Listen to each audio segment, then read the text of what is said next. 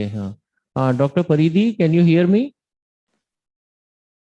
Yes, hi, good morning. Good morning. So within 5 minutes, we are 3-4 minutes, we are going to start. Okay. Okay, You can't see your mom. We'll show you later on. all right. Yeah, I saw her. Hi. Okay. Now let give all thanks to me now to show your mom. Thank you, Dr. Bhujan. Sir.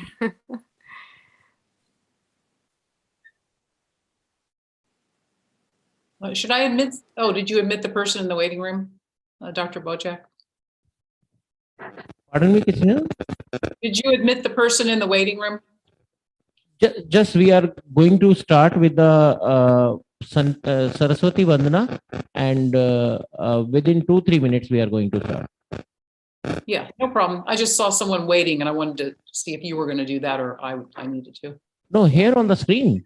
Yeah, that's what I meant. But No, it looks no like one is, no one is. We are not waiting. We are just going to start.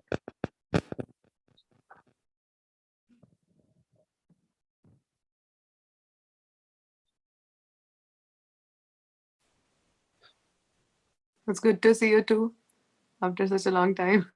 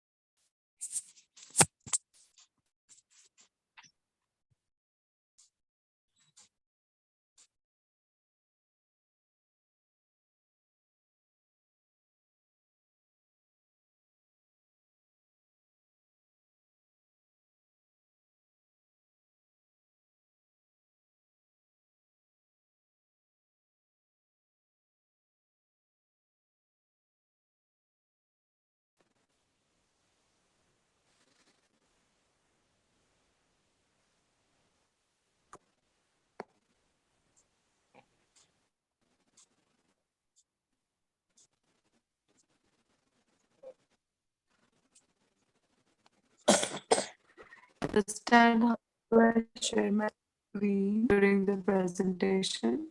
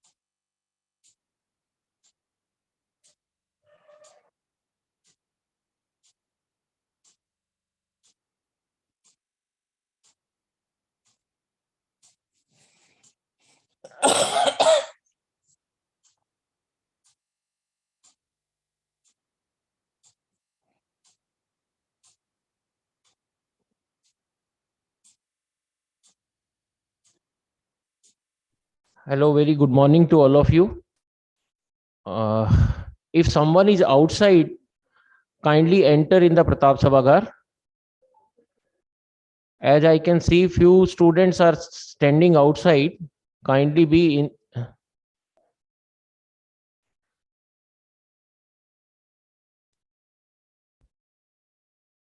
So as our chairperson, co-chairperson, rapporteur and session in charge are already here, and speakers from USA have joined, and from IIT Bombay is also here. So we are going to start. May I request our session in charge, Dr. Abhilasha Sonel ma'am, Professor P.K. Sharma sir, Dr. Anurag sir, and Dr. Pratibha Payal ma'am to kindly initiate the program with the Saraswati Vandana, and I request one or two persons from MSc kindly come here for Saraswati Vandana.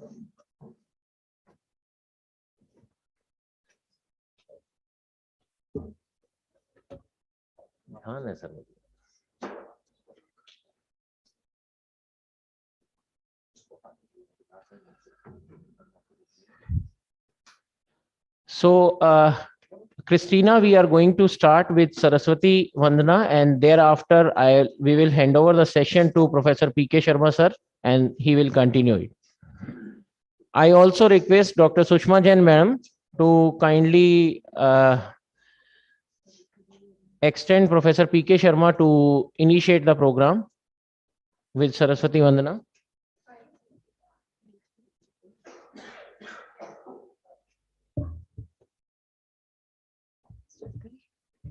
हे शारदे माँ, हे शारदे माँ, अज्ञानता से हमें तार दे माँ।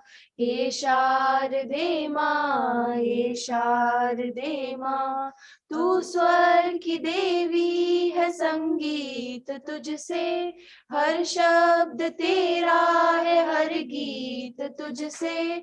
हम हैं अकेले, हम हैं अधूरे, तेरी शरण में हमें प्यार दे माँ।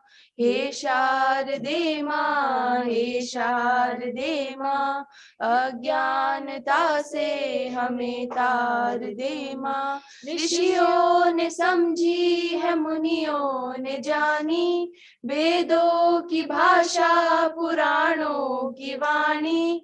हम भी तो समझे, हम भी तो जाने, विद्या का हमको अधिकार दे माँ। हे शारदे माँ, हे शारदे माँ, अज्ञानता से हमें तार दे माँ। तू श्वेत वर्णी कमल पे विराजे, हाथों में वीणा मुकुट सर पे साजे। मन से हमारे मिटा दे अंधेरे, उजालों उजालों का संसार दे माँ। हे शारदे माँ, हे शारदे माँ, अज्ञानता से हमें तार दे माँ।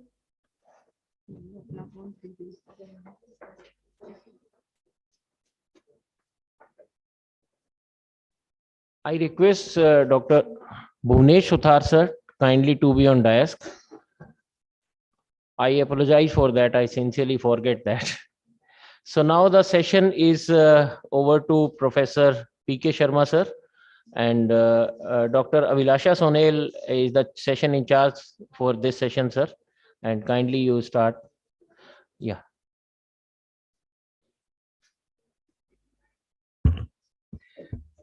Thank you very much, Professor Bhojak, for giving me this opportunity to chair the session this morning. So, a very good morning and Khamma Gani to everybody. Good morning, Christina.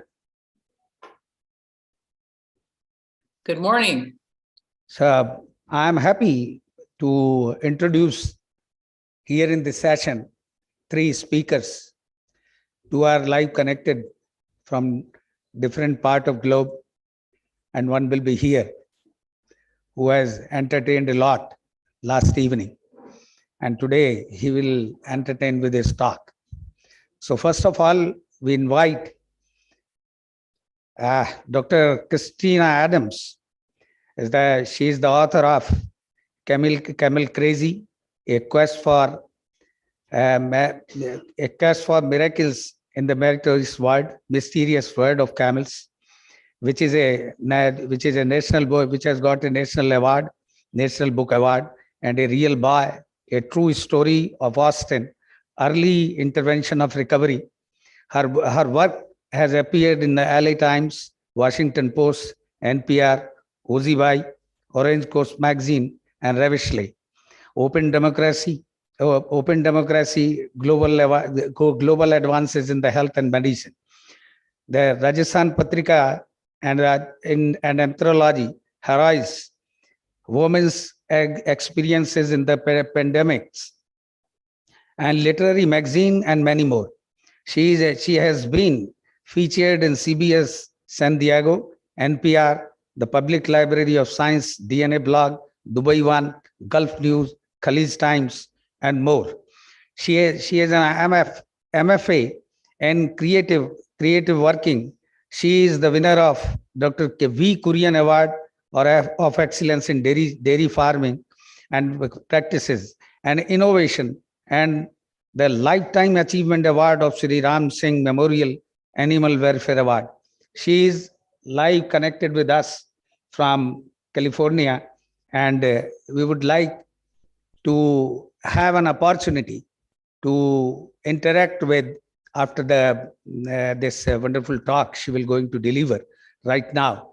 And I will request all the audience available here that they will be enjoying the talk, as well as will have some, because Bikaner is known for Camel Research Center, and a large number of people are involved in it. And Camel Research Institute is having a very renowned, you can say, the reputation throughout the globe. So now I will not come in between the audience and the Christina, and I would like to request to deliver her talk, please. Christina, now over to you.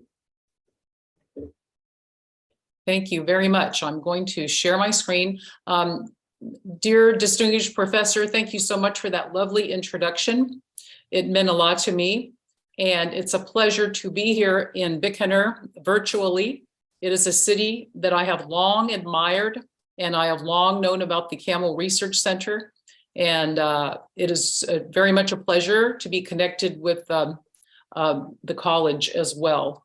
Government Dungar College has really had some very interesting work, and I actually did a documentary with them recently also, which went to the Indian Science Film Festival. So I'm really grateful to be here, and thank you to Dr. Bojek for helping make that happen. So I'm going to start sharing my screen.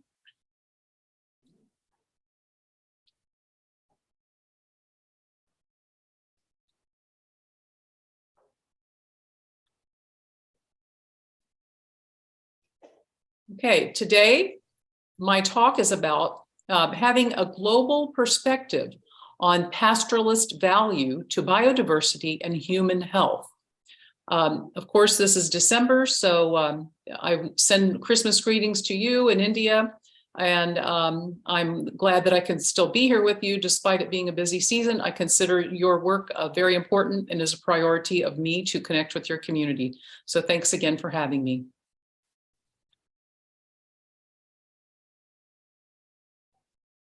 So as far as the introduction, I am a writer, as I was introduced so nicely about my writing. I do appreciate that.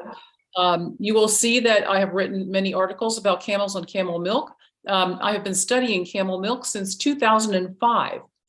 So it might be somewhat unusual for a person from the United States to be so immersed in camel milk. So I will just do a little explanation of how I got to this wonderful work with camels.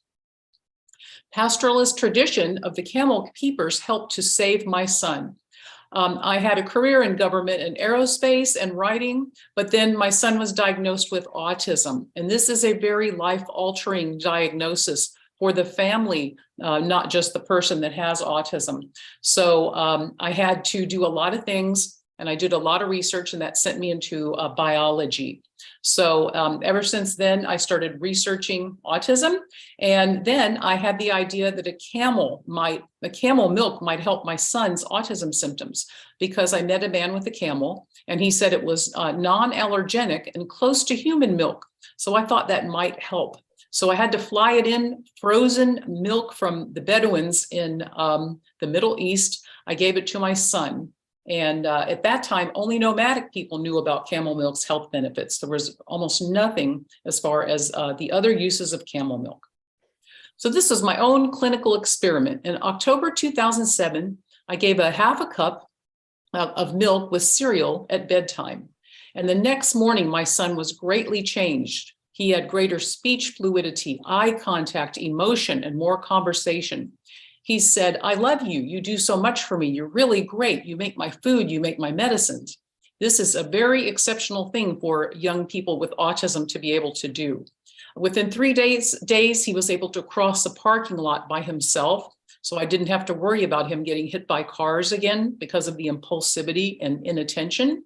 And his behavior breakdowns, which he had been having, definitely stopped. It was quite an amazing experience. So the results were amazing. Even his skin started manifesting differently. He was able to leave a special school for children with attention deficit disorder and go back to public school. And so many of our children with autism have these impaired ways of eating. And what most of us aren't bothered by in terms of food, many of them can be bothered by, and it will act out in their behavior. So the camel milk worked as an antidote to the food intolerance. And he was able to eat more foods without having these really tough behaviors. And overall, he had a 30% improvement in autism symptoms. So as the years went by, I was flying that milk in from the desert in Palestine, and it was very expensive to do that, but it made it every time to America. And then I found out that American farmers, a group called the Amish people, they're a very conservative religious group, they started milking camels. So I got that milk, I gave it to my son, and it worked the same. So basically, my son was almost the first global patient. Well, he probably was the first global patient to show that the camel itself was the source of the goodness of camel milk. It was not a particular breed or feed or location. At that time, that was unknown. So that's when I wrote an article that went viral, and it kicked off new interest in the camel milk around the world. So then I was able to write a medical journal article to describe my son's case. And that was in 2013. That got a lot of scientific interest. And amazingly, it's actually getting more attention now, I think, than it even did back then. So camels led me to greater biodiversity awareness. I started following people with camels around, learning what they did. I spoke with cameleers from many countries: Somalia, Kenya, Mexico, Europe, Mongolia, Mauritania, many of the great camel cultures of the world, and of course, India. And I introduced camel people to others to build a network. And so I had published those articles, and many people were writing me, asking me about camel milk. So I decided, okay, we really need to know about camels. So I wrote a book on them. And of course, that's the book Camel Crazy, and it does contain a user's guide to camel milk. So for those of you who want to know, or have patients or students who want to know, how does this work and how much do I give, and all these kind of questions that are practical, plus some nutritional information, it does contain that. But my goal was to lift the voices of pastoral and nomadic people and let people know how amazing camels are and how important they are. So let's talk about the camels themselves, because I consider them a modern example of the value of pastoralists.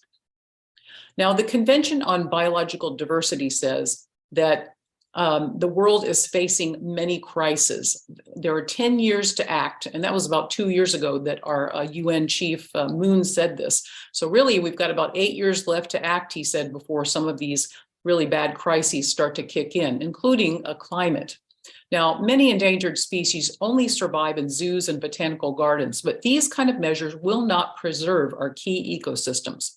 Species and ecosystems need to freely evolve in their natural conditions that will maintain the traits that they have and avoid inbreeding.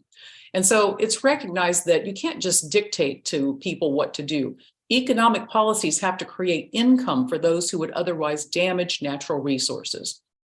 So the good news is that now that it's being recognized that traditional methods of these pastoralists and other traditional peoples can help sustain biodiverse life. And why is that important to us? Because these kind of people, indigenous people, constitute only 4 to 5% of the world population, but they live in regions that contain the majority of the world's biodiverse resources. And this is where you find things like emerging pharmaceuticals, because most people really don't think about this, but pharmaceuticals are derived from biodiverse plants, animals, and soils. So they actually come from nature.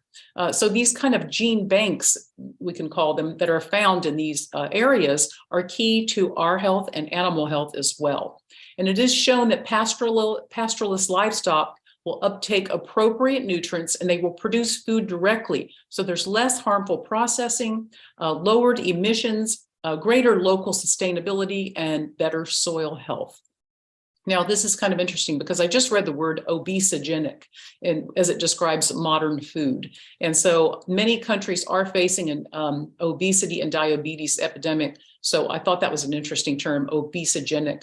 And the kind of food that you can derive when you actually work livestock appropriately on the land is not obesogenic food. It is the kind of food we should be eating. So camels truly demonstrate the value of biodiversity in a scientific way. It's kind of amazing. When you look at a camel, you just think, oh, it's just a camel or whatever. Or, of course, if you're in India, you may see them as, of course, the Rajasthan state animal. And you may know some of the more special things about camel milk, but the rest of the world doesn't really know that too well. But camels are just amazing. Of course, they have some key characteristics such as oval blood cells that will dehydrate and then plump back up with water when they're needed. That would kill a normal animal when they rehydrate, but camels can do that. That lets them kind of go without water and then suck up a lot of water when they need it. Of course, their antibodies and immunoglobulins are resistant to many pathogens. They only have heavy chain antibodies, which we see on the left on that upper diagram, and they're not light and heavy chain like almost all species. The shark and camelids have those heavy chains only, which is kind of amazing and may influence some of their use for science. So some of these nanobodies have some incredibly good medical potential for diagnosis and therapies. Snakebite, cancer, vaccine platforms, immunotherapy, antiviral therapy, and it looks like they may be able to neutralize some beta coronaviruses. And of course, we all know what coronaviruses can do now. And there's a relatively new study showing that MERS-exposed camels could possibly be used for COVID therapy. All of these things are emerging, but it's very exciting to see them being looked at. So again, the antibodies and nanobodies, just as a brief look, we won't focus on this, but this is a camel lid, which is a llama, and they actually use that to engineer some nanobodies, which can bind very tightly and may actually go into a COVID vaccine that could be an aerosol that you could inhale.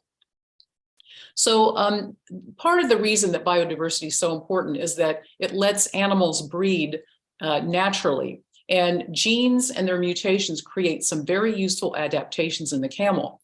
Among camels, breeding has not traditionally been very controlled, so there are a lot of mutations.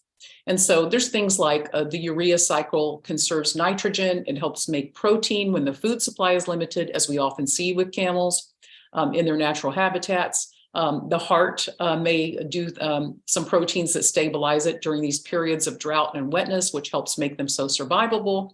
And then the higher enzyme levels in the brain and the liver can keep up their energy. And camels are known to be extremely efficient energy using animals. People have studied them for that. And then all these kind of things may play a role in the milk and the products of camels, which also include meat and urine and wool and all kinds of things like that. So traditional foods may be functional, AKA therapeutic foods. So camel milk is known to be an ancient healing remedy among the cultures that have grown up with camels, but that knowledge has been lost by so many of today's young people and today's younger societies. because that milk is often located in faraway places where the camel keepers are. And immunoglobulins may kill antigens. That's one way that it may work. There's some special qualities with the way that insulin may be kind of preserved in the milk. There's different things about that, but it seems like the shape of the case in my cells is different, and they're kind of encased in larger globules, so they don't seem to be destroyed in the stomach like a lot of animal milks that have insulin do. And the enzymes play a role in how this camel milk may function, and they're antibacterial. They have antiviral, immunological properties, especially lactoferrin. That's one of the enzymes that we look at a lot. And plus there are pre and probiotics and GABA, which may kind of calm neurotransmitters in the brain. That may be one of the reasons why people often report sort of a calming feeling when they drink camel milk. And a lot of the children with autism who have extreme tantrums or self-harm, some of those kids calm down when they get camel milk. And is also widely theorized to be an antioxidant and anti-inflammatory. So it can be used in a lot of human health conditions that have these things, which are quite common, especially inflammation. So here we see, of course, some camel milk from Dungar, which is not that far away from you guys. And the camels there browse on a lot of the medicinal plants. So again, it may positively impact gut bacteria and show better brain health, better like improvement in autism symptoms, and also for aging well. Now, on a practical level, about 80% of camel milk from India's company Camel Charisma is sold to the families of autistic children. And then it's also now showing some really good use in tuberculosis patients. And I've seen before and after pictures, and it's quite remarkable. And now the Advik, which they're headquartered in Delhi, but Advik Foods, they're doing a lot of camel milk powder. They've had about 300,000 customers, 3 lakh, and autism and also height growth is a major use among their customers. So these are some health conditions that are actually reported in the science literature for camel milk: autism, food allergies, cancers, breast and colorectal, and infectious diseases, heavy metal toxicity, colitis, and alcohol-induced toxicity. You'll see things about it being good for the liver here and there. Diabetes type 1 and 2 is an area that people are really looking at, especially, up in Bikaner, there's some research on that. And Crohn's, colitis, immune dysfunction, DNA damage inhibition is one of the recent publications. And improved skeletal muscle from camel milk, and that was powder, which I find that really a good thing to hear, because powder is more portable and accessible than liquid to a lot of consumers. Anti-seizure activity may help in high cholesterol, and in the tuberculosis patients, decrease sputum, cough, and pain. I've always noticed that it seemed to work as an antifungal in the children with autism, because a lot of these children can't process sugars, yeast, and carbohydrates, and you give them these mild antifungal medicines, and that helps them get better. My son used to be on those, but when he was on camel milk, he didn't need those anymore. So reviews have found that they're safe and effective. The camel milk is for autism and food allergies in children, and for diabetes, that it could be a useful adjunct therapy in lowering insulin dose. And there are some people that can get off of their insulin, but of course you have to be very, very careful with that. And it should always be carried out under the supervision of a medical doctor. I also never say cure for the word for camel milk. I would never say that. Sometimes the media does put it in a headline. I don't have control over that, but it does actually help ameliorate a lot and alleviate a lot of symptoms in many cases. So these are some of the things anecdotally that I have noticed. I don't see them in the literature, but the children that are often failure to thrive, and some of those children are babies, and they eat food and they just get so sick and throw up. So a lot of those kids, they get camel milk and they stop throwing up, they start eating and their skin clears up and they're just fine.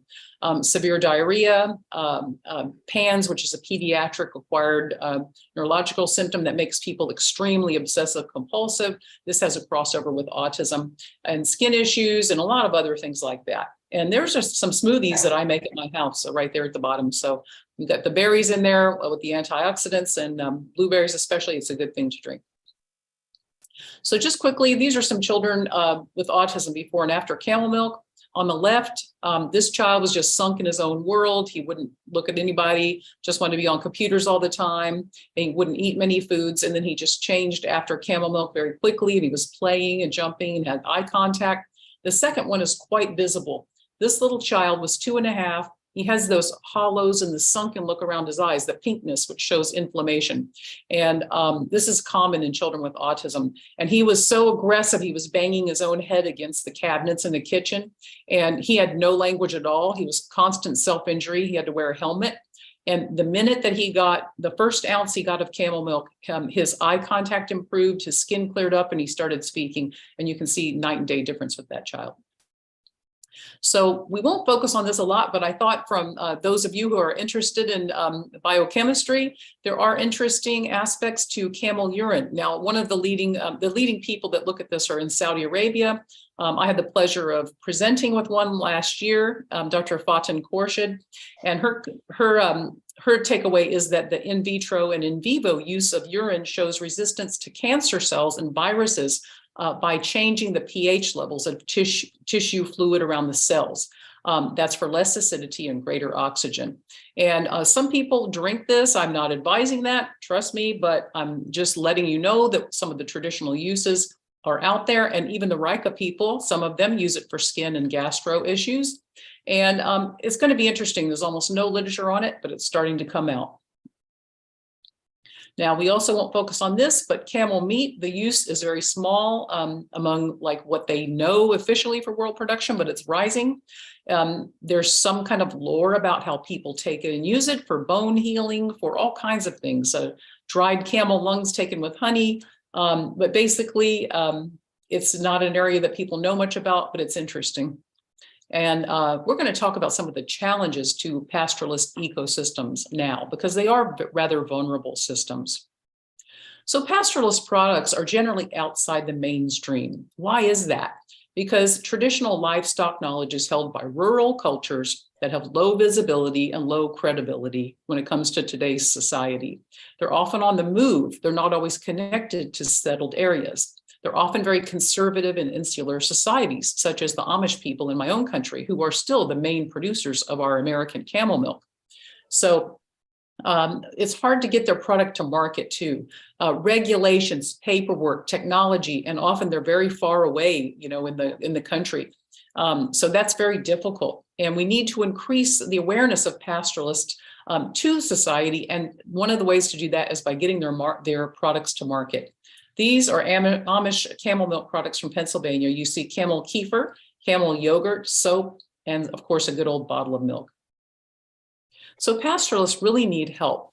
There's a low demand for draft animals these days. And that was, of course, one of the main drivers of the use for camels in India and some other countries. Once the tractors came in, you know, the camels were, those camel carts and all that, the use dropped a lot. Water and grazing rights are an issue. Now, this is me over there in at the Pushkar Mela a few years ago, and I was listening to all the problems that these Rika and Rabari people were facing. It's very tough, and that includes the loss of grazing areas. So in the Kumbhalgarh forest, that's actually been kind of a sensitive issue. But a lot of the Rika people feel that when their animals can't get out, graze, and move like they would like to, then it weakens them, and then mange becomes a real problem. Of course, the cold chain, the chilled transportation and storage is very difficult in large arid countries. And then governments also have been pretty slow to get on the camel milk train, but that is starting to change. I just actually spoke at virtually at a conference in Algeria, which was, they're trying to get their camel milk industry up, which was great. So anyway, these milk laws are not really designed for camels. That's also a tough thing. And import-export laws are not either. Some of the countries that have camels would love to export their milk to more Western countries, but it's been a little difficult. I hope that will change. So these issues also include how people live in the rangelands. Livestock can bring parts of society together. The market demand for milk may benefit the pastoralist economies. And then some countries like Kenya, there's clans, you know, where groups, they kind of fight with each other, but there's mediation and technology can help people see who's grazing where, and so they don't conflict with each other as much. Now, a recent article in Nature, of course, that famous medical journal, shows that camel and goat farming can increase milk production and decreases water, feed, and emissions over dairy cattle in North Sub-Saharan Africa. Now, this is an example of a place where climate change is going to hit it especially hard. And so moving to camels and goats is starting to happen, and it's actually a good thing. So I'd like to throw in a note there too for donkeys. We'll talk about them briefly, but camels and donkeys, they cross borders, they cross cultures, because a lot of people want camel and donkey milk to help children and sick people. So I would like to have some sort of safe zone where it would be allowed for these kind of products and these kind of animals to move to help people that really need that camel milk. And in the nomadic tradition of giving camel milk for free to the sick, which you see in India, Egypt, a lot of countries, I would like to see government or some organizations that have the money make grants so that people that have camels can help the patients and help the families. So just briefly, there are mapping, there's technology, since this is a technology conference, I wanted you to see there is mapping technology that's being developed. And of course, this is by LPPS, which is in Pali district in Rajasthan. Now the science needs funding. We need clinical trials for camel milk in autism, diseases, and of course, what can it do for COVID? Breeding, dairy operations, camel health, and then mange is an issue, especially in India, but other places. I'd like to see pastoralist dairies be better supported. I'd love to see centers for camel science, such as the great university in Bikaner and the Camel Research Center. Anything we can do to support these places is very important. But to get the science increased is important, because a lot of people say, oh, there's no proof of this and that. The science is increasing a lot recently, but the more we have, the better. And then early stage veterinary and doctor science grants would be great too. And we must remember our pastoralists need veterinary care. I was here with Help in Suffering, or an organization, Pushkar, and some people, the nomadic people, can bring their camels and get them treated for free. And this is something, the herds also need testing. The milk and the herds need testing for tuberculosis, brucellosis. Not in America, but like, the Middle East, you have to look at MERS, even though it's really not been as big of an issue as it could have been. And then we'll talk briefly just about where we are, because this is an Indian conference. In 2014, the restrictions on the transport of camels from Rajasthan led to a really big drop in camel use. And the price is very, very low now. It's very sad. And the Pushkar Mela is just dropped way down. And a lot of people couldn't afford to feed their camels, so they ran loose. They would, attack people and just run out suffering.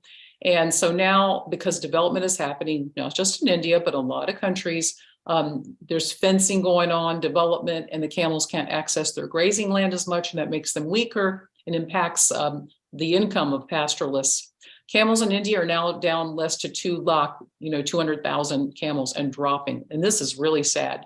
Camel husbandry may die out soon. And some Rikas, contrary to what you would think, some do want to breed camels for meat, but they're not officially allowed. And maybe camels also, here's the thing, when they're transported, to the place where they can sell them for meat or milk or whatever, they get confiscated during the transport. They go to a holding site. They live very poorly, they're let go, and then the whole cycle happens all over again. Now, that's an article I wrote a couple years ago in Open Democracy about this issue. And that's Daliba Raika, a great traditional camel healer from Pali district. So briefly, let's just, because we're talking about pastoralists, donkeys are facing very similar issues to camels. Their milk is also very therapeutic for a lot of conditions, and there is some literature on that. But there's a Chinese demand for meat, hide, and medicinal products. It's like a catastrophic slaughter. 800,000 Kenyan donkeys are dead in 3 years. They may be diminished as a species by next year. It's a very big deal over there. And India, you do have your donkey pastoralists. Gujarat is selling some. The output is very, very low, but potentially it could also be a growth market. So what can be done? I think we just talked a little bit about that, but what we do today is going to really help. I'm really glad to see that the International Year of Camelids is next year? No, the year after that, 2004. So 2004, the UN has declared the International Year of Camelids. So this is a great opportunity for all of us to raise awareness of them, for food systems, ecosystems and increase the consumption of goods produced from camelids. And there are some organizations doing that. We also have World Milk Day, World Camel and Donkey Days, and these are other things that we can do to raise awareness of these great animals and pastoralist cultures. So how can we increase their value? The science, human health, food, entertainment, textiles, and crafts. So camel milk is a potential $10.2 billion industry in 10 years, according to the FAO. Demand is rising in a huge part due to autism. That's always been a main driver of this ever since I kind of helped start that thing back in my first publication was 2012. And boom, it just, ever since then, it's mainly autism consumers, but now other people want it too. So it is spreading out. And there's also the Muslim meat and milk market. And now when I did a search, because I was in India in August, I was in Alwar and a few other places. I did a search and I looked at Jaipur, and Jaipur has a whole little network of camel milk stores, and they all mention autism. And so the good news is there were very few world dairies years ago that were official, and now there are quite a bit more. And even some adulterated and fake kind of milk is starting to appear. Though that's sad, it's a sign of success. So here are the Rajasthani dairies, just so you see. It's kind of nice to see that there are so many that say that they offer camel milk right in Jaipur. So these pastoralist products are actually in demand, but it's hard for them to find an audience, I think. Now, to my left is Netha Raika. He sells these beautifully embroidered traditional camel blankets, and they sell for $500–600 in America to our camel owners. And then there's little things that you can see just out at stores like in the middle. And then those are some scarves from Bikaner products. Okay. So then, of course, tourism, we do that in America and many other countries. And briefly in Mongolia, they're using technology to help these pastoralists survive for their camels and to get products out of them and make sure that they don't damage the rangelands. So in conclusion, all these things are beneficial to human health. They're worth saving. These are some Sudanese camels. They have improved omega-3s and they offer human health benefits per the studies. And the animal-soil interaction and droppings can actually improve the habitat of smaller species and spread seed. This is very important because soil deletion has actually been quite of an issue lately. And nature helps de-stress us and enrich our microbiomes, and exposure to dirt, animals, sun, and plants increases immune function in humans. So the camel is good for the world. It's healthy milk, low impact on the environment. It's really especially good for women. A lot of women control the milk money in these camel cultures, and that can actually trickle down so that the daughters actually have a chance to get educated. So it's really more important than you would even know. Now here I am in Rajasthan, out in Sadri, and a lot of people came to see me, and they bring their children in other places, but here you see it with disabilities. And so I'm not only able to talk to them about camel milk, but then I'm able to tell them all these things about where they can get medical care, how to help that child, the schooling, the therapy, and the fathers are very, very interested in camel milk. Usually the care of a disabled child is left to the mother, which is very sad, but the fathers like the camel milk. So it's really great to see camel milk bringing people together, nomadic people, camel owners, families, and medical people and scientists. I also think it's a great business opportunity. It's a tough business, but it can be very good if you have things set up properly. And it preserves traditional genes and knowledge, which is very crucial, even when we don't even know how valuable they may be to us in the future. The next generation needs exposure to pastoralists and biodiversity. Now, in some countries, like in India, you can take your children to see a lot of camels and all that. Here, we have to go out to farms to see them, or sometimes our people bring them out to the children in the actual towns. And so that's what you see here. And on the right is a camel blanket from Rajasthan. And this is like in any American town. I think it was Oklahoma or Texas or something. So despite these challenges I've outlined, many pastoralists are gaining ground because of the demand for the milk. And now thousands of families around the world use camel milk. Research is continuing. New companies are distributing camel milk in many countries. And my dream of universal access to camel milk is finally coming true. So let's keep this pastoralist and biodiversity talk going. I would love if you would follow me and we can dialogue about this, keep this going, raise the public awareness. And these are my socials, and please feel free to take a picture of them. And let's keep it going. And I would just really like to thank you for listening today. And I think that India is a fantastic country. I love visiting there. I want to support everything that you do. And you have a wonderful asset in your camels and your pastoralist people. And I salute you and Dungar Government College for talking about this topic today. And thank you very much.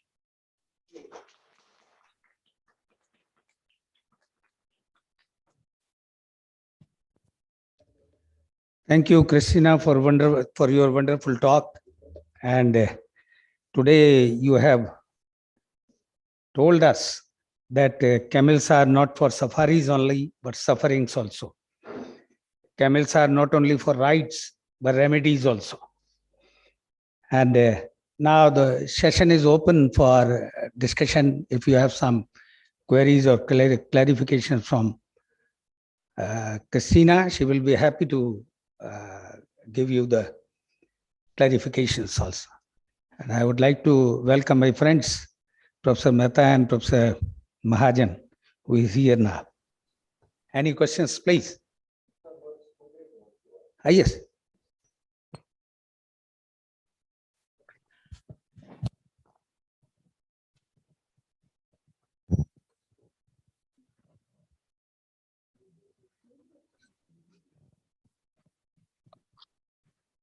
As we all know that today's world facing climatic changes and it disturbing the natural habitat of the animal. So if you're talking about the camel, then living in a Thar desert, and the natural vegetation or the natural habitat of camel is also disturbed. So I want to ask the question that is still now the camel milk is proving beneficial in treating the autism symptom, or its effect is reduces due to the climatic changes, as its natural habitat and vegetation is affected by the climate change. Okay, so that's for me to answer, correct? Yes. Okay, so the good news is that when I originally got my camel milk for my son, it was from pastoralists in the desert. And that was really powerful, amazing milk. To this day, it's still the most powerful milk I've had. But the camel milk that we make here in America, which he had, and now thousands of kids here are having too, it doesn't get to graze on the same kind of powerful herbs that you would find in the desert and those natural plants that the camel loves to, graze from up at the top, the trees. We don't have access to that here. A lot of them will eat alfalfa and grass, but the thing is, it's still helping the children. That is what is so remarkable about camel milk. So, do I think it's the best it could be? No, I don't. But I do think it's remarkable how effective it still is. So it is important that we can develop our knowledge of what is the best feed. And I do know some people working on that. So knowing what the best feed is, knowing what the best breed is, and there are some genetic issues that we can look at and people are looking at to see which is the best breed for milk, for meat, for racing, and then also enhancing the feed. So the thing is, there are people that have done some studies on that. It's getting the funding that is very difficult, but climate change, I'm worried, what it's going to do overall, but at least these plants that you're talking about do survive in an arid climate already. So let's hope that they're going to stay in that zone, that they will not get impacted enough to die off and thus further endanger the livestock that depend on them and the humans then that would be affected. Great question. Thank you. Next. Yeah.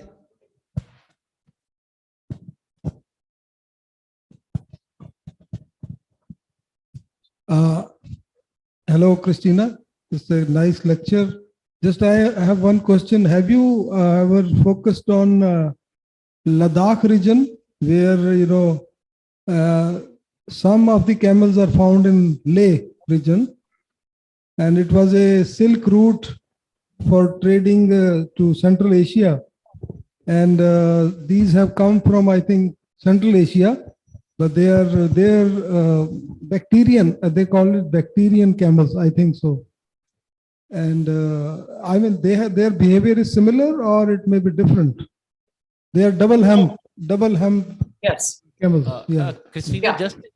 just a minute, Christina. I just wanted to tell you that Professor S.K. Mehta, who is asking this question to you, is the Vice Chancellor of Ladakh University.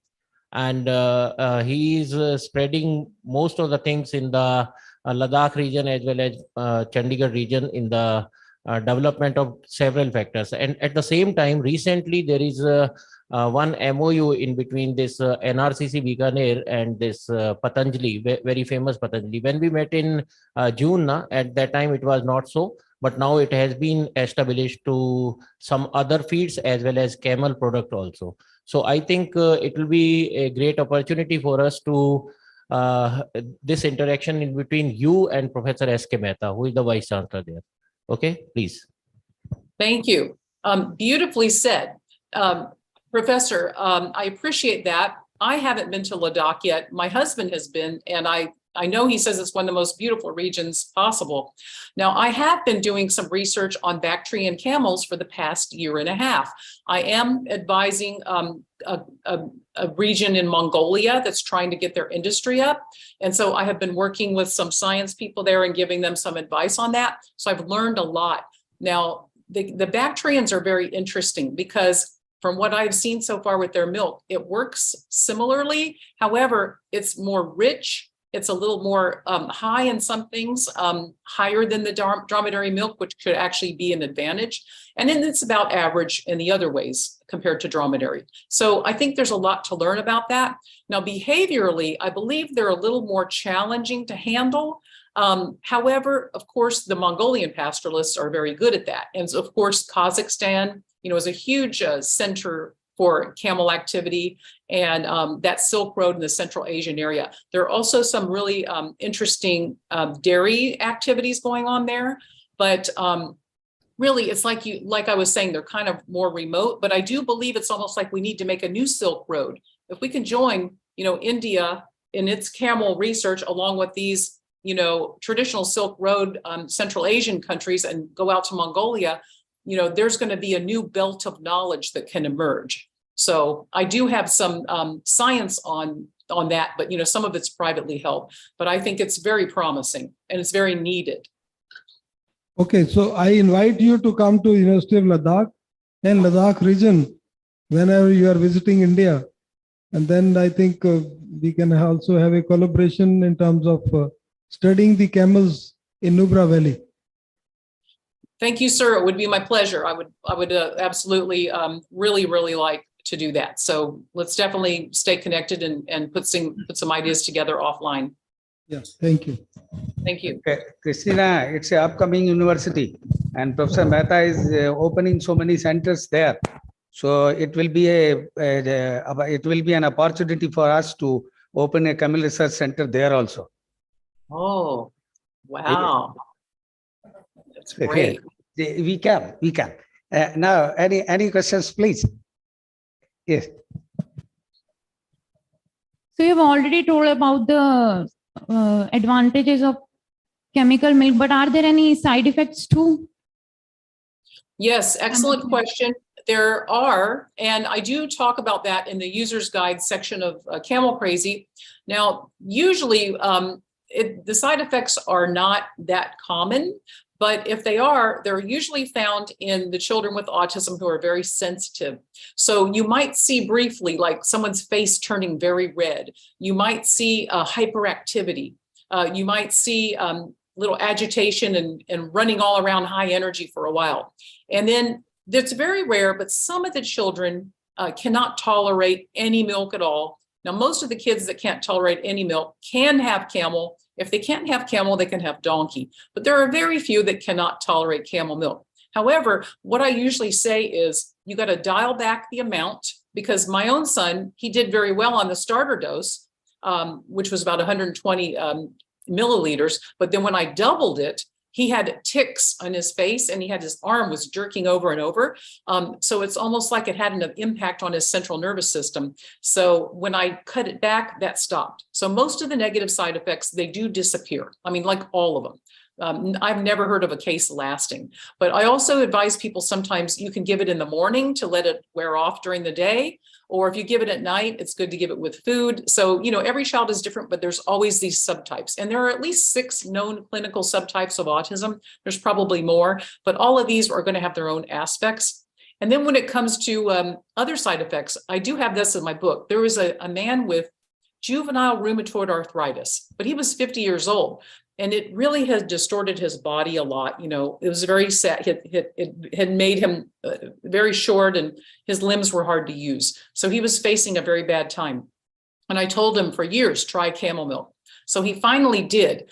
And it gave him so much energy, he couldn't sleep all night long, all night. And for 2 days, because he took too much. He doubled what I told him to take. So he actually was cleaning his house and cleaning his windows. He couldn't sleep all night long because it gave him so much energy. So that's a kind of a good side effect.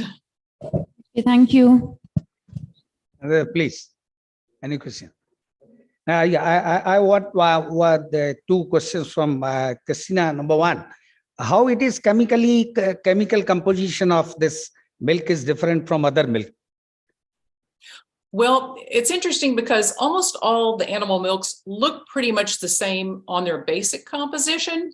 It's really the thing with the camel milk that's different is it doesn't have the beta casein that a lot of people attribute to negative things. Like they say that the shape of that casein is like a long string of pearls is what I've heard it looks like. And if you have a leaky gut, theoretically, it goes into that leaky gut and impacts the brain. Now, used to people laughed at the idea of a gut-brain connection. The autism world knew that, but now it's like becoming accepted. So it doesn't have that kind of casein. It's A2 milk instead of A1.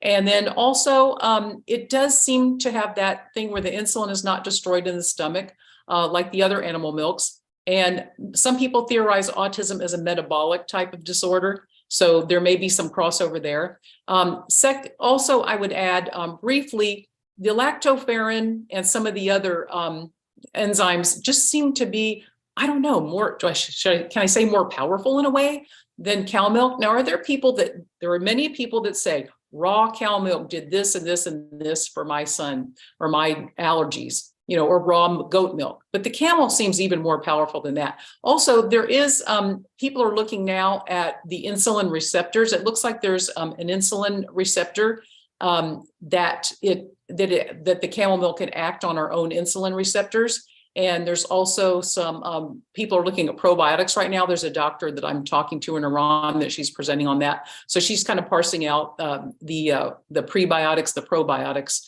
and the bioactive components. So there's some literature on it now.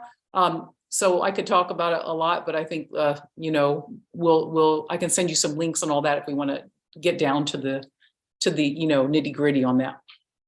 Is it having any component with the anti-aging effect? Anti-aging? Anti-aging. Well, let's start with the legends. A lot of people say Cleopatra bathed in camel milk to keep her beauty. Now, as a rich Egyptian, that probably could happen. But some of these cultures, now here's a good one.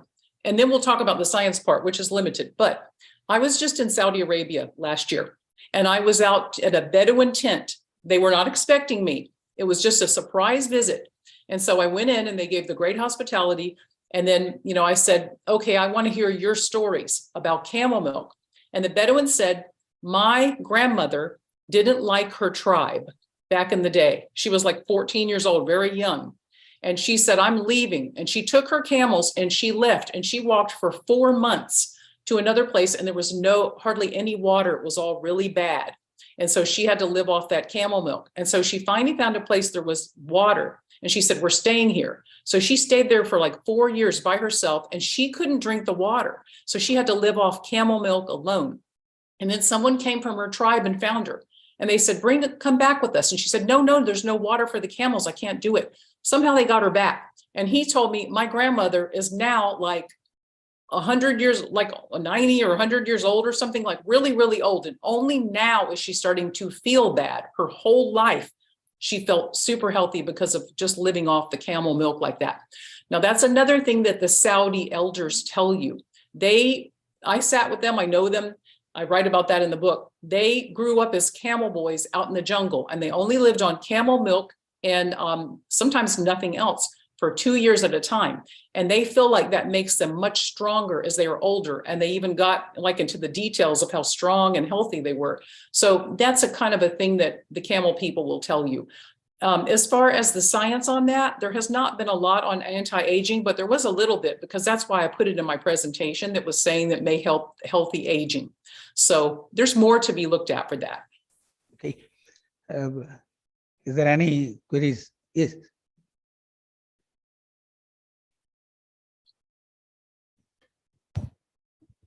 The last one. Ma'am, as you say that if anyone having problem with lactose intolerance, then how would it help in that cases? That's one of the most common uses for people that can't tolerate regular milks. They almost always can tolerate cow milk. It does have lactose, but it's so tiny that it's almost clinically imperceptible. So that's why I never say lactose free, but you know, it's kind of like practically speaking lactose free. So I really would say anybody that can't tolerate lactose should go ahead and try it. There is a condition called galactosemia where it would be contraindicated because they can't have any animal milk products at all, but that's kind of a rare disorder. So generally, you know, the best thing to do is try it. There's no use better for camel milk than a trial of camel milk, because you just don't do it anymore if it doesn't work out for you. Okay, ma'am. So thank you very much, Christina, for your very interactive lecture. And I hope that one full day is required for your queries and all that, because it's a very nice and interactive one, and very applicable also. And we are thankful that you spared some time for us and delivered your beautiful talk in that area where camel is very popular, and camel products are also very popular here. So I would like to join the audience for giving the thanks to Christina, please.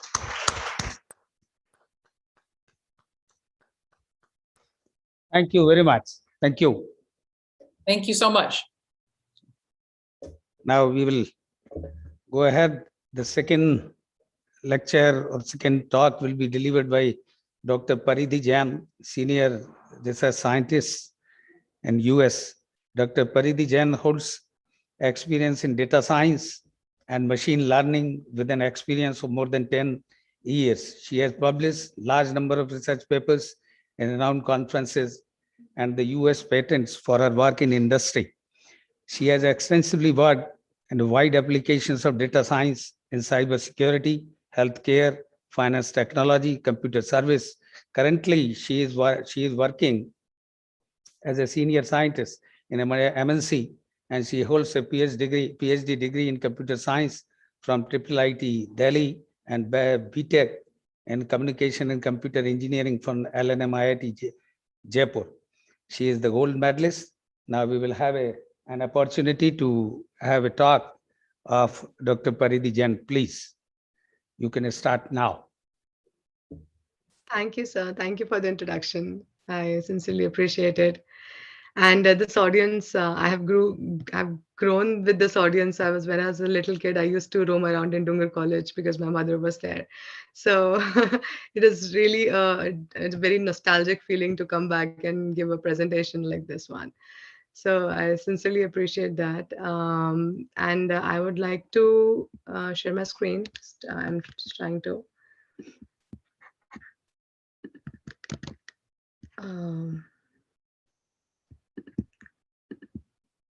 Yep. Can you see my screen by any chance?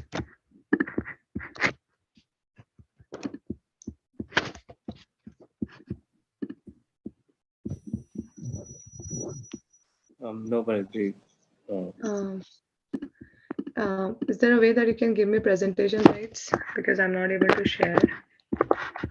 I think you are co-host, so you can share easily. You just go there and just give me a second, please.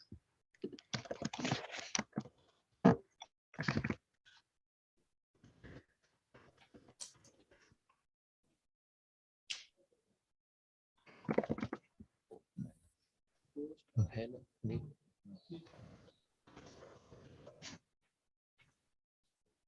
आ गई ना? नहीं, उसकी नहीं आ रही।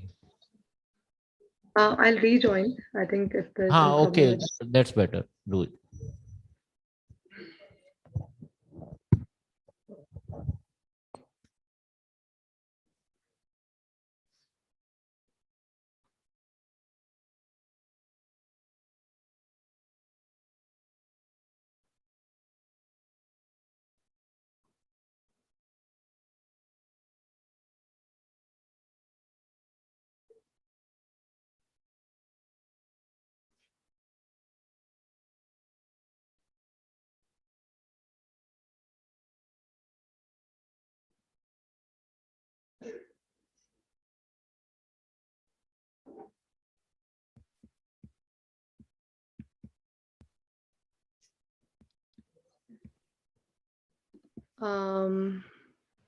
yeah, okay.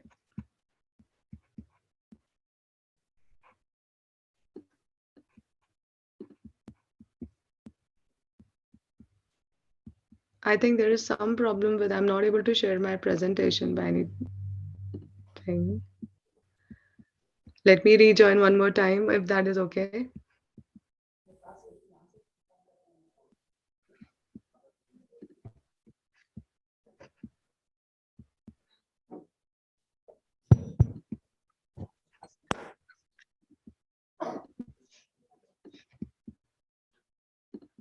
Yeah, I can share now. Can you see my screen?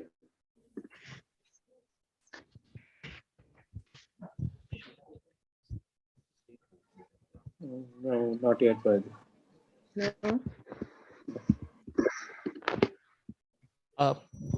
Paridhi, we can do one thing. You meantime check it for 20-25 minutes. We can take a next speaker first, and then we can Yes, take. please. Fine. Sure, sure, sure. I Meantime, will we'll check. check on Sorry about that. other system. Okay. Yes, yes. Sorry about that. Friends, we are facing some problem in screen sharing. So I would like that Dr. Paridhi will check it at her end, and we would like to have the next speaker. Before that, I would like to welcome my very good friend and presently the Vice Chancellor of Tatia University. And I don't know what name Mr. Murthy is famous here. We are saying Mahesh Murthy.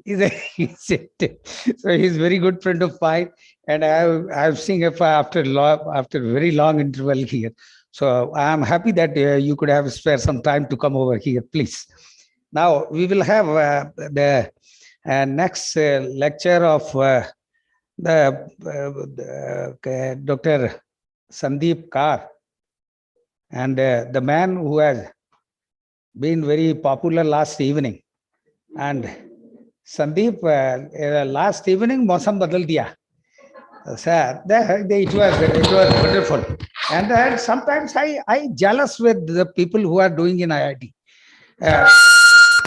Why I'm doing it? Why I'm saying I'm jealous with Sandeep as well as my good friend Mr. Garg also, because they do very good work as well as हम लोग अच्छा काम तो कर ही नहीं सकते, अच्छा गा भी नहीं सकते. So this is very difficult sometimes, and must be it's out of way. There must be going sometimes in Bollywood also to yes, and you can never try. You can try it also. So so Sandeep is with us. He has the early education. You can say the graduation from Asutosh College, University of Calcutta, and MSc degree in physical chemistry, University of Calcutta also, and PhD in chemistry based at Jadavpur University, and where one of the finest universities in our country, Jadavpur, and professional, you can say the employments lecturer in chemistry, the Ganguly College, Calcutta, and then NIH postdoctoral research associate with Professor John Tyson, Virginia Polytechnic and State University, US, and then senior postdoctoral research associate working with Professor Thomas Hoffa, German Research Center there, assistant professor IIT Bombay since 2013 to 18, and presently he is associate professor in IIT Bombay. So apart from the song which he has sang last evening, I think you will enjoy the lecture of Professor Carr, and definitely he will change the Mosam now also by his talk. So before coming in between Professor Carr and all that, I would like that you should deliver the talk, please. Sure. Thank you. Sorry, you read out a lot of things. I didn't know that. I didn't know that you will read everything. Otherwise, I would have. That's why I want that next time when you will come, I will have some Bollywood person with you also. Okay. Okay. Okay. Singing was my kind of passion from the early childhood, but I have never learned singing. So, and this is okay. The topic is quite diverse. Let me put it in. And I was actually worried that that I will face the same question: where is the green in your thing? So at least we have some green cells, as you can see in our labs. And we actually, I was trained as a theoretical chemist, but I moved into a little bit of experiments and theory and everything. So, I was here mainly because of Kajal, for sure. She was a student here, and I'm proudly say it's an outstanding student with me right now working. And the work that I'm going to talk about today is done by this, again, a very exceptional graduate student, Baishaki, who is working with me about 5-6 years. We work on several things, some chemical systems, some biological systems, and my most interest is in cell cycle regulation and stem cell biology, but I thought that it's a chemistry audience, so I should be a little bit close to chemistry. Again, it requires some mathematical, there are some mathematical jargon, there are some computational jargons, but I would like to tell it in a story fashion and take it as a story. Okay. As we often see, what happened to my this? Okay, I hope it will.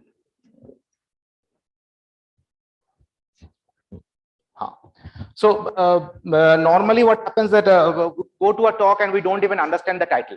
So I will try to first get into the title and see what exactly we are going to talk about. Okay. So the first thing that happens that what is so close to us is protein, right? At least we all understand what is a protein, and think about a protein just formed in an organism somewhere we manufactured it. Obviously, it's not exactly in a, I don't know why it is not working. It is mine, but kabhi hota hai. Okay. So what happens that think about a protein just formed. It doesn't often go to immediately to its native folded state, right?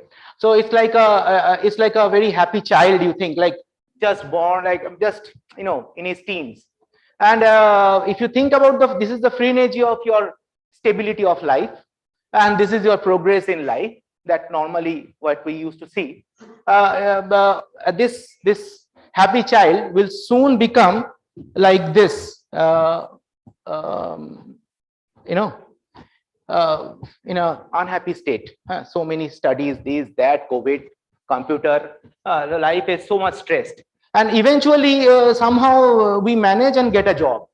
See, he is in a perfectly happy state and a ordered state. Seems like life has settled in. Okay. And then he becomes a little bit adventurous. And when he becomes adventurous, he went into a partially happy state. See, look at the two faces. They don't know how to take the marriage. At the very beginning, you don't know how to smile. And eventually what happens that you get into some state. And I showed this picture from outside because there is like hum do hamare char. So if though in our cases it is little bit sorry we went a little fast. Okay, yeah, you already right. So eventually, if you look into the protein's life, it's almost kind of similar. Okay, for most of the proteins, okay, folded to perfectly folded state, very good, life is good enough. Then suddenly something happens in the media, unko thoda uksate hain, and then they go into this partially folded state, and eventually they suddenly reach to a state where from where they cannot come out. And this is what it we called as a amyloidic state or highly aggregated state. And often these are thermodynamically highly stable. And we know that it's once we reach such an equilibrium, it's very hard to make them out of it. So what we wanted to study is that how we actually reach there, because if we reach there, then there are several diseases, this, that, cancer, Parkinson, Alzheimer, whatever you name one, you will find that these are there in every places. Even p53 protein that gets into aggregated form, but in a different way. So the aggregation that I'm going to talk about is mostly going through a nucleation dependent state. So p53 is like a little bit different. However, most of the proteins that we see that they get into this aggregated state is like they come into a certain highly aggregated stable state and they cannot come out. So what we want to study here is that how this protein aggregation kinetics happens and to the detailed of it. So for example, what Professor Nand Kishore or I think Professor Bhaskar was actually showing yesterday, like how to study the kinetics and see the effect of it, put some molecule and see the effect of it. But I don't know exactly where that molecule is going, how that is going to function, because if you really want to do that experiment, that is going to take a real effort to figure out exactly where it goes and how it binds and how it affects. So that is what we ultimately want to do, but easier said than done. The point what we want to understand, what is the underlying mechanism of aggregation. We have a quote unquote idea, but we don't know how to follow that experimentally. We can follow at some extent. There are mechanisms coming and there are instruments, there are ways of following that, but it's difficult. And now even if I get that data, how to understand that data? What is the how I go about it to get some idea about it? Okay. So now, if I really try to look into the underlying aggregation mechanism, the way to do it, like I think we have seen similar picture in Professor Nand Kishore slide also, that normally what happens is that there are three different distinct phases when we follow the kinetics. So what happens is that when we follow aggregation kinetics, we see a lot of a lag phase initially. It goes on slowly, and then it suddenly kicks up. So that is what exactly we called an elongation phase, that it happens, something like that. And then suddenly you reach a state which is called a saturation state, and from where it is very difficult to come out of it. That is the understanding of normal if we look into this. Now, if I go into the molecular picture of it, how exactly it happens is like initially, there are this is the lag phase is basically due to the a monomer comes and bind in, forms a dimer, trimer, tetramer, depends on protein to protein, but people have figured out some protein goes into up to 6 hexamer, and then they transit to that sudden this elongation phase where they elongate in different manner. Like they can bound in the sideways, they can bound in the stacked ways, alpha helical manner or a beta sheet like manner, and then eventually they reach this phase. And whenever we see this kind of a sigmoidal kind of a response, it means that suddenly something is happening very quickly in the system. Okay, that's why I suddenly jump. I don't go in although this is a graded way of going, but still there is some kind of a feedback mechanism in the system. That suddenly I reach to a state which gives a positive feedback and asks me to go further very quickly. That is the way it happens. Okay, so what we want to understand is that, can I really model these things by taking the experimental data and try to understand how exactly this kinetics happens? Because when I'm trying to do this kinetics, see, we have all done as a chemist lab mein jaake first order kinetics, second order kinetics, ester hydrolysis. I'm pretty sure people have done it, every one of it who has the chemistry background. Now that there one reactant, another some catalyst, I draw that, I know how to draw a line and find out the rate constant. Okay, easy as very easy, right? But not that easy, but doing it precisely is not that difficult. But here I'm talking about thousands and thousands of states and thousands of rate constants, and I don't have any idea. I need a lot of data to really understand what kind of exact rate constants I have for each and every step. How should I go about it? Okay. How should we try to do it? Because again, not every protein is going to follow the same path. Okay, if somebody will make a tetramer and then do something. Somebody will make a hexamer and do something. So one exact model will not fit to everyone. Like what we want to do is like a specific kind of a modeling hypothesis that will work for all the proteins, quote unquote, who follows this kind of a mechanism. So that I give something to an experimentalist so that please do something for this state and try to inhibit this, and probably you will be able to stop the kinetics in this manner. That is my ultimate goal. Can I reach that? That is the question. Okay. So the good part here is that even though you see a lot of diversity and everything, essentially they reach some kind of a cross beta spine kind of a structure, those proteins who go in this nucleation dependent manner. Okay. And if you look into the initial structures of several proteins like alpha synuclein, beta 42 or TTR, whatever, maybe you see that okay, their initial structures are different. Their final structures are kind of when they go into the amyloidic state, they are also a little bit different. But this cross beta spine structure you will figure out in every bit of this. So that essentially tells you that some of these specific steps are kind of similar, but they sit in a different manner. Okay, we are all feeling cold in this room, but everybody has their own attire to resist the cold. But essentially what we want is that feel a little comfortable.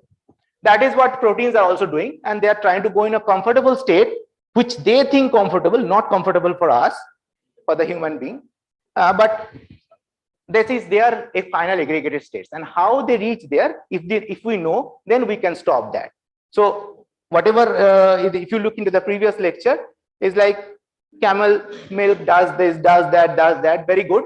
How exactly it does, if you don't know that, it will be always be difficult to put it in a therapeutic context, because every person will do in a different, behave in a different manner. So in that sense, to get up to the therapeutic level, we need to know that how exactly it functions. So here I am actually bridging the line, although not in the context of the milk, but we do it for other biological systems also.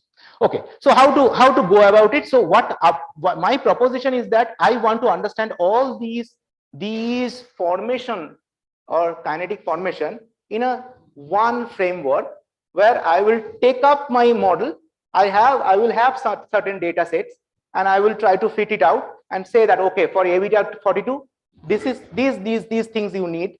These are the steps that are important, and where you can therapeutically target, or how we can target. That is my adventurous goal. Can we reach there? That is the question, and how to reach there. So this is my essential steps. I have a nucleation step, I have an elongation step, I have a saturation step, and there are certain, these are initially in the random coil-like state, and they form a critical assembly state, and suddenly they have some kind of a transition to a particular activated state so that they can amplify very quickly. And when they amplify, they go through different kinds of intermediates or fibrillate states. So this has been isolated separately for different proteins. I will show it for one, but for different proteins, they have been isolated. They know that certain intermediate states like there, which are more helix-like. Okay, they know that for other proteins, it is more like not like helix, but more beta sheet-like. And then essentially you go to a mature fibrillate state from where there is point of no return kind of. So that is exactly what we want to stop.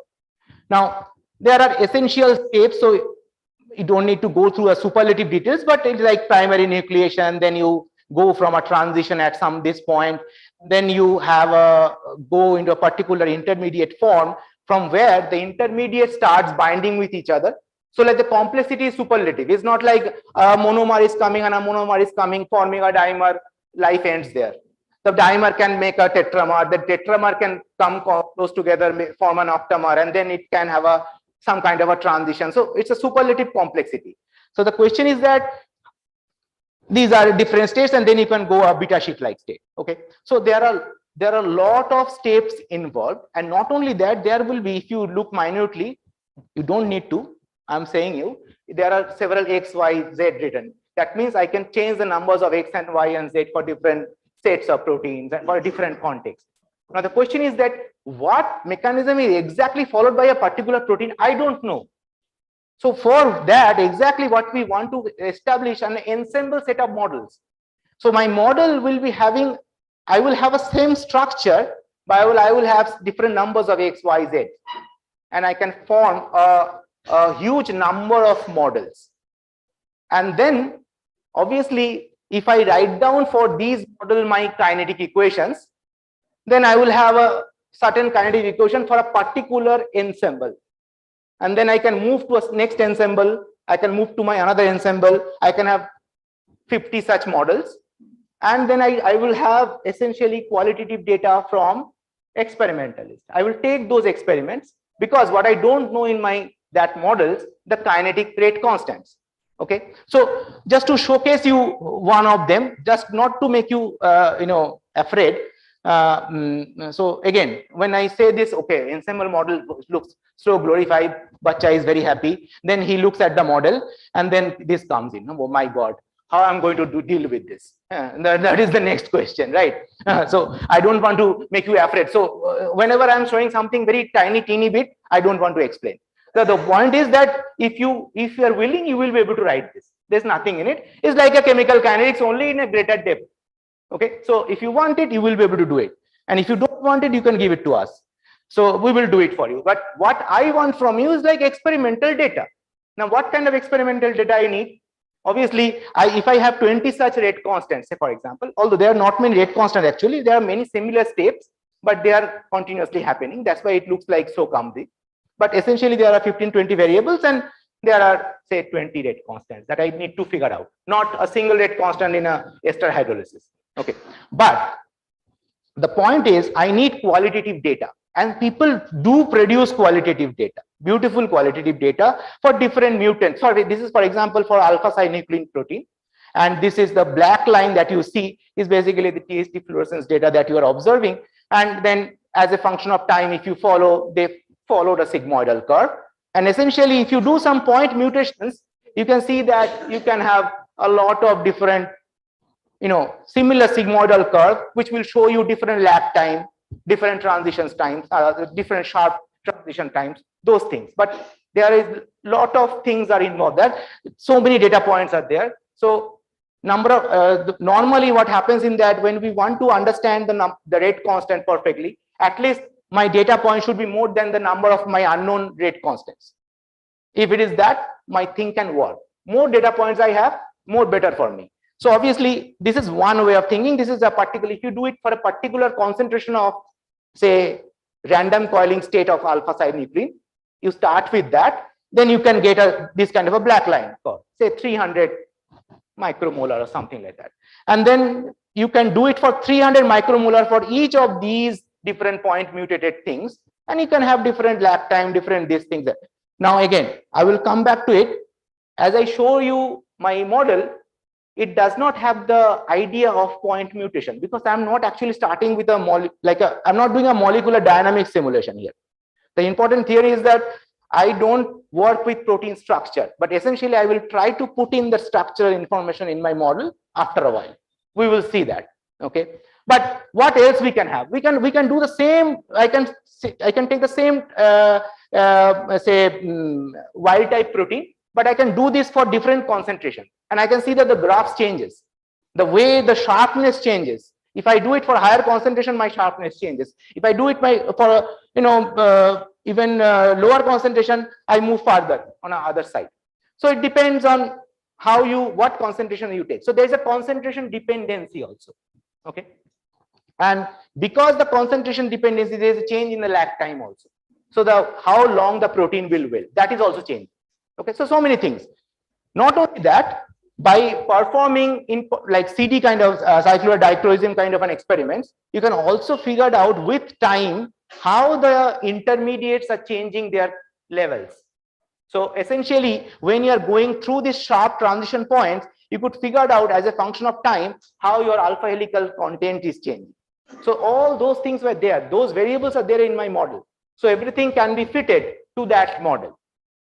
Now the question is, okay, we have we have understood how to draw a line. When I take a different concentration, with time I figured out aliquots and figured out what is the concentration of the acid or base. That we have done in our practical concepts. But here I am talking about a lot of rate constants and lot of things. How we do that? That is what is exactly what is called a data-driven modeling approach.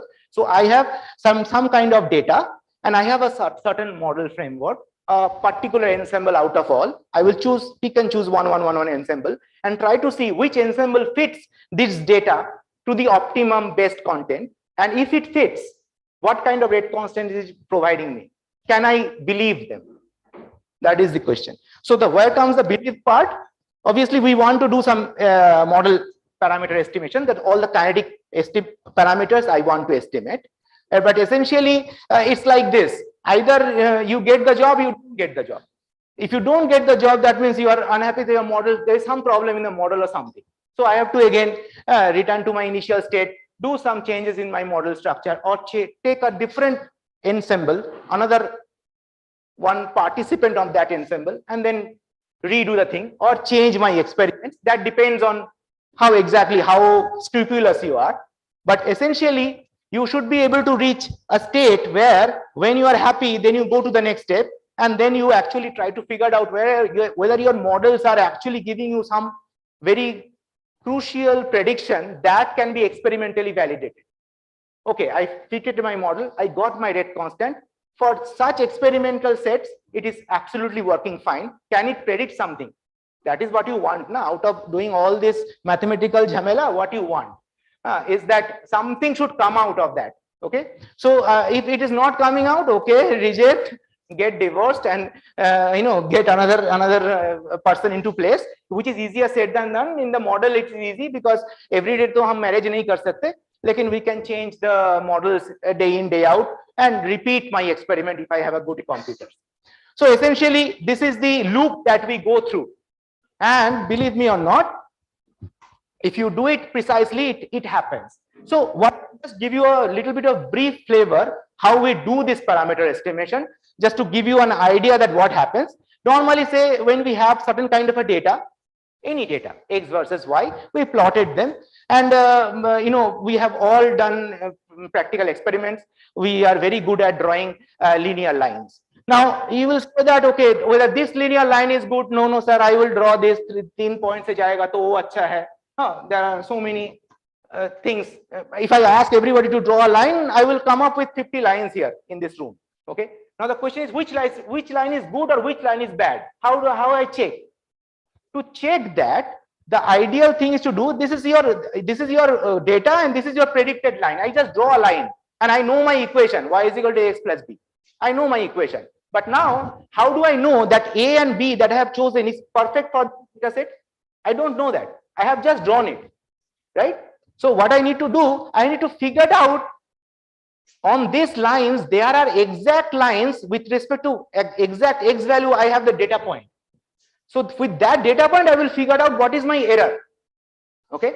And if I know my error, obviously you can see that sometimes it's positive error, sometimes negative error, and then you error cancellation karke zero bhi ho ja sakta hai. So we take a square, and we take the square of each such errors, and then we figured out a quantity which is called S, some objective function kind of. So what I want as an experimentalist, while I'm drawing my line, I want this error to be minimum. Error on each data point at each particular point, then my line is optimum. So minimizing this error will give me an optimum line. So what I am going to showcase with my models is exactly the same concept, where the number of variables means here A and B. Here the variables are not Y and X, because A and B we don't know. So that is my variable. And these are my data points with respect to which I want to minimize my objective function so that I get an optimum value of A and B. So I have two variables here. In my actual 20 variables, but the method remains the same, where we exactly figured out the least square method. This is my point, the functions that I have chosen. So I have to initially choose some data point. So what we did there, we drew a line with some A and B. We don't know that whether my initial A and B is good or bad. I just drew it. And then I start finding the error and minimizing the error, and I will get a better A and B. That is my whole intention. So here also I have to start with my all initial 20 rate constant randomly. Random is good than the linear. Say for example, if you go there, you are a crazy fan of Shah Rukh Khan, you go to Mumbai and I don't know where is Shah Rukh's home, and you ask me, oh, tum Dadar se start karo, tum isse start karo, tum usse start karo. And if I can also ask you to start from Navi Mumbai. And then every stop you are going and you are asking whether Shah Rukh Khan ka home idhar hai kya bhaiya?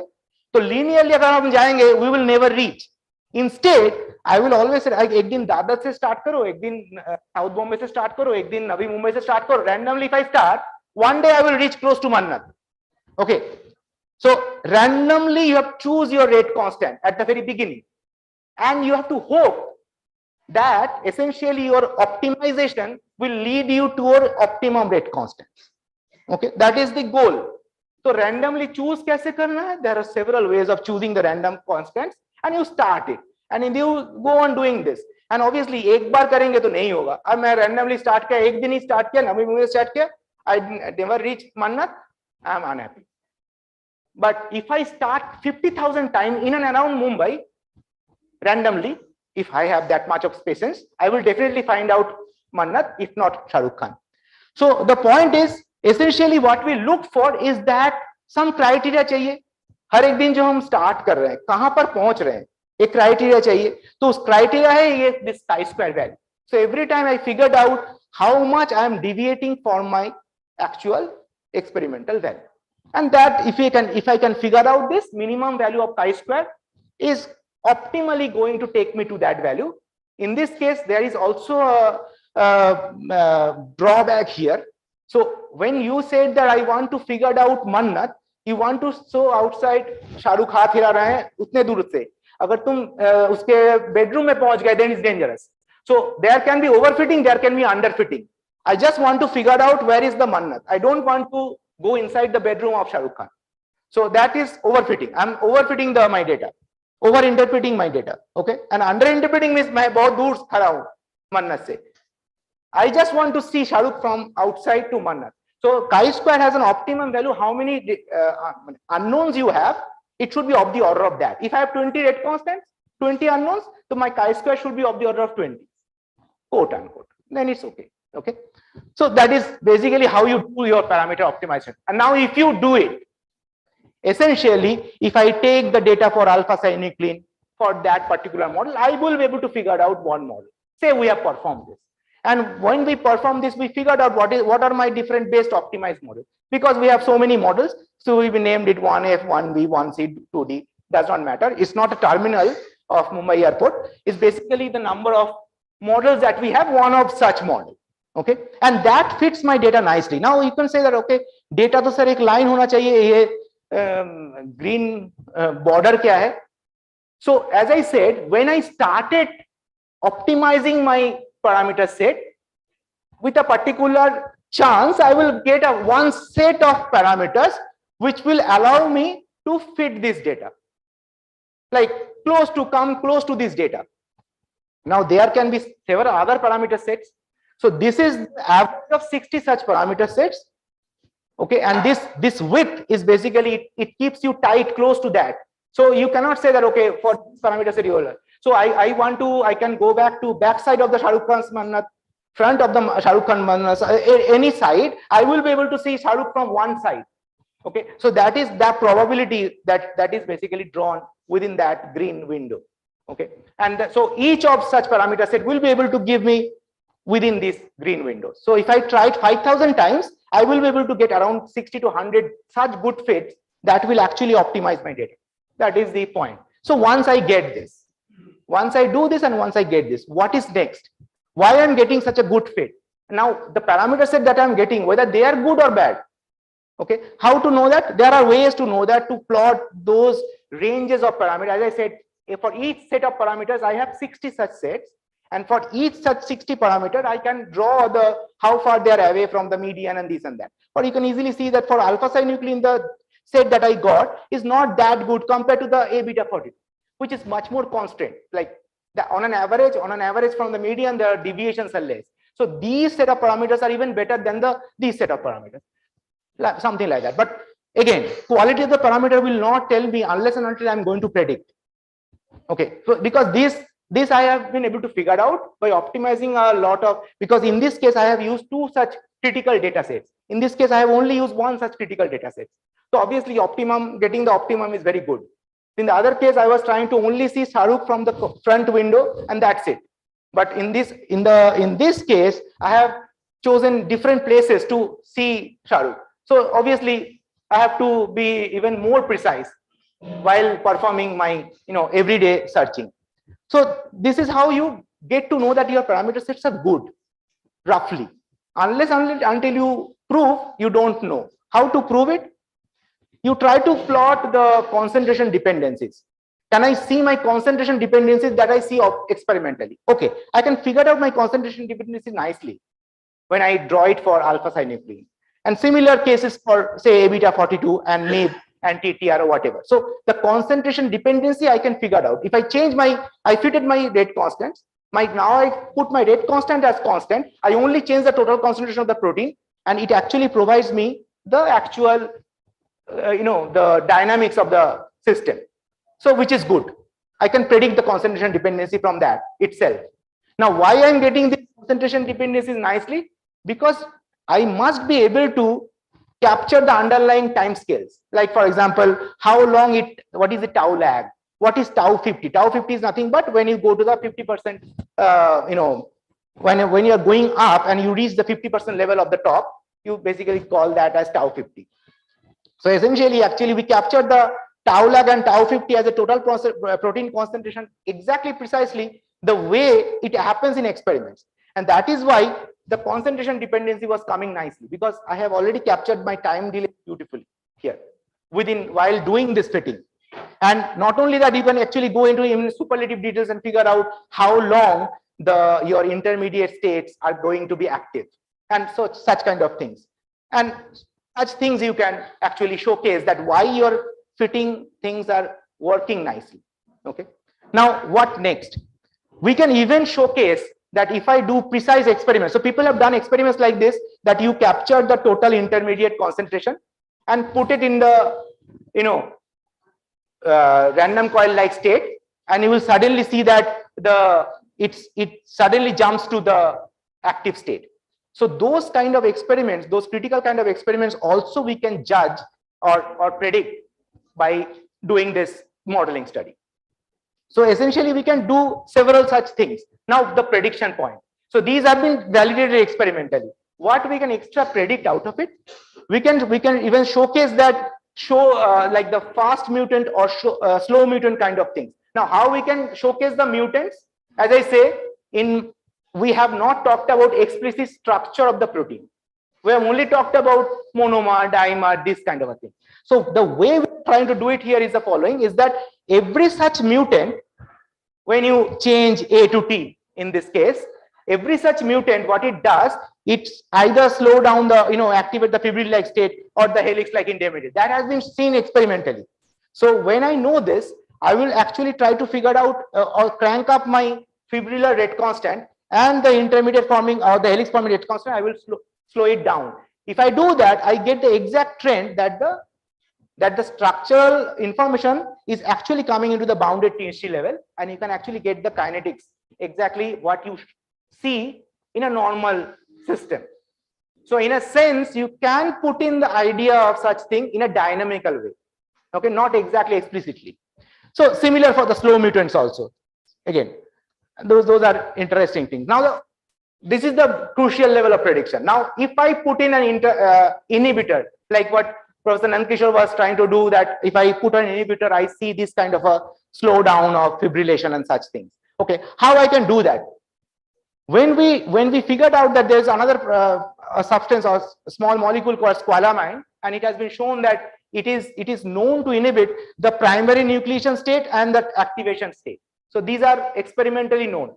So when we slow down these primary nucleation or activation in our model, you can essentially see that the protein is taking longer period of time to get into the fibrillar state, and the lag time also increases. So essentially the way it inhibits, it lies fundamentally that, okay, these two steps, if you inhibit, it really happens like that.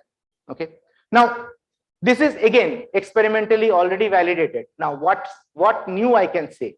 So what new I can say, this was actually come out to be a very interesting and intriguingly surprising thing, that what we thought that, okay, if I activate the primary nucleation, say I crank up that protein can get dimerized or tetramerized quite quickly in the primary nucleation state. So what we expect, if the primary nucleation become faster, I should expect something like this. What is happening in case of A beta 42? और भी जल्दी होना चाहिए, the full nucleation faster हो रहा है, so then the transition will be faster, then I will reach the intermediate levels also faster. Okay, great. But when we do it for alpha synuclein, what is that it slows down and it going up higher. So it's kind of very counterintuitive, that I am increasing the primary nucleation step, so I expect that I will go to this state faster, I will go to this step faster, and everything should happen faster. Now, where are we getting something wrong, or there is something intuitive there? So here, what we actually assume that the monomer binds quite faster with all these things. Now, if you remember, if you look at here also, in this case, with these intermediate states also monomer binds, even if the fibrillar states monomer binds, and it can go to the next fibrillar states. What is actually happening? The consumption of the monomers in these states are faster in here, not at the initial state. So when we are actually involving the monomer at the primary nucleation state, I'm asking the monomer to bind more faster in the initial states. There is a depleted state of the monomer at the higher level, which actually takes these things up.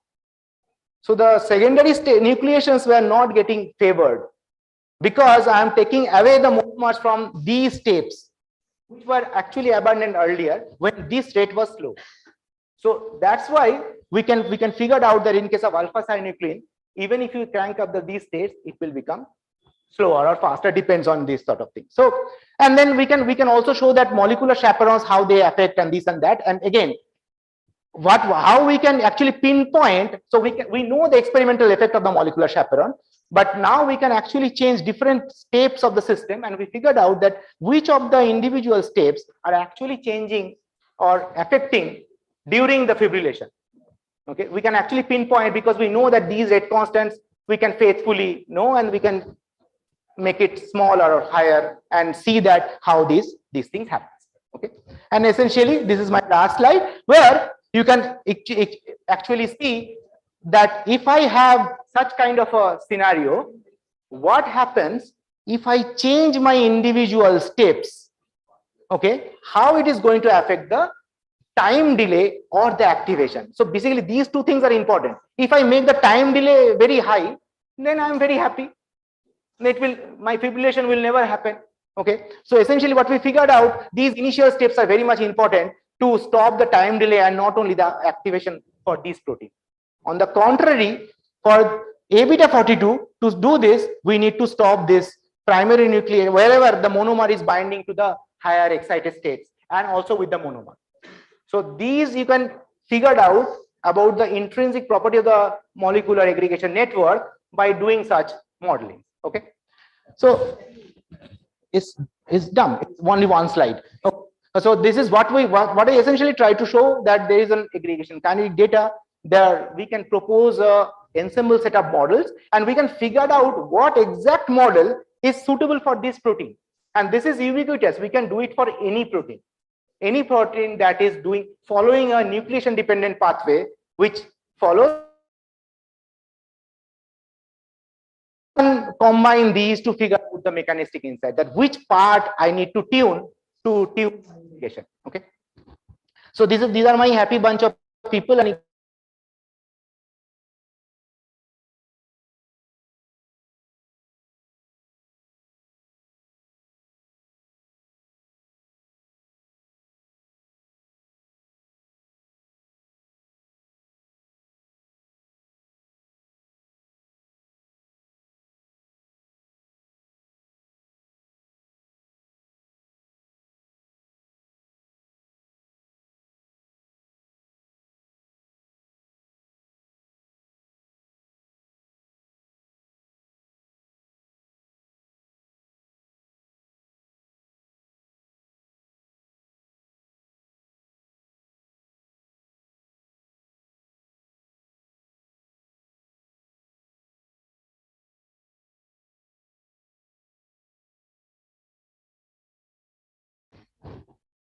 I am giving pressure, nothing else.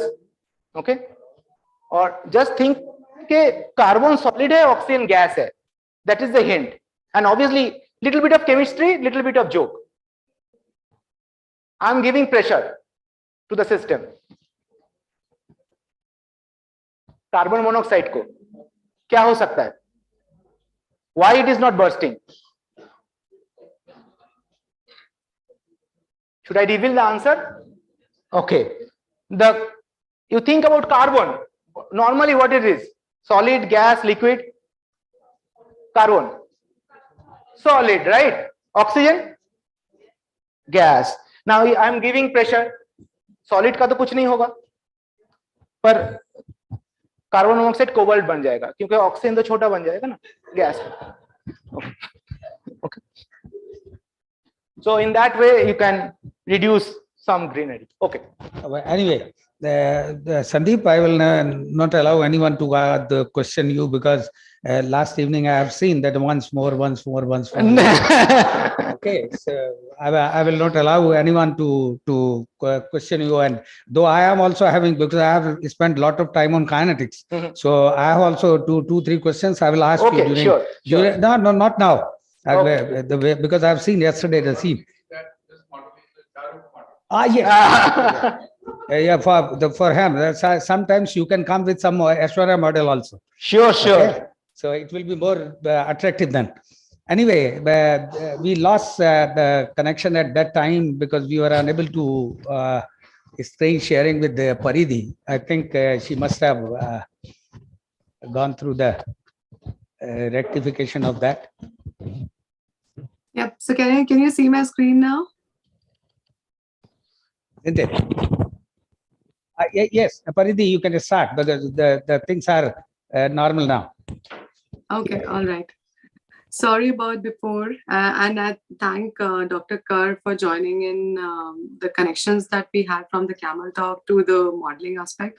So I think he touched upon essentials of how do we do the modeling per se, which is like how do we connect the dots and what is the optimum model line and what do we do for overfitting or underfitting or reaching Shah Rukh Khan's house.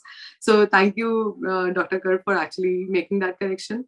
And what I'm going to do now is I'm majorly focusing on how do we use that strategy, that modeling aspect that he talked about, specifically apply that in industry or in a domain where it actually can bring a lot of effort, can bring a lot of value, in not in just in terms of money, but also in terms of reducing the manual effort and doing things a little bit more faster than we were doing. So that's me. I have a PhD from IIIT Delhi in computer science, and I'll be talking more about how do we do applied data science for life sciences and healthcare. And I'm going to talk about very specific process in life sciences, which is drug discovery process, which is, I think most of you can easily visualize it. Like we have hundreds and thousands of compounds, out of which come out of basic research, out of which about 5,000 to 20,000 actually go to the next stage of drug discovery, out of which we conduct preclinical research, which is like we do preclinical research on rats and similar species, try to figure out, okay, there are about 250 drugs that can work to solve a particular, to attend to a particular condition, and out of which we do human trials, group studies, whatnot, and out of which the 5 compounds kind of imply that these can have potential effects on, and out of which it goes to further approvals from FDA or from other regulatory bodies, and of which one drug comes out to treat a particular condition. And this entire process takes about, I'm being very liberal here, it takes about 10 to 15 years. So there is extensive research that happens when somebody is trying to do the drug discovery process. So that's where when you see a drug coming out in the market, it's not the overnight research. It has taken hundreds and thousands of processes, and it has gone through an extensive research, and it has landed now into the market. So what is a typical challenge that this process or this drug discovery field has? First of all, it's slow. as you have seen, that it takes about 10 to 15 years to bring out one drug. It's very generic. It's not personalized, as Dr. Christina was talking about. It's not very specific to certain patients, certain groups, certain genetics, and so on and so forth. So it's a very generic drug that comes out. It takes a lot of money. So to fund that research of 10 to 15 years, it takes about huge amount of money from pharmaceuticals companies. And that's why when the drug comes out, the pharmaceutical companies charge a bunch to get that medicine. I'm sure you must have heard about some injections coming out as like 1 crore, 6 crores, 10 crores for that matter. So it's hugely costly because it has gone through that extensive research. And of course, there is human niche expertise that has gone to make that decision. So there is manual effort, there are lab technicians, clinical experts who are working day out and day in to give that drug to the market. So what I'm trying to do is I'm trying to solve some of the challenges here via the potential of data science, machine learning, and artificial intelligence. And what Dr. Kerr has already done, he has explained how the data science works. So the core of data science is creating a model. So you have these different data points, you try to figure out the best fit and try to minimize the overfitting and underfitting. So that's where the data science and machine learning and artificial intelligence does, but it also brings the pace to the analytics. So now, even in the era of GPUs and in the era where you have huge number of computing resources, it takes about milliseconds for one to do a job which a human would take about 10 days. So AI can bring that power of data analytics, of personalization, of being it fast, of saving time, and of course of saving money. And this is not just me saying that. There has been research, there has been very wide attention of using artificial intelligence and data science in chemical and drug repurposing, drug discovery, and doing better clinical trials. And not just here, if you'll actually see what are the typical examples of this. So for example, if we actually go through the entire process of drug discovery, figuring out what is the target, you can use very specific models like gene network, biomedical pathways, your cellular response data integration. If we go to hit identification, we can do further molecular property predictions using these data science models. And if you go to further preclinical research, again, there is hypothesis-driven dosages for better trials and for more personalization for targeted populations. So these are just a couple of examples that I'm trying to highlight, and I'm trying to say that AI can unleash the potential of how the drug discovery process can actually be, given the kind of computation it brings with it.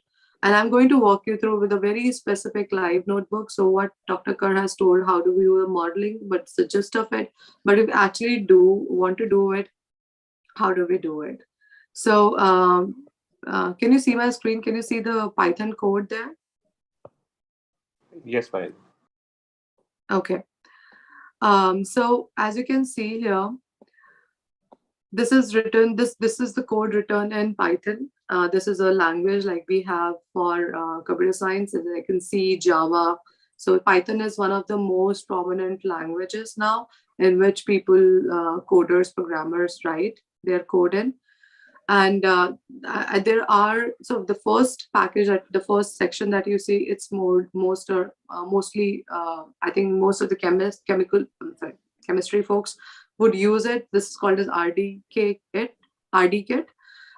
which brings a lot of inherent processes that chemistry domain would use or drug process would use. And this is a very simple example where it talks about the two types of notation, the SMILES notation and the scaffold notation, and it's just trying to convert one into another. So as you can see, there is a data set which is in a CSV format. We just load this data set. There is no human involved who is reading that CSV file and try to analyze it. So as you can see in the cell 2, we just do a data path and then get the data file.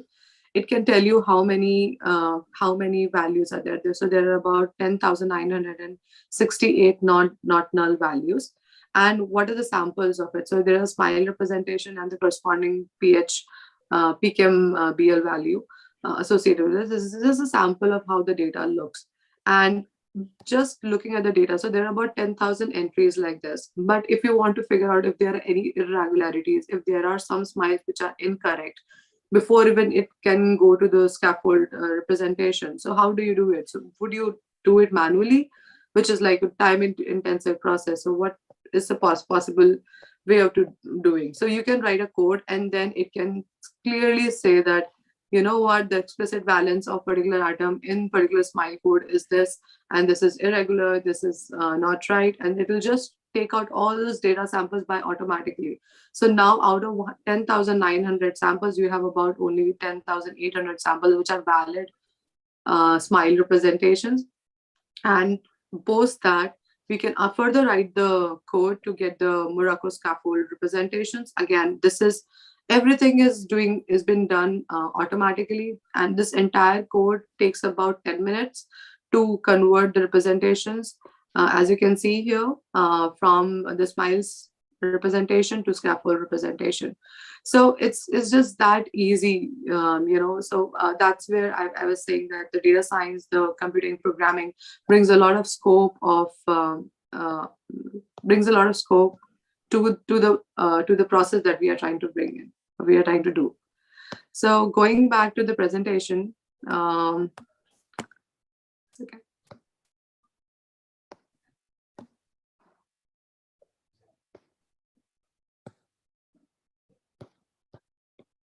Yeah, so not just this, I also wanted to highlight some of the other domains that people are heavily using data science and machine learning, which is pharmacovigilance. So this is the process where once the drug is out in the market, what are the potential side effects? What are the ill effects of the drug, and how do we monitor it? And in what population it is happening? So all sort of reports that happen on a drug, that's once the drug is out in the market, that's a part of co-vigilance. So before drug discovery was a part of bringing the drug to the market, but pharmacovigilance is a part where drug is out in the market, and now now we want to record what are the potential pitfalls of that particular drug is. So how do we do that? So what happens is that so if you go to the hospital, right, you will have a report, or you will have a digital report being created nowadays. It's not that a doctor writes a very prescripted format where you don't understand the doctor's handwriting, but now it's more formatted, more understandable. And most of the folks, the doctors, especially in the big hospitals, they try to take notes on an iPad or on a computer, trying to figure out what the drug was given, what are the side effects, did that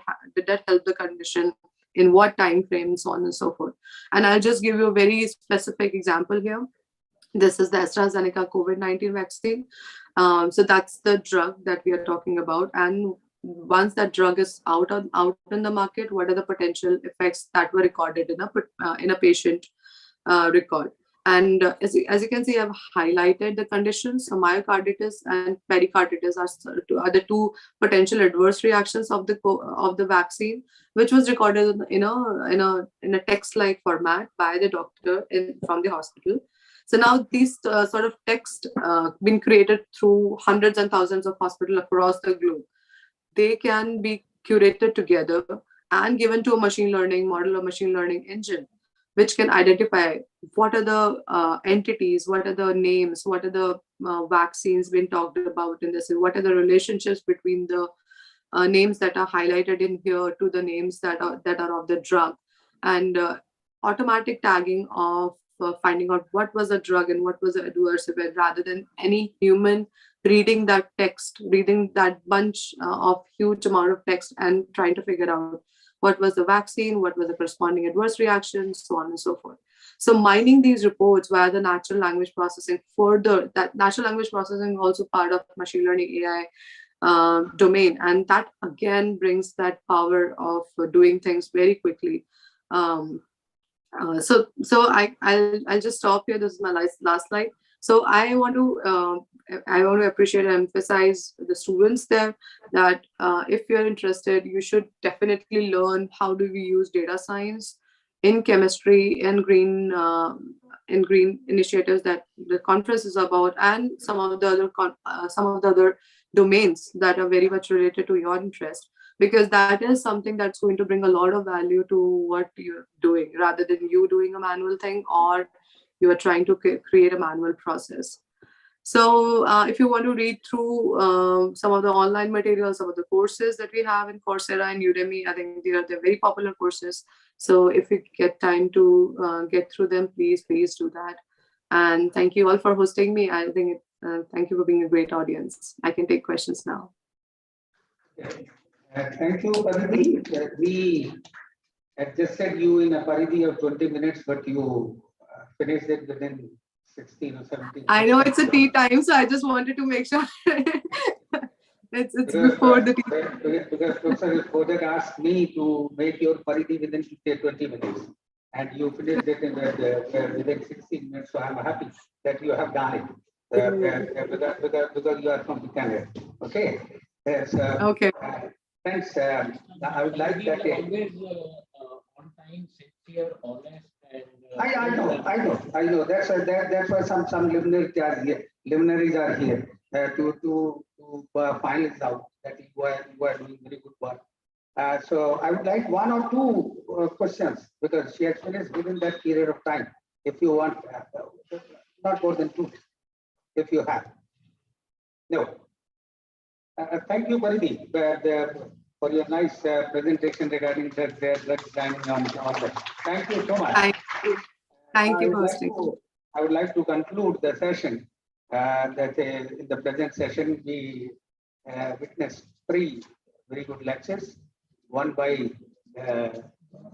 Professor Christina, and she gave the CM model.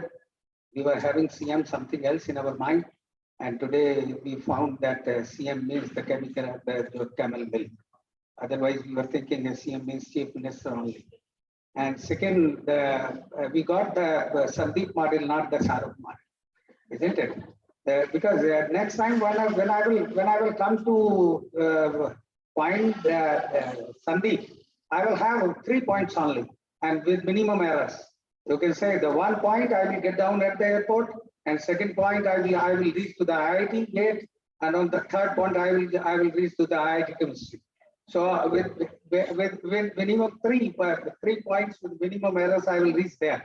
So he has given an idea about the kinetics and the models, and the model was with the Sandeep model, I will say. And third was the Paridhi, and we got some technical problems. Even then, we could be able to finish it within time. And now I would like to thank the organizers giving me this opportunity, and I would like to hand over the project, please. Thank you, sir. I request Dr. Abhilasha Sonail Madam to be on the dais, and all dignitaries on the dais to kindly present a token of appreciation and memento to Professor Sandeep Kar. Professor Sandeep Kar, after your wonderful session, I also request most of our co-chairpersons.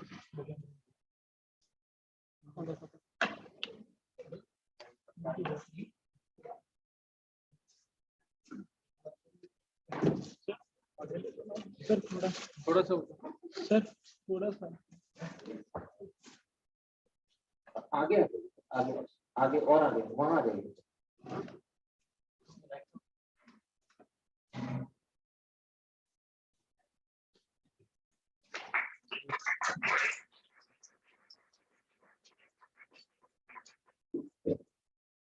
Keep on.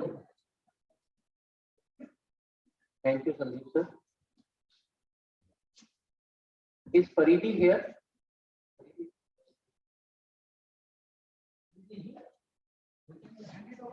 No. You will hand over.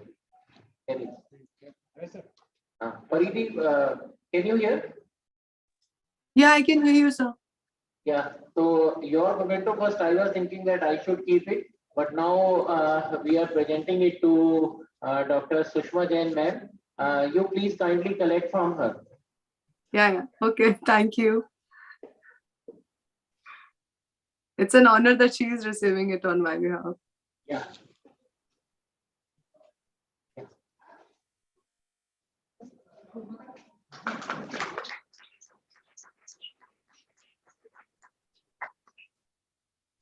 Now I request Dr. Abhilasha ma'am to kindly present a token of appreciation to our chairperson, co-chairperson.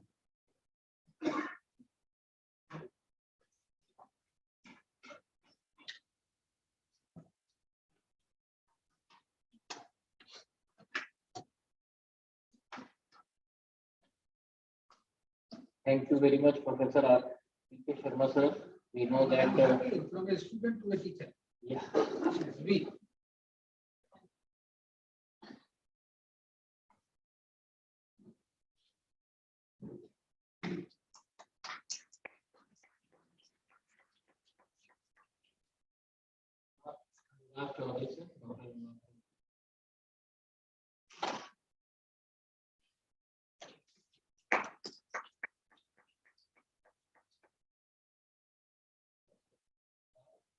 I would like to tell here that Dinesh Udhar is from the physics department, and nowadays he is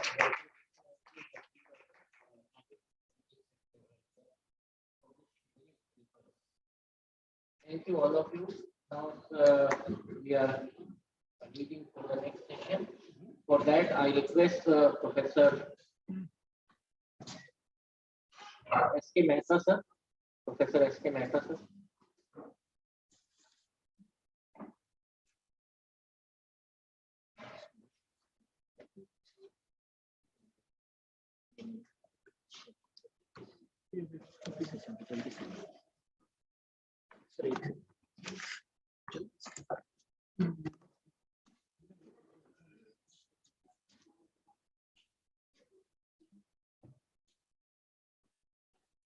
I also request Dr. Sumalaka ma'am to kindly be on the dais. And now I request Dr. Pratibha Payal ma'am. Dr. Pratibha ma'am, please, we want your time once again. Kindly be on the dais.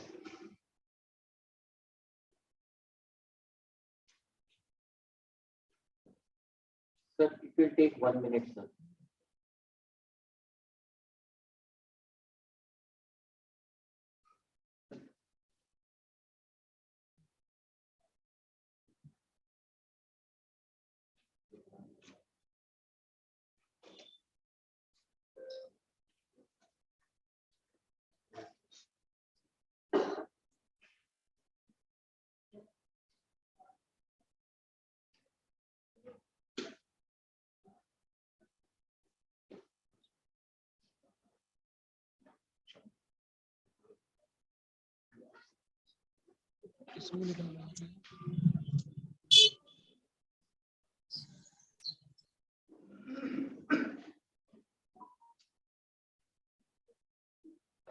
I'll take this opportunity as to inform that just after this session, there will be poster session, and poster session is in front of this Pratap Sabhagar, that is in chemistry department gallery. So at the poster session time, you will able to visualize the different labs of chemistry department, including the Green Chemistry Research Center, which was established by Professor R.K. Sharma sir's pursuing. And then we are also having the Smart Science Laboratory. You can visit that sophisticated instrumentation lab. And of course, during that poster session, we will also be having the lunch.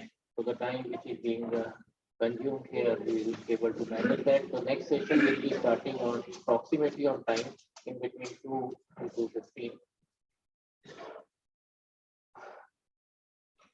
So now I hand over the session to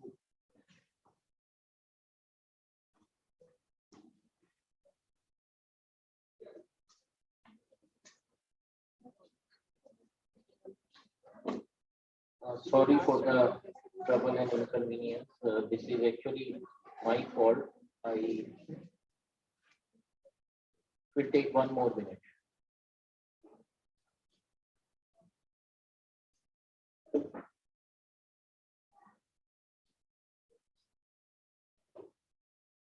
So in the what we are having actually, the poster session is there, and all the students who are giving their poster presentation in terms of hard copies, they will have to be there.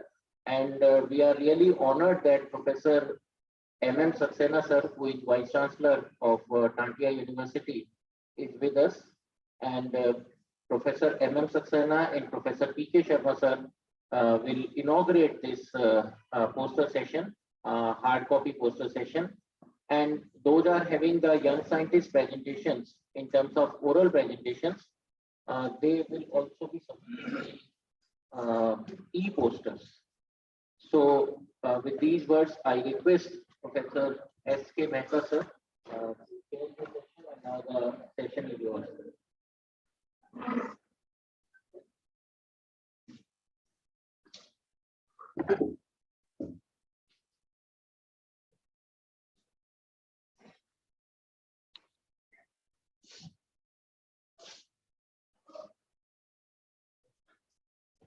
Thank you, Dr. Bojak.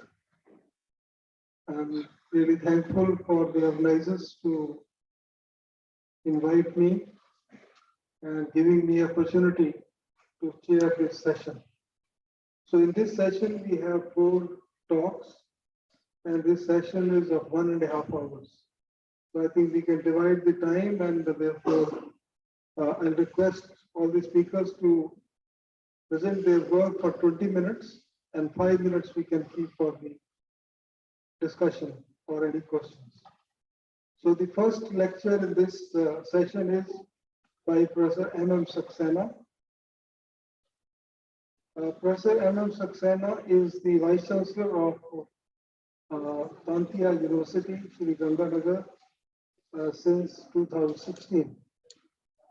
And he's running in the 3rd term in this capacity.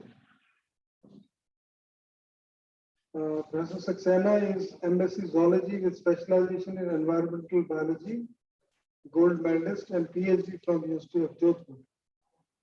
He has earlier been Dean, Faculty of Sciences, Professor and Head, Department of Environment Science, Director Research, Control of Examination, Chairman, Central Library, Coordinator UGC NET, Coordinator Self-Finance Courses, and so on. So I think he has lots of administrative experience, and he has been a research supervisor with 4 universities of the country. In the capacity, supervised 22 PhDs and 26 MPhil scholars. He has also authored 7 books. He has, to his credit, 160 research papers in the journals of international repute. His major areas are environmental science and biodiversity. So I think he has a very strong credentials, and without delay, we can invite Mr. Saxena, M.M. Saxena, to deliver his talk.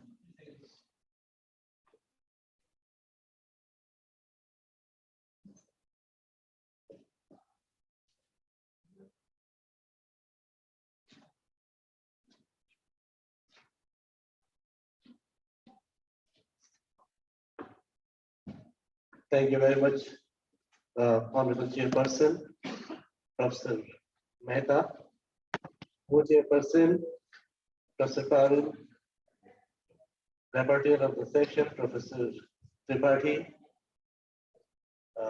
Professor Sharma is here, Dr. Bojak, friends. I can name many here, but can miss a few. So all my friends, I must say, I'm firstly very thankful to Professor Bojak, who has invited me, because coming down to this college is always a privilege to me, and I feel so much so nostalgic as I come to this auditorium or to this campus, because this is the campus where I served for about 25 years. And in fact, it was not a service of mine to this college. I must say that this college has nurtured me for 25 years.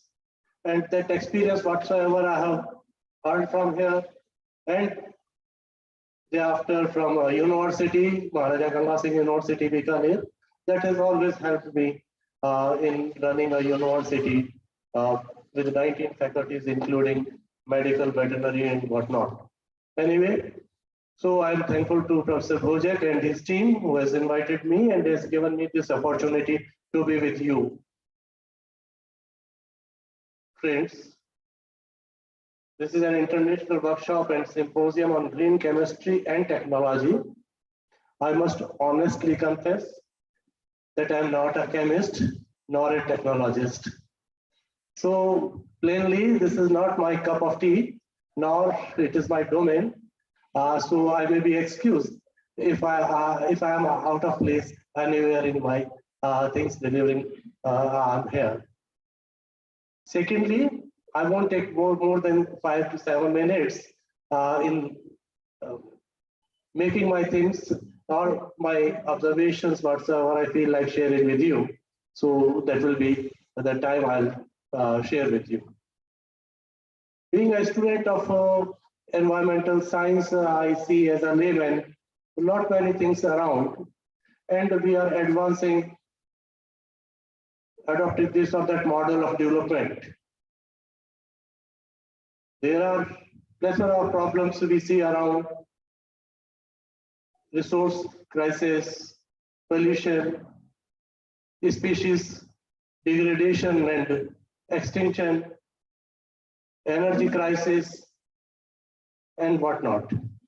So we relate all these things to the development, and then we look left and right to the solutions, and we find the solutions in green development. I jotted a few lines for the proceedings as well on these things. So there are many problems we can discuss, and as a student of environmental science, we see we have to find solutions to these problems. I'll be focusing on 3 points only. That is energy, transport, and agriculture. So far as the development, particularly the green development, is concerned. Friends, as we talk of energy, we have been depending upon conventional sources of energy since long, and for about 2 or 3 decades now, we have been looking after alternatives, what are known as non-conventional energy resources, particularly the solar and the wind power as major ones. Friends, when we go for non-conventional resources, just for the sake that I always mention that when we are choosing a path for green development, we must see that is our path or the road to that green development is really green. When we talk of solar panels, when we talk of windmills, you see, not much of cost is involved in erecting those systems, and definitely lot of import is there for these panels and windmills. Secondly, how long we will run these things, these costly things, on subsidies being supported by the government from the taxpayers' money. Secondly, so far as establishing solar panels are concerned on the rooftops, it's a welcome affair. But at the same time, as is being raised nowadays, that not many solar panels are being placed on the open lands. And can we afford this huge amount of land cladding with the solar panels, making it infertile. So that is something to be seriously thought of by environmentalists, because for establishing a solar park, you need not to have environmental clearance. And under that line, you cut lot many green trees to establish your green parks or solar parks. So that is a very important environmental concern we must all focus on, and we should find solutions that we should not sacrifice our fertile lands for establishing solar panels, one thing. And so far as the transport is concerned, nowadays there is a great boom in e-vehicles, making use of batteries, friends. Are we really seriously thinking on these lines that maybe that it is zero emission vehicle, but for developing such batteries, for manufacturing such batteries, and at the same time disposing of those batteries, is that eco-friendly? That is one thing one should think of. Secondly, these batteries are also run on charging, and that charging requires electricity. And you all know that about 75% of the power generated is through thermal powers, making use of coal. So that process is not absolutely eco-friendly in the terms that we are consuming more and more of electricity so far as our e-vehicles are concerned. And as I mentioned, making batteries and disposing them off is again a matter of serious environmental concern. And I'm not against that technology, but sure, as a student of environmental science, we must focus on these issues as well. Thirdly, as I mentioned, I will be concluding with that, agriculture, and we are emphasizing more and more on organic farming nowadays. Organic farming, that means we are involving no chemicals, pesticides or fertilizers. We are making use of biofertilizers or biopesticides. Surely we all know that biofertilizers and biopesticides are in infancy so far as their viable use at huge scale is concerned. We have been making use of biofertilizers since long, of course not biopesticides to that extent. Researches are going on these lines. But if you talk of green revolution, that could not have been achieved making use only of biofertilizers, as we know, and we need more and more food grain to produce, oilseeds to produce, and that is not possible only with the help of biofertilizers or biopesticides, and we'll have to depend upon chemical fertilizers, chemical pesticides, but sure, we'll have to make a wise use of all these. It should not be ruthless. It should be in concomitance with the environmental values, and surely we can look upon organic farming in blend with the modern technology, modern chemicals, whatsoever in use, and that can only give you a solution to development without damage. Friends, energy is one thing I feel taking a place above material. And we have to be very serious so far as consumption of energy is concerned. And the last line I would like to say as of my experiences, that the solution to most of the environmental problems lies with that we make use of minimum, we consume minimum, and waste none. That's my summation. I'm again thankful to the organizers who invited me to be a part of this very decent and international event. Thank you very much, Dr. Bojek and his team, for making me taking this chance to be here.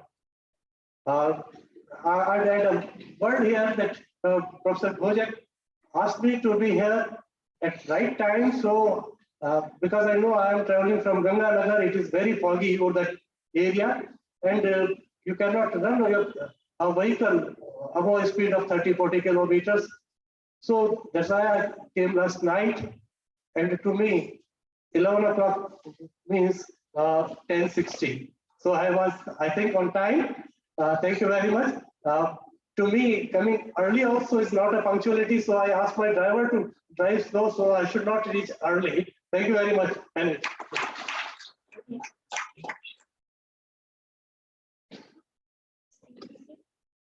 yes, sir. I thought this was invited. I'm ready. Yeah. Anyway, there's always like a please. Ma'am. So thank you so much. Please. You've given us a very wonderful introspective for the environmental aspect of solar panels. So it was just a curiosity. I just wanted to ask, these days, just to co-utilize the space, I've just gone through certain journals and certain magazines that these days solar panels, they are implanted over the water reservoirs just to consume some of the space. Exactly. I'm just coming down to the point. I think I'll take much of time, and that's why I just skipped a few things. Friends, two things I would like to mention once it has been initiated. One thing, that if you are planting your solar panels on barren lands, it's okay. One thing. Right? That barren is nothing, but we can always make use of your lands, putting on some technology. Now in institutions, you see not many sheds, car sheds, and these vehicle sheds, they are using that solar panels as a cover. That's a good idea. But floating solar panels on water bodies, I'll say it is never an environmental friendly idea. Why? Because whatsoever insulation is there, that will be taken up by the solar panels, and the whole ecosystem that is running on solar energy will collapse. Because whatsoever phytoplankton and green plants are there in that water body, they make use of solar insulation for photosynthetic activity, and beyond that, making food, all the food chain extends, that energy flow will break down. There will be a lot of decomposition thereafter, and the whole ecosystem will collapse. So that is never a good idea to float solar panels on a body of water, whether it is a lake or a river or whatsoever. Exactly, that is what I want to ask. It's definitely going to harmfully affect the flora and fauna. Definitely, 100%. That's what. Secondly, that whole ecosystem will collapse. There will be no energy flow, there will be no material cycle, and the system will collapse. Please.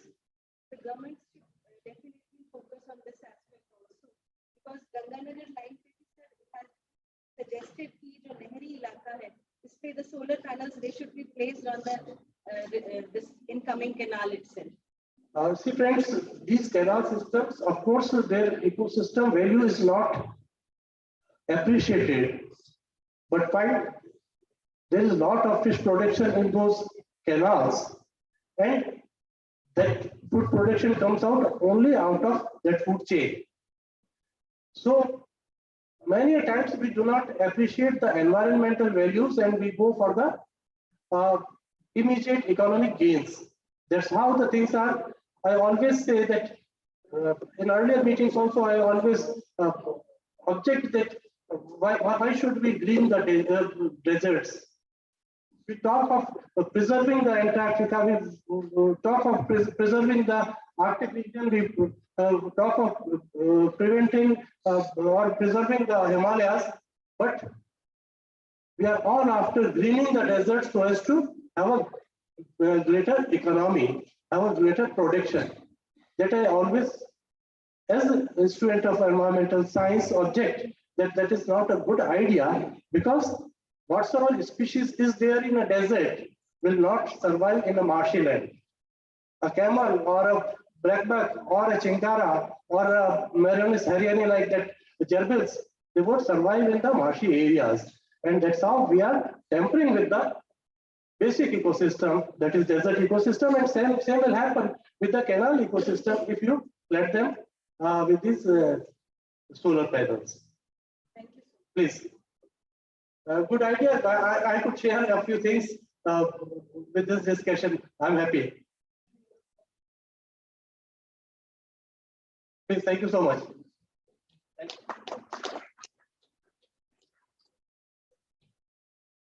Thank you, Professor Saxena, for touching the energy, transport, and agriculture points. You showed your concerns about solar panels and batteries and about organic farming. This can be debatable, whether we should install solar panel everywhere or specific places. But one thing I would like to say that we, in India, have more concerns than adopting the change. In foreign countries, the change is very quick, adaptable, looking into the concerns of the environment also. Just 2 weeks before I was in Europe, and they have started a solar train completely on using solar energy. It is efficiently running without any pollution. So I think there are issues also which one has to look into, but the change we have to adopt in a way that it should not affect our environment. Thank you, sir, for raising these points and having discussion on these very important points. Okay, so next lecture in this session is by Professor P.K. Sharma. Professor P.K. Sharma, you are all are familiar with him. He is FRSC London, and he is professor and head retired Department of Chemistry, JNV University, Jodhpur, Rajasthan. And he was professor from 2003 to 2018, and before that he was also registrar 2017 to 18, head of the chemistry department 2014 to 2017, director UGC academic staff 2012 to 2014, and so on. So he has been holding many more positions. Then he was also shortlisted for the post of Vice Chancellor, I think BAMU Aurangabad, then MDSU Ajmer, then for Police University also. He has been honored with Professor R.C. Kapoor Memorial Lecture Award, then in 2015, Eminent Scientist Award by ARC Scientific Media and Vision Society, Bikaner, 2015. He has been a fellow Royal Society of Chemistry, that is FRSC, in 2014. IUPAC member nominated by INSA, New Delhi, then shortlisted for the Vice Chancellor again, SRPU, Nanded, Maharashtra. So I think there are a whole lot of achievements he has, and also administrative responsibilities. He has been a member of Senate also of JNV University and so on.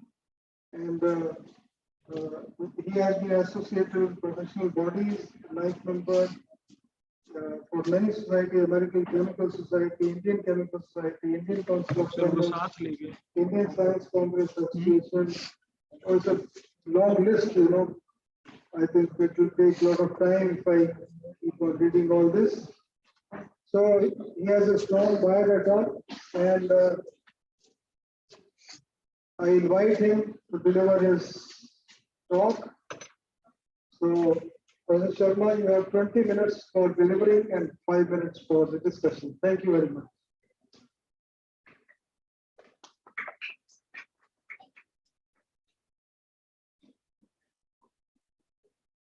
Thank you, Professor Mehta, for giving a very good, let's say, the introduction to the audience, who is very well known to me, and I am very well known to them also. And I'm happy to deliver something else. It is not actually the chemistry.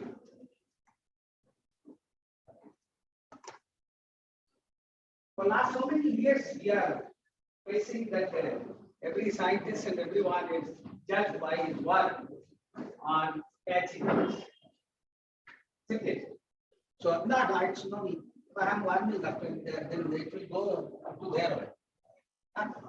Okay, so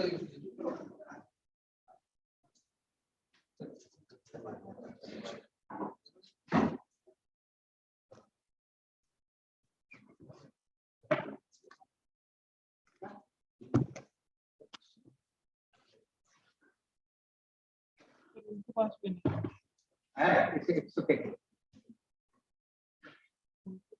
So scientists are just nowadays on H index, and after superannuation, I think for last 2-3 years, I am going through the biodata of the eminent scientists, and I am finding that H index is very popular now. So I got through the H index of large number of scientists. I think more than 100, 200 people, 200 scientists have gone through the H index, and I decided that 2 years I'm looking after the H index of large number of scientists who are working in the field of not only the chemistry but in other fields also. So what I have done previously, I was looking to that the GIF is the general impact factor. It is also judged for the research work of our scientists who are working in the various fields. Next slide, please. इसको हटा दीजिए, अब H index पे ही आएंगे. This is nothing. वो आगे चलते चलें. H index पे आने. Yes. Next. Yes, this is one. I think I'm giving an example of citation index as well as the impact factor of nature. Last year, Nature 2020-21, the impact factor is 69.5. Last year, the index is at 69.5. How it is calculated? This is the citation in 2020 and publication in 2020, citation in 2019, and then the accumulation of all these and divided by number of citations, it comes to 69.5. It is one of the best. And in chemistry, you will find organic chemistry and chemical communication is similar. We find the maximum, you can say, the impact factor. Next slide, please. Now, H index.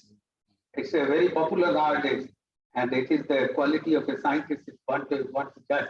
The researcher or the scholar or the student, how he's working, what is the H index. H index is very popular. It was given by a scientist. You can say the author level index. The Hirsch. Sometimes it is very difficult for me to call it a Hirsch index. I can generally call it the Harish index. The Hari name is the name of Narayana. That's why I say this. The Hari index is there.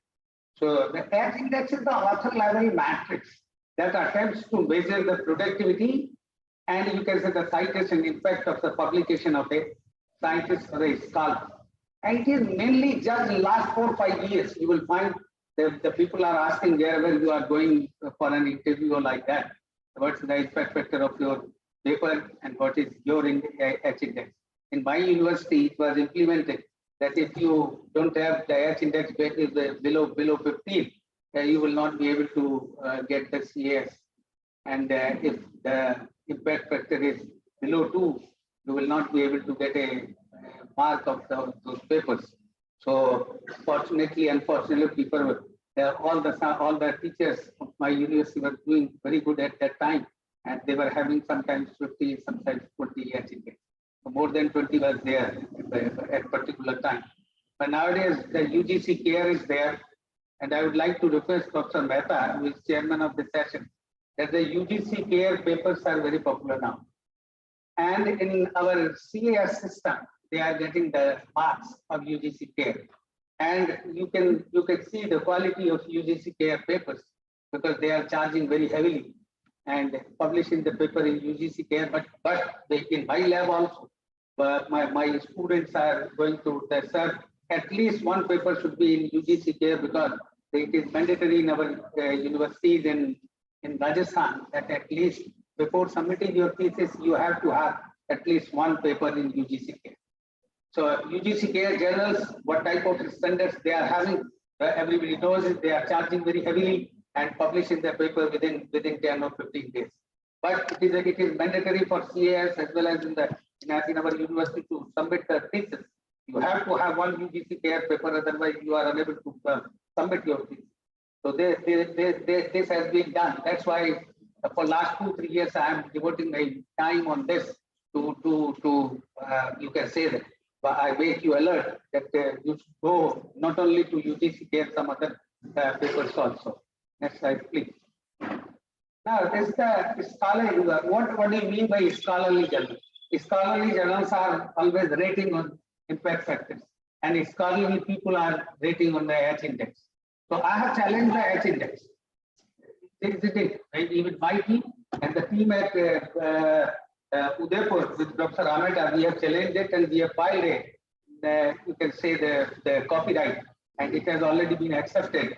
And within a month or two, you will get that paper and it will be accepted. What they will say, I will tell you what we have done. So H index nowadays is very popular, and on the basis of H index, we are judged. Our work is judged on the basis of H index. And the impact factor is good. That's fine because previously it was introduced for libraries only, but the librarians should subscribe all those journals only who are having very good papers and very good impact factor. Impact factor is calculated on that way. That's different. And when I can say that to improve the quality of a journal, sir, I was Dr. Bittal was president of Indian Chemical Society, and I was there as a council member. So I requested that the Indian Chemical Society is publishing one journal, the Journal of Indian Chemical Society, which is now published by the elsewhere and having some impact factor around 1 or 1+. So at that time, I requested Dr. Bittal that at least whosoever is in the office bearers should have the responsibility that at least one good work should be published in JH. If we want to increase you can say the impact factor or the reputation, how we are increasing after this particular the principal service saying yesterday that we are getting A+. How we are getting A+? Every year this type of conference is going on, and the persons like Professor Sharma, Professor Mehta, Professor Mahajan, Professor Garg, they are coming here and delivering the lecture. So how we are increasing the reputation of any system to invite someone who is having very good impact on the society as well as the work they are doing. So they are having very good impact on their work, and they are leaving that impact here. That's why we are getting it. So whatever the work we are having, a good work should be published in a way in that journal which should get a good quality reputation also. So the HITAX was introduced in 2005. From that onward, we are judging our work. Next slide, please. Method of calculation. This is that we have challenged this. Method of calculation. If you have 5 papers, what do you mean by in a simple language? What is H index? H index 5 papers, if you have 5 papers, 5 times, your match index is 5.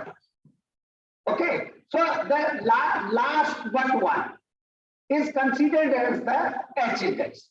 So this we have challenged one, and second time, that the 5 papers you are having 5 times cited, but the fourth one is cited 17 times, but fifth is cited with only 4 times. So how you will calculate it? The calculation is a mathematical derivation.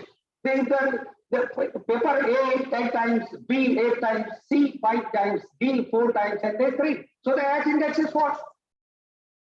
And in another, we can say the A is 25 times, B is 8 times, C is 5 times, D is 3 times, and again E is 3 times, so the H index is 3. So the paper number 1 has been cited 25 times. And the last one has been cited by only 3 times. Even then the H index is 3 only. Number 1. Number 2, we have challenged one more thing. If Professor or Professor Mahajan, you can say, if they are superannuated and they have slowed down their one. So they have their H index will not be that type of H index, because after superannuation you don't have those facilities.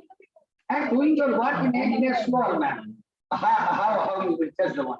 They have published only 5 or 6 papers, and they have been cited so many times. Even then, the H index will not be counted, because the H index will be counted on the previous one and previous thing. That's why we are selected. Next slide, please. Now, so many things were given after the H index. So many calculations were given, and all were very. We have considered all. After that, later the Bowman and Marx. After that, the Eggy and the Brass and Organ. So many others. Next slide, please. We have had Segi, Jan, and so many others are given different type of H index. We are not discounting it. We want to improve it. So they are given the all calculations. We have seen that all are very mathematical and very complicated. We wanted to give a simpler one, which can be understandable to everyone also. Next slide, please. Now, Pratap also, Roshin also, I have gone through so many types of indexes to rating of the scientists. Now we came to the conclusion. Next slide. Now, why we have given the A index? Because Ahmed is very senior to me, and I have worked with him on so many platforms. So we have applied it, and now it is the Ahmed index, we can say, because he is very senior to me.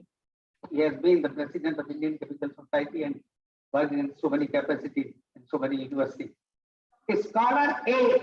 Now we have taken some live examples also. Scholar A has published 5 papers, which are cited much, but the 6th paper onwards are cited less than 6 times. We have taken the one example. Paper 1, 126 times. Paper 2, 112. Third is 101, 97, 88, and 5 times. What will be the H index? So the paper 1 has been cited 126, even then the H index will be. But what we have suggested as per the present index pattern, the H index will be 5 only. As per the present H index, it will be 5. But as per the, what we have done, what we have suggested, first 5 papers were cited 126, 12, 101, 97, 88. So the cumulative H, the citation is 524. Okay. Now the next one. Now this is 10, 9, 9, 8, 7, 7, 7. The H index is 7. And the previous one, though the papers were cited for 524 times, but the H index was 3 only. And here, the papers are cited 10 times, 9, 9, 7, 7, 7, and even then the H index is very high. The previous one was having 3, and this one is having the 7. So what we have done, the cumulative one, if we accumulate every 9, 7, 7, 7, as a 57 of. Even then, the scientist will be judged as a better one from the last one. So he was having 529. Even then, he is not judged because of the H index is 3 only. and here the H index is 7 only. So what we have done, next slide, please. What we have done, as per the H index, there are two categories. What we are giving? To remove this anomaly, recently Professor Amata and co-workers, myself with him, we have given a proposed author index known as the Amata index or the A index. Copyright has also been sanctioned, this one. We have not received the certificate, that's why I am telling you that it will be copyright has already been submitted and we are getting. So now what we have done, we are not going to change it, the H index, we want to improve. Next slide, please. Now, A index may be calculated on A index total number of citations per paper. Now we calculate the A index of scholar A. It was 524. Number of papers 5. So the divided by 521 105, around 105. And this one, Ameta index 57 divided by 7, which was having the H index 7, now the cumulative with the 8.2. Now, here scholar B is having much more H index 7 than the H index scholar A, which is 5. Therefore, scholar B will be considered as the important scholar, which is wrong determination of this conclusion. Scholar A can be considered number of papers with more number of citations. Whereas, as per the criteria, A scholar is perfectionist and B scholar is product. Now, introducing A index along with H will be improve the fairness of the H index. You calculate the H, you see the H index, but you should go through the H index in perspective of Ameta index. Next slide, please. Now, the introduction of A index we will take us to two live examples also. If both scholars have H index 5, consider. If now another example, if the both scholars are having the H index 5, the scholar C was cited 32 times, and scholar D was cited 84 times. Then what will be the Ameta index? A index will be 32 divided by 6.4, and 84 divided by 5, it will be 16.8. Though both the scholars are having the same H index. So the A index will be like this. As per the A index, scholar D is the perfectionist, but performance wise better than C. Isn't it? And as per the A index, scholar C is productive, but performance wise lesser than D. Next slide, please. Now, we can take the two live examples. Now, Dr. Jean Yang of Stanford University has an H index 90 with total citation 17,455. We have taken the live example, right? So, in the papers with 90 or more than 90 citations, her Ameta index, A index will be 17,450 divided by 90, it will be 193.94. And Dr. Martin Hennig is the Imperial College London, has also H index 90, but his total number of citation is 22,577 with 90 or more than 90 citations. Ameta index or A index will be more than 250. What you can say, because the H index is 90 only, and both are having the same H index. But the H index can be improved on the basis of this A index. Next slide, please. Now, there is an observable difference in A index, while the H index is the same. So, Martin Hennig is a perfectionist scholar, and Dr. G. Yang is the productive scholar. In other words, contribution of Dr. Hennig is much more than Dr. Yang. Next example, please. Now, example 2, again, in Fukuoka University, Japan, 24, the citations are 1,361. And papers 24, more than 24 citations. A index will be 56.7.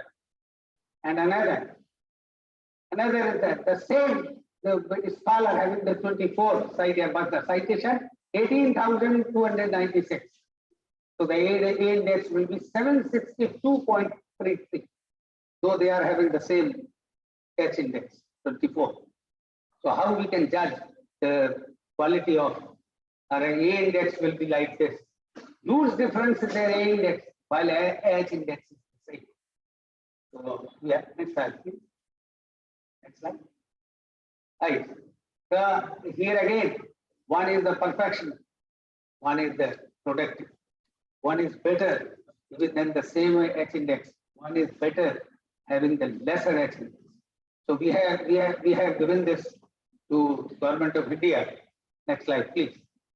And the concluding remark I can say that so incorporation of A index or RMH index can with the H index may be justified to what the scholar, scientist, or researcher. The scale of performance will be helpful in improving the H index. We are not discarding it. We want to improve the H index on the basis of A index. How much we will be able to improve it or to implement it, we don't know, because it will depend on the persons like Professor R.K. Sharma and Professor Mehta. They are continuously attending those bodies which are responsible for all these things.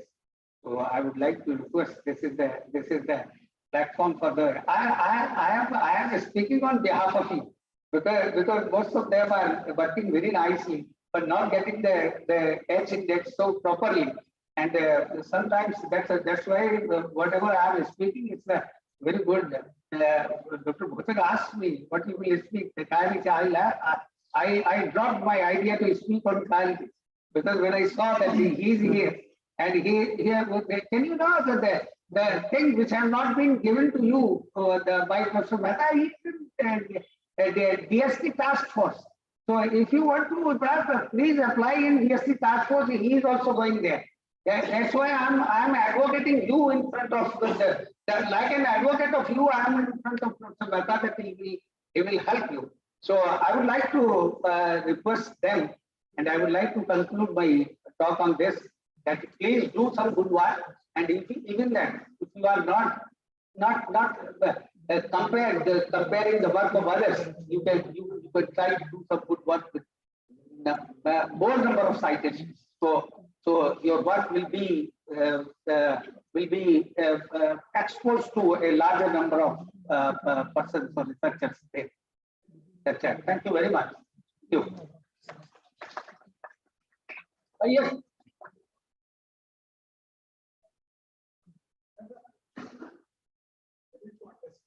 Yes. Because I remember one paper published large scale India. Okay. Okay. Okay. The comments I have written in that paper has also been published. But it has got only 3 citations. Citation means how much impact you are giving to those scientists who are working in the same field. So they are citing your work. Because working in the same field, your work will be cited by only those persons who are working in the same field.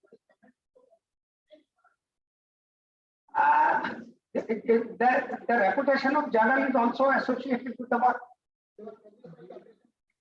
Okay. Okay.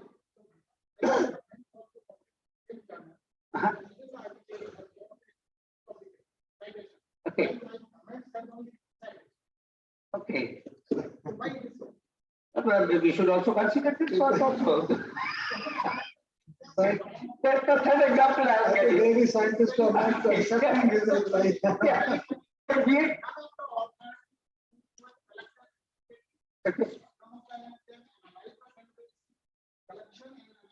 Okay. Simply the authors, they are from different countries, they were included in the papers, and the papers were published. What is the visibility of analytical results in that particular? During last 2-3 years, last 2-3 years, we were impressing upon these things only, but we have not gone through this type of work.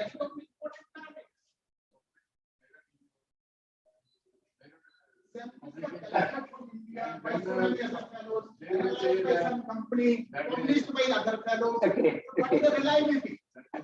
That's why in the right, Professor, that's why right in the beginning I asked everyone, and I asked question Mehta also, that UGC care is very important nowadays for our students. Because UGC care, what type of reputation?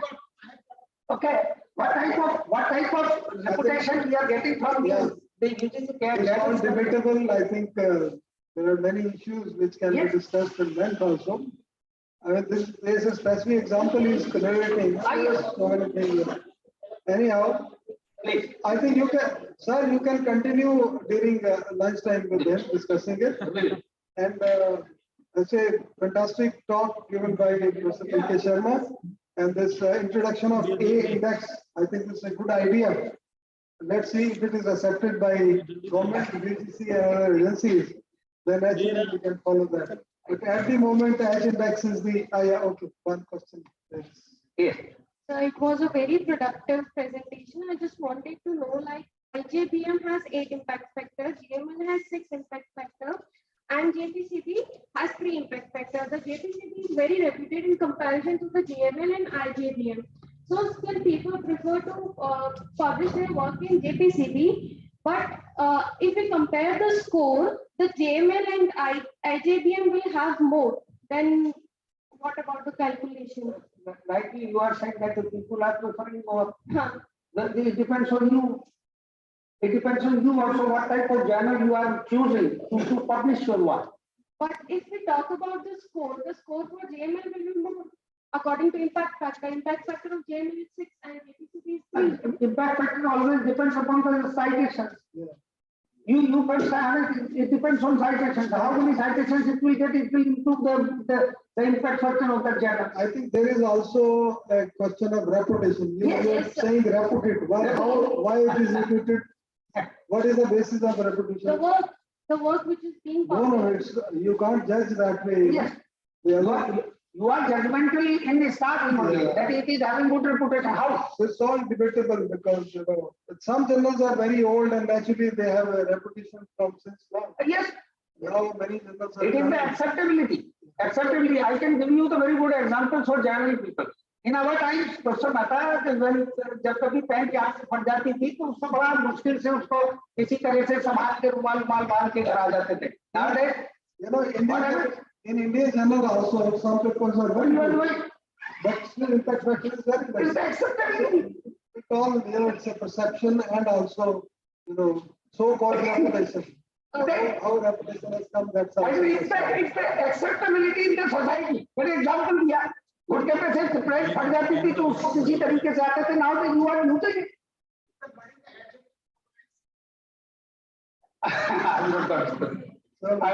You are giving a food for thought. So many things I have to consider.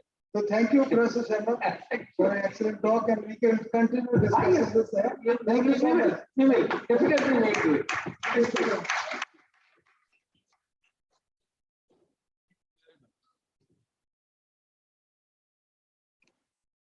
Now we have next talk by Dr. Pranjal Palita, CIT, Assam.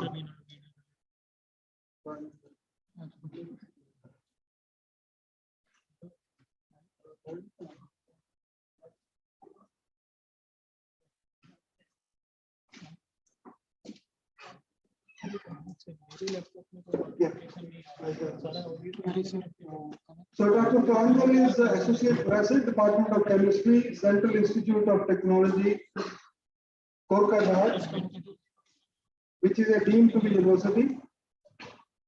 And his research interests are catalysis, porous materials, waste and green materials, and so on.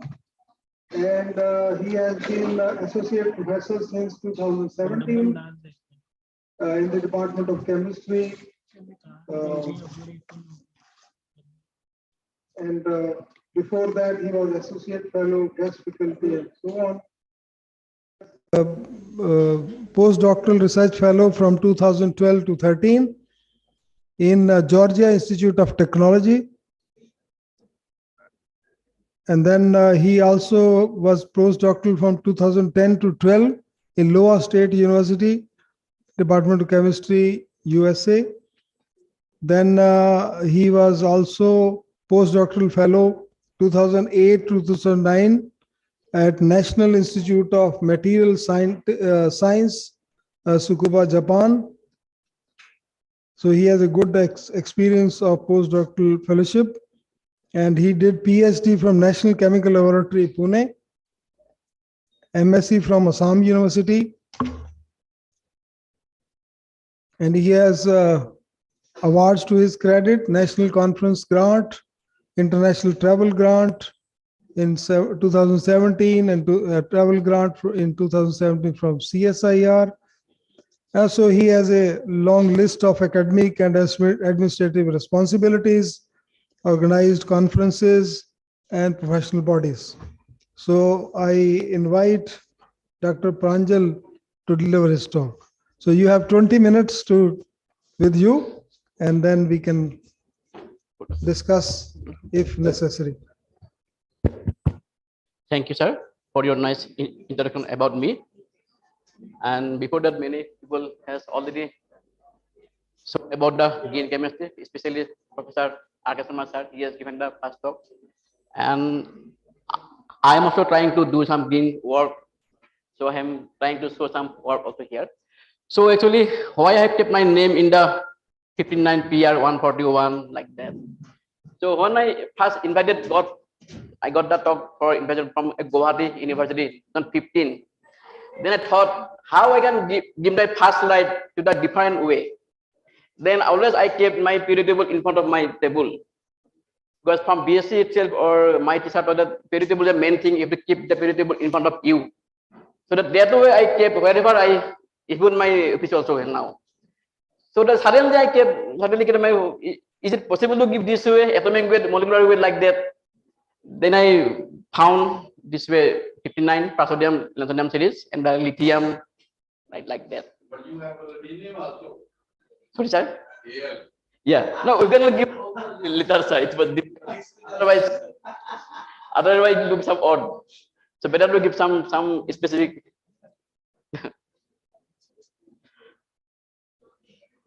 So this is the way. So before going to my slides, here I'm going to say about our institute, the Central Institute of Technology, CIT. It got deemed university on 2018. It is similar to the NERIS, is well known in Arunachal borders, and also it is similar to the St. Langwal Institute in Punjab. And this is our overview of institute. This is the administrative. This is our academic part. These are class. These are hostels. Big hostels are here. These are main library. And CIT is started 2006 with diploma course. And 2008 it started to the BTech course. And 2018 when it got the into be university, then you get the MTech and PhD courses. And the MTech with the 5 different subjects, and the diploma we have computer science engineering, control and instrumentation, electronics and food engineering, construction engineering, there is civil engineering, animation and multimedia, and BTech also computer science, instrumentation, electronic science, food engineering, civil and multimedia, etc. Also, we also conducted some international conference. This is the first term, sorry, second term. It's called the first future aspect of sustainable technology. This is a first FAST. So this is the second version of the conference. This is online. That's after Corona. These are online meeting. These are fast. These are all are, and this all the full paper got accepted through peer review in this journal.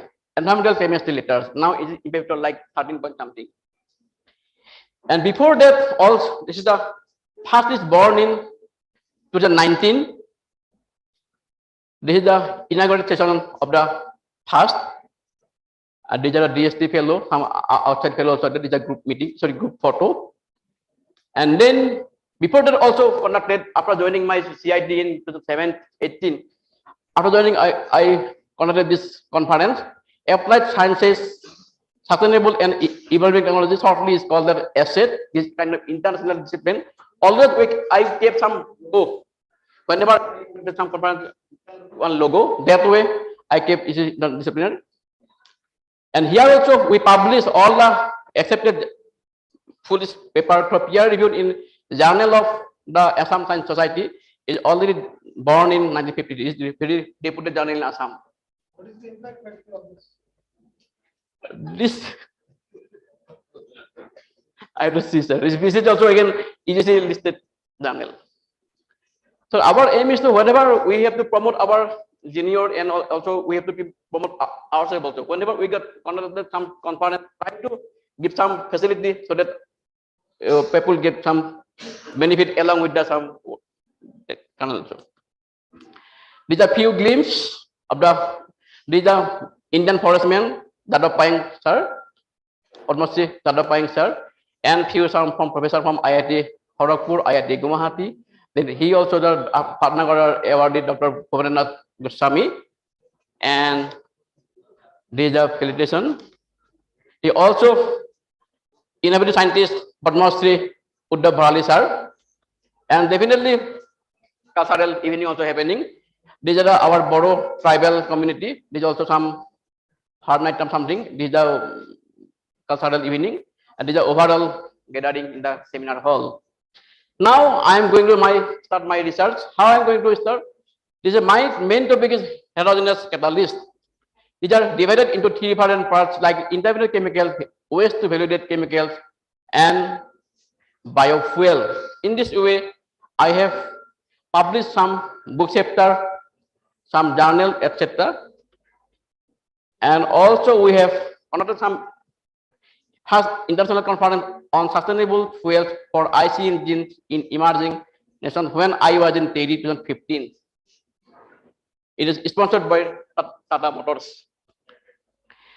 Prior to give the overview that whole world people are running about the energy, renewable energy, chemicals, water, population, education, environment, and the food. But among them, I am interested only the green part only, chemicals, renewable energy, environment, and the food. These already have discovered how to get the biomass from the valued chemicals, already explained by the car metal. How lignocellulosic biomass will get the same type of product like fuel, feeds, chemical, polymers, etc. for different sources like cellulose, hemicellulose, and lignin. And this also we have published on book chapter 16. And also biomass can be converted into the same type of chemical, same product like fuel, chemical materials, or different technical platform chemicals, and syngas platform thermochemical, etc. This also reported by the NREL Colorado National Renewable Energy Laboratory from Colorado. Basically, biomass nothing but we get the C6 sugar. If we have the C6 biomass, we can extract from the HMF. This is the HMF product, 5-hydroxymethyl furfuryaldehyde. If you go for the further process, we'll get the whatever we like, we want C12, C9, and C15. And I will show the how we're getting that after this product. It's already reported by Dumansik et al. From the Wisconsin University. And HMF are called their platform chemicals. Why it called the platform? Because if we get some biomass, some imported chemicals, 14 chemicals are called the platform chemicals. Glycerol, 3-hydroxypropanoic acid, succinic acid, fumaric acid, malic acid, aspartic acid, like that. They all are called that platform chemicals. And regarding this issue, already have published on book chapter. And recently we have published in book chapter is called Advanced Materials from Recycled Waste Sustainable Valuable Products. Recently it got published by elsewhere. Food waste.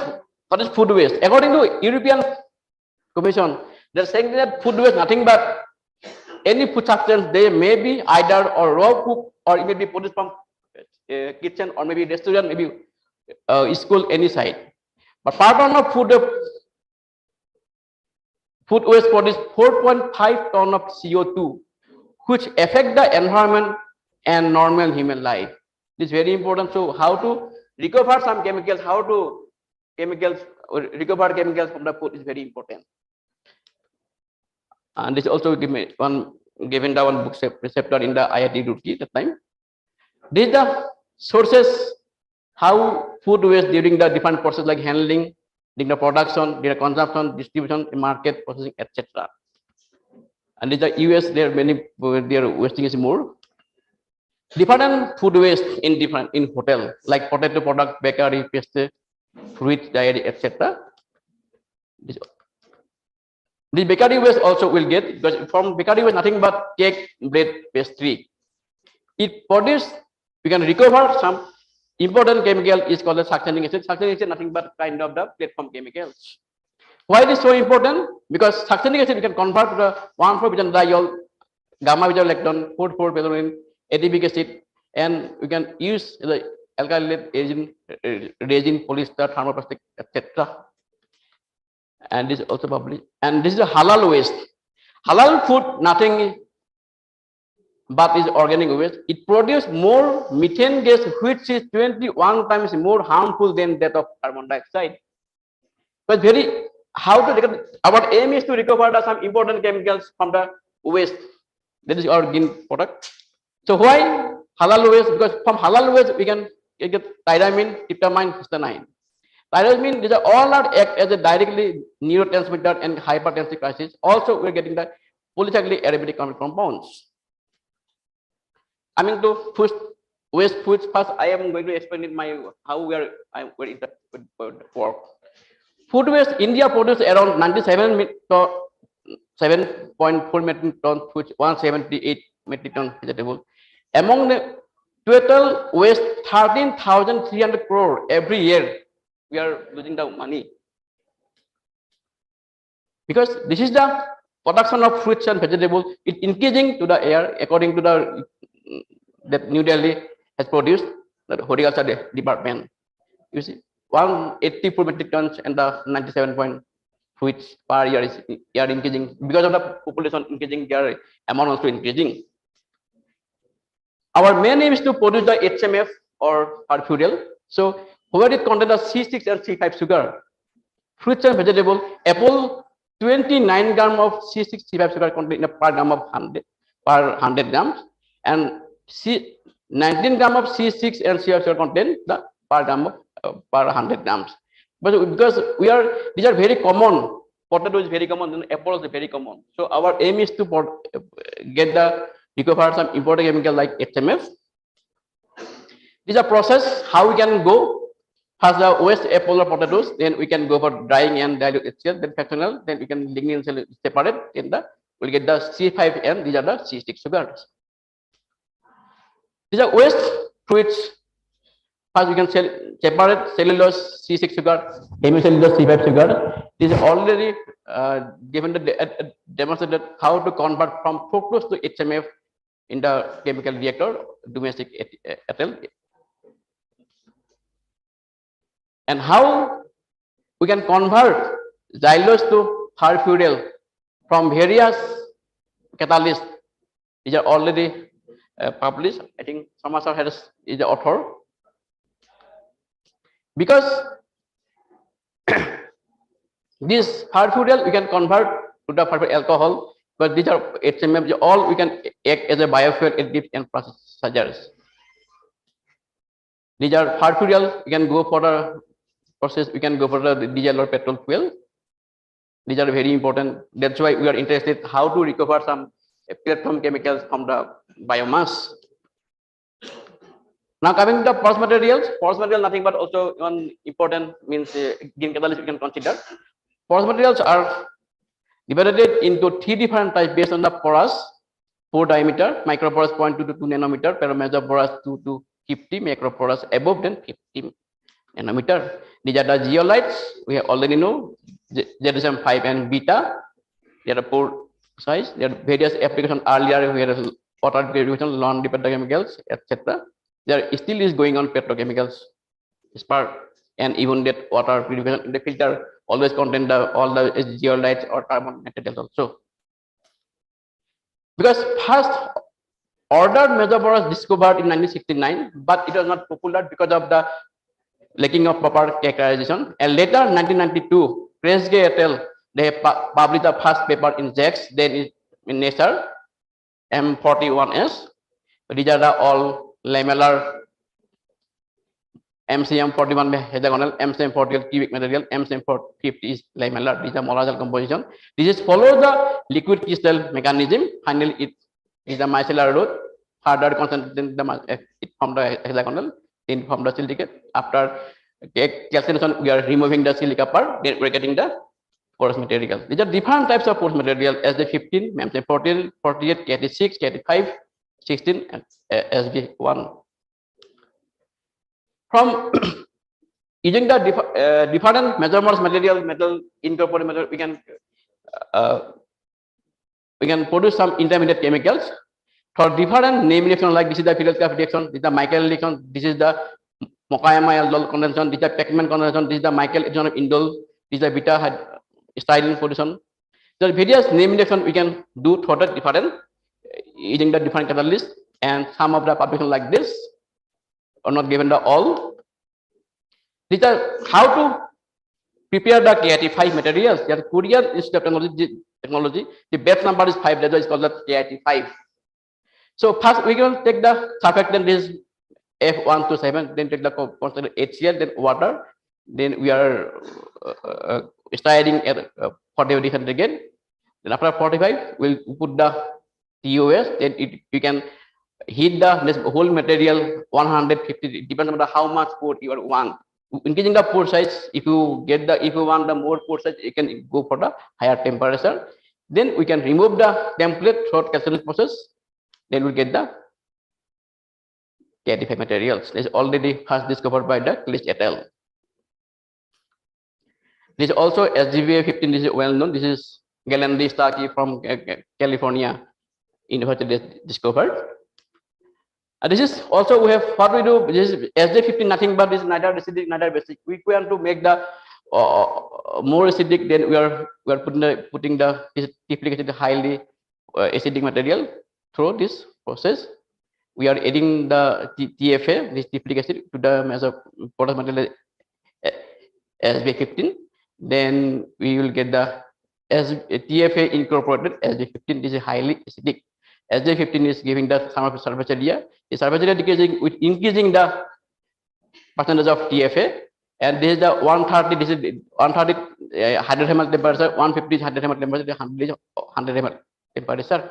Increasing the surface, increasing the amount of TFA. Their surface area decreasing. It incorporate. It is indicate that our TFA is incorporated. And whole material. Once you get the catalyst, then we have tested for the coumarin synthesis through Pacman condensation. This 7-hydroxy-4-methyl coumarin. It acts as a starting material for formation these insecticides. This paper we got the cover page 16 for this work. This is the how we are synthesizing the material. KIT5 taking the triplet acid and very easy process. We're taking the ditolone and the temperature is 90 degrees centigrade for 2 hours. Then we'll get the KIT5 materials.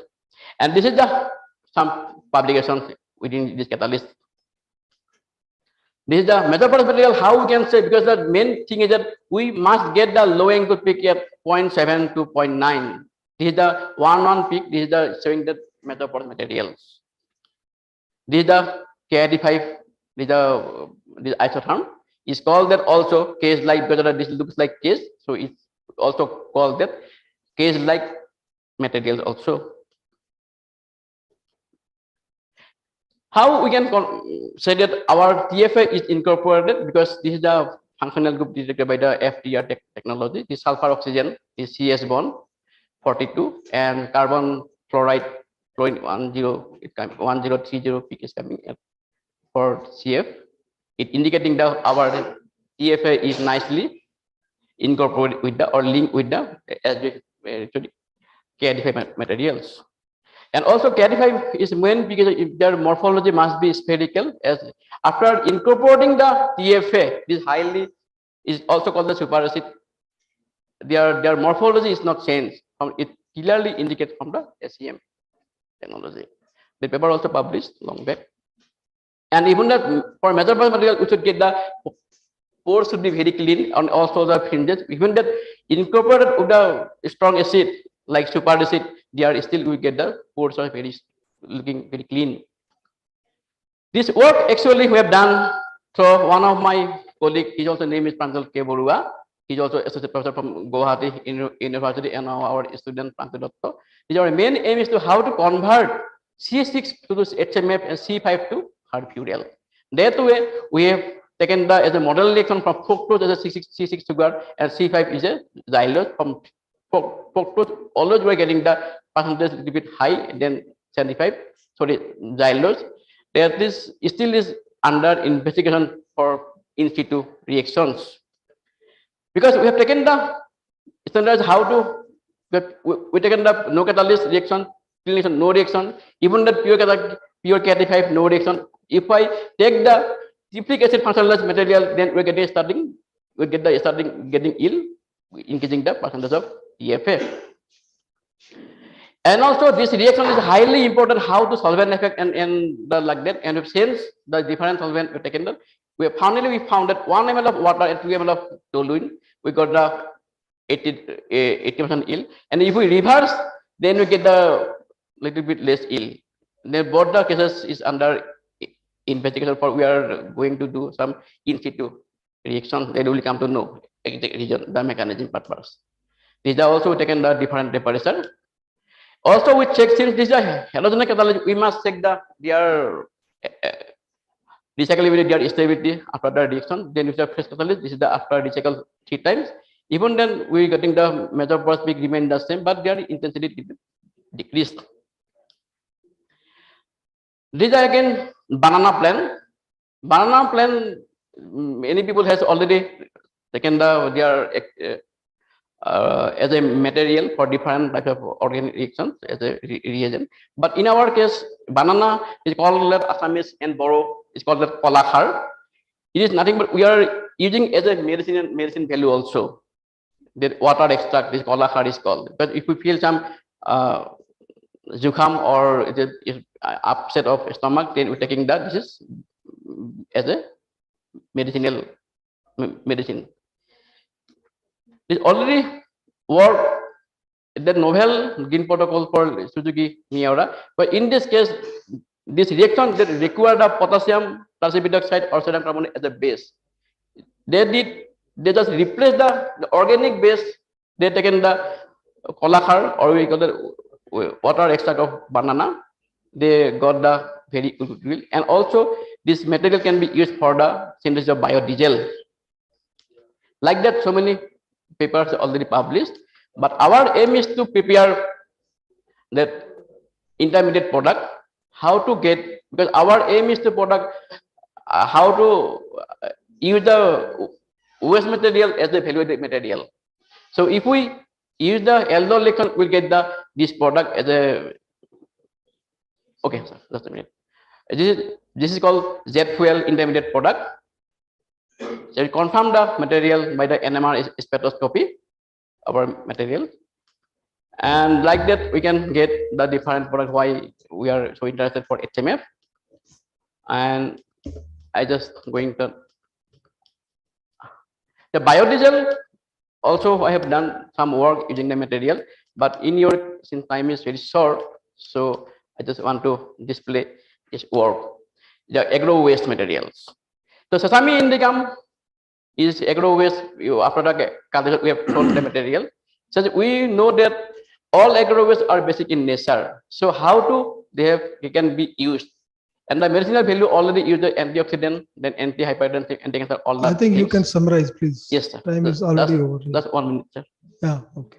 That like that, and also Brassica nigra we have used. The Brassica nigra is a master plant that can be also waste can be used as a valuable material for, or it can use as a green catalyst. And we have published this all the work in the for biological synthesis in the good journal. And also there is a banana plant. This is also in called the Malbuk plant. So it can be used for the production of biodiesel. And lastly, I want to tell about the one last minute, sir. Shea butter. Sevatar.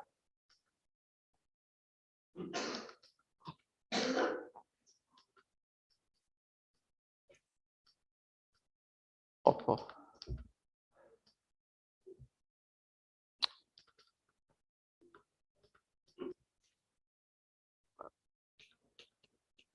Just let me check.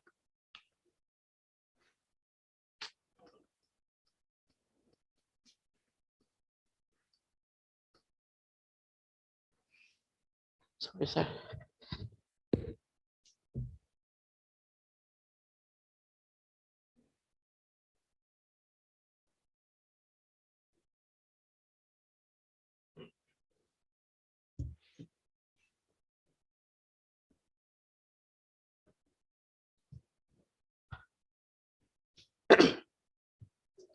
Sevatar is a kind of nut from the African sea. This is a fully triglyceride, mainly used for the medicinal ointment and the other anti-inflammatory human thing also.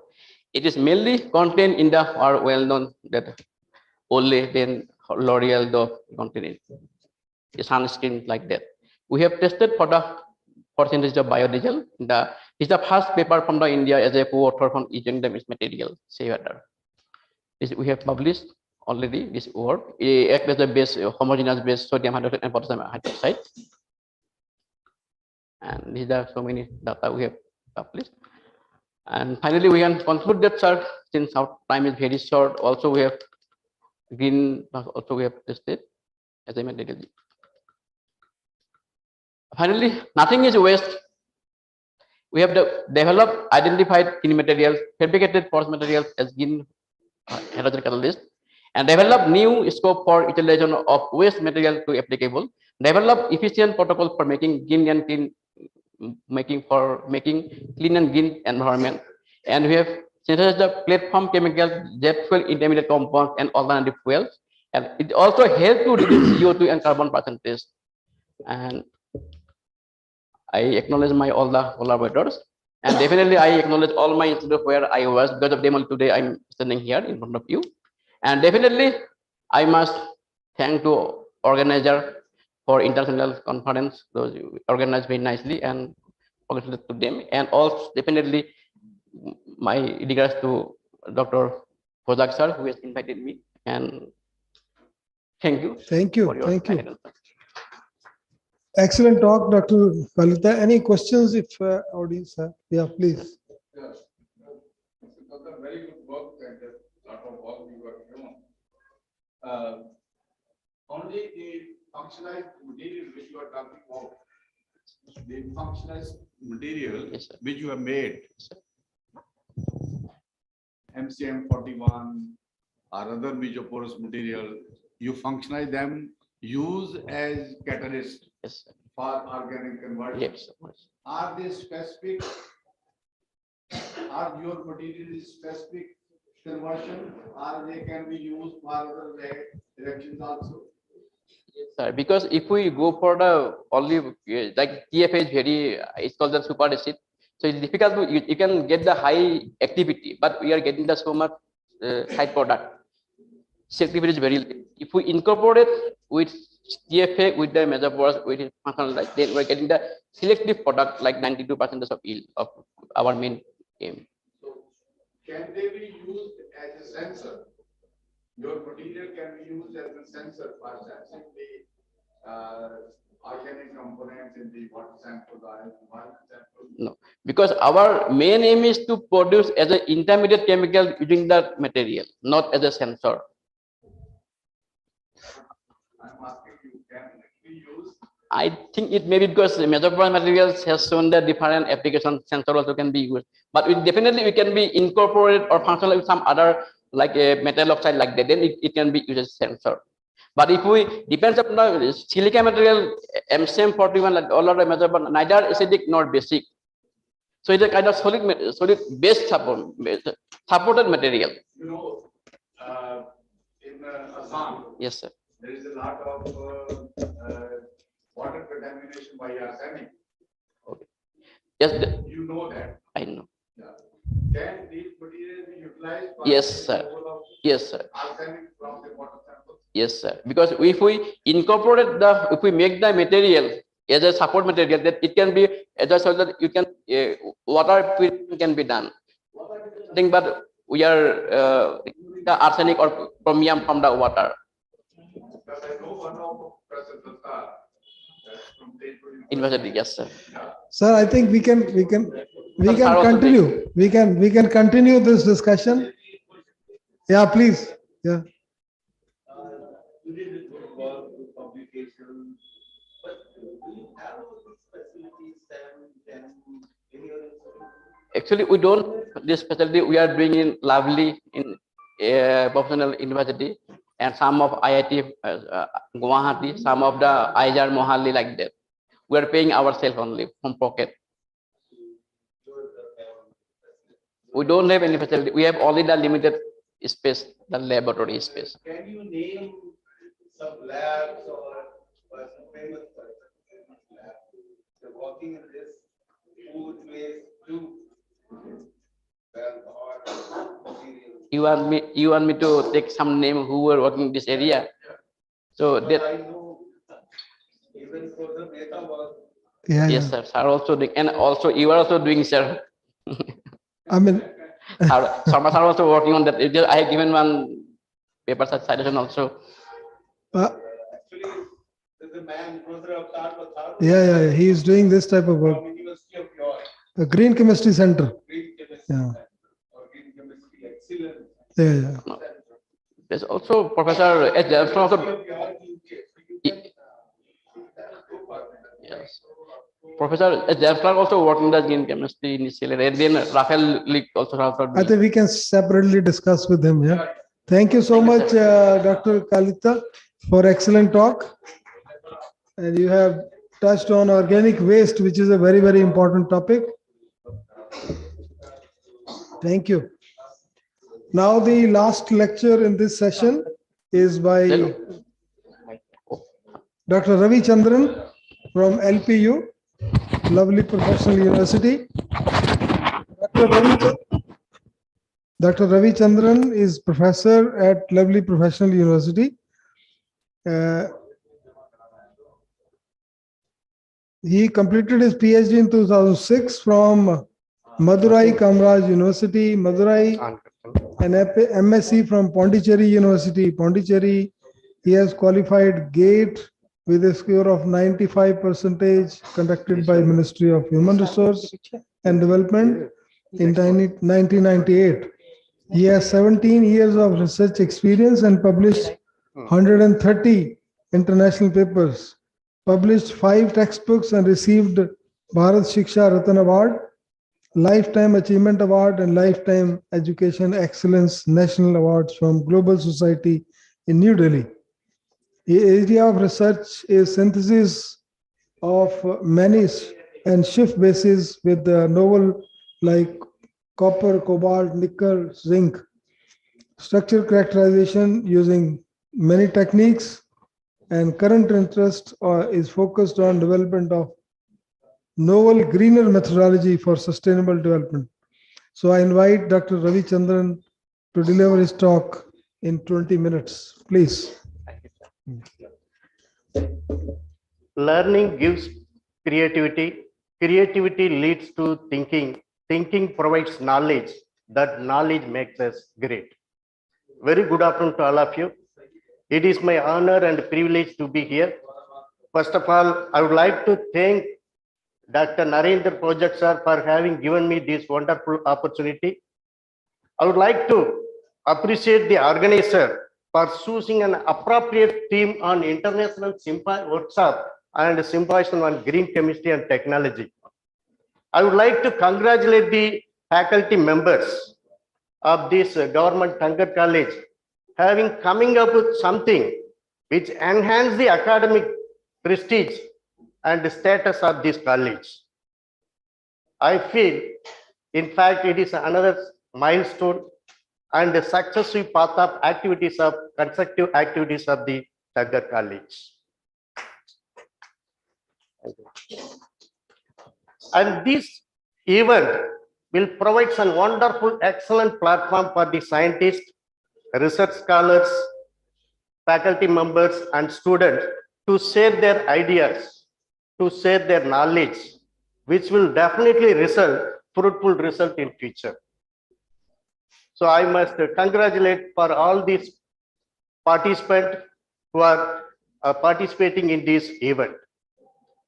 I think this December 22nd to 24th, these 3 days event, it is going to be a green letter day in the history of Government Dungar College, Bikaner. I wish this conference will be an excellent one. By the way, I am from lovely professional university. Our university is one of the premier institute, prestigious institute, and it's one of the largest private university in India. We have 40,000 plus students. We have more than 40,000 students. We have many kind of the programs. And a very recent remark, on 3rd January 2019, our Honorable Prime Minister Sri Narendra Modi ji had visited our university in order to inaugurate the Indian Science Congress. While inaugurating this function, he had created history by adding a new slogan, what we call Jai Anusandhan. So the existing slogan now becomes Jai Jawan, Jai Kisan, Jai Vigyan, and Jai Anusandhan. While addressing the inauguration session, our Honorable Prime Minister told that the science and technology must meet the rising aspiration of the people. The science and technology must address the problem of the rural people, urban people, and work for their social welfare, economic welfare, and environmental welfare. The fruits of science and technology must result best impact only when they reach to society. As you are all aware that the science and technology has brought about medical revolution in the middle of 20th century, in which drugs and antibiotics might have discovered. And this advancement of the medical technology has resulted increasing the human life expectancy from 47 to 74 years. And in our for the past 5 decades, our achievement in the science and technology is highly impressive. And this food production also enormously increased as it is referred by Green Revolution. And this enormous amount of food production that happens mainly because of the implementation of the new high-tech technology in the agricultural field, implementation of the usage of the pesticide, fertilizer, new hybrid varieties, better quality seeds, hybrid seeds. This is one side of like a coin. If you look at the one side, we can see the science and technology, the benefits of the science and technology on one side. If you look at the other side, the harmful effect of the science and technology also has to be pronounced. The main among them being the pollution of the water, pollution of soil, pollution of the air. These are the basic components for all of us for the sustenance of the living beings that has been highly polluted, contaminated, and this happens mainly because of the undesirable activities of the human beings as well as the industrial activities. As on today, there is no zero pollution industry. You name any kind of industry, whether it's a textile industry or leather industry or chemical industry or pharmaceutical industry, all these the harmful effluents which is coming out of the industry that is polluting the fertile nature of the soil as well as the water. The physical, chemical, biological property of this water and soil will be affected mainly because of the contaminants and the harmful effluents which is coming out from the various kind of the industry. So there are many kind of this pollution that is happening. So there is a crying need for this. See, this is the slide that will be showing the various contamination that is resulting from the various kind of the effluents that is coming out from the industry. So there is a crying need for the sustainable development. So sustainable development is nothing but meeting the needs of present generation without compromising the ability of the future generation to meet their own needs. Sustainable development does not mean just increasing the living standard of the living beings. Sustainable development does not mean increasing the GNP, gross national product. A true development means it should be benefit to the present generation and also for the future generation. That is the real sustainable development. So sustainable development that involves improving the quality of the surrounding, that must be suitable for the all living beings. And also the sustainable development can be achieved by following these measures like improving the quality of the life, social, cultural and economic dimension, and also using eco-friendly and suitable technology. That is the need of the hour. And also by adopting these 3R approach, reduce, reuse and recycle, that will minimize the waste generation. As you are all aware that during the 20th century beginning, the human population, it was 1.6 billion. And at the end of this 20th century, it was 6.7 billion. It is being believed that as per the human population survey status, by the year 2050, we are going to cross 10 billion. So there are so many generations of the waste will be generated. So we have to adopt to follow. As a result of this event, we have to follow this 3R approach. Then creating the awareness among the people. So as a part of this event, we are already doing. So we have to mobilize the people. Active participation of the people is very, very important. First of all, we must identify the problem. We have to develop the skill to solve the problems. That is very important. Next, we have to using the effective planning for regeneration of the natural resources. And more than anything else, we have to stabilize the population.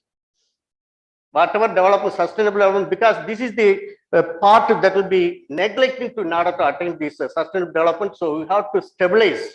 So every year, 11th July, we are celebrating International Population Day, not to raising your population, just to find the ways how to control the population. And our father of the nation, Mahatma Gandhi, rightly said, the earth has enough resources for everyone's need, not to satisfy everyone's greed. That is a very great change, because change is very, very need of the hour. Change is very, very essential, because the change is not the end. It is the beginning of something better. If you don't want to change, nobody can change you. But the moment you decide to change, even God cannot stop you. So that is what Mahatma Gandhi says, be the change that you want to see.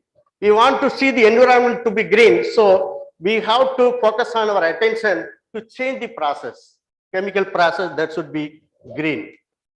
Then we have the, and more than anything else, we have to follow the green chemistry principle.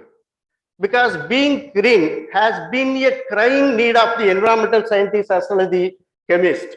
So whoever want to do some meaningful contribution toward the environment, we must be able to adapt to follow the green chemistry. Actually, the green chemistry was gained by Professor Paul T. Anastas, USA, in the year 1991. According to him, he has created a set of principles. Yesterday also, Professor R.K. Sharma already told. It is a set of principles that can be utilized, reduces and eliminates the use and the generation of the harmful hazardous toxic substance in the use and generation and manufacture of the chemical products. So that is the definition he has given. So this green chemistry is about and energy, cost, all these materials, and he has formulated 12 basic principles. Let me briefly summarize. The first principle is prevention of the waste product. It is actually the first, this is better than, first prevention is better than cure. It is first foremost for the waste and the pollution prevention. And you see that Taj Mahal, I visited there. Actually, in the photo from, you will be looking like the white marbles. It was actually the 7th wonder built by this Shah Jahan for his wife Mumtaz.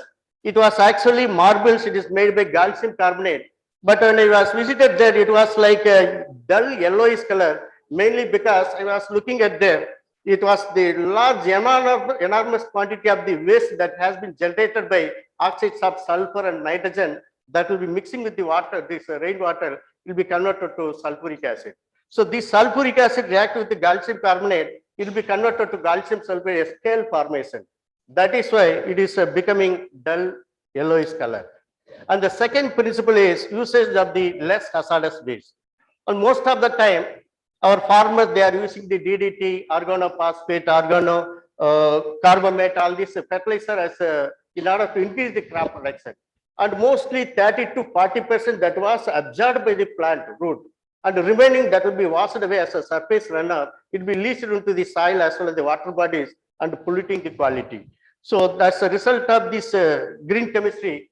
We are designing a synthetic methodology that would reduce the hazardous waste. That's what Professor yesterday he told that for the synthesis of the ranitidine, and he was that there was a methyl mercaptan will be produced, harmful substance. So they are using DMSO to reduce this. So we have to toxic chemical also will be replaced by using the safer one. And the next principle is the raw material from renewable resource. Whatever material we are using, it is very important for the green chemistry, for a chemist we are here. Whenever you are using the raw material, that must be renewable one. For example, here the polylactic acid we are using the corn, and you see this synthesis adipic acid is very important raw material for the nylon production, plastic material. And conventional they are using the benzene as the raw material because benzene is a cancer suspension agent. So that must be replaced nowadays with the glucose. So this kind of changes we need. We have to go for the renewable feedstock for the preparation of the product. The fourth important principle, the maximum incorporation of the reactant into final product. So this principle said that whatever reactant starting material we are using, we must ensure that all the atoms present in the starting material must participate into the incorporation of the product formation. If any atom is not participated, that will be ended at the waste. So we have to avoid, and we have to think about the atom efficiency, which is nothing but the molecular weight of the desired product divided by the molecular weight of all the reactants that will be taking part during the part of the chemical reaction, but will be multiplied by 100. So here you see that the secondary alcohol oxidizes to ketone and the atom efficiency is 42%. Whereas when you are using the catalyst, yesterday sir also giving a lot of talk, because whenever catalyst used, that will be efficiently accelerate the reaction and the yield also very good. And the atom efficiency also is 87%. So we have to think about, and we see the addition reaction, rearrangement reaction, we see that all the atom that is taking part participate into the product formation. So there is no side waste product. So and the atom efficiency will be 100%. Whereas if you look at this substitution reaction or elimination reaction, it is not happening like your addition reaction. Some of the part of waste product also will be formed. So that must be avoided. We have to devise methods like that. So the fifth principle is energy requirement for the synthesis should be minimum. Because as you are all aware that without energy, we cannot imagine our life. Even I'm giving and standing, giving this lecture, we need energy. You are all sitting and listening to me. We need energy. In our all walk of life, we need energy. Energy, it is even for the industrial process, like heating, cooling, transportation, all these process that requires energy. In fact, energy, all the developmental activities, directly or indirectly, they are related to energy. So, but the growing population, the demand of the energy also increases. If you look at here, for example, this energy scenario, like developed countries like USA, Canada, Japan, they are consumed only 5% of the population, but they are consuming 20% of the energy. And this energy capital scenario that will tell you, there an average person from the developed countries like USA, Canada, Japan, Germany, they are utilizing 300 gigajoule. Whereas developing countries like India, China, we are using less than 1 gigajoule. And the sixth principle is selecting the most appropriate solvent. Solvent that plays a very crucial role in our day-to-day life, even for the cleaning purpose, as well as the cosmetic, and even some of the chemical reaction will be conducted by using the solvent. And this solvent, we have to use that solvent should not be toxic. So this green chemistry will redefine the usage of the solvent. It should be easily available. It should be eco-friendly. It should not pollute the environment. It should be capable of not polluting the environment. So the prepared solvent, we are expecting water, heptane, non-polar solvent like that we have to utilize.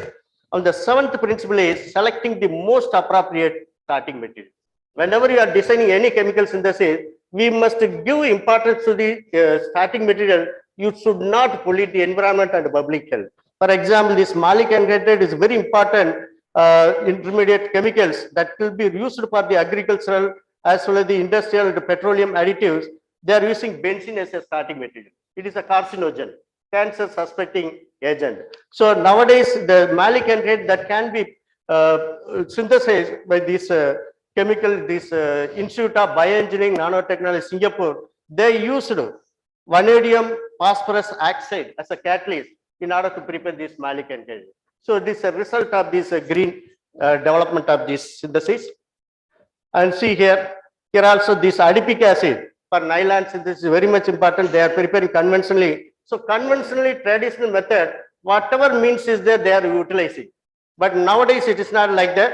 Nowadays, as a result of the green chemistry approach, we are looking for this scheme, synthetic scheme, which should be efficient, which should not pollute the environment. And we are changing the starting material also. So now the chemists from the State University of Michigan, they have developed the green synthesis of adipic acid using the appropriate starting material like glucose.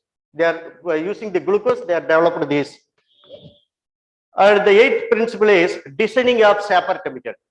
Generally, we expect a safer chemical to use. And mostly this 1961, the thalidomide was introduced mainly for the pregnant woman to reduce the pain. And this thalidomide, there are two enantiomer will be there. One of the enantiomer is found to be, it is a severe defect, whereas the another enantiomer, that is a curing effect. So this thalidomide, whenever we are synthesizing any kind of, because most of the pharmaceutical product, it is a racemic mixture. One form it is having the curing effect, whereas the other one, it is a severe defect. So those women, the pregnant woman who take this thalidomide, there is a limbs, lack of limbs that will be happening this one. So whenever we synthesize, just 5 minutes. Okay. We have to prepare a safer chemicals. And the next one is a manufacturing plant should be free from accident. And this principle states that we should avoid the reactive chemicals. And the December 3rd, December 1984, it was a black day in the history of India. As you are all aware, that it was the Bhopal gas tragedy that happened in the Bhopal around 2 o'clock morning. Everybody was slept in the city. 2 o'clock, one of the container, methyl isocyanate that was stored, and it is happened to interact with the water, it got exploded. Within half an hour time, about 40 to 50 kilometers, the complete mist formation happened, and people unaware about this. They came out of this, and more than 1 lakh people hospitalized, and 30,000 people died, especially young children died. So we have to avoid this kind of toxic chemical, reactive chemical. So this is the steps by which they are preparing. And the next one is use of catalyst. Wherever is possible, catalyst efficiently, because that will be not only accelerating the reaction, it will be increasing the yield, and the catalyst minimum quantity will be used. So most of the time we are coming about Haber process, we are using this vanadium pentoxide, and most of the brittle alkylation, acylation reaction we are using. So many catalysts are getting the Nobel Prize also. So we have to efficiently use the catalyst. Then the 11th one is avoid usage of the protective group. And most of the time organic chemists, whenever there is no other way, we can use we can go for the protective group. Otherwise, try to avoid the usage of the protective group, because it's not only introducing so many solvent and reagent, it is waste generation also happening. Okay. Next, the 12th principle is strengthening of the analytical technique. Nowadays, as a result of the green chemistry development, we are looking for any kind of synthesis, minimum number of steps. The waste generation should be minimum waste generation. Like that, we are going for example, ibuprofen. This was a conventionally prepared. It is a 6 steps process. The atom economy 40%. But nowadays, as a result of green synthesis, the ibuprofen can be prepared with a 3-step process, and the atom economy is 77%. Okay, so the present scenario will be there. Future should be, we are expecting like this as a result of the green chemistry. So I'm extremely happy. Our government Dungar College has introduced the green chemistry into the UG syllabus, and also University of Rajasthan, MSc also they have introduced green chemistry. Lighting a lamp, we can light millions of lamps. So it should generate all parts of, under the help of and support of Professor R.K. Sharma sir, he is here in our country. So with his help, even I also discussed with him yesterday, I want to start a green chemistry center at our LPU. He showed me the way. So definitely, this kind of spot should happen all over the parts. Thank you, Dr. Ravichandran. Thank you so much. So this. green chemistry, it is not the solution, that's- but it is the approach yes. to solve any kind of environmental Right. pollution. Thank And you, whatever research we are doing, any kind of advancements that will be uplift and improve the quality of our people. That is what, Nathan. Thank you. Thank you. So any questions? Anyone? Yeah, please. Yes, sir. Shown one slide why the name green chemistry. Yes, sir. Why not yellow, pink, or red? Green, that's what the actual focus. Green is eco-friendly. Green means the meaning is eco-friendly. It should be environmentally friendly.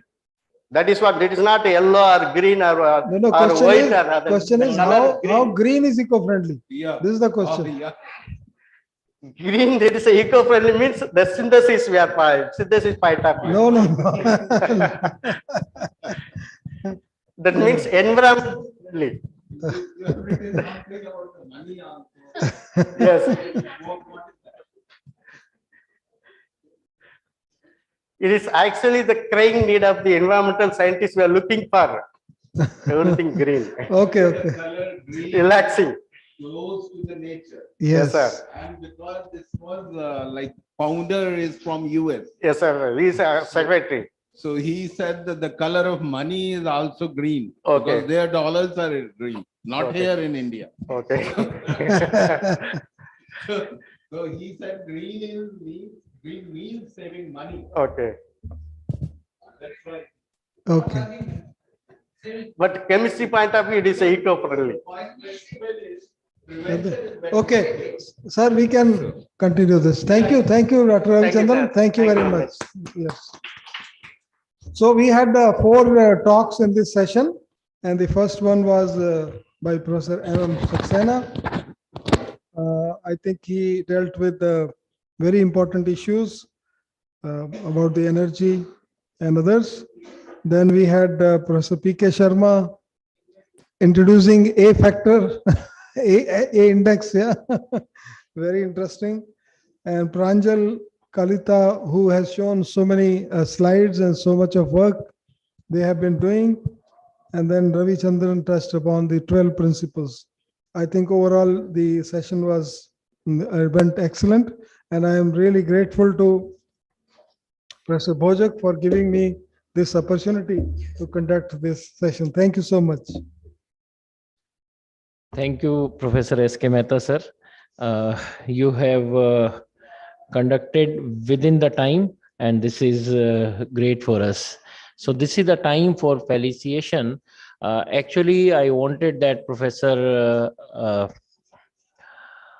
M.M. Saxena, sir, should have been there tomorrow, but since they'll have to leave, so as Professor P.K. Sharma, sir. So I request, sir, be on the dais, and sir, for the token of appreciation, and I request Professor S.K. Mehta, sir, Dr. Sumalata ma'am, and Dr. Pratibha Payal ma'am, ye light on kar dein, and please be there. नहीं, ये अलग अलग ही करेंगे sir. हाँ, आ गया वो ले लो sir का दे दो sir. And I also request Dr. S.K. Verma, sir, session in charge for this, kindly be on the dais. थोड़ा सा उस तरफ ले लें sir. This is unique opportunity that 2 vice chancellors are there, and one is presenting token of appreciation to other.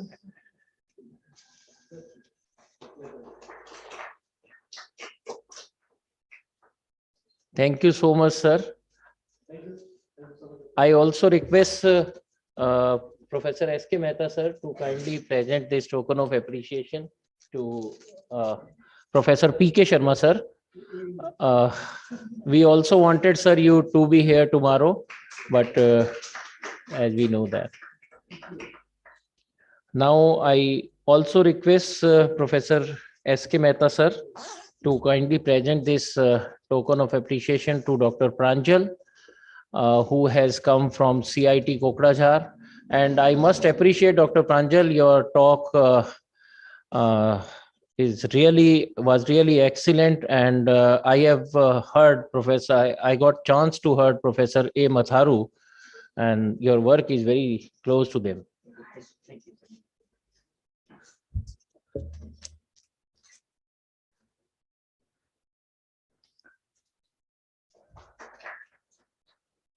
I also request Professor Ravi Chandran sir to be on the dais. He is also one of the fantastic worker and one of good friend of mine.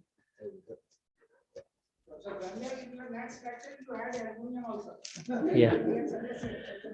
But I hope that you would have enriched your green technology knowledge today, as Professor Sharma was suggesting about the dollars. Thank you very much, sir. Now, last but not least, I request Dr. S.K. Verma, sir, to present a token of appreciation to our chairpersons and co-chairpersons. Professor S.K. Mehta, sir, that one. Yesterday, there was some error. Now, the correct one. Thank you, sir. Now, I also request Dr. S.K. Verma, sir, to present this memento of co-chairperson to both of our dignitaries. Yes. That is Dr. Sumalata ma'am. I also request Professor S.K. Mehta, sir, kindly be there. We all will be blessed due to this. And also to Dr. Pratibha Payal ma'am. She is our department's young faculty member, sir, and had just completed her PhD. Thank you, all of you. Now we are heading towards the chemistry department for the inaugural session of poster. I request Professor M.M. Saxena, sir, Professor P.K. Sharma, sir, and our principal, Dr. G.P. Singh, sir, and also to Professor S.K. Mehta, sir, to kindly lead this our gesture. And lunch is also arranged therein. So thank you very much.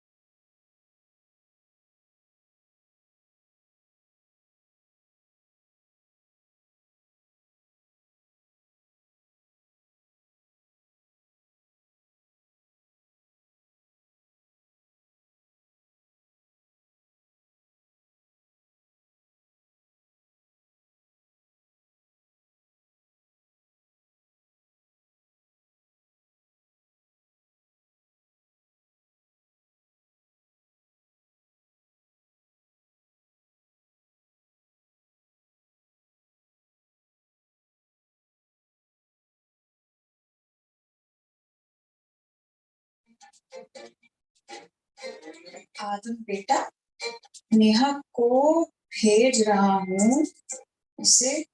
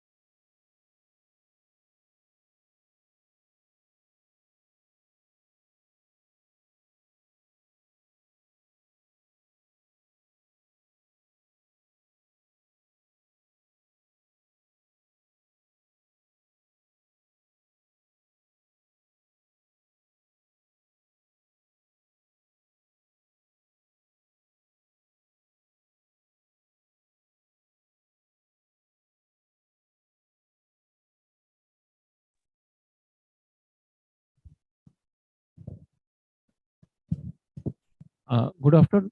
Good afternoon, Dr. Manoj. Can you hear me?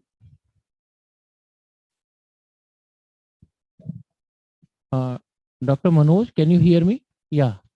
Please unmute. Hello. Good afternoon, sir. We can hear you. So within 1 minute, we are going to start, as this is also going live on YouTube.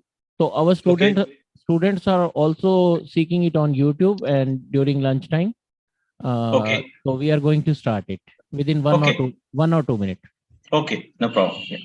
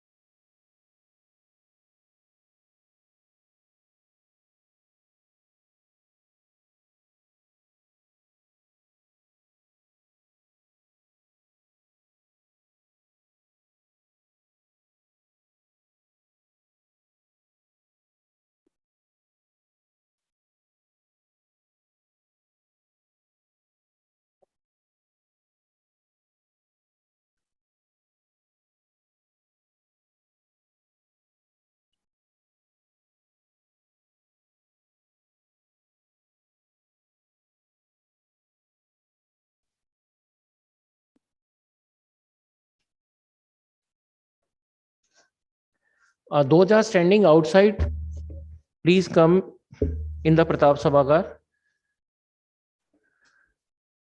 We are going to start our technical session 7. For this, there is a minor change. First, Professor Manoj B. Gawade from ICT, Indian Chemical Technology, Institute of Chemical Technology. He will be the first speaker.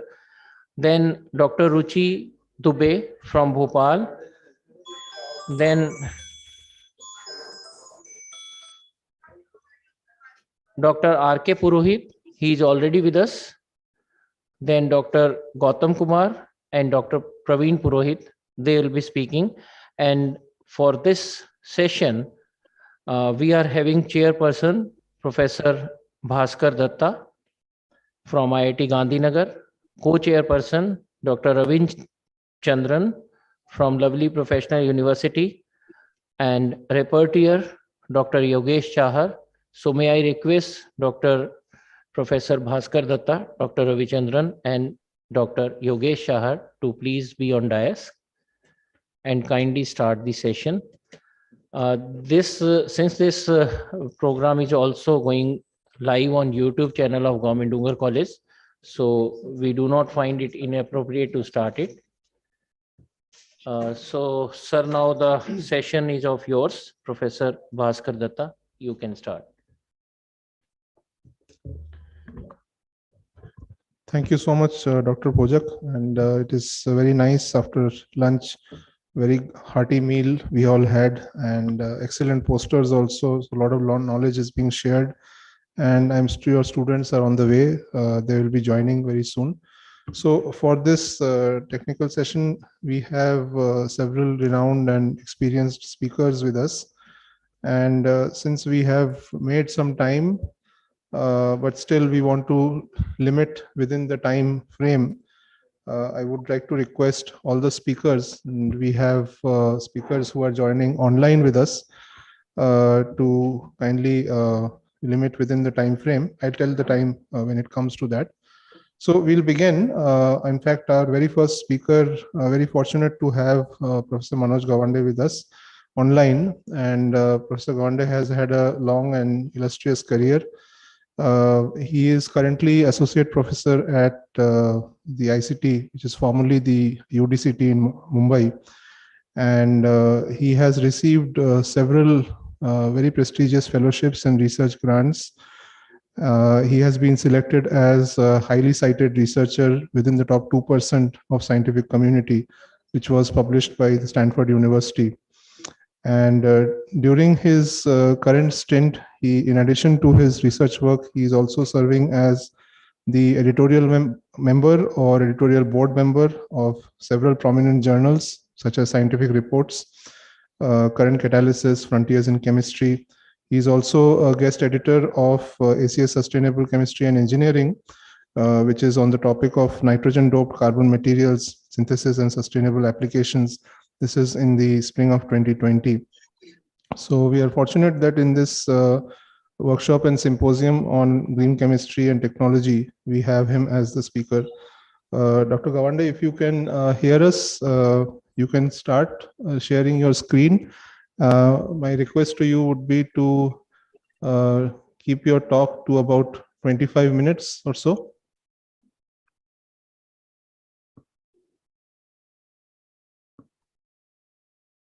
Are you able to see my screen?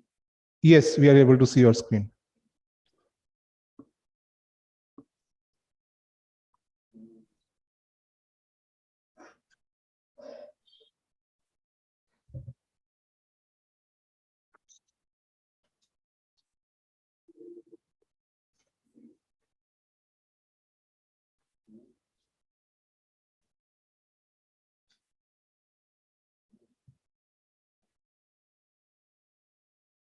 Hello.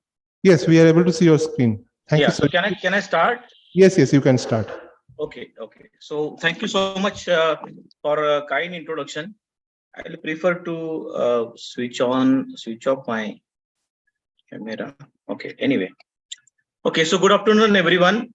Thank you for this kind introductions. I would like to thank organizers and all chairpersons, also Professor Sharma for inviting me in this nice conference. So unfortunately, due to the other busy schedule, I was not able to come there personally. But I think I'm fortunate to present my work in this conference. Okay, so today I'm going to talk on a special, like maybe it is something new field, like that is a single atom catalyst. So basically, I would like to talk on like how the synthesis and synthesis of these sacs will be achieved and various kinds of applications. So particularly like organic chemistry as well as electrocatalysis, and maybe the some part of Fe iron core shell will be explored at the end of my talk. Okay, so let's begin with my talk here.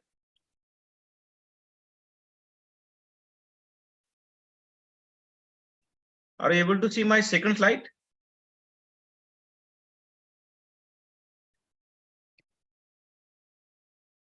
Yeah, okay. So before starting the like single atom materials, or that's what I just briefly explained here, single atom catalyst, let's have a look to like what is meant by the nano actually. So I think everyone is like aware of the nano word. Basically the prefix nano is derived from the Greek word. It is called as the vavak, and the meaning is very simple. That is a dot, that is a short. Okay, and this term is officially confirmed as a standard in 1960. Okay, so basically, if you can see from these size scales, one would understand that how these nanoparticles, like how small they are. Okay, if you see from this side scale, let me open my pointer. If you see the size scale of this, like this is the tennis ball size, 10 to the power 8. Okay, and if you go to this left side of this size scale, if you can see, this is the size here, 10 to the power 4, which belongs to the white blood cell, and 10 to the power 5, which is related to the human hair.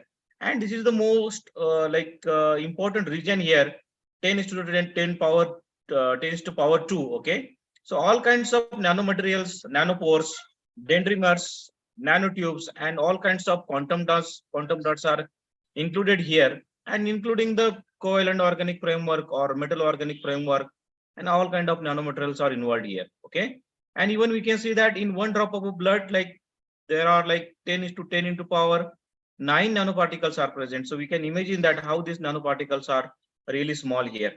So from this below figure, we can understand that there is a like how this field is progressing year by year, which is started from 2010 and now it is at like around 2022. So these are the number of publications are still rising here. So this year we can easily see that more than 20,000 publications in this field. Not only the publications, but there are the thousands of patents are filed in nanomaterials fields. Okay. So basically, let's have the importance of these nanomaterials. What is the demand of these nanomaterials by next 5 years in $1 billion? So if you can see here, in 2003, the demand was like $1.1 billion, and one cannot imagine that how this field is growing next 20 years. Okay, so here we can see that in 2025, after 3 years, the demand will be like around $50 billion.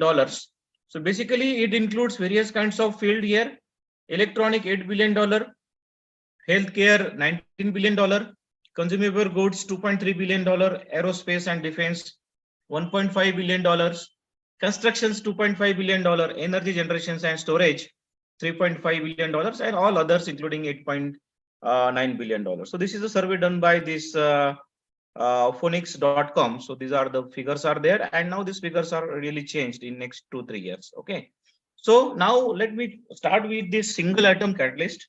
Basically, the single atom term is not really new. So we are already aware of the single atom, since like 20 years back or 30 years back.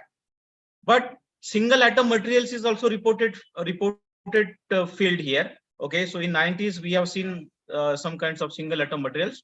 But the single atom catalyst, this is a new term which is derived in 2011. Especially the Zhang et al. And his co-workers have synthesized the first single atom catalyst, where he has used this platinum supported on iron oxides by a simple co-precipitation method, and he has used for the CO oxidation reactions. So what is the special about this field actually, and how it is different than the heterogeneous catalysis or homogeneous catalysis? So basically from this figure we can understand that here. So this is the surface atoms of support here. The blue colors is here, and these are the individual single atoms. If you see, they are perfectly located or decorated on this kind of support here. So definitely we are going to see various kinds of PADAP as well as HRTM images in my research work in next few slides. But one can imagine that they are really small here, 0.1 nanometer or maybe 0.2 nanometer in some cases, and they are having a particular kinds of distance or alignment on the supports here, and they are having a particular kind of coordinations with the nitrogen, carbon, or maybe oxygen also. So what are the 3 things are really important here? So when we would like to design a certain kind of single atom catalyst or single atom material, so basically these 3 things are really important.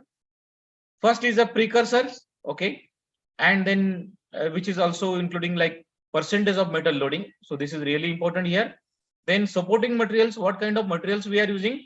So generally nowadays there are various kinds of materials are really like used by various kinds of chemists as well as scientists here. So this support material includes metal oxides, nitrogen dope materials, modified surface with organic ligands, organometallic framework, metallo-organic framework, alloy, and so on. Okay, and what kind of methods you are going to use to prepare such kind of single atom catalyst. So this is the really important 3 factors are there. Okay, so now how the single atoms are really important here.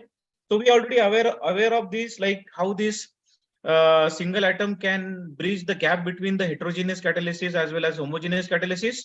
So definitely which is really having the like high atomic efficiency, high stability, facile recovery, and uniform active sites. So what are the advantages of this both heterogeneous catalysis as well as homogeneous catalysis they have? simply this single atom catalysts also have the same advantages here. And I believe that most of the reported heterogeneous catalysts, even the nanomaterial catalyst, would be replaced by the single atom catalyst in future. And already some of the single atom catalysts are available in the market. So this is the advantages of the single atom catalyst. Now, what are the important characteristics of the single atom catalyst? As I explained in my first slides, here it is really different than the nanomaterials. Here we can get the surface of 100% active metal atomic utilizations. Okay, so maybe in nanomaterials, maybe there are some sites will be not active, but here we can get the 100% active metal atomic utilizations, which manifest the high catalytic efficiency, and also because of the small size and particular kinds of coordinations, homogeneous distributions of the active centers. And because of the low atomic coordination number of the active centers, it's certainly having the good adsorption capacity as well as high efficiency and selectivity as well. Okay, if you can see from this left side figure here, this is the surface energy, and this is the minimizing metal sizes are here. This is the bulk material we can see here, and definitely the specific activity is increasing this order. This is the nanomaterial, this is the sub nanomaterials, and this is the single atom. So from this we can easily understand that the surface energy of this material is really increases here. Okay, so that's why this material is having a special place in catalysis. Okay, so now I'm going to start like what exactly our group has done in this field. So let me explain you that. So just 2019 I joined Institute of Chemical Technology, Mumbai Marathwada campus, Jalna, here in Jalna. Okay, so which is the place is near to Aurangabad. So this work is also like I have done in the Czech Republic, where I was working as a associate professor. So the work is also belong to there. So I just wanted to like mention that. Okay, so it is a dual affiliated work from ICT as well as RCPTM Pulaski University. So what exactly our group has done, you know, so in 2014 or 2015 that time, so our group has prepared like various kinds of graphene materials. So specifically, if you can see here, like fluorographene or chlorographene, and by using various kinds of bases, and then we have modified it. So particularly talking about the two materials, for example, cyanographene, that is a GCN, as well as graphene acids. So the preparation is very simple. Simply we have taken that fluorographene, and with the help of that NaCN, which we have converted into the cyanographene, and finally it can be also converted into the graphene acids. So this is our first work on single atom materials here. Here we have prepared very novel and very fascinating catalyst, which is called as a mixed valence single atom catalyst, which can be derived from the functionalized graphene here. So below we can see the simple procedure here. Simply this GCN, that is a cyanographene, which we have achieved from the fluorographene by using that DMF as well as NaCN by simple procedure here. Once we obtain this GCN, simply we have used here copper chloride and aqueous solutions and shake just 24 hours, and finally we are able to get this copper on the cyanographene support here. Okay, so basically our plan was like, let me tell you the story, like how we have started about to prepare this kind of catalyst. So basically we wanted to prepare the nanomaterials. Okay, so copper nanomaterials on the cyanographene, but certainly like we were very surprised to see that they are not nanomaterials, because we are not able to see any nanomaterials on the support of cyanographene. But definitely the copper metal detected by this ICP, as well as it was also working for some reactions. Then we certainly realized that what it is, and then we noticed that, oh, it is a single atom catalyst. And importantly, notice that here we have not used any kind of additives, not any kind of base, or not any kind of reducing agent. Just simply we have used this cyanographene as well as that copper salt here, okay, and just water. That's it. Okay, and then we are able to prepare this cyanographene supported copper single atoms. Okay, so as it is mentioned that mixed valence single atom catalyst derived. Okay, why it is called as mixed valence? Because we got the two valency of the copper, that is a +1 as well as +2. Okay, so basically we have started with the cupric chloride. Okay, that is the Cu2 plus and Cl2 aqueous solutions. Okay, so then we just got here like Cu plus as well as Cu2 plus, you can see in the figure. So how this plus to get converted into the plus one here? So it is because of that charge transfer from the cyanographene, that is a cyanographene group. Okay, so which is really helpful for the charge transfer. So that's why we got here 50% copper 1 as well as 50% copper 2. Okay, and below to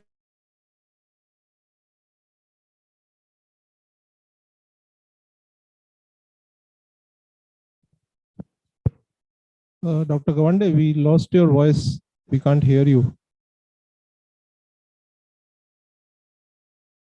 Can you hear me? Some connection issues at his end.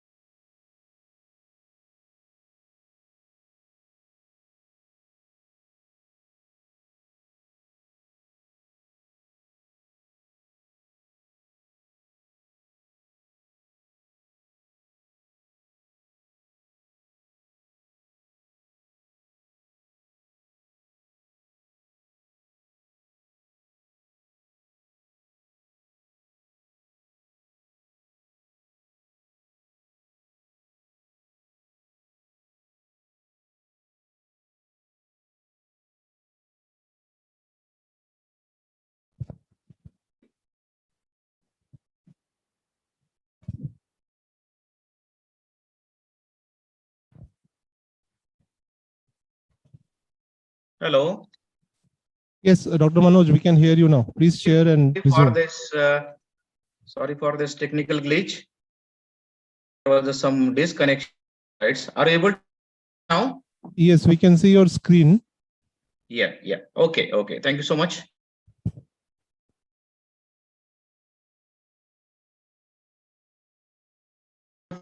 In copper catalyst have been that we got the. So, Dr. Manoj, your screen is not in slideshow mode. Okay, just a minute.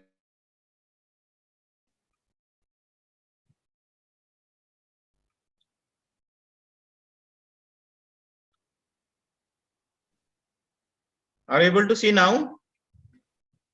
Not yet. Okay, just a minute.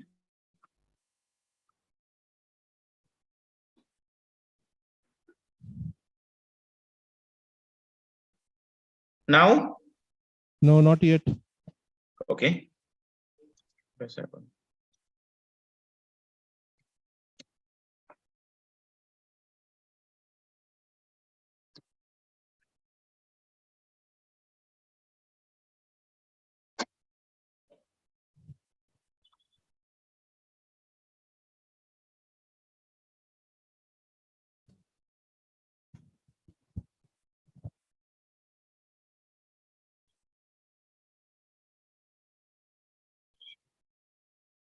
Now?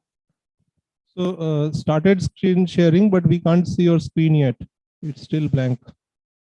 Oh. Yes, now it's fine. Please resume. Please resume. Okay.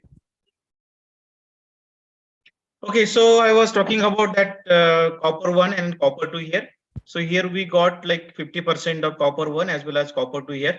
So what is the specific combinations we have used and what is the special advantage of this copper 2? So in the HADAP images, we can clearly see that how these here we can see this is the bright contrast here, bright spot in HADAP image. They are really small, like 0.1 nanometer or 0.2 nanometer in certain cases. They both are belongs to copper 1 as copper 2. So in this case, we are not able to identify that which is the copper 1, copper 2, but definitely the XPS clearly suggests that the both are placed as a copper 1 as copper 2 here. So after preparing and well characterized this catalyst, we have explored for the catalytic applications. So particularly we have used it for the oxidative homocoupling as well as oxidative heterocoupling as well as the oxidative cross coupling of benzyl anilines here, and also we have explored for the oxidation protocol.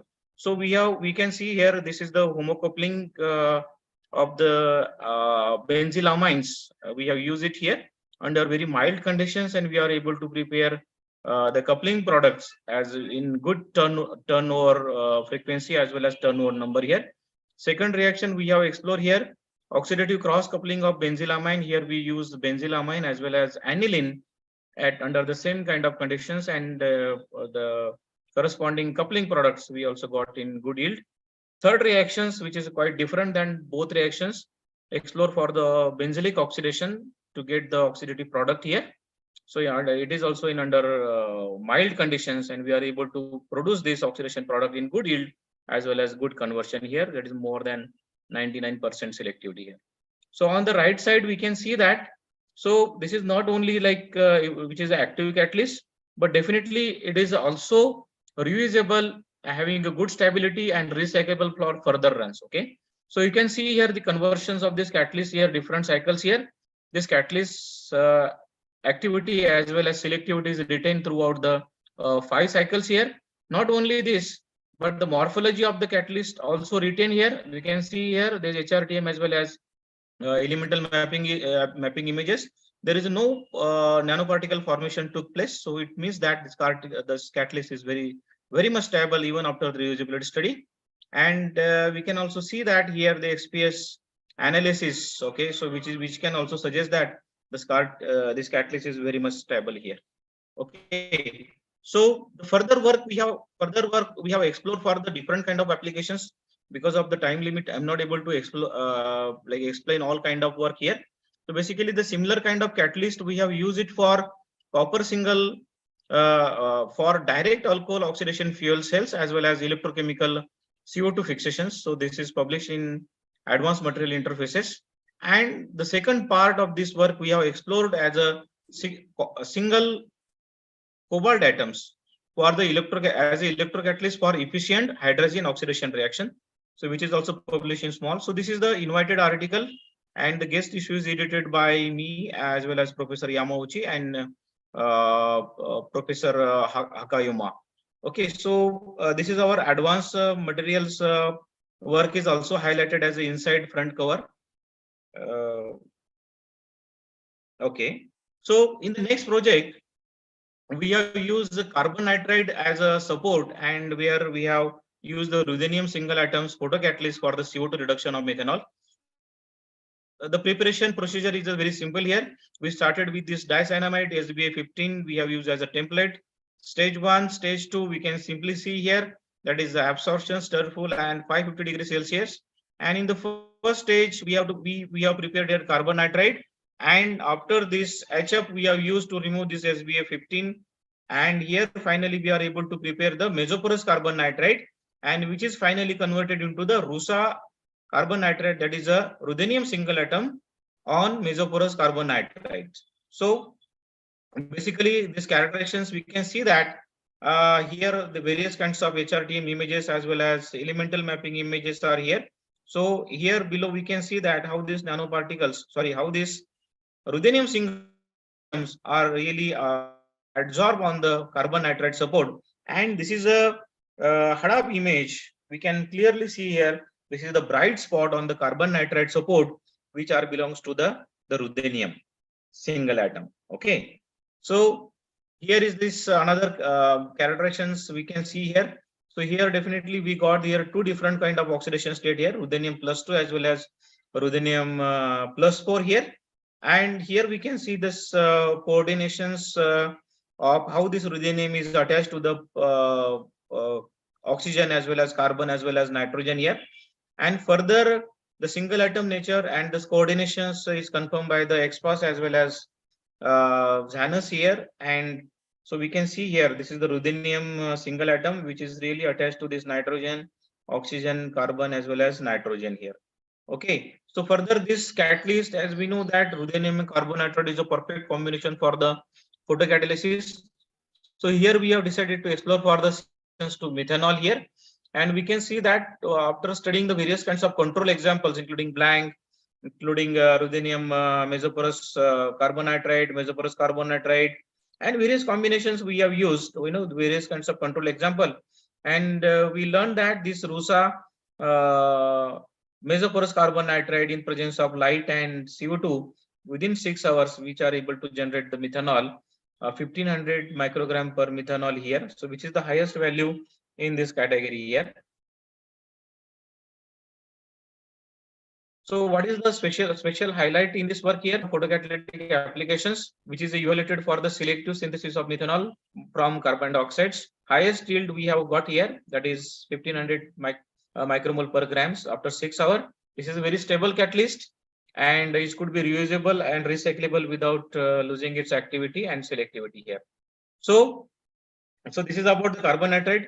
In next work along with our Chinese co-workers, here we have developed advanced plasmonic photocatalyst containing silver single atoms for the selective borrelations of aryl iodides. It was, as you understand, that silver is really not stable and easily oxidized. So it's not easy to prepare the silver single atoms. Okay, so because it's very, very difficult to prepare the silver single atoms, so you cannot see much report on this. So basically, what exactly we have done in this case here, we have used the small amount of Ag plus on the surfaces of AgCl particles into the single atom, that is the Ag0, as well as the plasmonic catalyst via salvothermal strategy, which is explored for the borrelations of aryl halides. So these are the various kinds of methods we have used in this work. So this plasmonic silver single atom plasmonic catalyst is prepared by converting the small portion of Ag plus ion on the surface of AgCl grains and into the sac upon the salvothermal techniques. So here we can see there are the three different techniques we have used here. That is AgCl, MgOH2 and ethylene glycol, methanol and methanol here under the different kind of conditions. And finally, we are able to prepare this AgEg, that is ethylene glycol hydrothermal process and precipitation process is here, and on the support of MgOH2. Okay, so basically this catalyst is prepared here, and finally we can say that here we got the two different kind of oxidation states. So definitely it is not easy to maintain the zero. So we have got here mixed oxidation state, that is a Ag1 as well as Ag0 here. And finally, by these HADAP images, we can see here. So it is, as I mentioned here, it is not possible to get the 100% single atom. So here we can say sub nanoparticles are also here. These patches are here on the support here, but maximum we have the silver single atoms here. So particularly the silver single atoms we have used as a plasmonic catalyst. Various kinds of iodoborane. Okay, so we have used for the selective borylations of aryl iodides with bis pinacola to diboron here, and here we got the very good selectivity here. We have not observed such kind of product here. Okay, so this is one of the important highlight in this work here.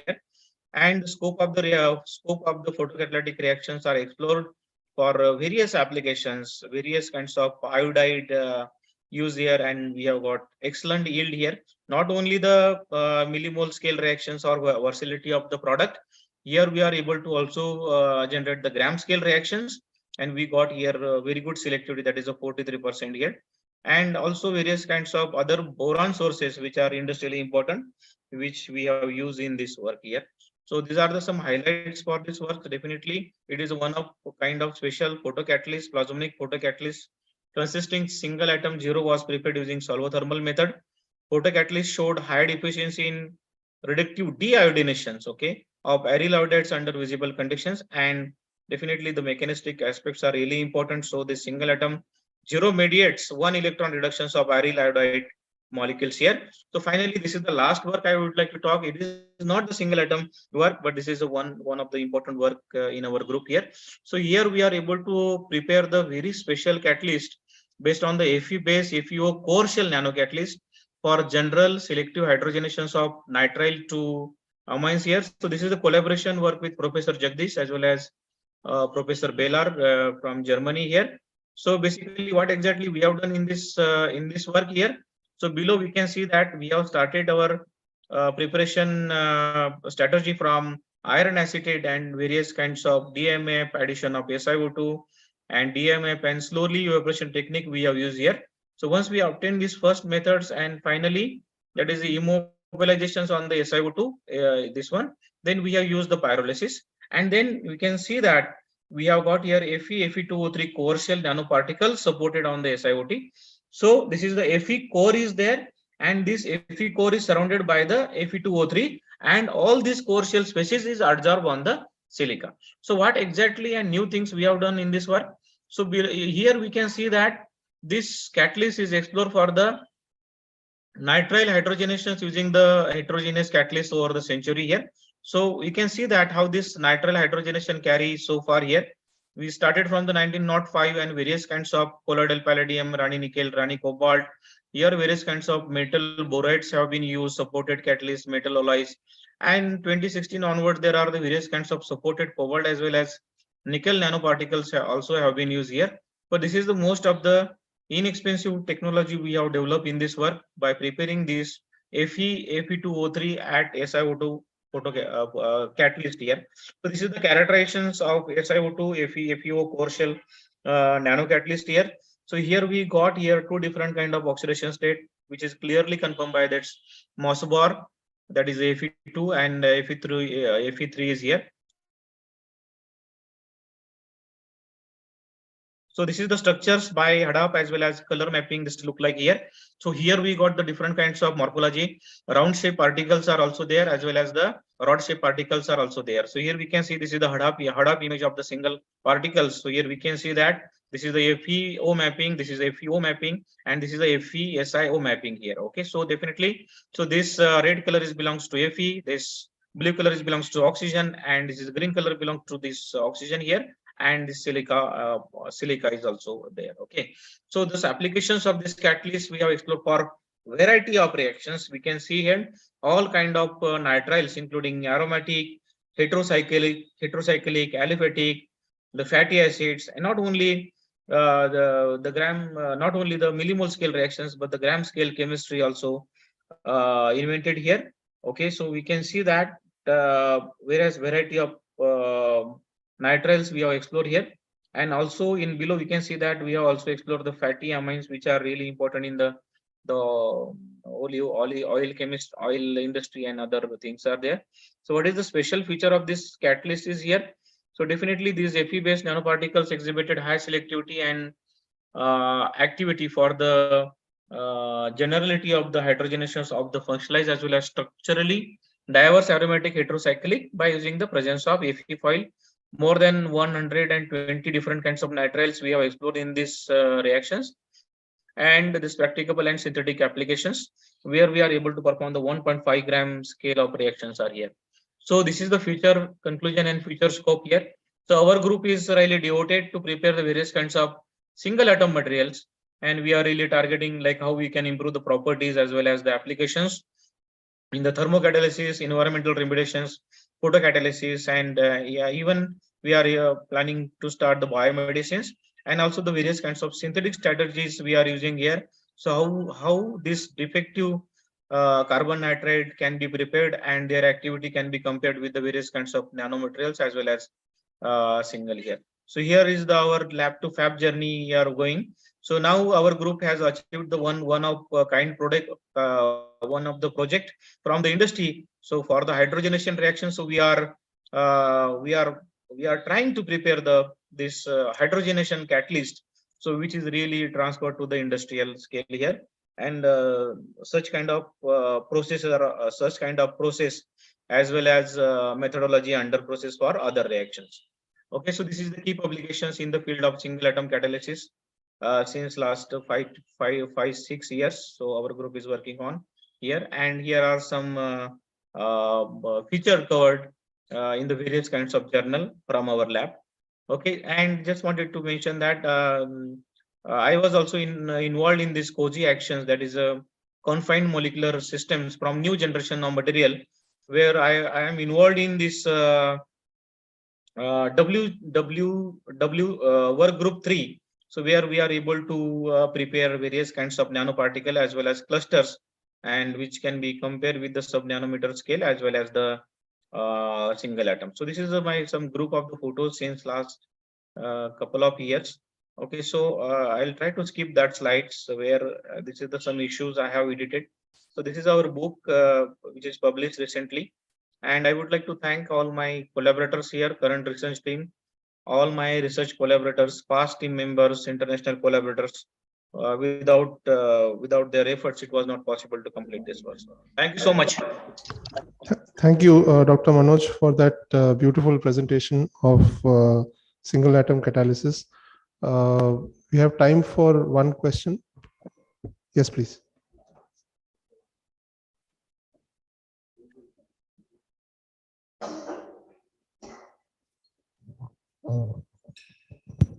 Hello. Sir, actually, I wish to know the deconvolution of the X-phase spectra of that silver. Can you show it again, sir, please? Okay.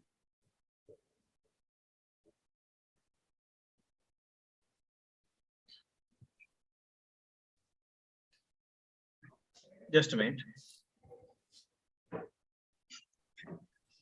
Are you able to see the slides? Yes, sir. Yeah, but there is some problem actually. I'm not able to scroll. Let me see, just a minute.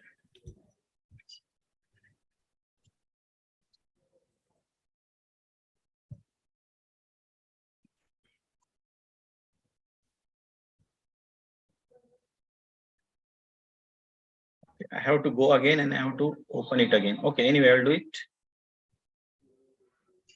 Sir, I wish to know actually that AZ spectra you have deconvoluted into two peaks for AZ plus and AZ naught. So how you have, is there any that we have to keep fluid half maxima or not? That one, sir. Okay. That, yeah, yes, sir, AZ plus and AZ naught. So if you look at that AZ naught, this is very small. So how we will differentiate whether there is a AZ is there or not? How do we will confirm? Okay. So you mean like, so that's why as mentioned here, so basically we have the two kinds of AG0 is very small here. Okay. So currently I do not have the percentage of this, how much AG plus and AG0 is there, but definitely some, okay. So it is like below, we can see that, some percentage in, and definitely the percentage ratio definitely is related to the this graph, like what exactly we can see here. So basically for AG plus 1, we can see this is this one, and for AG0, we can see these two graphs are here.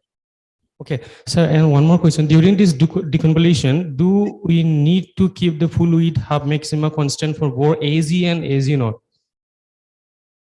Yes, we should.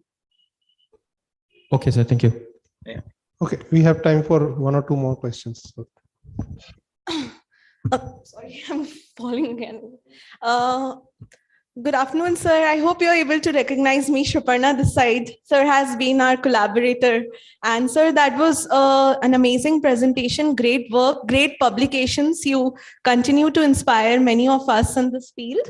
Sir, I had one question regarding the first work that you had shown, the graphene oxide one, the copper. So in that material, you have shown that you're converting the chloro-based material into the cyano-based CN. So I was just wondering, what's the purpose of actually CN in this? Because Actually, it is a very good question. Okay. So yes, basically, we know that our intention to use the various kinds of graphene derivatives, and one of our group is really involved in various kinds of graphene materials. So for example, not, I think by mistake I said chlorographene, but it is a fluorographene, F. It is a fluorographene. Okay, so fluorographene is easily prepared by using various kinds of fluorinating agents. And once we have prepared this fluoro, but it is not easy to attach something to fluoro, right? But so that's why we have decided to remove that fluoro with the cyano. Okay, our aim was to prepare that cyano because we wanted to absorb the nanoparticles on the cyano group. Okay, so that was our design. But we were really surprised to see that we did not get any nanoparticles, but it is we have got the single atom. Okay, and then this field is explored.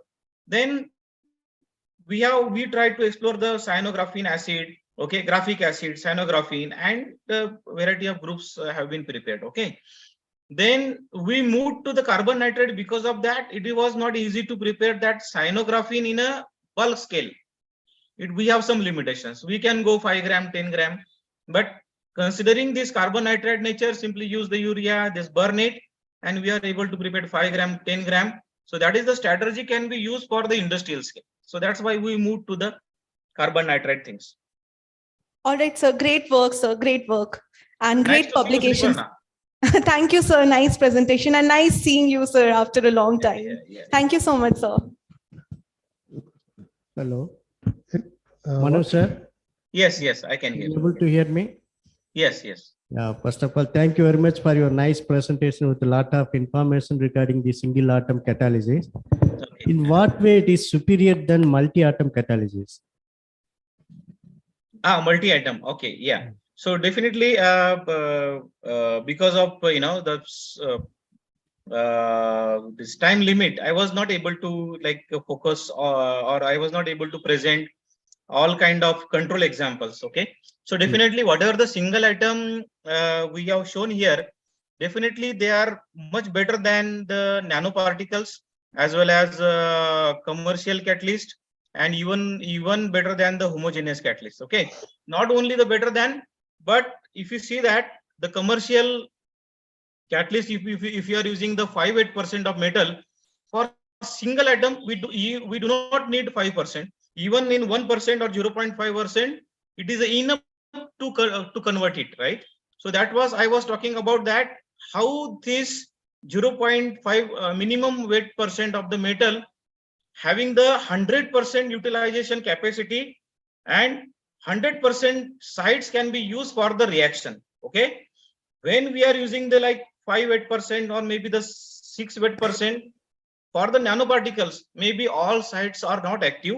That's what the lower percentage in the single atom, and it is definitely is better than that multi-atom also, because in multi-atom we can see that is a sub-nanometer. They are very close to each other. They can form the like agglomerations, okay, together, like what exactly I have shown in silver single atoms. Okay, so there is some sub-nanoparticles are also there. So it will really hamper the activity. It will not get the sufficient surface to absorb the material or absorb the organic species, and so it is having some difficulty to convert into the reactant, which reactant cannot be converted into the 100%. So Right. it could be the reason, in my opinion. Okay, sir. And one more question. You are using inner trans metal, that ruthenium. Is there a specific reason? You are using a ruthenium metal, inner trans metal?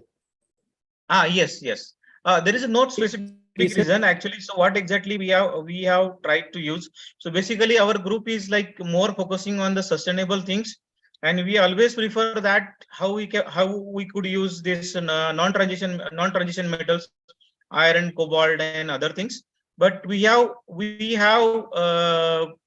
tried this iron, cobalt, and all these things, but these were not much active for catalytic reactions. And we noticed that this ruthenium is having a good activity compared to the all noble metals. What is the reported for hydrogenations of CO2 into the methanol? Thank you, sir. Thank you very much, Dr. Gawande, for excellent talk. Let us all thank Dr. Manoj Gawande for this talk. Thank you so much. Thank you so much. So we move on to the next speaker in the session, and next we have Dr. Ruchi Dubey. Yes, Dr. Dubey, can you hear us? Yes. Okay. Yeah. So I'll just quickly introduce Dr. Ruchi. She is working as Associate Professor in Chemistry at Career College in Bhopal. And she's also recognized as a PhD coursework expert at Barkatullah University. She has 20 years of teaching and 14 years of research experience. Her research interests and expertise is on sensors, nanosensors, various kinds of green synthesis, nanomaterials from activated carbon and waste materials. She has a wide variety of awards and accolades to her credit, numerous best paper awards that she has won. So I invite you to share your screen and give your presentation, Dr. Ruchi. If you can please limit yourself to 15 minutes, that will be very nice.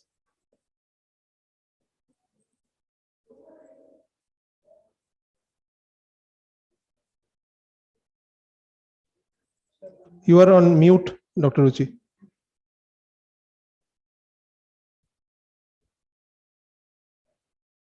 We can see your screen. You are on mute.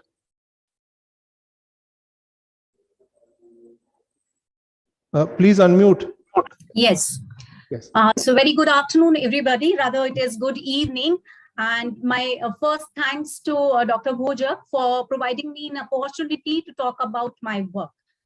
For the point of care diagnostics, which are the tools for detection and filtration of toxicants, and we say of toxicity, that means a pollution, which is a burning issue, and we have to deal with it to prevent our environment and health, no matter which type of pollution it is. So my tool works on the same. There is a need that we should dilute the pollution and should search for the alternative pathways for it. We must think of manufacturing and using such innovative chemistries which could treat the waste or remediate the waste at the sites itself. We are in need to search for the analytical tools for the detection, monitoring, and for the remediation of the toxicity at the point itself. So that's a very, very big question. Do it as an easy task? Definitely not. But the essentiality is the sustenance, and that's why the green chemistry has given us a ray of hope over here.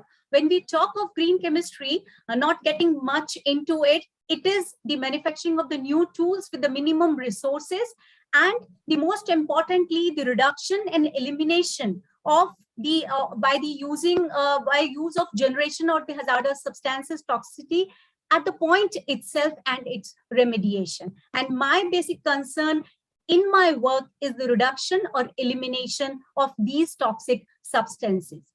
My work is basically focused over the heavy metals, which are hazardous pollutants and pollutes the environment due to bioaccumulation, and later on they poses the threat to animals, plants, enters a food chain, and thus leads to chronic diseases. These are certain things which are everyday life's part, and we are consuming these every day, and thus consuming a big percentage of heavy metals every day. And hence there is an urgent requirement that we should search for the green tools and alternatives.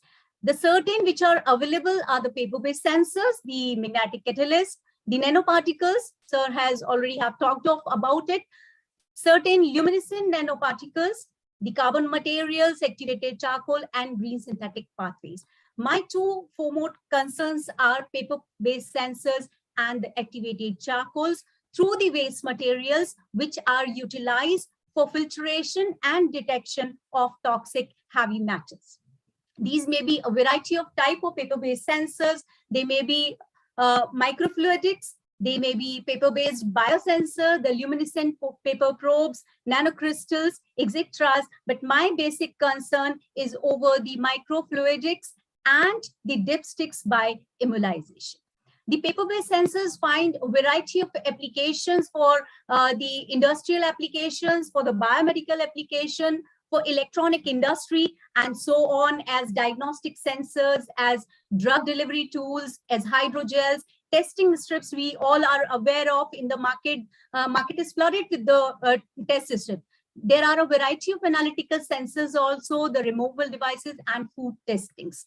Basically, the paper-based sensors have been divided in actuators and control, microfluidics, electronic, and the sensing part is there. From here we start. When we give a switch on off button, then it acts as the actuation and control, which is under our control. Microfluidic, when we say there are certain fluid, the micro channels which can carry the fluid, the reagent system which we design, and then if we introduce the circuit over there, then it gets converted into the electronic device, which nowadays are very common in the marketed device. So paper-based sensors gives you the assured advantage at the marketing point, at the industrial point, for the health, environmental pollution control, and many other important applications are there. Microfluidics are as sample flow test strips. They may be multi-layered PVDs, paper-based devices. They may be multi-complex devices. These are the microfluidics commercial examples we all are aware of, the for healthcare also, as well as for the environmental monitoring, such as for the mercury testing and arsenic testing. Mercury-Quant are very common here. But when we talk of paper-based sensor, very little work has been done yet now, basically at our country level. So there is an urgent need to work on this area of research. As we can see that whatever work has been done, this is outside India. So India is in need to be worked on this side. Only from one group, the paper-based sensors, the dipsticks has been developed. These are the Jyoti Das et al. From Kolkata. My contribution in this site that I have developed the paper-based sensors which were software assisted, which I called Pactodes, because these were the octode or the optical sensing devices, as these were utilizing the light for scanning, and as these were on the paper, so I call them as Pactodes. These were disposable once used. These were very cheap, so definitely we can dispose of. These were greener because we have extracted the chemicals, the dye which were prepared on this, and were used as for the toxicity control at the point itself, especially for the heavy metals. How this has worked? these paper-based sensors, as I already have told, these were analytical sensors. So these were able to sense the particular analytical entity over there, the pollutant, the pesticide, the heavy metals. In my case, these were optical sensors, as these were utilizing the light. These were point of care devices, means we can simply dip them and can know that a particular toxic element is present, and afterwards we can go ahead for the determination of the exact quantity by using the MATLAB software. So it is definitely a point of care paper-based sensor. It is simply a paper. It may be an ordinary filter paper. It can be a Wattman filter paper, cotton, any sort of clay or TLC can be used as Pacto. My motivation has started. What motivated me to take up this work, that we all know that Fiegel and Anger has done a lot over the spot test analysis through the complexation of the particular metals or certain other entities. Then there were the indicator tubes somewhere in 1990, which were being developed by Dr. Amlathe and their peers, where they have determined the particular concentration of hydrazine in air through the tubes. So I get motivated and use the paper as a probe for my work. As we have the particular strip of any adsorbent material, that particular a strip can be dipped in a reagent system, which is specific for a particular entity, for a particular heavy metal, particular pesticide.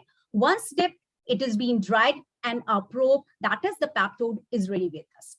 It works as a sensor that it can detect as well as it can determine once applied to the MATLAB software, and it filters up to 80% when used in a filter. So it is working as a dual manner.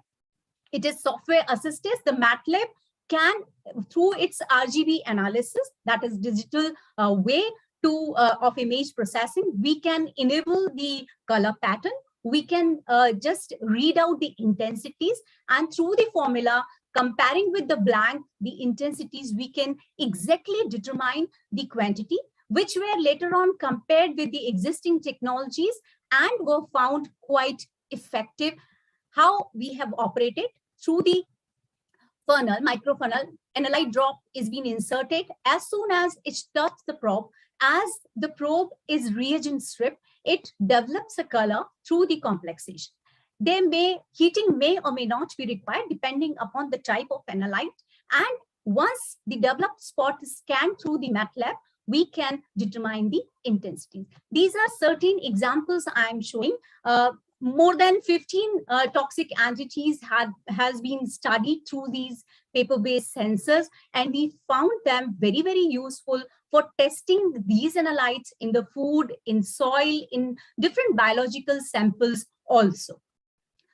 Second, we work over the charcoal. That is the waste charcoal. Many people have worked over the charcoal. We know it is a biosorbent agent. It is a deodorizer, decolorizer, a kitchen waste remedy, and definitely a template for CNT, CNF, CNG, and CND. But along with the variety of waste material which from the charcoal we have used the waste material which is from the discarded item of the kitchen.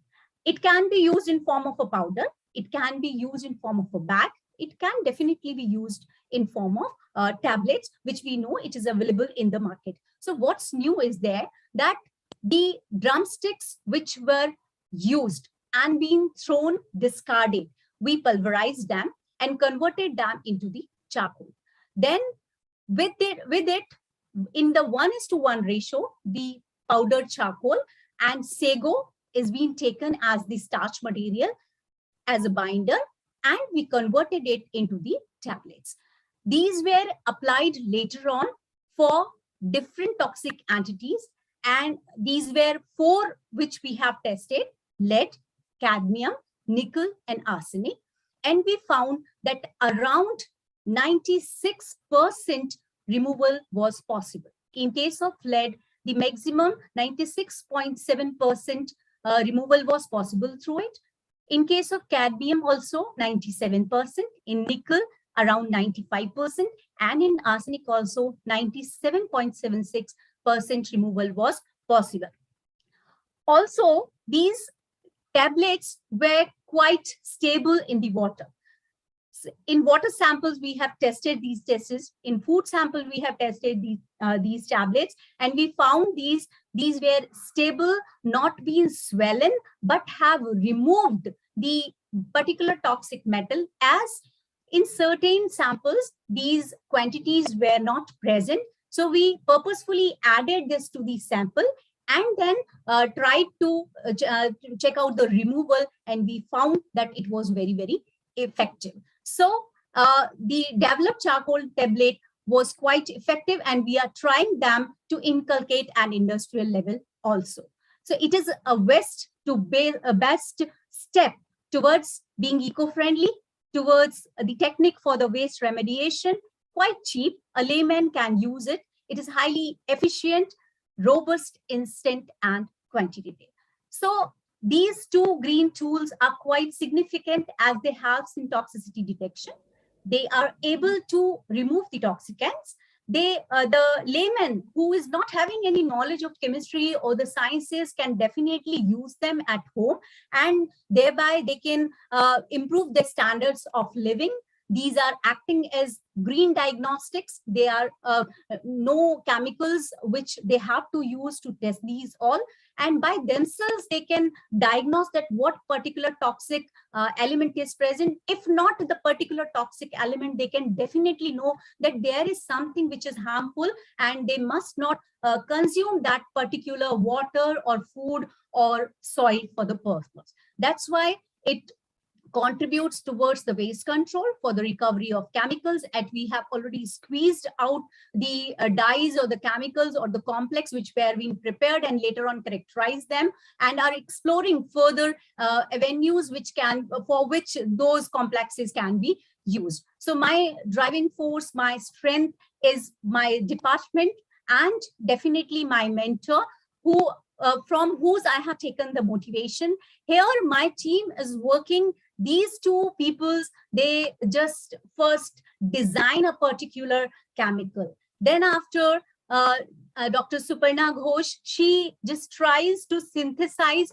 via some green route, and afterwards I apply it for the sensing and analyze it, that what benefit we could achieve through this material. These are my youth power. This girl, she has worked over the paper-based sensors for lead and mercury, and presently an innovation fellow in the BIREC.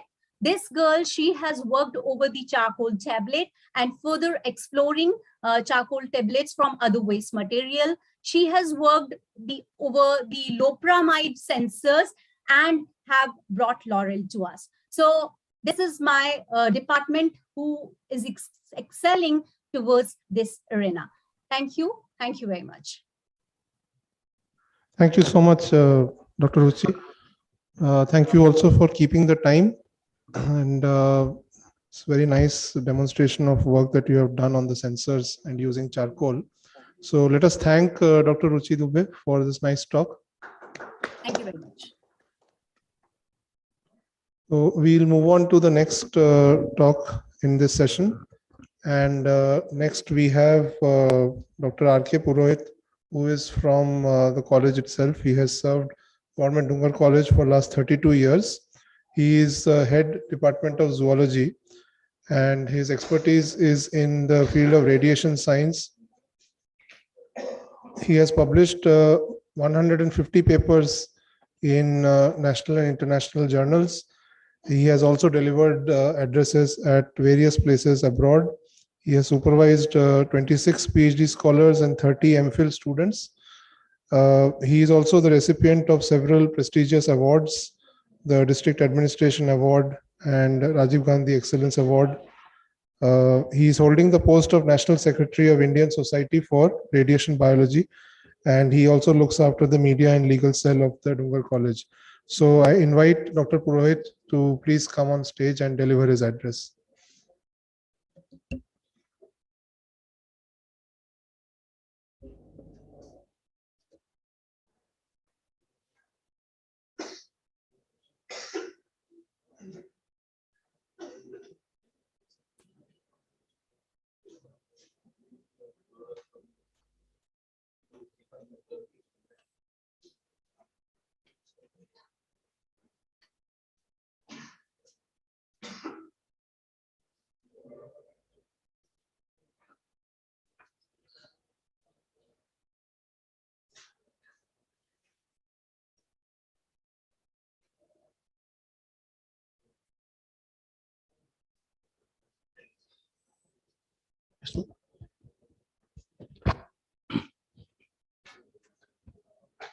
Thank you, Honorable Chairperson.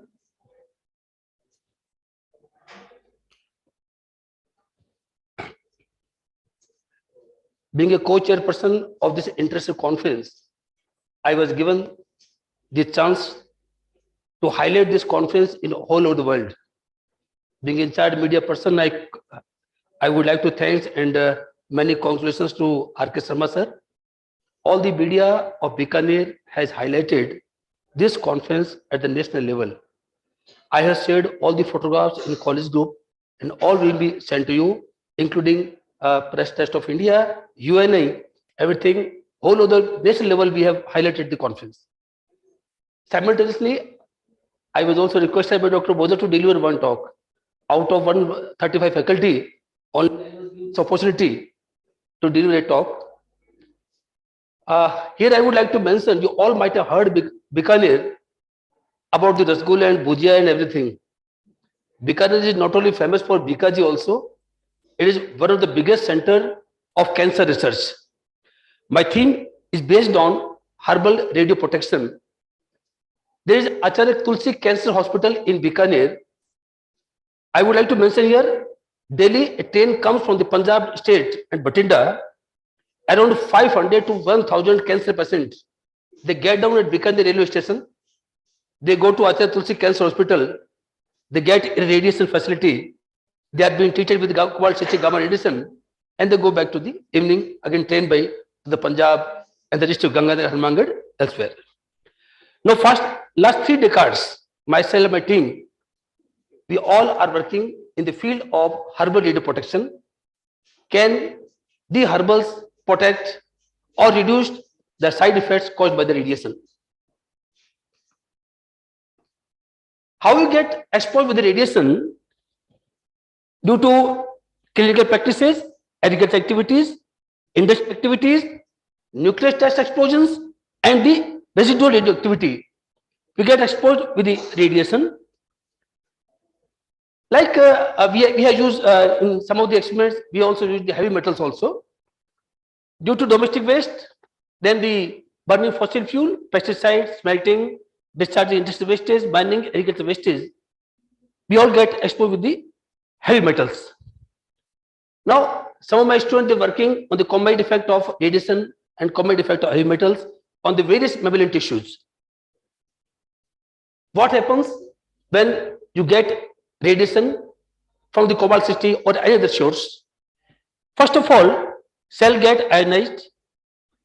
It leads to free radical formation, radical fixation. It changes biochemical parameters. When biochemical parameters are changed, then the cellular damage are also found. In the early 70s, early 80s, the herbal radio protectors used, they all were synthetic compounds. Some of the sulfide compounds, then the aminothiol compounds, then the calcium channel blockers, they were used as radio protectors. These all radio protectors, they all were toxic at their effective dose levels. Now, our mission is to use herbals, which are completely non-toxic. I have mentioned here some of the names. In the 20th century, we have experienced an increasing use of nuclear energy in medical, engineering, industrial, and scientific research, and for generation of electricity. Such uses have raised the problem of radiation hazards to living beings. Similar type of protection against radiation, they have also observed with the like Leaf-2, like the mentha, aloe vera. We all have seen the aloe vera cake, aloe vera laddu, etc. today. But aloe vera is also a good radio protector. Now, what should be the characteristic of a herbal radio protector? Some of the points I have mentioned. It should protect against both kinds of radiation, like acute as well as chronic. It should be orally administered, rapidly absorbed and distributed in the body. Very important point, the main aim using herbal radio protector behind they all are non-toxic, they are chemically stable, they are available at very low cost and for clinical use in radiotherapy. How do we decide a radio protector? What we have been doing for last so many decades. First of all, a plant, it should be extracted and standardization. Some of the assays we are doing, antioxidant, comet, plasmid, and LM-SEPA assay. Then the in vivo test, what we have performed, the endogenous spin colony, whole body survival and body weight, and gastrointestinal assays. Some of the herbal plants which we have used against radiation as a radio protector, Amblyca, many students have worked their PhDs on Amblyca, then the rosemary's, aloe vera. For last 2 days, we have been listening aloe vera. I would like to mention my students. हम ग्वारपाटा से दूर भाग रहे हैं. It is commonly called as ग्वारपाटा in Rajasthani, in Bikaner style. We call aloe vera as ग्वारपाटा. USA के अंदर I have delivered talk on aloe vera in the United States in the 2016. They are going to make the patent on aloe vera. I read this question there also. कि तो भी हमारे बीकानेर का plant है, ये तो हमारा राजस्थान का प्लांट है ग्वारपाटा. Now, recently we are working on Moringa oleifera, Sejani. Sejani also very good herbal radio protector. We have requested clinical doctors also to advise the syrup of Moringa, the leaves of Moringa, aloe vera, Amblyca, many other herbal. They can be used as radio protector. We have identified, we all know about the Amla, Amblyca. We have our own SSN number in our college. Then we all know about the aloe vera. The belongs to family Liliaceae. Guarpata, I've already mentioned. Main properties: hepatoprotective, wound healing, anti-inflammatory, antifungal, and very important point, which is our theme. It is also anti-cancerous also.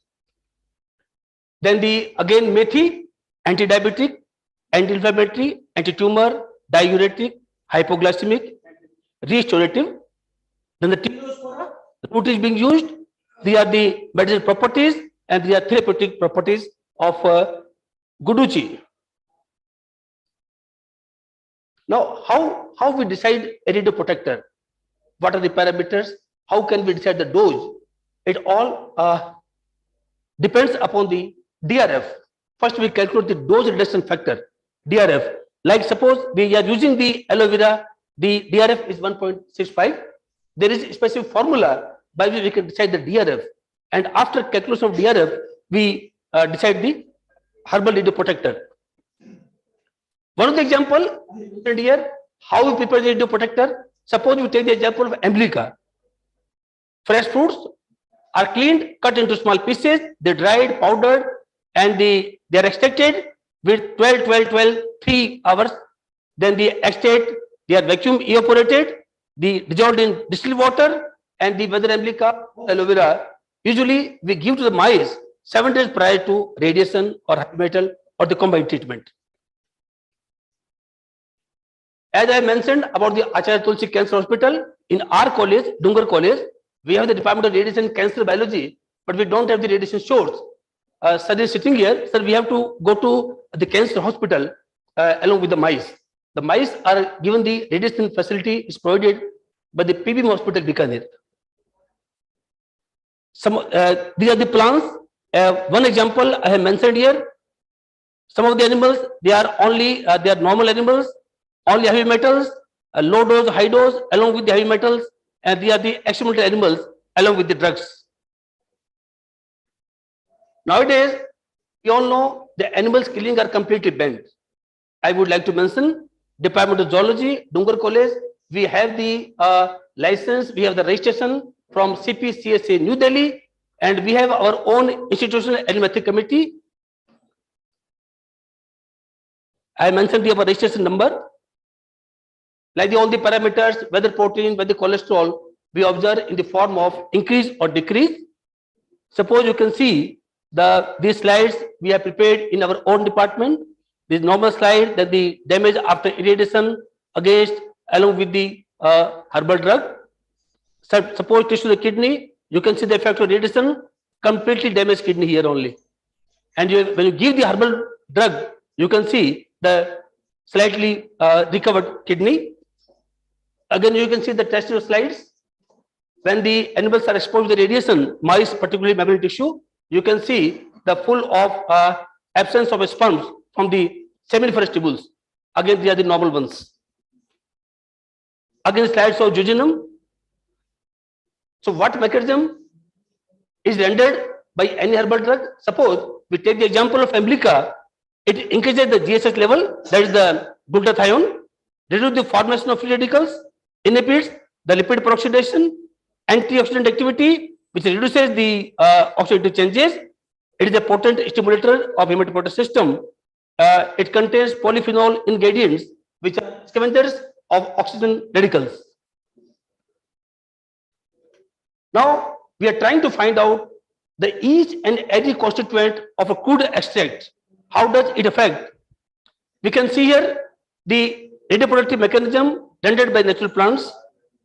First of all, stabilization of cytoplasmic and mitochondrial membrane potential, DNA protein cross linking and induction of chromatin compaction, enhanced DNA, as I had mentioned here, the reduced protein oxidation, then very important point, the free radical scavengers, then increase GSS levels. These are maybe mechanisms which are rendered by herbal plants. Whatever future prospects and challenges, the mechanism of protection by large number of nutrients and phytochemicals that can modulate radiation response is not clear. Still, we have to work out on the each and every constituent of the plant.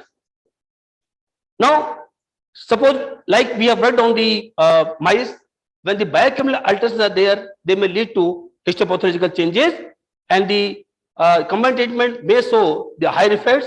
Herbal drug treatment, जो animals हैं, they show an early and fast recovery as compared to non-drug treated animals. In this auditorium, this hall also recently we organized an international conference in the January 19 to 2021, and we organized one national conference, one international conference, one day symposium in 2021. Recently, international conference. Recently, we organized the Hiroshima Day on August 6, 2022. These are our recent publications in this year, 2022. We have published 10 research papers. Some of the papers we have mentioned here. There is a radiation source, radiation facility. Dr. Archana is here. We have to depend on the cancer hospital. Recently, there are glimpses of the international conference recently organized here in this auditorium. This is the second international conference. And again, on the Hiroshima Day, we organized one national symposium. This is the team radiation biology, Govt Dungar College. First of all, now thank you very much for patience hearing.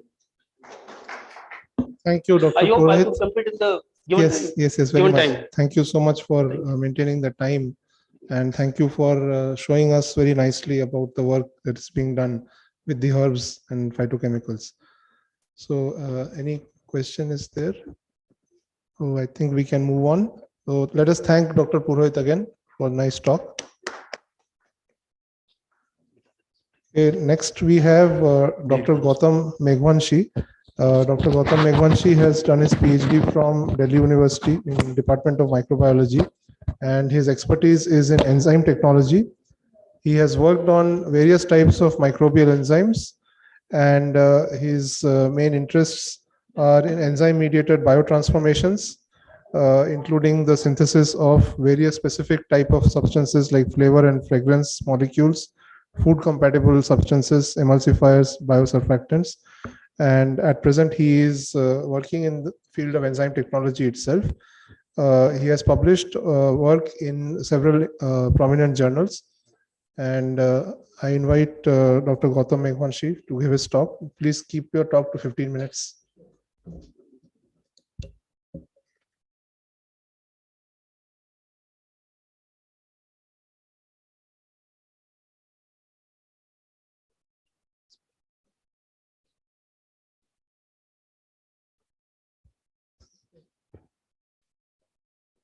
Slide आगे पीछे किससे होती है?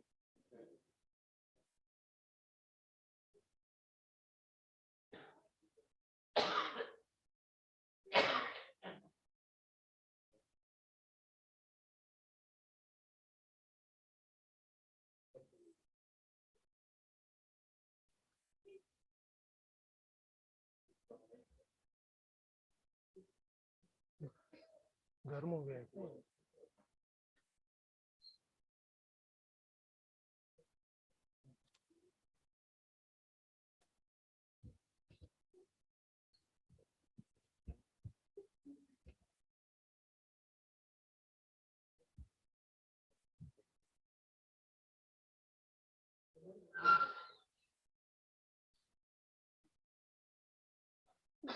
उधर से हो जाएगा.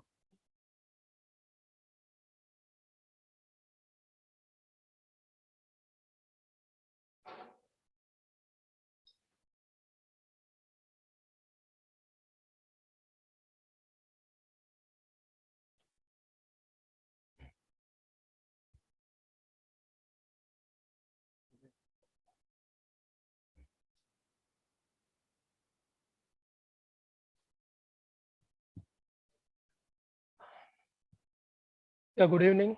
Good evening, honorable. Okay, fine. Yeah, good evening, senior faculty members and scientists sitting on the dais and in front of me, research scholars, students, and my dear colleagues. Actually, I work on microbial enzymes, and I work on fermentation process, production of enzymes, their purification, characterization, and applications.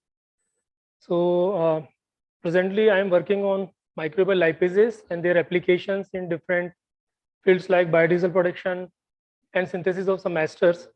So I'm going to talk about that work only. So lipases are hydrolytic enzymes which have dual potential, means they can do hydrolytic reaction as well as synthetic reaction. So this is the basic reaction which is shown on the slide, where lipases can do the first is the hydrolytic reaction which is shown here when the triglycerides are hydrolyzed to produce free fatty acids and glycerol. But under microaqueous conditions, this enzyme can reverse the reaction which leads to the formation of triglycerides. And this is the basis of my application which I am going to show here. Besides this particular thing, they are also highly selective enzymes, means they show the properties of chemo, regio, and enantiomer selectivity, and they are able to do the reactions under heterogeneous environment, means they themselves remain soluble in the liquid phase, but they are able to catalyze reaction in the organic phases which are normally not soluble with the water. So these are the various kind of reactions which are shown by the lipases, that is hydrolysis and ester synthesis, alcoholysis, aminolysis, interesterifications, etc. And based on these various kind of reactions, they find applications in many industries as compared to other hydrolytic enzymes. Some of the applications are shown here. They find application in the oleochemistry, detergents, pharmaceutical industry, agrochemicals, wastewater treatment, leather processing, organic synthesis, and food industries also. So my work, which I'm going to discuss here, is on the biodiesel production using lipases. So biodiesel is not a very new product, but here I would like to mention why lipases are important when it comes to the synthesis of biodiesel. Because normally at industries nowadays, chemical catalysts like alkali and acids are being used for the production of biodiesel, but they also produce a lot of waste, so which is against the environment. So disposal of that waste into the environment leads to many problems. Its degradation is difficult, and it is also changing the normal pH of the environment. That is it either creates alkalinity or acidity. So that is a drastic thing which is happening in the environment. So in that particular sense, when we use lipases, we can take care of these things. Because the lipases normally work under neutral pH conditions, and temperature required is also ambient temperature, we can say. So under that situation, it is, and so the byproduct which is being generated, that is the wastewater, it is neutral in nature, and its disposal in the environment is safe as compared to when we are using acid or alkali as the catalyst. So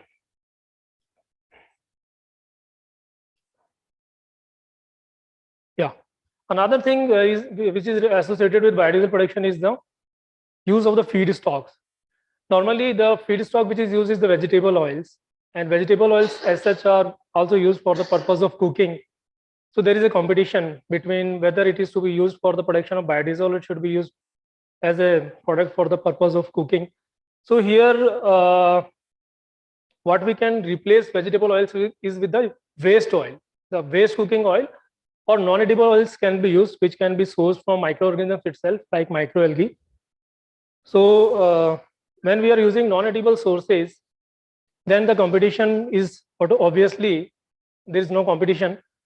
And when we are using this non-edible oils, using lipases, we are able to generate a process which is eco-friendly in nature, and there are many advantages as I already discussed. We are able to meet the green chemistry goals. And why we have taken this waste cooking oil, the reason is that Bikaner itself is a hub to more than 200 food production industries, where on daily basis, gallons of waste oil is being produced, which is of no use for the food industry. Rather, it can be used for other applications like preparation of soap cakes, or biodiesel, or glycerin, or animal feed. So realizing this other aspects of the use of these waste oils, we have thought of using it for the production of biodiesel. And as I was mentioning, then there are several advantages also of the biodiesel. Biodiesel being a renewable product, it is a renewable source of energy. It can be produced again and again because we have a lot of oils available.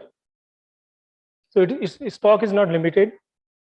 So biodiesel is as such, it will be able to meet the future energy demands also. So conventionally, biodiesel synthesis where use either chemical catalyst or lipases, the production is from 88% to 98% conversions have been observed. And the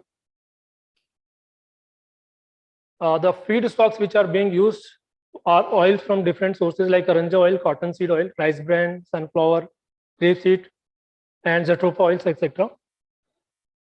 But as I have mentioned, when we use these food grade oils for the production of biodiesel, the cost is not meet out. So we have to look for alternative sources.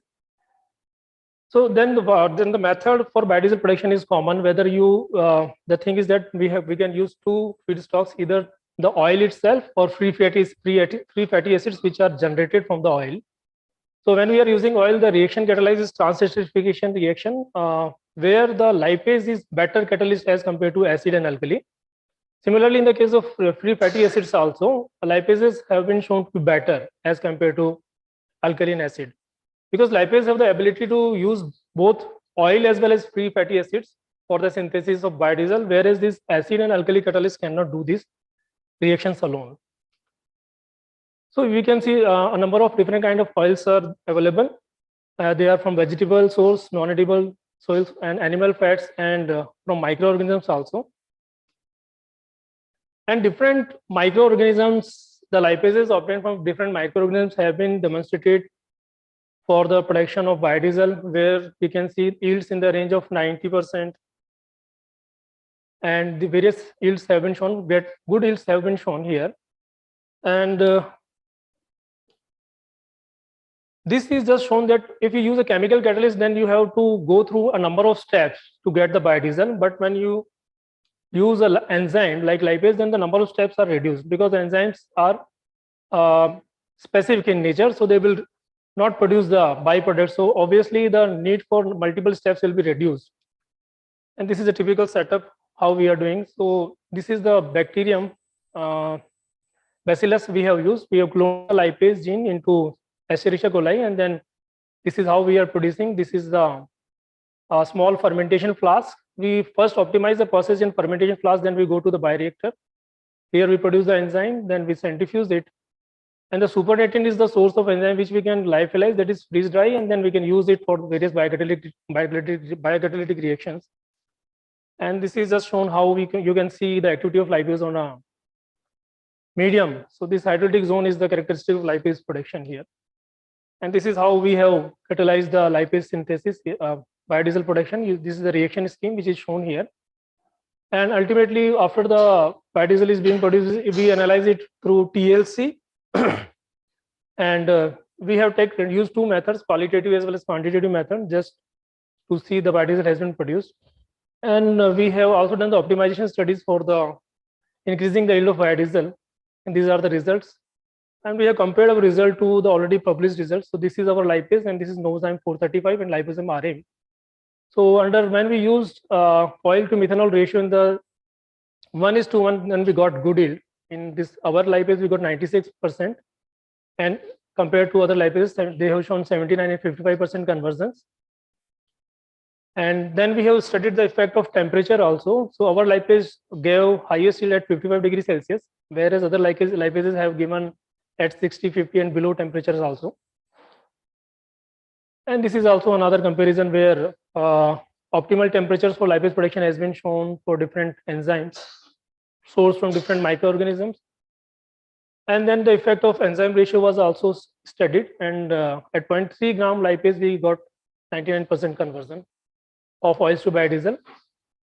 Similar results have been shown by the various researchers.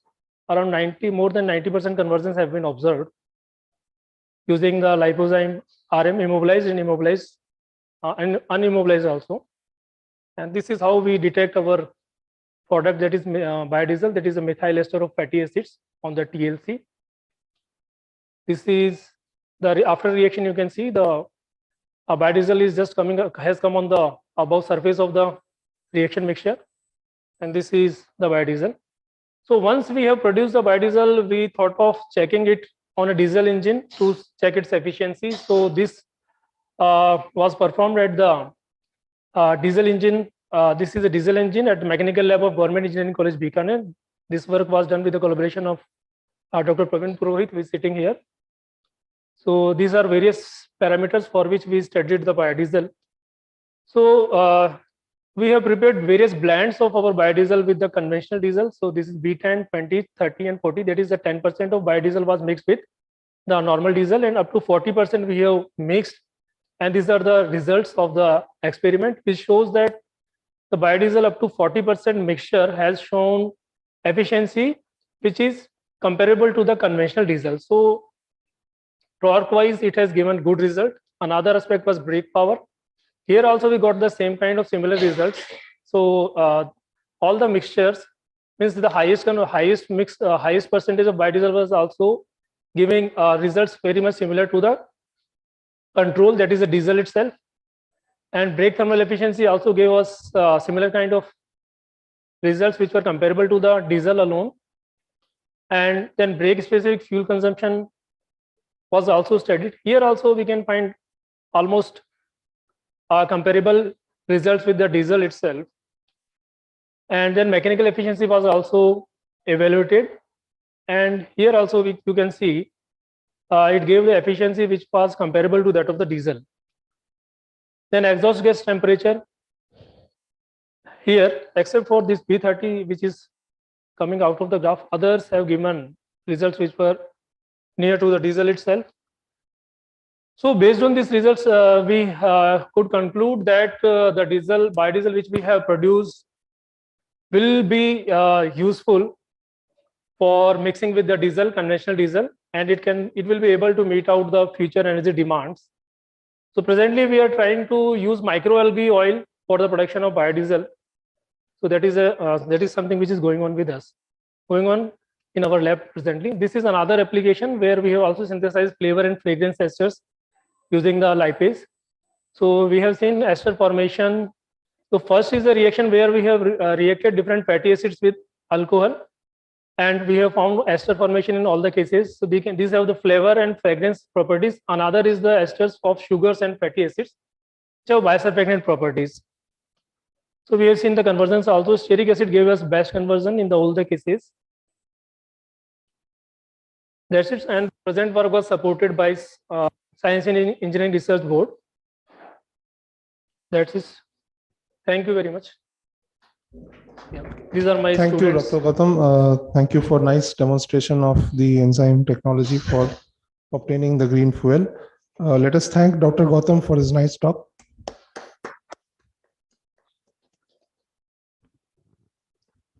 So we'll move on to the last talk in this session. And I'm pleased to invite Dr. Praveen Purohit. Dr. Purohit is working as assistant professor and head of the chemical division of CERDC Engineering College, Bikaner. And there he is the head of chemical division. He is also the HOD of the NSS program officer. He has teaching experience of more than 18 years, including 9 years at PG level.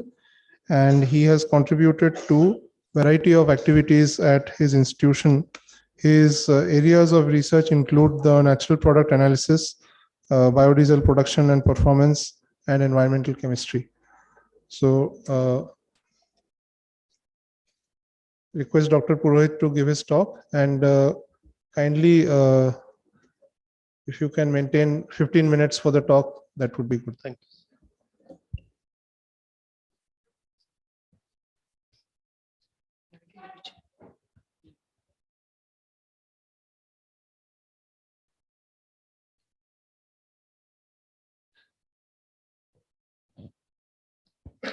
Thank you, sir. Thank you for providing me the opportunity to present my work. And the work is basically more related to the students who have joined this international symposium and workshop. And I'm thankful to Professor Bojak sir, who has given me the opportunity to present the lecture. And at the same time, I'm also thankful to Dr. R.K. Purohit sir, who has actually motivated me a lot for such kind of activities. Whenever I meet him, I am highly inspired by him.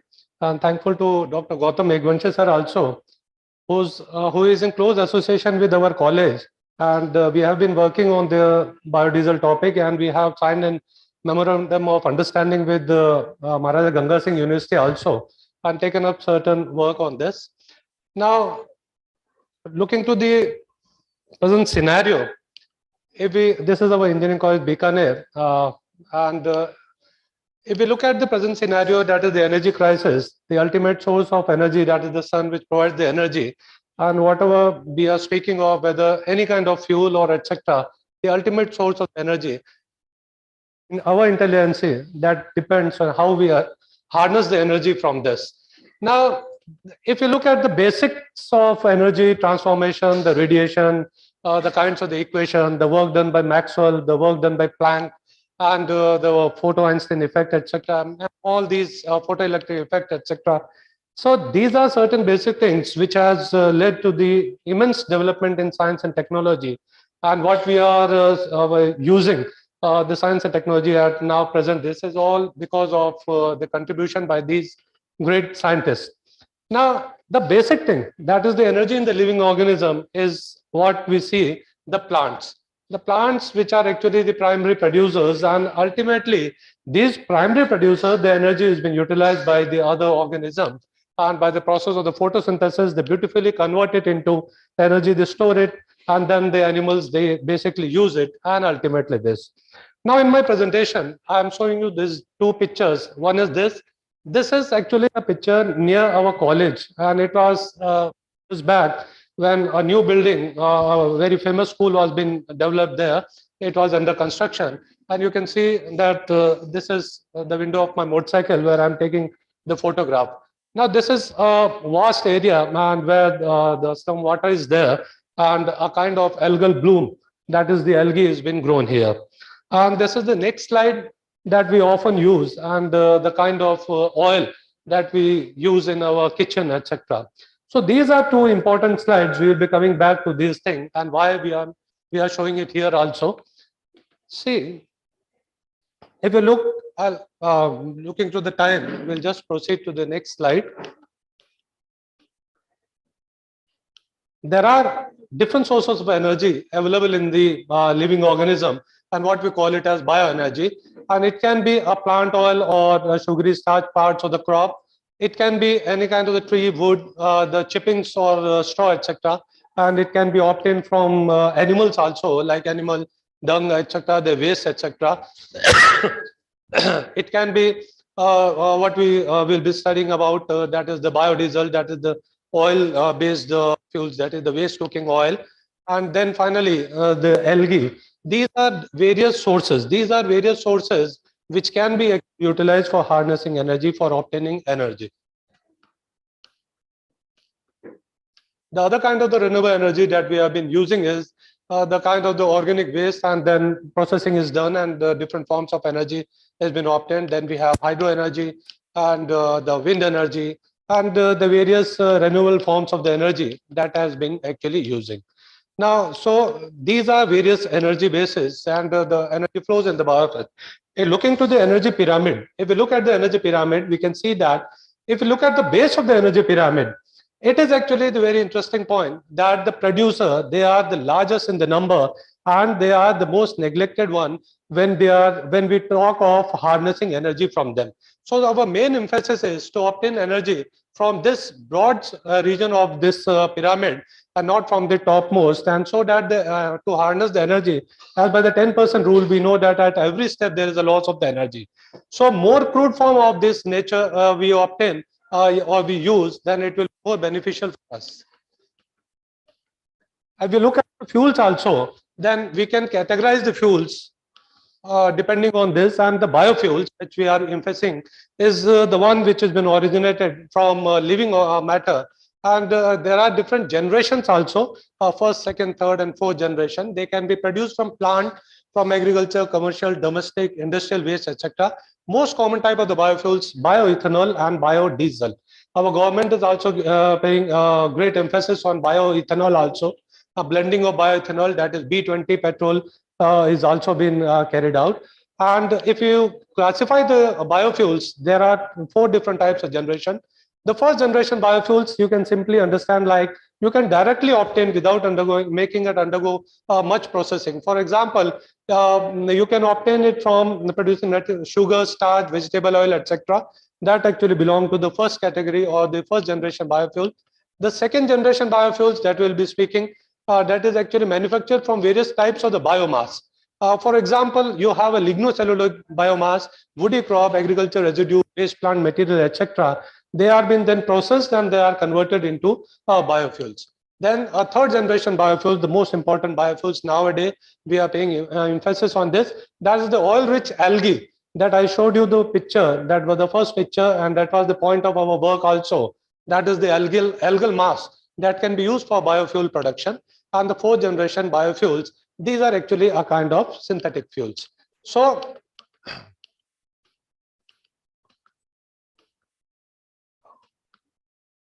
if we look at plants, they basically consist of the lipids, oils, etc. And that are actually the most. Now, the main important thing here is that when we speak of fatty acids, they are unsaturated, monosaturated, polyunsaturated, etc. And you have a lot of literature whether which of these fatty acids are to be consumed by humans or not. I'm not speaking of whether you are going to use the vegetable oil that are used for cooking purpose. We are making our emphasis, or we are emphasizing on the point that once you are using it for the cooking purpose and the oil that has been left and it cannot be used further for cooking, then that is actually the waste oil or the unused cooking oil, UCO, and that can be utilized for the biodiesel production. In Bikaner itself, we have a number of bhujia factories, a number of such snack and papad factories, etc., where millions of tons of oils have been used, and as a net result of this oil that has been wasted, that has been used for preparation of either say glycerol for soap industry, etc. And at the same time, that can be used for the production of the biodiesel also. If we look at the oils, they are basically the triglycerides. Triglyceride, that is actually a kind of the ester, 3 ester linkages formed between the fatty acids and the glycerol. Now, this is the basic composition of any kind of the oil. Whether you consider is it a neem oil, the rose oil, or coconut oil, palm oil, the basic composition is the same. That is, it contains the fatty acid. Now, it is only these fatty acids which actually differ from plant to plant, from oil to oil. Now, when, for example, if you speak of a neem oil, then the palmitic oil, oleic acid, stearic, the percentage may vary. So our importance is that the kind of the fatty acid that forms with the glycerol. Now, this being a heavier portion is to be replaced by some smaller portion like methanol, and that is actually the trans fatty acid, trans esterification process is carried out. And when we carry out such trans esterification process, then you can see that this is the long chain. Now the long chain, this fatty acid molecule has been replaced by, looking to the time also, I'll just proceed.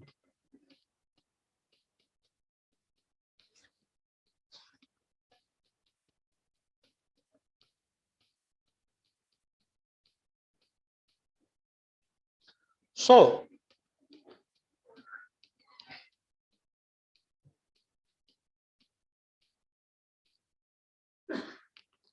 this is actually, for example, the composition of oil that we are taking. We can see that the fatty acid, now these are the number of the carbon atom, the long chain, and when these are the sunflower oil, and you can see that this is actually how these vary, and the molecules actually are there which are present. These are the saturated and unsaturated fatty acids, and the sources, the vegetable sources is there, the animal origin is also there, and when we speak of the trans fatty acid, which are actually oils,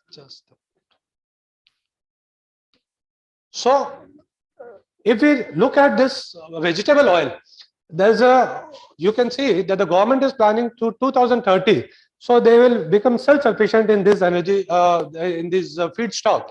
And at the same time, there is also an energy crisis, which says that in 2015 itself, which has already passed, and we have seen that there is a lot of energy crisis. The results are there, and looking to the pollution over there, the kind of the global warming, etc. The temperature has been because of the conventional fuel that we have been using, and the kind of the pollution that is actually really it has to be taken care of. So an alternate of such kind of the fuel, a critical situation has led to the emergence of eco-friendly, environment-friendly things, that is actually the biodiesel. And if we look at the biodiesel production,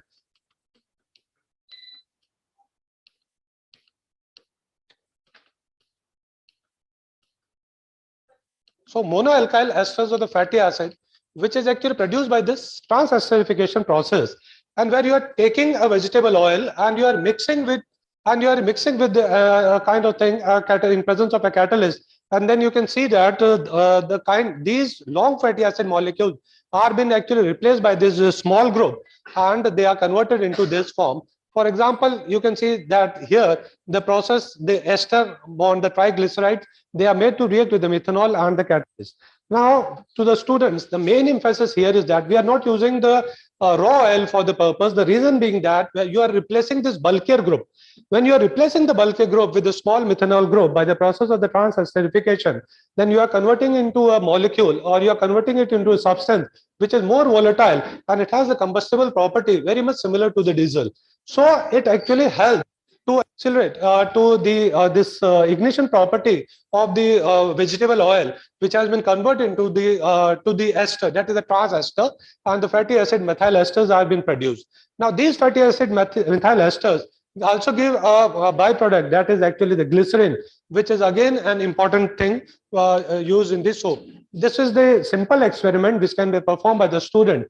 Now the emphasis here is the students can perform these kind of experiments in the lab with a different raw material. They can undergo certain kind of analysis tests, and then they can subject it to the combination with the other college, etc., like mechanical department, etc., where they can subject it to the engine efficiency, etc. So simple mixing has been done, and then mixing with using this magnetic stirrer, and finally the process has been carried out. And this is how the later stage, the separation takes place with the help of the magnetic stirrer, and magnetic stirrer different separating funnel, and the biodiesel is been separated. And this is before treatment and after treatment, this kind of the biodiesel. And at the mechanical department, there's an engine, that is the diesel engine, where this biodiesel has been used for running this experimental purpose. So experimental mechanical setup has been carried out, and the various kind of the outputs, like the power efficiency and the engine load, etc., has been calculated. Now, the biodiesel that is obtained is actually has to be to certain standards. It is not simply mixing or obtaining a triglyceride. You have to maintain a kind of standard, and that has been given according to this Indian standards, which is easily available. And looking to these Indian standards, you have to just maintain what kind of the specification of this fatty acid methyl ester, that is the FAME, is been obtained, and that can be done. Now the government has been promoting such kind of things, promoting the use of the biodiesel. And there are certain outlets also where you can have this biodiesel. Now, when you are speaking of the biodiesel, as you know, that is a clean renewable fuel, and it's a reason that it is a natural process. It is producing the carbon dioxide that is produced by the combustion is used by the plant itself, and that is you can say you are completing the carbon cycle, and therefore you are thereby reducing the production of carbon to the environment. And the simple schematic diagram, that is the methanol and the source. The emphasis here is that the source of the oil. The source of the oil, it can be either used cooking oil, or it can also be algae that I was speaking of, as in the next plant. There are various kinds of the algae that can be used. Now, the one advantage of algae here is that the type of the percentage yield that oil is being obtained from, you can see that from the crop, it is this, and from algae, if you compare, these are the data taken from the literature. Looking to its total mass also, you can see that the algae itself is sufficient enough to produce a greater percentage of oil. And the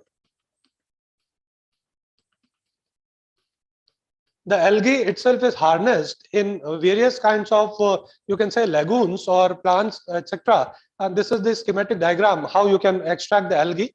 And the medicinal valuable products can also be obtained. And the algal plants are there where the biomass can be extracted. From these biomass, oil can be extracted, and at the same time, algae itself is a source of the many organic compound valuable medicines also. And the moreover, the percentage oil that is obtained from algae, it provides a very high yield. So these are simple instruments that are used to find the calorific value of the biodiesel that is produced, that can be performed in a lab. That is the bomb calorimeter.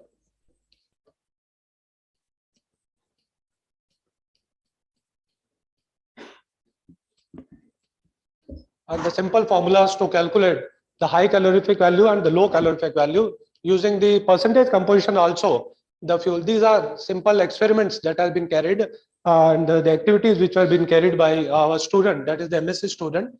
And two of the posters are been also presented here also. And Dr. Gautam Megvanshi sir, who is also here. We had an MOU with Maharaja Ganga Singh University. This is our department of chemistry and the various kinds of the lab. We have a ceramic lab also, and these are certain instruments which are available in the ceramic lab also.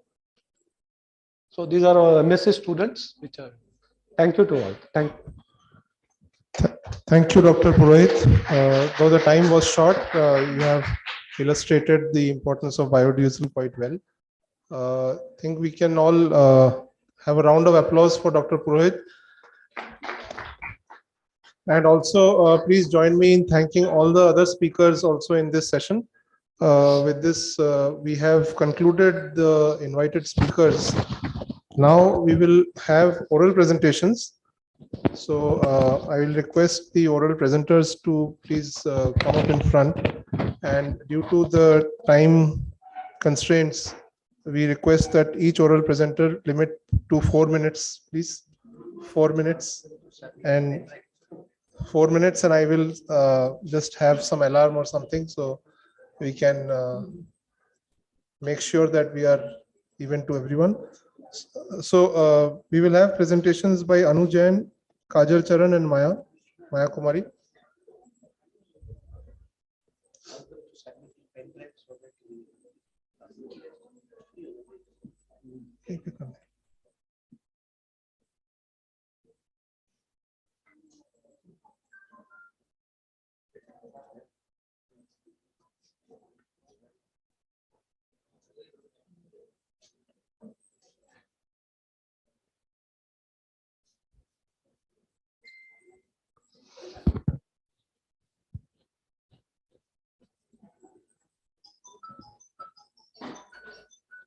This pointer. This one.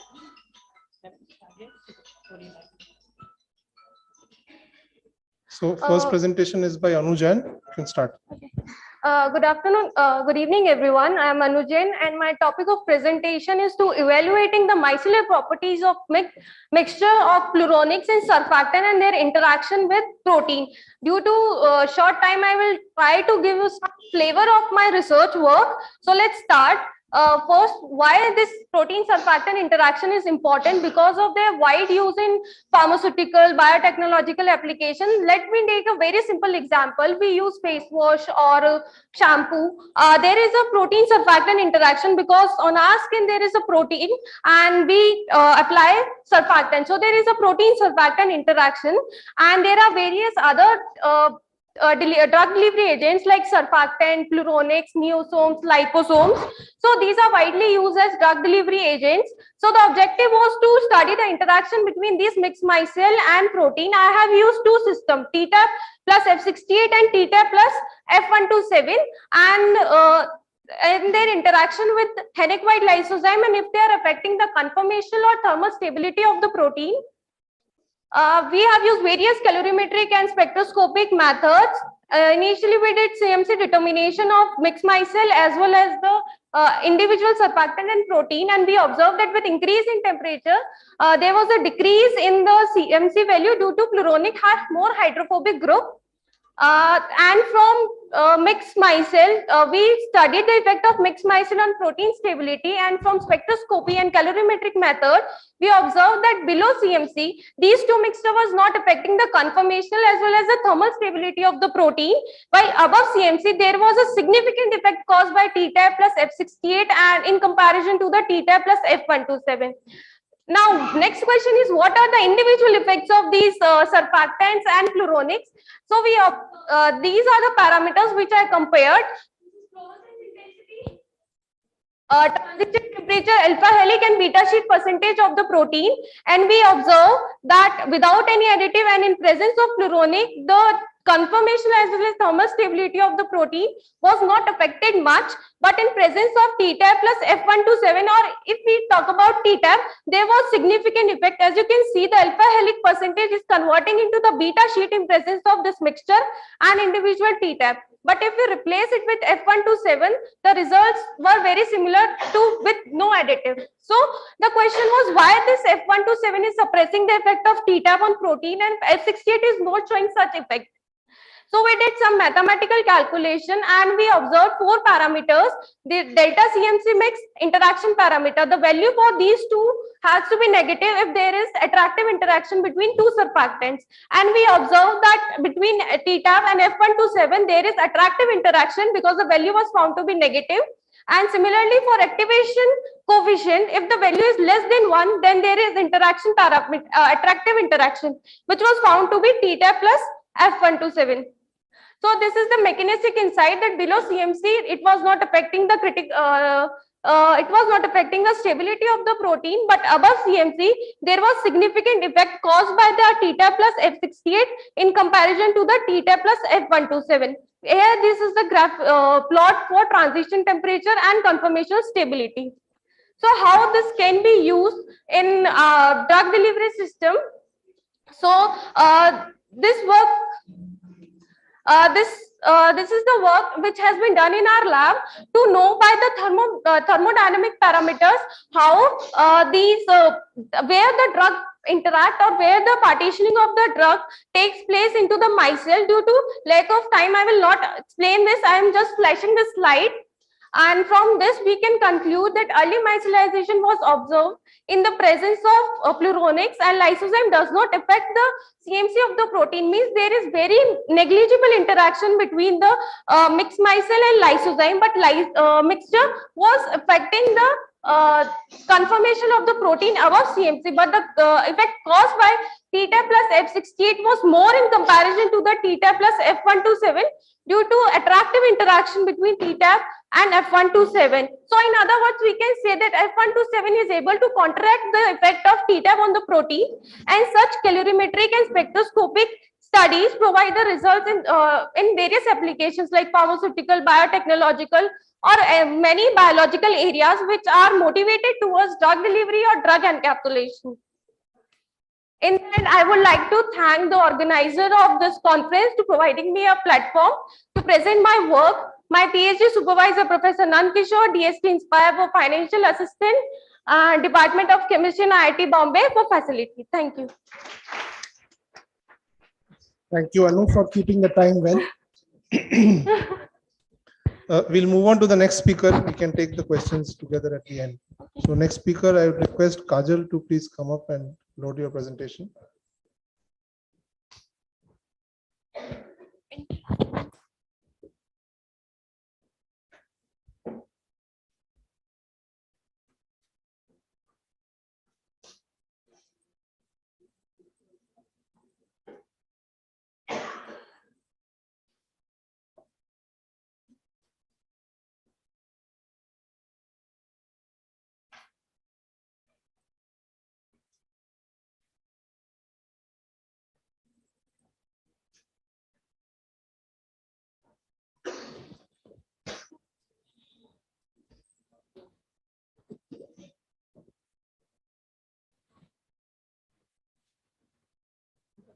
The slides will specify.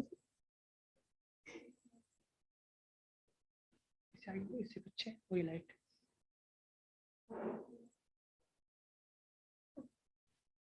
ये कौन सा light वाला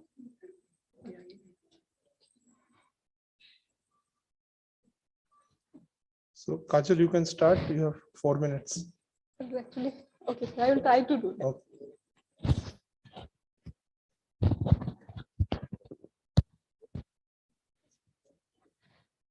Good evening, everyone.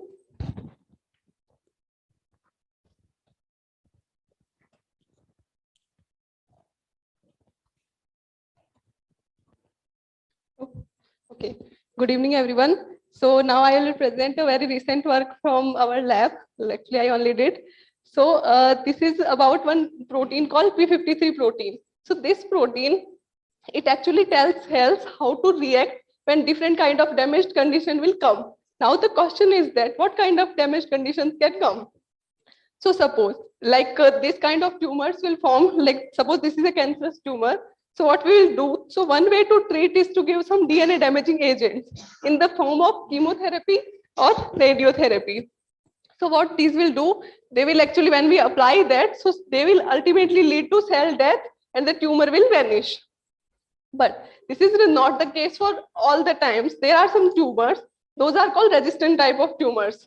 Okay, so if we give therapy, then also they won't like vanish or the cells won't, those tumor won't vanish. So now the things come, how to sensitize these kind of tumor, but the condition is that without increasing the damage dose, because there is some tolerance all the time that we can't increase that like more than that limit. So that is the question. So for that, first we have to understand how these kind of processes are actually, what kind of therapies we can give. So one way to treat is giving some combination therapies. So with these DNA damaging agents like chemotherapy and radiotherapy, if we give some other kind of protein inhibitor something, so we can treat this kind of tumors also. So now the thing is that for designing this kind of combination therapies, so first question comes that how these kind of processes are actually regulated. So here comes into picture our P53 protein. So what this P53 actually do, it will only allow the healthy cells to enter into cell cycle and to cell to divide. And this kind of conditions, P53 maintains very low level. Okay, so now what happens if cell will come with the damaged DNA, so it won't allow that cell to enter into a cell cycle. So at that time, P53 can show two types of properties. Either it can oscillate, go to very high level. Okay, so in this oscillation condition, there will be cell cycle arrest. So after some time, when this damage will be cured, cell will again go to cell cycle. But when it will go to very high level, that time cell will die. So our ultimate goal is to make this P53 very high so that it will go to cell death conditions. So now the question comes, how this P53 actually behave in those two kind of tumors. So first we will see that. So in registered kind of tumors where therapies won't work, where P53 actually oscillate even at the high level of drug damage dose. Okay. So now the questions come that we want to make some combination therapies. So for that, how actually P53 is regulated. So first we will see that. So when we see the literature, there is the thing that P53 actually regulated by a negative feedback. Okay, so negative feedback, this kind of interaction, these give a oscillation in biochemical systems. So P53, this will activate another protein called MDM2, and by some this time delay, it should not happen very quickly. So this MDM2 will actually degrade P53. Okay, and this DNA damage which we are applying from outside, it will actually maintain this oscillation in P53. So taking these things into mind, we have our own network where we have two modules. In the first module, we have taken different oligomeric forms of P53. And in the second module, we have taken this DNA damage part. So there we have taken DNA damage generation and repair. So actually we have taken this DNA damage as a variable.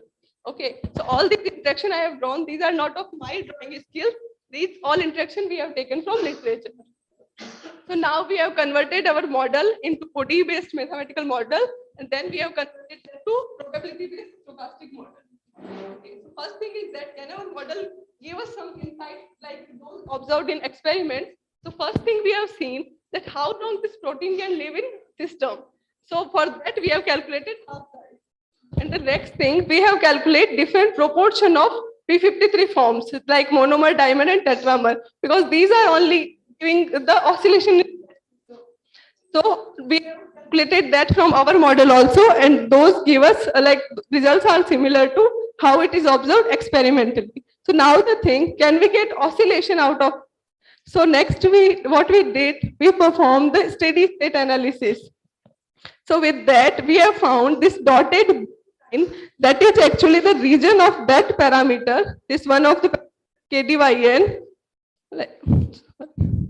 this one of the parameter KDYN, that is the MDM2 mediated degradation of P53. So within this region, we can get oscillation. So not only optimizing this parameter, we have get for two mammals also the oscillation period, different kind of oscillation also, that is matching with how it is in experiments. So now next thing is, can our model can capture other dynamical features also? So for that, we have give the experimental inputs in our model, and we have obtained the two kind of P53 profile. In the first one, P53 won't increase with the increasing dose, and in second one, it will increase. So now the thing comes, how can we convert this resistant kind of tumor to sensitive one? So for that, again, we perform the steady state analysis, and we found that in the sensitive one, this dotted blue region, oscillatory region will shift little bit, it will shift little bit right side like this. So if we can shift this side, then we can convert a resistant to sensitive one. But now the question is how to do that. So for that, we have performed the sensitivity analysis. With this sensitivity analysis, we have found that these are two parameters which can actually give us that thing. So for that, we actually found that these two parameters, these are associated with one process for MDM2 activation. So with this MDM2 activation, if we inhibit that activation, that might give us. Okay, so for that, we performed that, but we couldn't succeed because only this AKT inhibition, this won't give us that our desired thing. So for that, we did one more inhibition, that is DNA damage repair inhibition. So if we do these two inhibition, then we can get the desired thing like this P53 will give us monotonic increase. So in conclusion, we have developed one model which will give us insight about P53 dynamics. How can we fine tune the P53 dynamics? Also, if we give the combination therapy of drug plus AKT inhibitor, with that, if we give DNA damage repair inhibitor, that might convert our resistant tumor to sensitive one. Okay, so with this, I want to thank like my parent college, Dungar College, and all my teachers, my friends, everyone. And with that, my new family at IIT Bombay also. Thank you, everyone. These are my contact details if anyone wants to know. Thank you, Kajal, for a nice presentation. We'll move on to last oral presenter, Maya.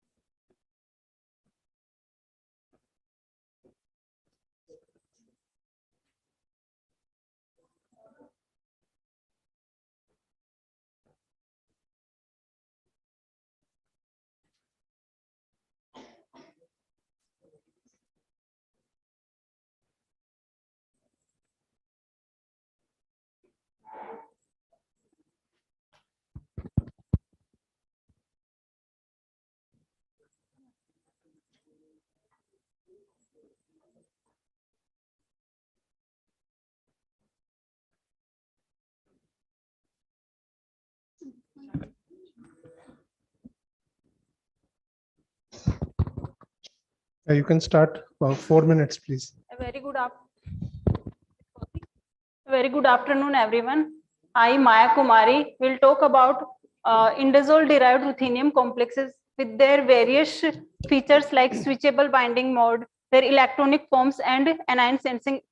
So first, I would talk about anion sensing events. So what are anions? Anions like halides, oxyanions, and some another kind of anions are very intended to several diseases like cystic fibrosis to fluorosis. So to know a presence of anions, is it not working? What's wrong with this?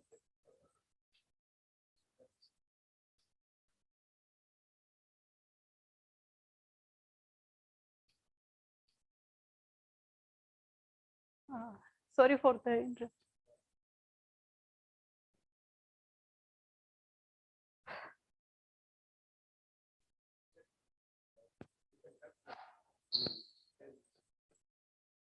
You can help me to change the slides.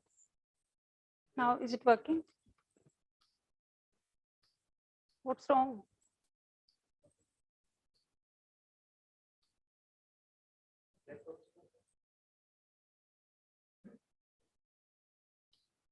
What's wrong?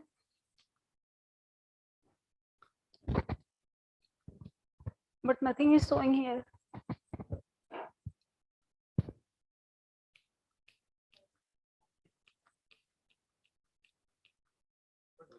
Why slides are not?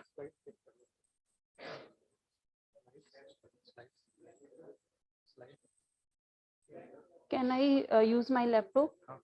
Sure.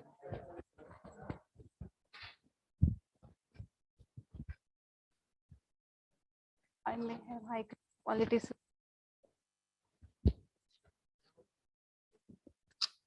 High resolution slides are there.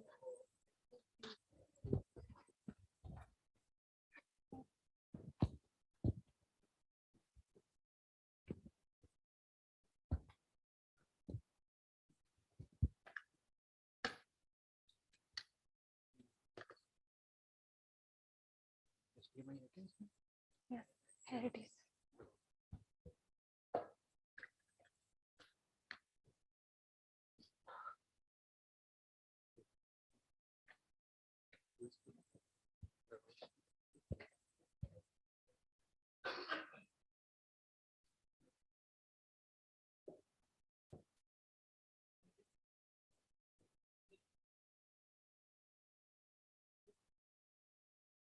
Wait.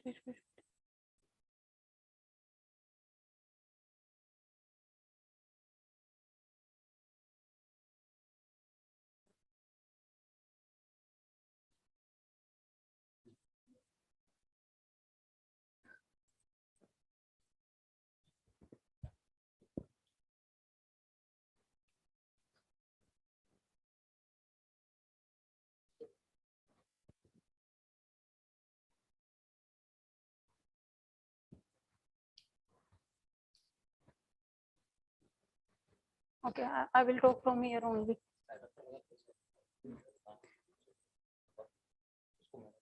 Yeah, no problem. Okay. No, that one, this one only.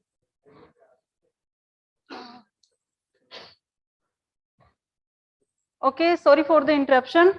First, I would talk about introduction of anion sensing. So, as anion coordination chemistry is younger sister of transition coordination chemistry, as elders always has to consider their younger conditions.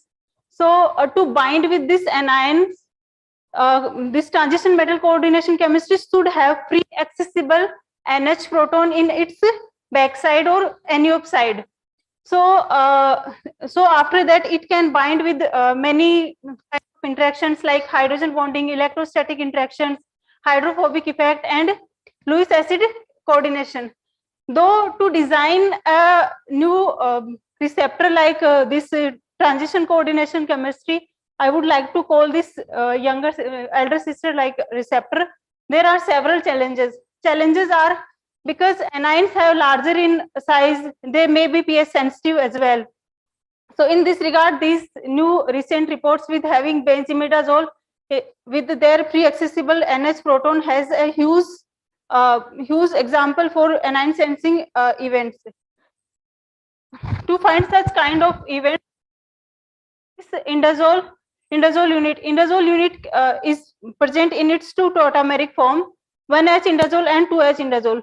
2H indazole is less stable than its counterpart 1H indazole, which is suggested by DFT calculations. We have chosen this with the advantage of, as it has been reported as a monodentate ligand so far. So we can get free NH accessible proton with its backside. So in order to synthesize elder sister like receptor, we have synthesized complex 1 by using ruthenium containing complex with sigma donatic acyl acetate and commercially available 1H indazole, where we have found its confirmation by X-ray crystallography. So our initial assessment was to know colorimetric signals regarding anion sensing. We have done some visual experiments where we have found that complex 1 is sensing only fluoride. It is also in 1:6 interaction, which is not giving us 1:1 interaction. So in a way to find its real sister, we have found its step sister. So after 6 slabs, it getting sensed to some selective anions. By varying sigma donating ancillary to pi accepting, we did not get any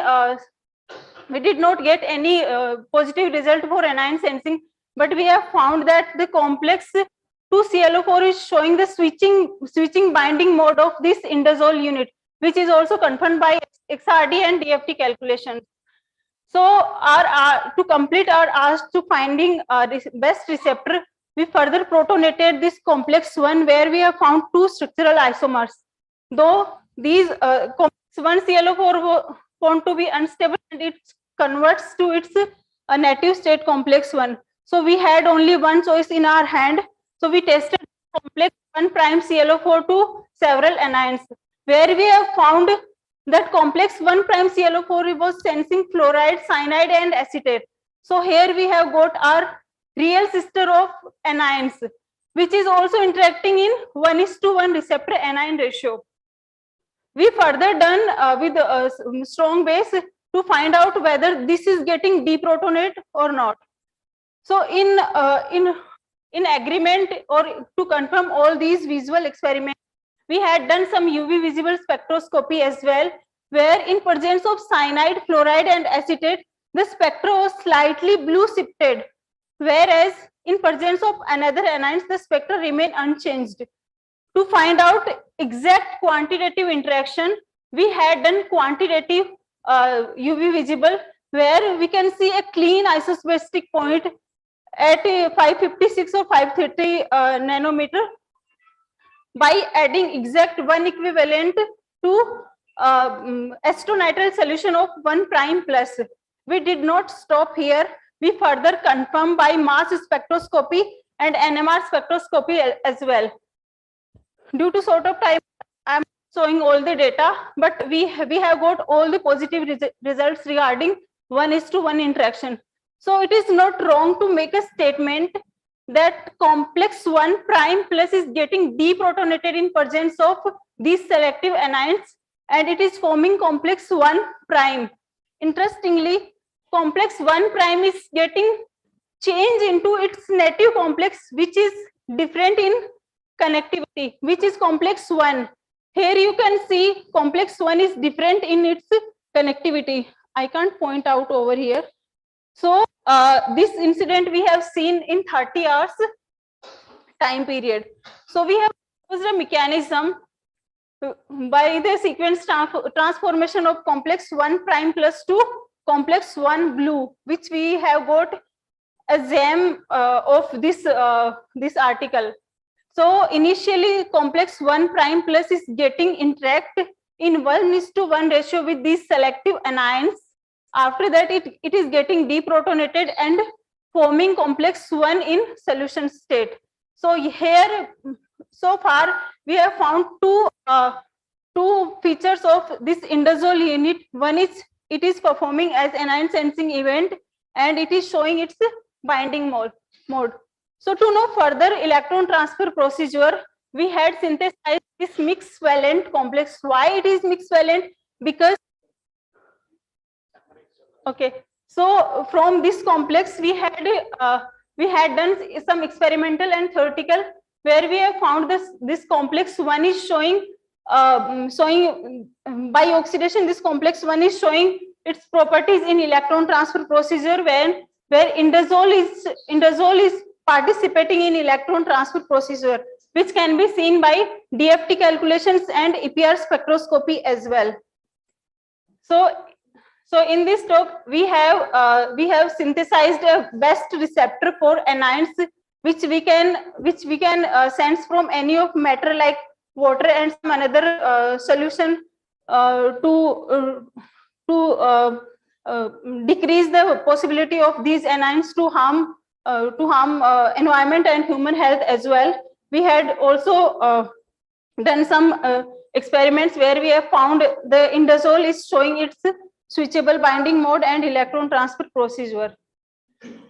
Last, I would like to thank my professor GK Lahiri and Department of Chemistry, and of course, very thankful to Government Dungar College and my 2016 batch. Thank you so much. Thank you to Maya, and thank you to all the three oral speakers. So now we come to the end of the session. Questions can be asked to the oral presenters also.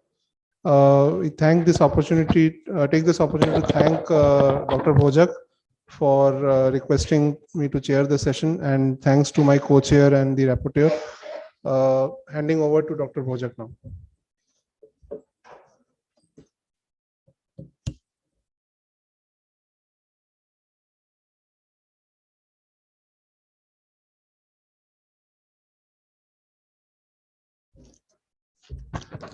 Thank you,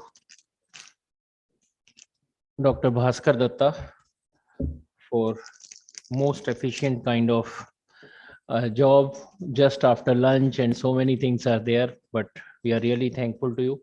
So I request Dr. S.N. Jatolia, sir, being a session in charge here, to present this token of appreciation as a memento to Dr. R.K. Purohit, who has been one of the invited speakers today.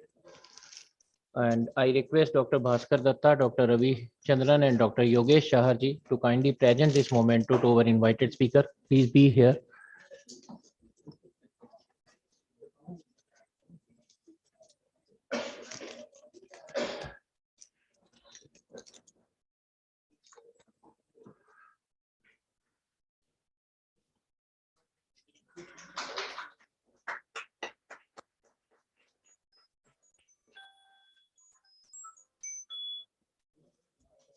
Now I request Dr.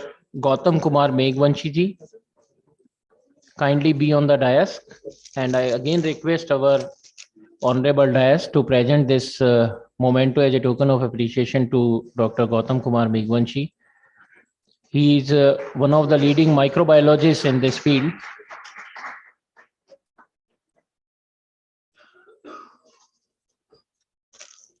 Now, I also request sir to present this token of memento, token of appreciation as memento to Dr. Praveen Purohit. He is the senior faculty member and HOD at Engineering College Bikaner, and working greatly on biodiesel.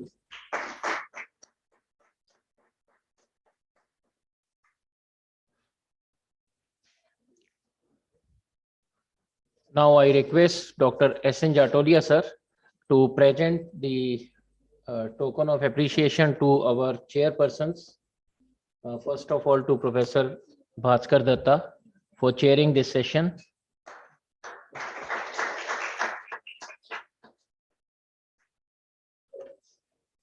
Then to Dr. Ravi Chandran. We really appreciate your efforts, sir. You have traveled a lot from Kerala to here and then again. Thank you.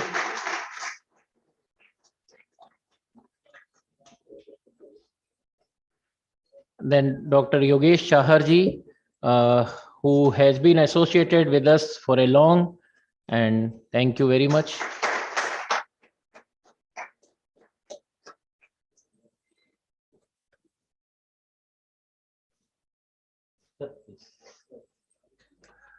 So now today we are leading for the next session, and I directly request Dr. Ranjana Dikshit ma'am to kindly be on the dais as the chairperson.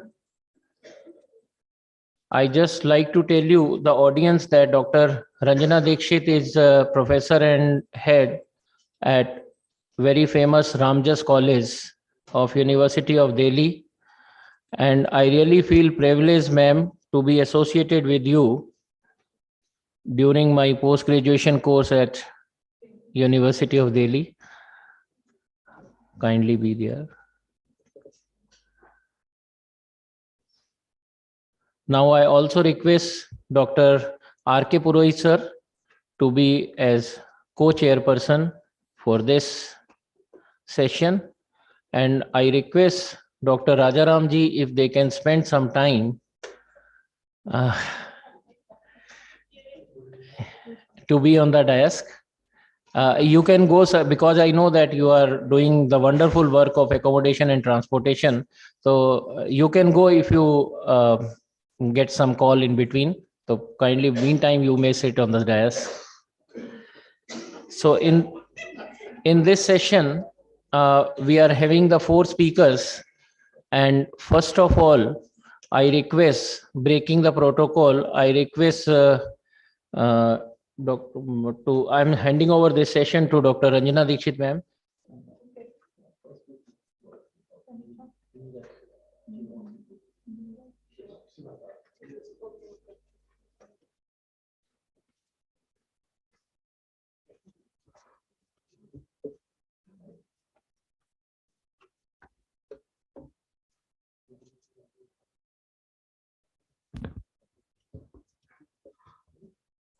A very good evening to all dignitaries and all the participants present here.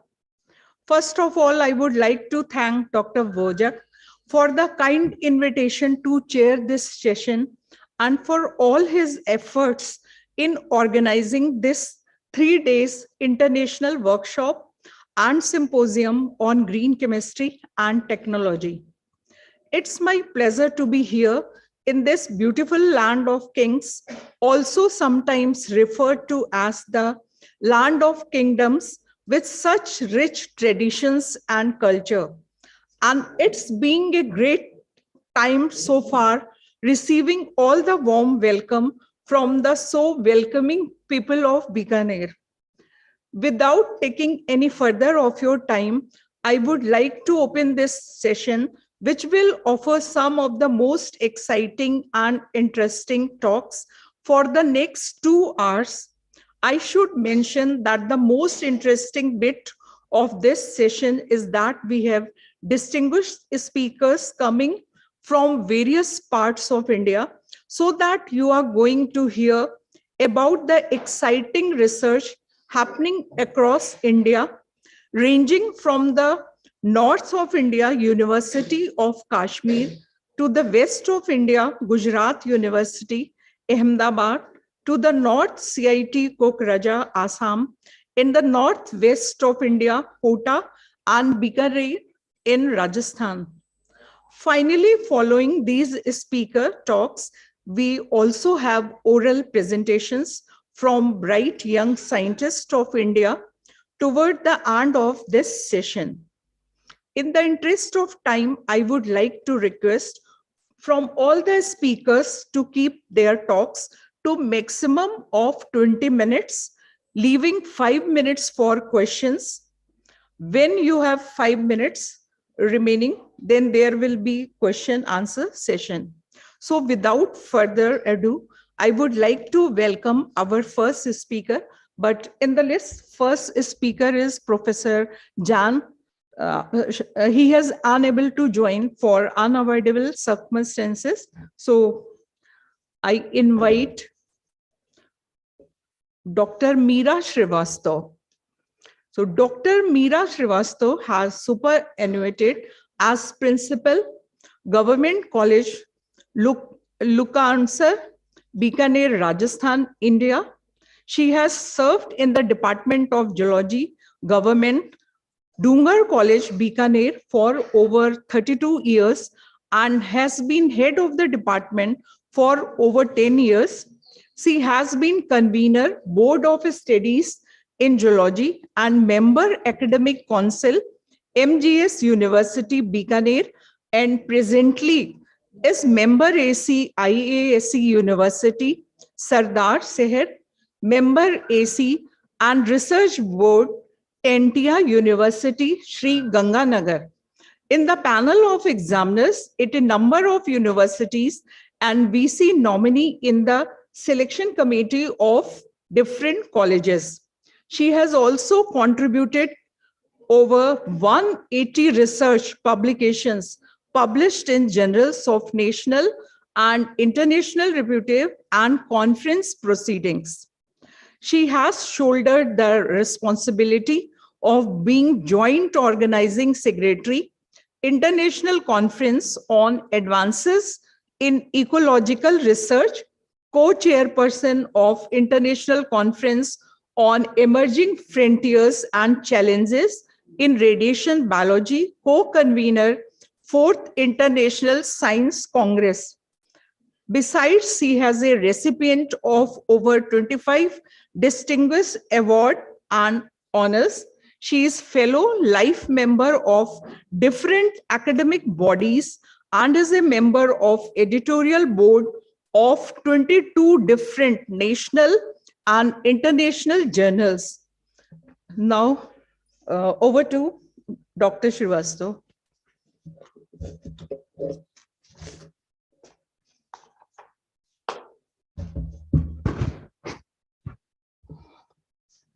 Thank you, ma'am. Thank you so much for the very nice introduction. It was a very elaborate one. Good evening, everyone. Respected the chairperson, the co-chairperson, rapporteur, the delegates, scientists, research scholars, faculty members. I know since last 2 days, you've been listening to most of the work related to chemistry. I'm a student of zoology, and I will take you to a different zone totally.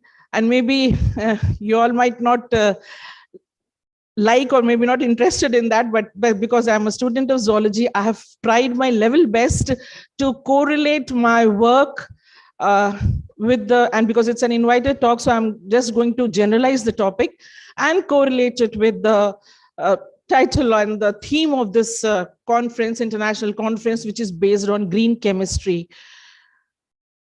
Before I start with, I would like to thank the organizers, especially Dr. Bojak, because being a person of zoology and he being a person of chemistry, he's always been closely associated with me. So he always takes that, he's younger to me and takes that opportunity inviting me. And I feel honored. And of course, this has been my parent institute. I have studied in this college. I served in this college. And today I'm standing in front of you on this podium. So it gives me, I cannot express that in words, the feeling I have today. So straight away, because the time is short, I start with, as I said earlier, that I've tried to correlate. So because the word green chemistry, and we've been working on the same aspect related to green insecticides. So the topic is the green insecticides, a hope for safe, sustainable agriculture and health, because the total theme of the conference relates to food, water, and drug, all associated with agriculture and health. As we all know, agriculture is the backbone of Indian economy. Nearly 75% of the rural areas of Indian villages, they depend on agriculture. Pests and disease cause most of the losses to agricultural crops, not only during growth, but also post-harvest, during storage.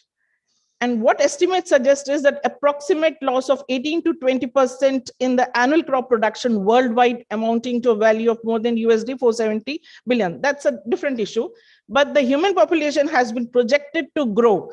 9.1 billion people by the year 2050, and in proportion 70% extra food production will be needed. Now this is the future scenario. Because this theme is food, we need, how are we going to get the sufficient amount of food which will be required with the overgrowing population? So the major challenge is to achieve food sufficiency, that too in a safe and sustainable manner.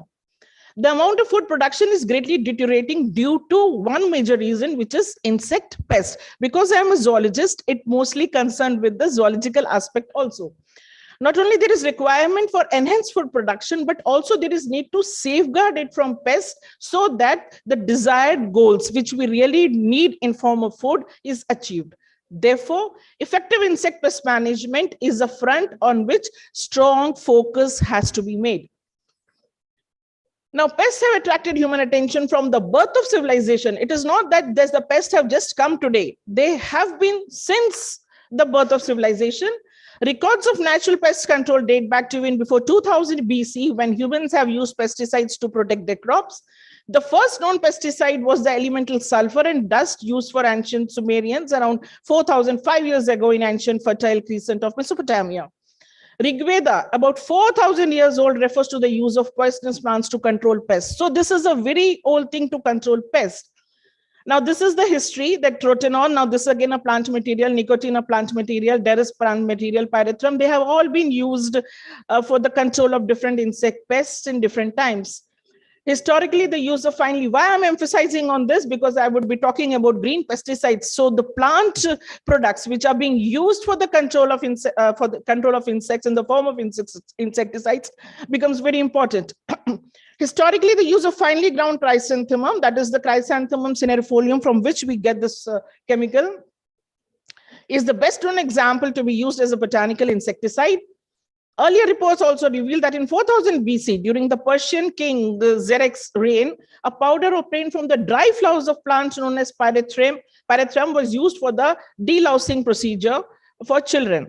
So these were the botanicals which have been used, which we find in the history. But then came the era of synthetic chemical pesticides, which I should say, unfortunately, the word unfortunate, which is still continuing, we're using these synthetic chemicals, and what have we gained anything, or we have lost, whether it has been a curse or it has been a boon for you all to answer. The global level of agrochemical consumption and use, this is a scenario. We use pesticides and about 60% insecticides we've been using around the world.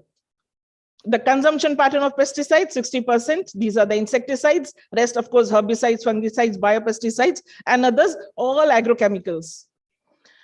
So, in a way, although the use of agrochemicals has benefited the agriculture production, indiscriminate use, intensive as well as extensive, has led to many problems, including environmental damage in the form of contamination to water, air, soil, toxicity to non-target organism, toxicity to humans associated with the presence of agrochemical residues in food, and decreased effectiveness of the chemicals following the development of pest resistance. Now, because of pest resistance, what is happening? The pests are increasing. We find new pests coming up. So resurgence, a lot of problems because of the use of chemicals has come up.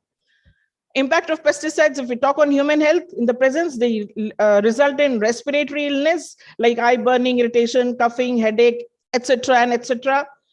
They can be divided into broadly two categories. One is acute effect and the other is chronic effect. The acute effect, which appear immediately, they cause, which I've just mentioned, and chronic effects, which may manifest themselves many years later. And by the time we come to know, oh, these were the harms which are because of the pesticides, they lead in, their problems include cancer, tumors, effect on brain and nervous system, birth deficits, infertility, other reproductive problems, and damage to the liver, kidneys, lungs, but any body organ, you name any organ, and that is affected by the insecticides. A very sad state of affair.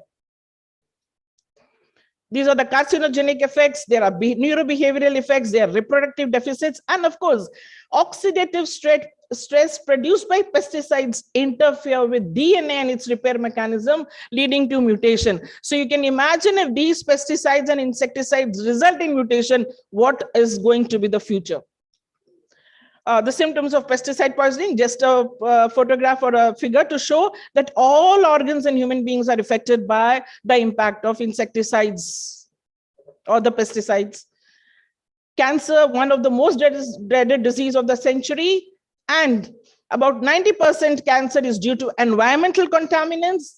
And studies reveal, in the last line, you can see most cancer affected people are small farmers, and high residue of pesticides recorded in blood of many farmers, which emphasizes that yes, these are actually the pesticides in maximum which are responsible for the cause of this deadly disease, that is cancer.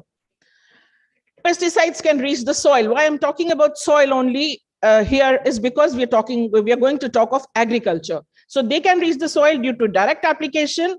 Once accumulated in the soil, these chemicals can be transported by leaching and surface runoff, and they can undergo chemical processes such as hydrolysis, photolysis, and chemical degradation. And many studies have shown that these pesticides cause qualitative as well as quantitative changes in the soil microbiota, alteration of nitrogen cycling, changes in soil enzymatic activity, and disruption of the symbiosis between mycorrhizae and root nodules in legumes, and they lead to the alteration of soil fertility and consequently the plant growth. So therefore, soil degradation resulting from the use of chemical insecticides is now one of the greatest environmental challenges, especially if we talk about agriculture. Definitely, alternate techniques for sustainable, safe agriculture, health, and environment are the need of the hour. To overcome the ill effects, here comes the green pesticides or the botanical insecticides or the plant-based pesticides, which have been identified as alternative and safe technology over the chemical pesticides, which we have been using till date.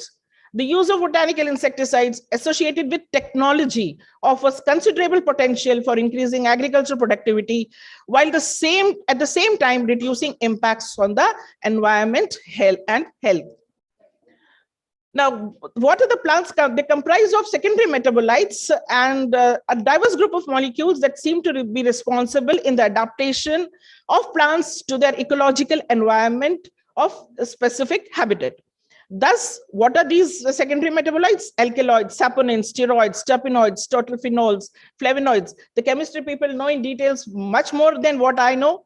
In many cases, they have been characterized as having insecticidal properties. Rhinogene, an alkaloid extracted from rhinia, is being marketed in the United States since 1945, and it has been employed against different pests. Four main groups of these primary secondary metabolites like nicotine and alkaloids, rotenone and rotenoids, pyrethrum, pyrethrins, and other vegetable oils have been used for pest management before the Second World War. Earlier studies by various workers have reported more than 2,500 plant species belonging to various families to have biological activity against different types of pests. Several different classes of natural compounds that promote pesticide have already been reported. Most of the plant-derived materials are safer and effective against diseased nematodes and other organisms. Plants and insects, because they have co-evolved over millions of years together, they have accumulated specific secondary metabolites to counteract insect damage. These bioactive secondary metabolites act as insecticides, they act as antifeedants. Now, they not only act as insecticides, but they also act as antifeedants, insect growth regulators, juvenile hormone mimics, ecdysons, that is, ecdysis is molting hormones, mimics, repellents, attractants, and so on and so forth. So that means various biological activities of these insects are affected by these plant metabolites. Due to multiple activities of plant molecules, green pesticides can be considered as important alternative source for the chemical pesticides. Plant-based pesticides are economically viable, ecological safer than the conventional synthetic pesticides, which we have been using. Unlike chemical pesticides, most of the plants have more than one chemical compound which possesses the high biological activity. These chemicals may exert a single biological effect or may have diverse biological effects. Hence, the chances of developing quick resistance to different chemicals are unlikely. Poor and marginal farmers who suffer from increasing costs and hazards of synthetic pesticides can grow their own pesticide yielding plants. This is another benefit if we use these plant-based or the green insecticides. Easily biodegradable and in nature, economically viable and environmentally safer. In short, we can term these green pesticides to be. So with this concept, we in our laboratory undertook certain work on screening certain plants for their biological activity against a very specific pest, that is Callosobruchus chinensis, which belongs to family Chrysomelidae of order Coleoptera. We screened different plants belonging to Zygophyllaceae, Leguminosae, which is also known as Fabaceae, Solanaceae, Lamiaceae. These are the different plants which we used in different forms. The insect, of course, which we took was Callosobruchus, which is an important pest damaging pulses in storage. It deposits its egg on the grain surface, and after emergence, this is the male and the female of the insect which we tested upon. These are the healthy grains of Vigna radiata. These you can see, if you can see the white little dots, these are the eggs laid by the pest insect on these grains. And after emergence, this is the scenario. The insect emerges out, leaves the damaged grains behind. So we took different parts of the plants. These were employed in different formulations, different dose concentrations, and we studied various aspects of the life cycle, that is adult mortality, egg laying rate of development, adult emergence, weight loss in grains. We employed SPSS analysis for ANOVA, analysis of variance. And of course, we found certain plants to be superior over others. And we could conclude from that study that certain plants or their parts, because of their biological activity, have a potential and can be used for pest management and can prove to be an alternative, cheap, eco-friendly and non-hazardous substitute as against chemical insecticides, especially in household, because we have worked upon this particular insect. So this definitely we can conclude. So plant-derived pesticides therefore seem to prove their potential as great alternative for pest management, being cheap, target-specific, less hazardous to human health, biodegradable, and eco-friendly. Therefore, these botanicals may improve crop efficiency and simultaneously reduce food crisis along with maintaining sustainability. These are safe to health and eco-friendly. That is what we have been talking about. So the green insecticides can be considered as a hopeful tool in insect pest management with the aim of maintaining the long-term productivity of crops and contributing towards safe and sustainable agriculture development, while at the same time reducing environmental degradation, being eco-friendly, and also they are definitely safer to animal and human health. So in the end, use green. What I'm talking about is the botanicals instead of the synthetic chemicals which we have been using till date. Green insecticides, eat clean, make a safer environment to live in. Thank you. Thank you. Thank you, Professor Srivastav, for such an informative talk and also giving information for green pesticide. So thank you once again. Only 2 questions you can ask. Any questions? Okay. So no question. So clapping for her. Now our next speaker is Kanika Solanki.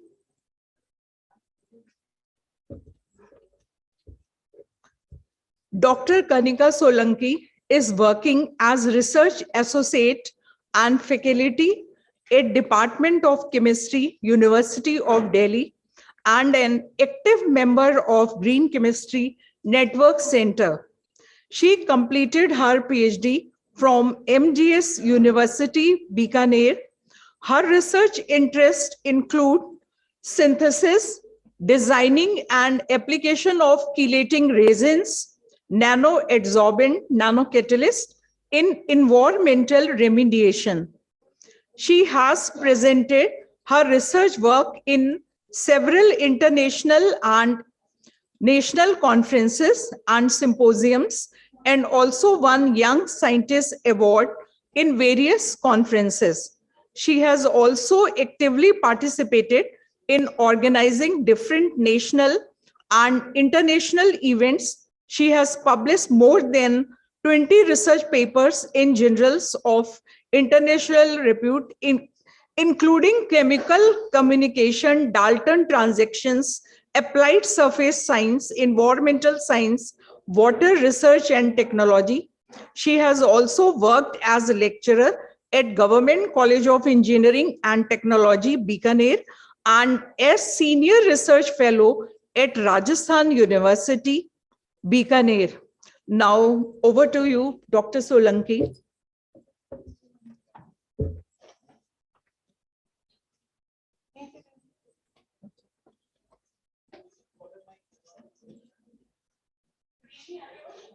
This letter is particularly very important for me because the chairperson.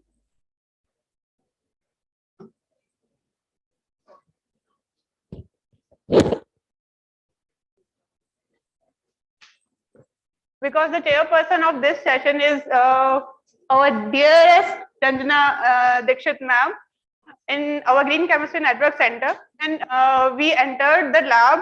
Then Ranjana ma'am is the one person who greet you with so much affection and love. So Delhi became my second home because of her only. Thank you so much, ma'am, for the part of my life. And this Dungar College is also special for me because I spent my most beautiful years of my life here in Dungar College, and I got so much love and affection from these, my teachers, my students, such as Rakesh sir, Bhojak sir, Meera ma'am, Shishir sir, he is not here, MD Sharma sir.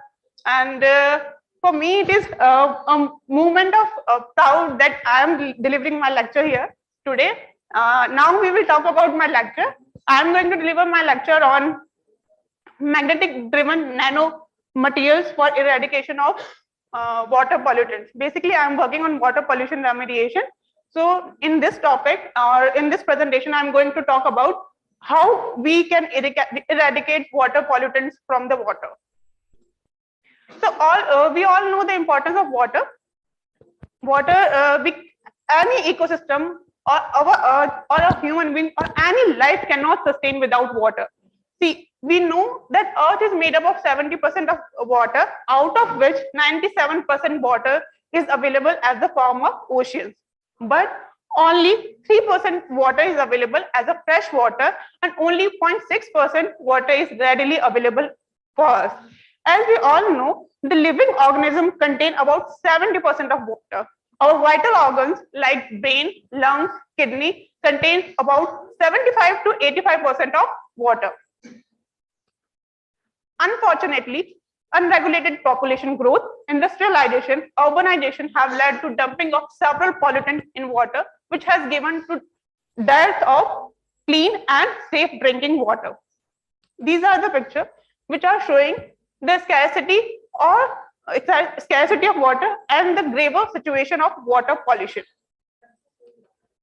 According to United Nations report, world is not on the track to meet its goal of ensuring availability and sustainable management of water and sanitization for all, that is SDG 6. So these are the goals which we are going to achieve in 2030, but we are not on the track. This is the major problem of our 21st century. See, as you can see in the reports in newspaper, the toxin levels of water, different toxins in water are continuously increasing. Hazardous effects of pollutant include diabetes, obesity, cancer, endocrine disruption, heart diseases, death of marine animals, wild animals, and birds. According to an international organization, Water Act, 80% water of India is polluted. According to this organization, in India, around 3 lakh children die annually due to waterborne diseases.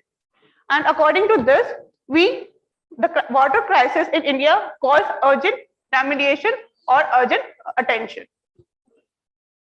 So now, how our water is getting polluted? The prime sources of water pollution are disposable of municipal and domestic sewage, industrial effluent, agricultural runoff, radioactive waste, and oil spillage. So for the students, I would like to tell, we can classify the water pollutant into two major categories: organic pollutants and inorganic pollutants. Organic pollutant contains dye, microorganisms, drugs, aromatic compounds, etc. Where inorganic pollutant contains inorganic metallic cations and anions. See, this is the picture this is a slide which depicts different organic pollutants such as dyes and dyestuff, pesticides, microorganisms, pharmaceutical products, personal care products, etc. Now, what are the methodology which we are using conventionally to eradicate organic pollutants? These are coagulation, filtration, ozonization, biological treatment, etc. But all these methods have some serious limitations, such as they are time consuming, they can lead to generation of secondary pollutants, and they are commercially not viable. So to overcome these problems, advanced oxidation processes came into the picture because they are favorable because of generation of strong hydroxyl radicals. They lead to generation of environmentally benign oxidized products and ease of manipulation. The advanced oxidation processes generally include ozonization with UV treatment, hydrogen peroxide with UV treatment, Fenton, photocatalysis, and supercritical water oxidation processes. In the terms of inorganic pollutants, we can say generally inorganic pollution is caused by heavy metal ions such as cadmium, chromium, iron, lead, manganese, nickel, etc. Now, what are heavy metal ions? As you know, any metallic chemical element that has relatively high density and exhibit toxicity even at low concentration are termed as heavy metal ions. Due to their widespread application in our modern era, these metals are frequently used in our daily life. But the problem is the excessive exposure of these metal ions led to two problems. One is the excessive use of these metal ions are hazardous to our environment and ecosystem. But the another major problem is related to this is depletion of our metal resource. As you can see in this picture, red color represents the serious threat, or these metals will not be available to us in near future. Green depicts the limited availability, they might not be available in future, and pink represents the increasing threat.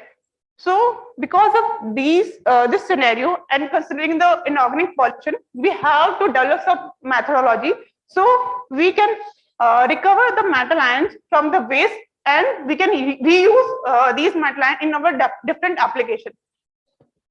And if we talk about the application, these are the elements, these are the heavy metal ions which are found in our electronic devices. These metal ions we are using in laptops, households, mobile phones, and other things.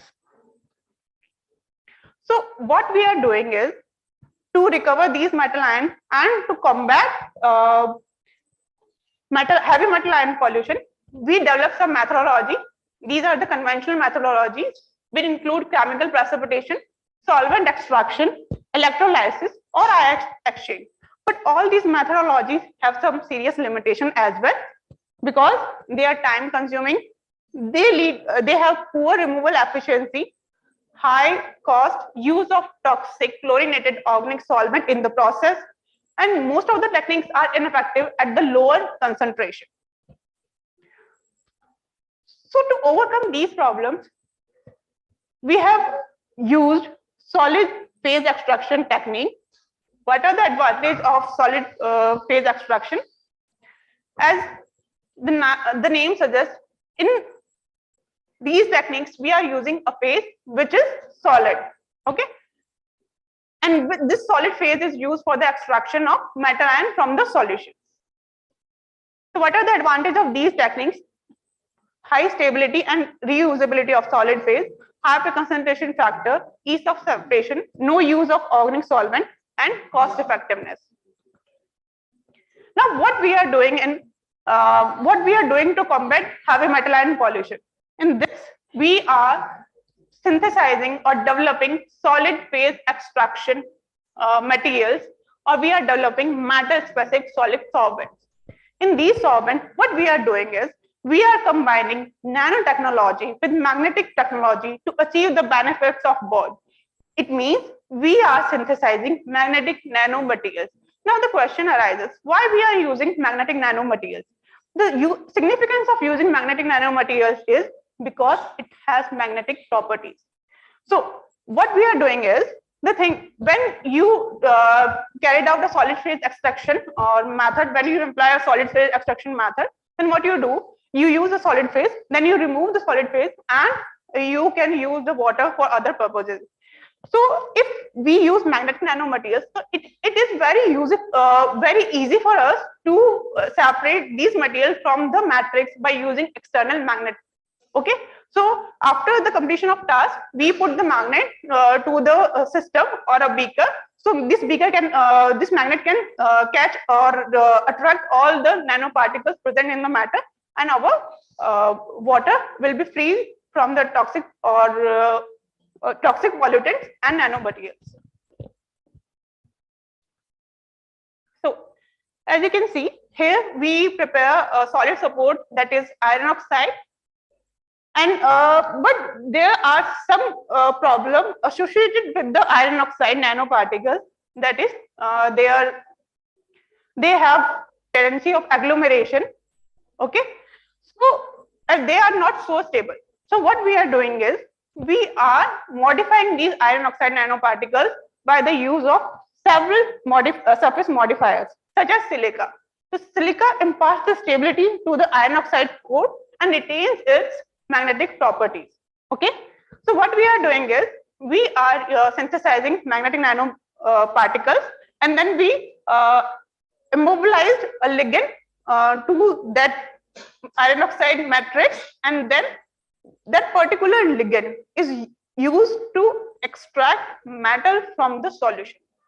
So why we are using a particular ligand? Because we want an selective adsorbent for the removal of heavy metal ion.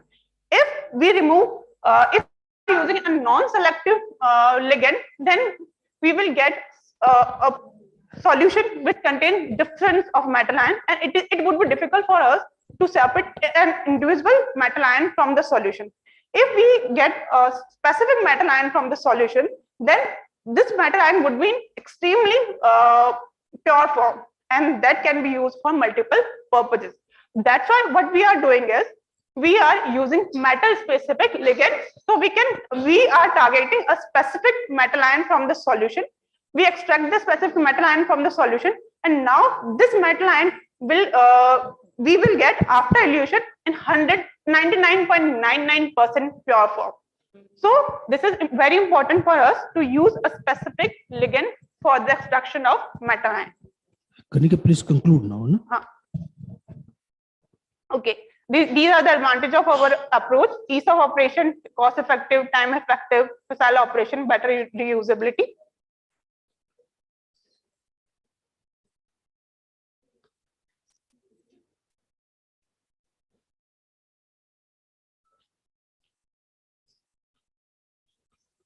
So we have developed several ligands or material for the extraction of metal ion. This represents a very specific ligand for the selective extraction of lead from water samples. Similarly, we have developed another ligand or iron oxide magnetic nanoparticles for the removal of chromium. As you can see in the picture, chromium can be identified by its deep blue color. Here, after using the magnetic nanomaterials, you can see the color of chromium has gone. So these are the magnetic nanoparticles which we separated through the magnet. Similarly, we have used for organic pollutant as well. In organic pollutants, what we are doing is we are synthesizing magnetic nanomaterials, and we are adding these magnetic nanomaterials with modification into the polluted water, and we add some few drops of hydrogen peroxide, and this will lead to disintegration of pollutant present in water, such as carbon dioxide and water. This is the general procedure of degradation of organic contaminants. Now, after developing the material, we characterize the material using different characterization techniques. We use batch and column methods for the removal of organic pollutants. And this is the bioreactor we have developed in our laboratory. It contains 3 parts. And by optimizing these conditions, we can use around 10 liters of water. We can purify 10 liters of water in 1 run. Now, what are the advantages of our approach? High absorption capacity, high degradation efficiency, selectivity towards target analyte, superior reusability up to 10 runs, cost effectiveness, ease of operation, and facile separation. These are my few papers: material chemistry frontiers, environmental science, water research and technology, general environment management, applied surface science, hydrogen reduction, Chemcom. This picture is very close to my heart because I got chance to visit USA to attend a conference in Princeton, Crown Plaza, USA, and he is the father of green chemistry, John Warner. So I got chance to meet him and interact with him at that conference. Now this is another important picture. All the mentors, Matharu sir, Mary Kitchoff ma'am, Ranjana ma'am, and sir is there, Professor R.K. Sharma sir. And this is my family, GCNC family. And one person is missing here. She is sitting right here, Priyanka. At that time, she was not here. But now she is the youngest member of our team. And lastly, I would like to say, save the water and save the earth. Save the water will save you. Thank you. Thank you, Dr. Kanika, for giving such an enlightening talk and giving the information for organic pollutants. Now the floor is open for question. I just want to say I was not prepared for the talk because I didn't get time to prepare the talk. I delivered it. How your technique depends on the RO technique, which is how we use it, how the ground. Actually, the RO technique is based on reverse osmosis process. Okay, the reverse osmosis process we cannot use at industrial level where the concentration of poison is quite high. We are using the magnetic nanomaterials where we can use these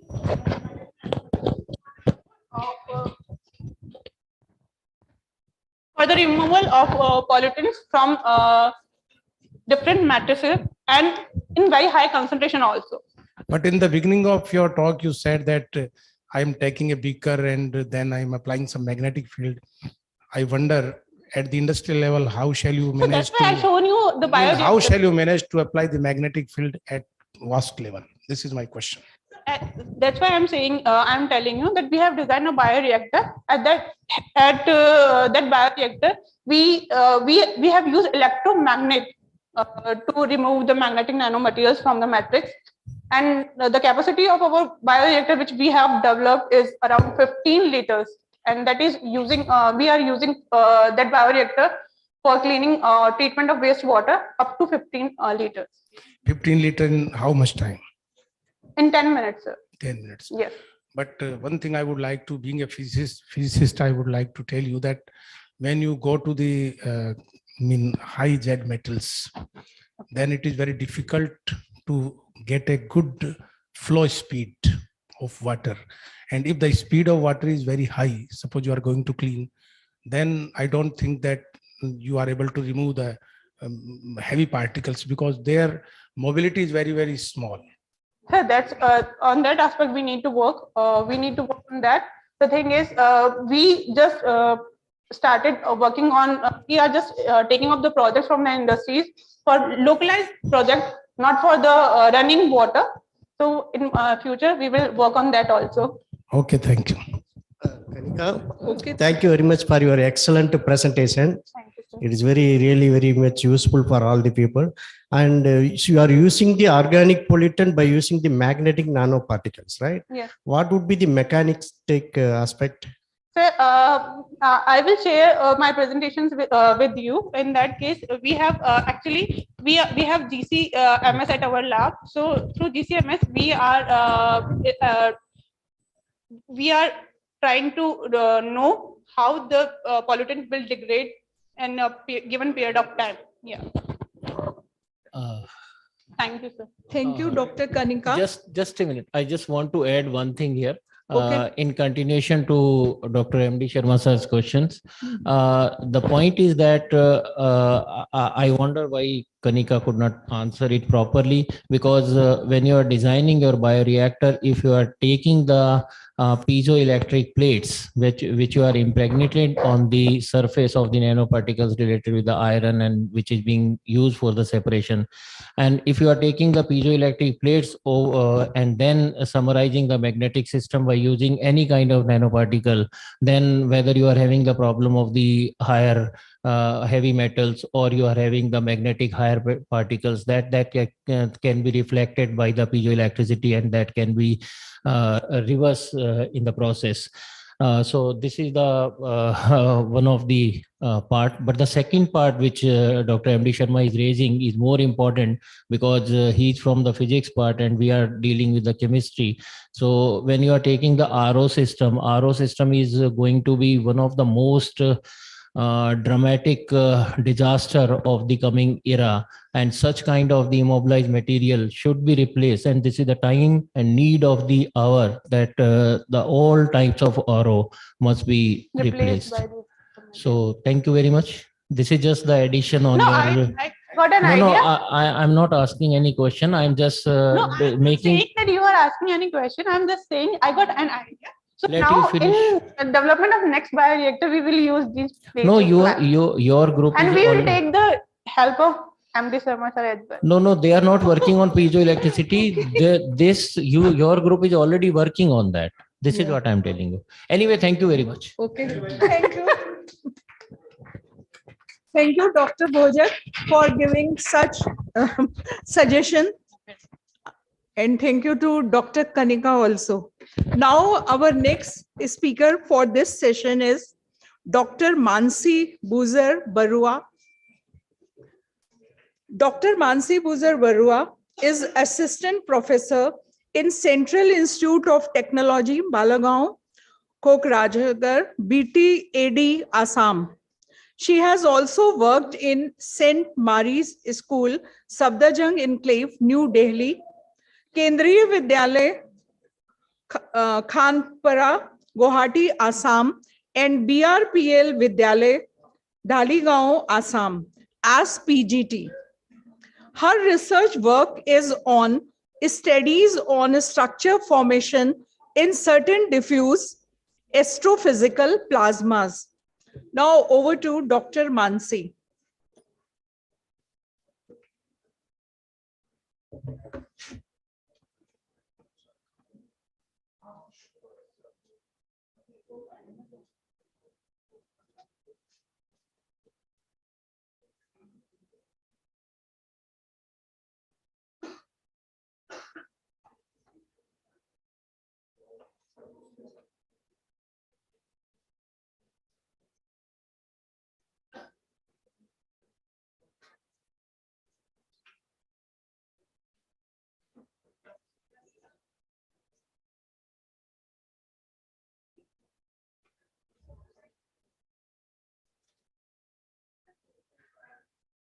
Where to change? Where to change? Slide. Slide.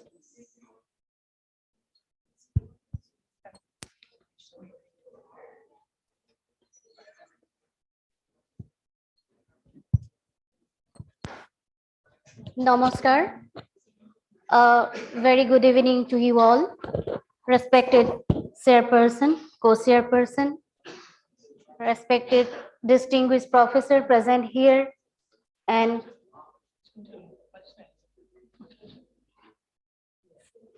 all members. Myself, Dr. Manuhi Bujor Borua. I'm assistant professor in the Department of Physics, Central Institute of Technology, Kokrajhar from Assam. Assam is a part of Northeast.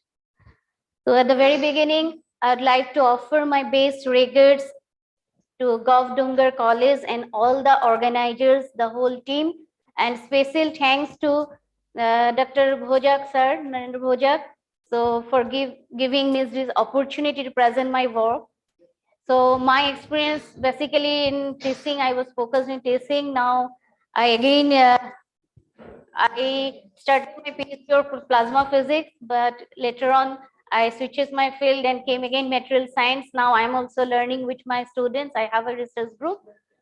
So the workshop here, the international workshop and symposium on green chemistry and technology is very attracting word. The chemist, their approach is chemical, but main thing is the environment, the green, the eco-friendly, and what's the thing we can contribute and we understand about the environment. Because everything is environment, we are surviving because of the nature. So nature is our own mother. So here the chemistry people, they approach like that. And the special emphasis, the catalyst, food, water, and drug research.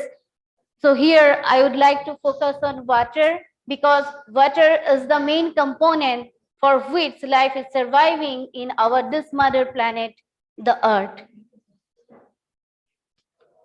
So I made the title like we are developing photocatalyst towards the well-being of ecosystem.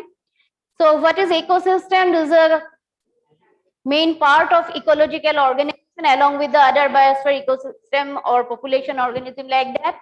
It includes all the abiotic and biotic component, but mainly we can categorize the four things, mainly the producers, the green plants that feed us, then the consumer like us, the human beings and all other animals, and decomposers, the microorganism, along with that the abiotic component, the dead bodies and other inorganic salts. So all the components, they keep a very close connection among them and keep the balance of the environment so that it's surviving and we are also surviving with the other component. And it is very much true that water is the main medium for everything. Water is the main medium for which the life is sustaining in this earth. So it is well understood, my previous speaker also analyzed the same thing. So in the earth, we know that 2/3 of part is filled with water, but out of that 97% is not suitable for drinking purpose or any other beneficial purpose because they're available in form of sea and ocean that's mostly salty. So again, the other 2% that is in frozen mode in the polar region, that is also not available for the common people for common purpose. So only about 1%, actually less than 1% is available. So we can have it. And with the growth of population, with the time the population is growing, everyone is experiencing it, not knowing, but experiencing the people like Indian, all the issues. Then over there also, the demand of water is increasing day by day. So WHO reported that because of the dirty water, the water which is not clean, so many people, means in form of billions, they are dying. So the United Nations, what the goals they proposed in the year of 2015, they proposed 17 goals. Out of them, the 6th goal is clean drinking water to everyone and the hygiene. So we have to fulfill that goal. Then only we can think about the sustainable development. So sustainable development, all of us understand the 3 pillars on it is, that is the environment, other is the society, and other is the economy. So we need to make the balance among the 3 pillars, then we have to go for the fulfill of that goal. So that is our aim, but what is happening in practice?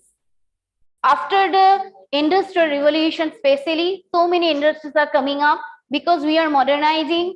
So time is advancing, science and technology is developing always. So many industries like pharmaceutical, then textile, paper industry, the thermal plant, the nuclear plant, and the previous speaker, madam, she very nicely demonstrated about the use of pesticides, how it affects the water body. All the waste part that contaminate with the water, the available water what we have, so it comes to the water body and pollute it.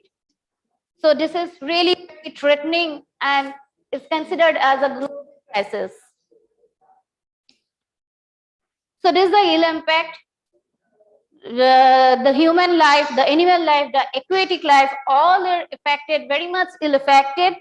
And the polluted water, the waste mainly, it affects the food chain. Food chain means the connection of all living organisms.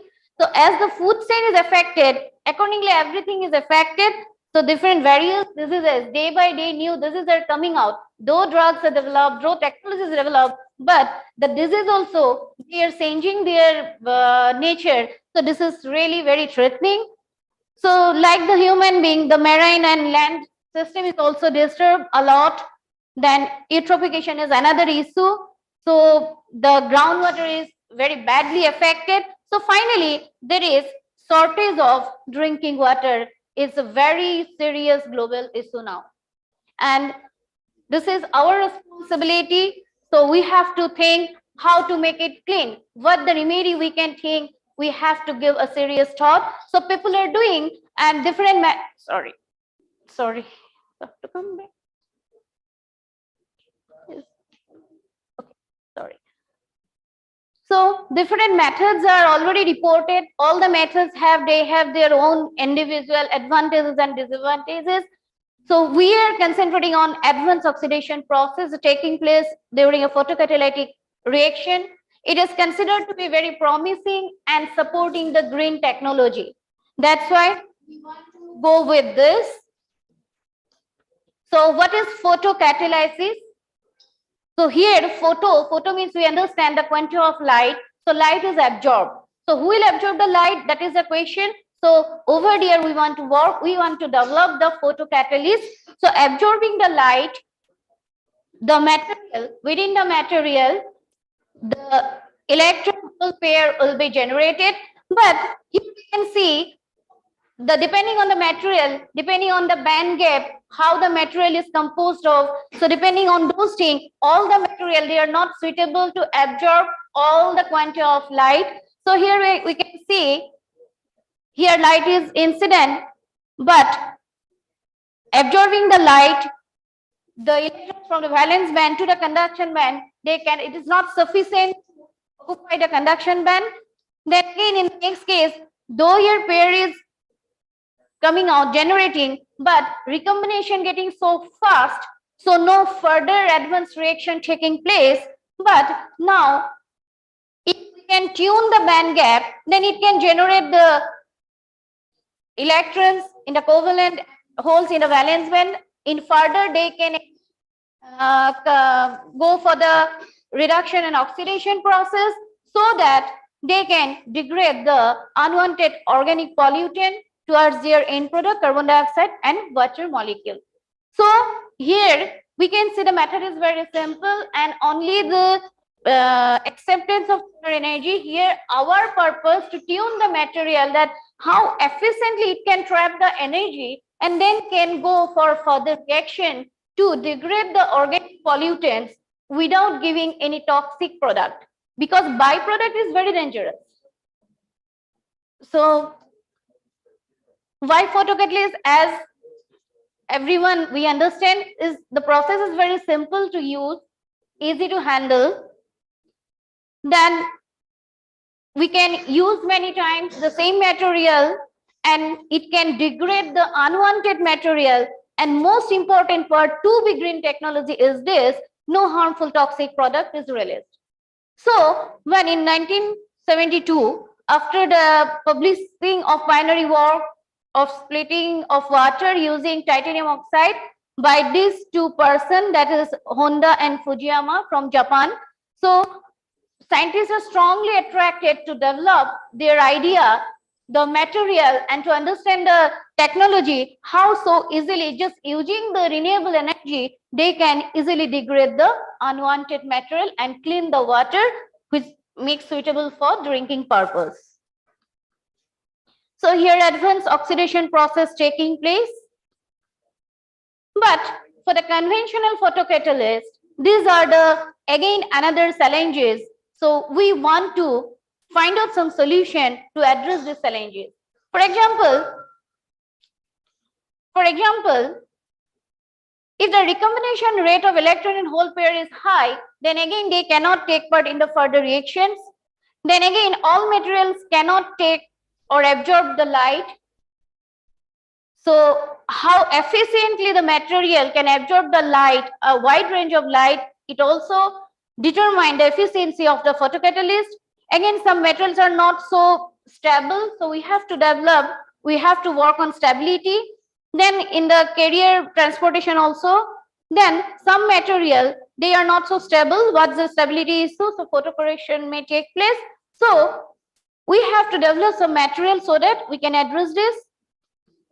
And this is the criteria depending on their band age positions and their potential they are considering. So photocatalysts are developed. So here we are, initially we are focusing on JNO. Every people we are now know the JNO nanoparticle means very cost effective.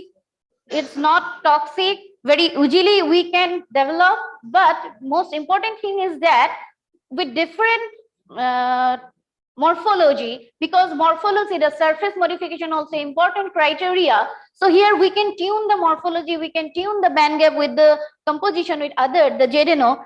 So initially we start with JNO, and here we are not going, we didn't use any harsh chemicals. We follow the green route. We use the extract from different ways, the green ways. Then we prepared the JNO. So the same, we use some aqueous F extract, then we form this one, the JNO nanoparticle, to degrade this. So different tools are used to characterize our material is actually prepared according to our expectation that it will working or not. So different tools are used to verify. So here the JNO particles, first we prepare using aqueous extract of coconut husk. So coconut is a very common fruit for all India, and especially in our northeast, especially in our Assam. Almost every household they have coconut, and is a very useful tree. So the bark also we can use for this scientific purpose. So from this husk, not bark, the husk, the X is prepared, then the JNO prepared, maintaining with different pH, maintaining the basicity, because we want to see how the pH determine the properties of this material. That's our purpose. So 3 different samples we prepare, and for all the samples we find the widget phase of JNO. That's the important point. And the intensity of most prominent peak, one that is decreases with increasing the basicity. So this is another observation. Then we observe the effect of pH on crystal structure. Then we have seen that when the pH increasing, the surface area also enhancing. So that is one of the utility. But we can see the crystalline size decreases, volume decreases, but surface area increases. So more number of particles can be accommodated. This is an important factor for catalytic activity. So here we observe the effect of pH on optical parameter. So here also we can see the band gap decreases. And from this FTR, we see the formation, the necessary, the vibration. It confirms the material. And from the PL, we see with the higher basicity, the decreasing of this intensity means from the PL, we can see the recombination that is restricted. The life for recombination that is increases. So this is the, okay. So here the morphology, the same, we can see from the ADX about the purity phase, pure phase of the material. Then we use this dye for as a prop pollutant because they are toxic. For them, so many serious health issues are there. That's why we want to remove it. So with the probe, we check the catalytic activity and we get very good result, as can be understood from this. Then we use methyl orange, but comparing these two, we are convinced that this is more applicable for methylene blue. So this is published, this work is published. Then we use another extract, as it is written, papaya bark, banana peel, the Lychus asparagus, green leaves, then the snail cells. Your main purpose to synthesize distinct structure, nanostructures are coming out. These are our result actually. So from X-ray we can see all again in urgent structure, but the peaks of these are little declining. So other parameters also, they have their respective value here. This is the most interesting. We can see the JDNO, which is prepared using snail cell. You can see this interesting structure. It is first we notice this comes in a bracket shape. So others in the materials, actually I am trying to go first, that's why so this is the optical study. Here we can see with different material how the absorption taking place, and main part is the band gap and the FTR showing their respective functional group. Here we use rhodamine blue for degradation. So this is only with the dye. So no catalysis is over to show the stability of the dye, but using the catalyst, these are the respective thing as shown in the previous slide. This degradation is shown. So another one. So next we composited RGO. I am trying to go first. So here confirmation of RGO. This, then with the RGO, this composite shows again the crystalline behavior, then their respective value, and when the RGO part increasing, we observe in the change in band gap. So here this sample were more part of RGO, then the band gap decreases. Here the optical study. So this is again the respective band showing the presence, and most important, this part, the new peak that comes about 1306 centimeter, it specially confirms the formation, the interfacial formation, the composite is successfully happening. So again the morphology, this is the reduced graphene sheet, and here the nanorods. So these spatial characteristics are so important because here we are going to composite, means we composited, and because of this structure, very nice wrapping taking place over here. So with different percentage over there, more amount of graphene. So they again come in pure phase. So here you see the graphene sheet. This figure means the specified diffraction pattern. They show the nanocrystalline characteristics of the graphene. Then here the zinc JDNO rod, they shows the crystalline structure, and here the wrapping taking place. Here our main purpose, how the composition taking place in the benefit of photocatalytic activity, and we are confirmed that very nicely they come in interface, but other people has reported your contamination at 0D, then 2D contamination, but here we do 1D and 2D that we find is a very strong candidate to show the behavior. So these are the degradation. Okay, this is also published. Then finally we go for the heterojunction part. We prepare the heterojunction. Actually in the whole work that is performed by my team, my student, he is also presenting today after few minutes.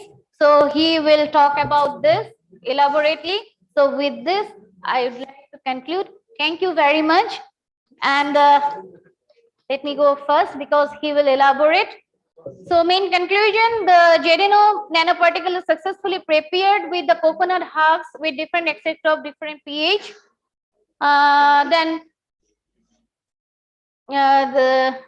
Here we saw in the next work composition of ZNOH RGO. Then with different dye we tested and very successfully we see the degradation within 40 minutes. So then we go for the heterojunction Now, over there also. Thank you, Depending Dr. on their ratios. Mansi. Yes, ma'am. No. Just 1 minute. Just I'm concluding, ma'am. Okay. The ratio how we are maintaining it depends on the their quality. So as acknowledgement, at very first I'd like to acknowledge my parent institute because they gave me the opportunity to carry this work with my team. And for the characterization, we take help from different institutes. So in this platform, I'd like to thank them.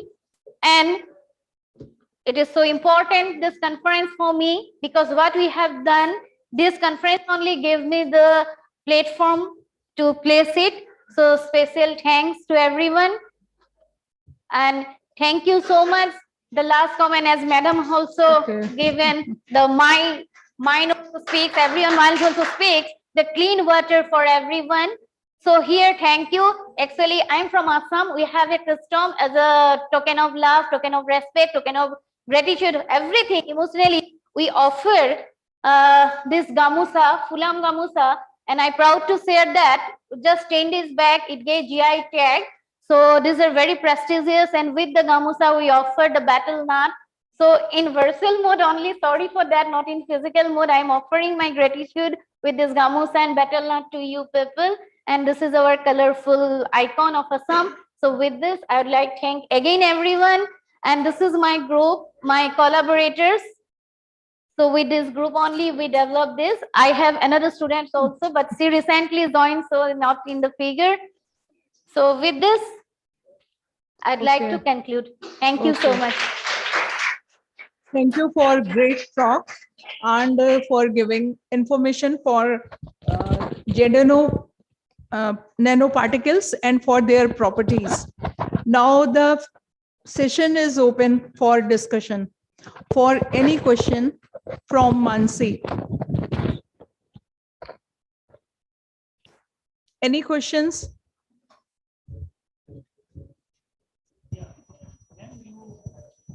You prepared zinc oxide nanoparticles. So you used a greener method for the preparation of that. Yeah, as you say, you use green method for preparation of zinc oxide nanoparticles.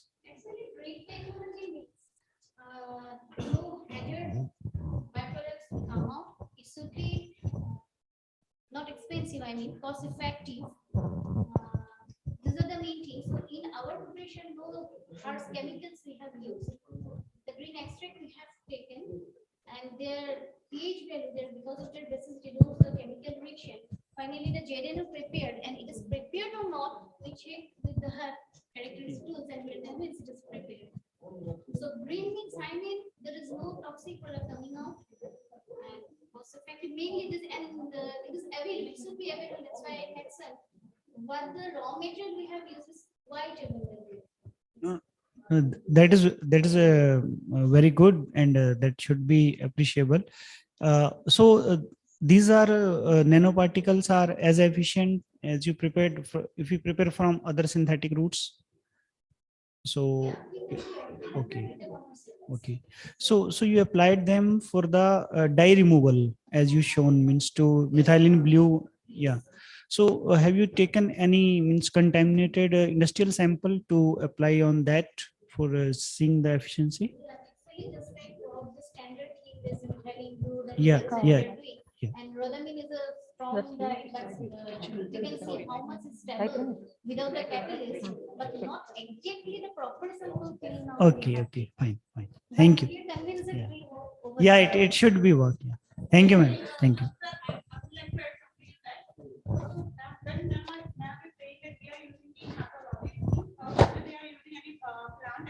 Or they are avoiding the use of toxic solvent, which are synthesis fabrication of nanomaterials.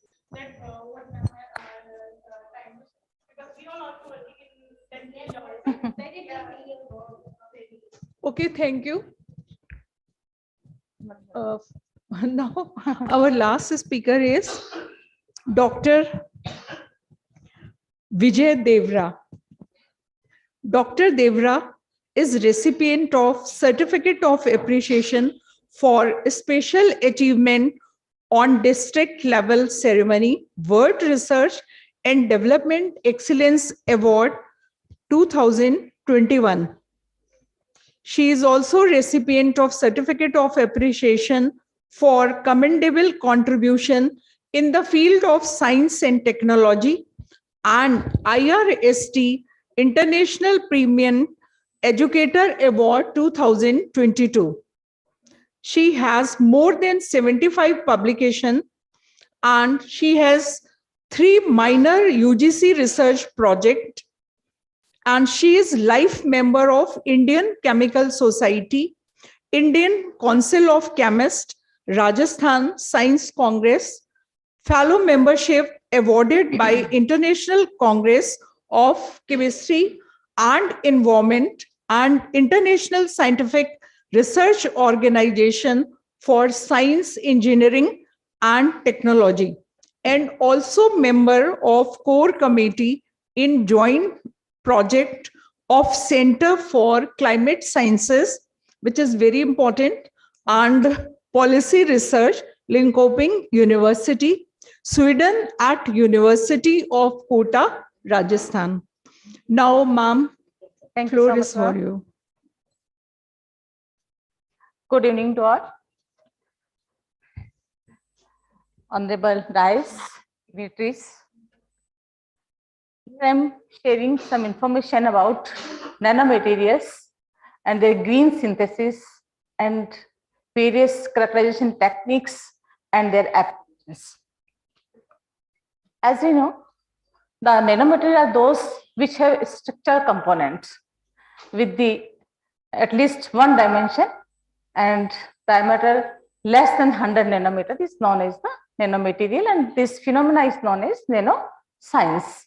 According to diameter, a nanomaterial can be categorized into nanoplate, nanowire, and nanoparticle.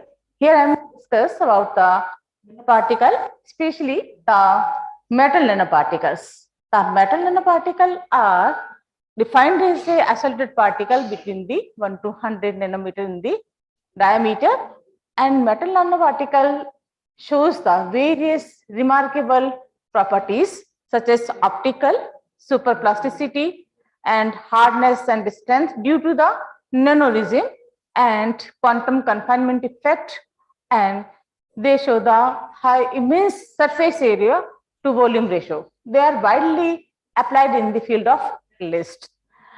Due to the remarkable properties of the metal nanoparticles, they are applied in the field of the environmental remediations and medicine and agri-food sector. Now, the metal nanoparticle can be synthesized by the 2 main protocols, top-down approach and bottom-up approach. The time is short. Now, metal nanoparticle can be synthesized by the mainly 3 techniques, that is like physical, chemical, and biological. But physical and chemical methods requires the specific equipments, and in chemical methods, requirements of the hazardous chemical. But in biological method, they are eco-friendly method and cost-effective. And in this method, we can use the microorganism and plant extract for the synthesis of metal nanoparticles. Now I will discuss the especially two metal nanoparticles, silver and copper, by the green approach. This representation shows the synthesis of metal nanoparticle using the plant extract, in which we use the plant extract, prepare the plant extract for the reduction of the metal salt and synthesize the nanoparticle.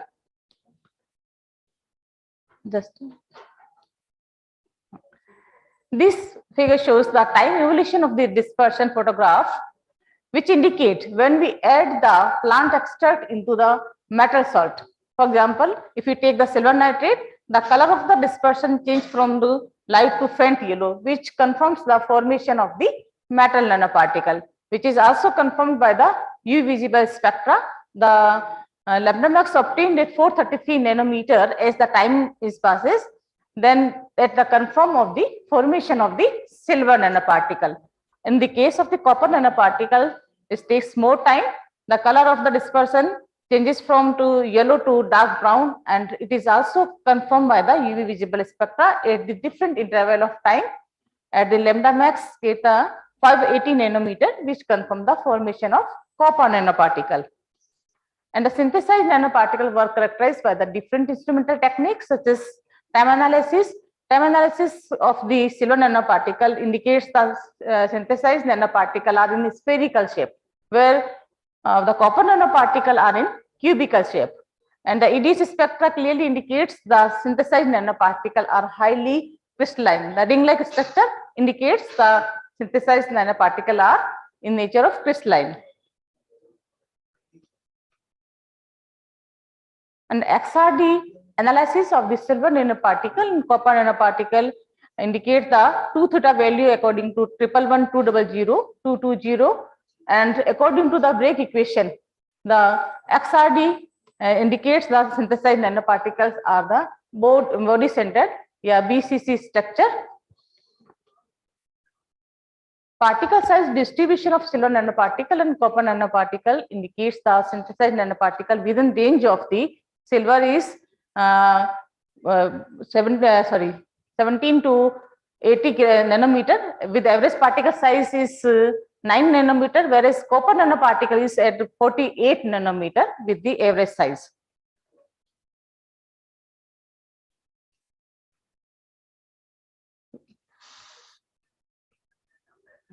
And the stability of the synthesized nanoparticle is also a important key factor for their applications.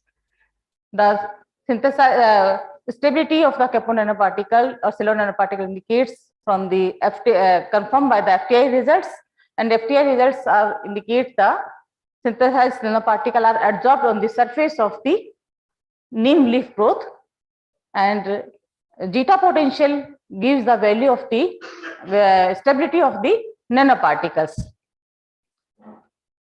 And copper nanoparticles FTI result indicates also the presence of the flavonoids, terpenoids, and polyphenols that are the responsible phytochemicals for the reduction as well as the caping agent for the synthesized nanoparticle, and zeta potential of copper nanoparticle minus 17.6, which is also indicate the synthesized nanoparticle are highly stable.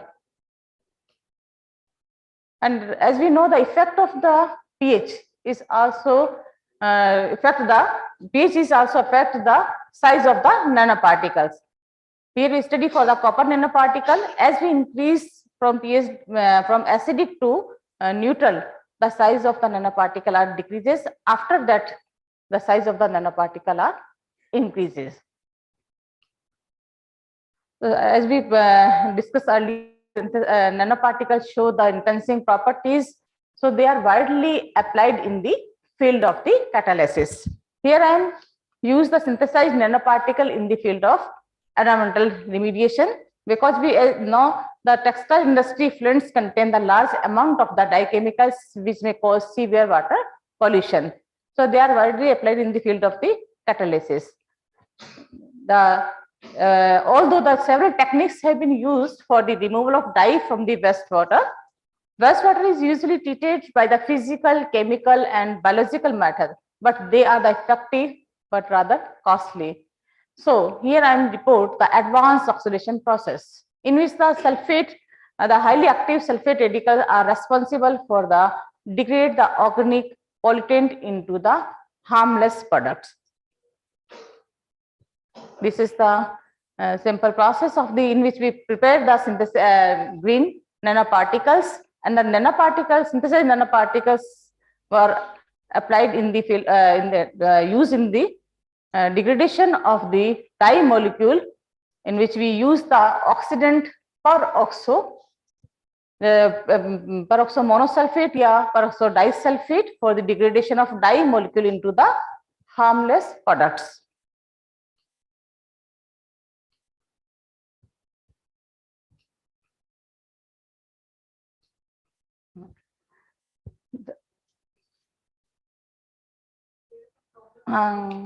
कुछ problem UV visible spectrum.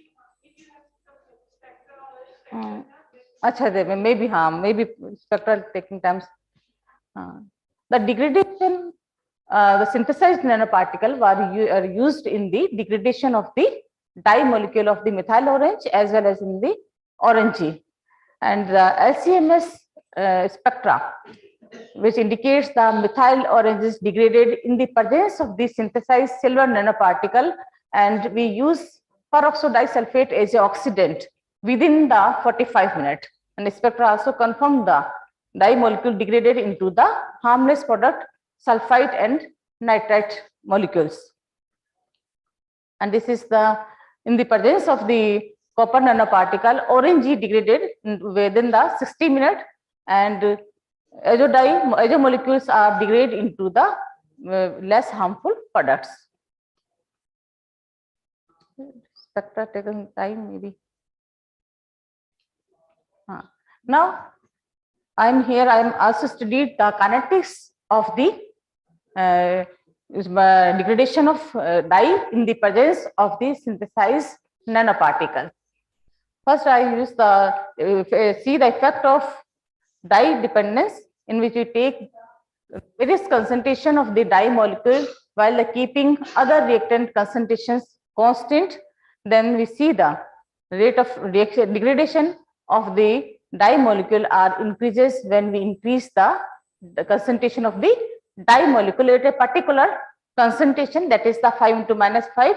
After that, the rate of degradation of dye which are constant or slightly decreases. But in case of the orangey, the degradation rate constant initially increases with increasing dye concentration, then towards a limiting value at a higher concentration of the dye molecule, which is due to the at higher concentration but a constant peroxomonosulfate concentration. A number of sulfate radicals were constant, so degradation rate was also constant.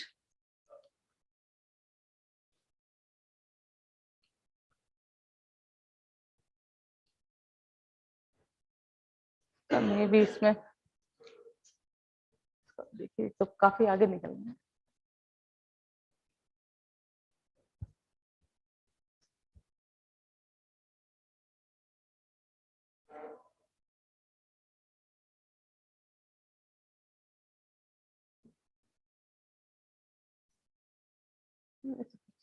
Back कर नहीं back करना सही है.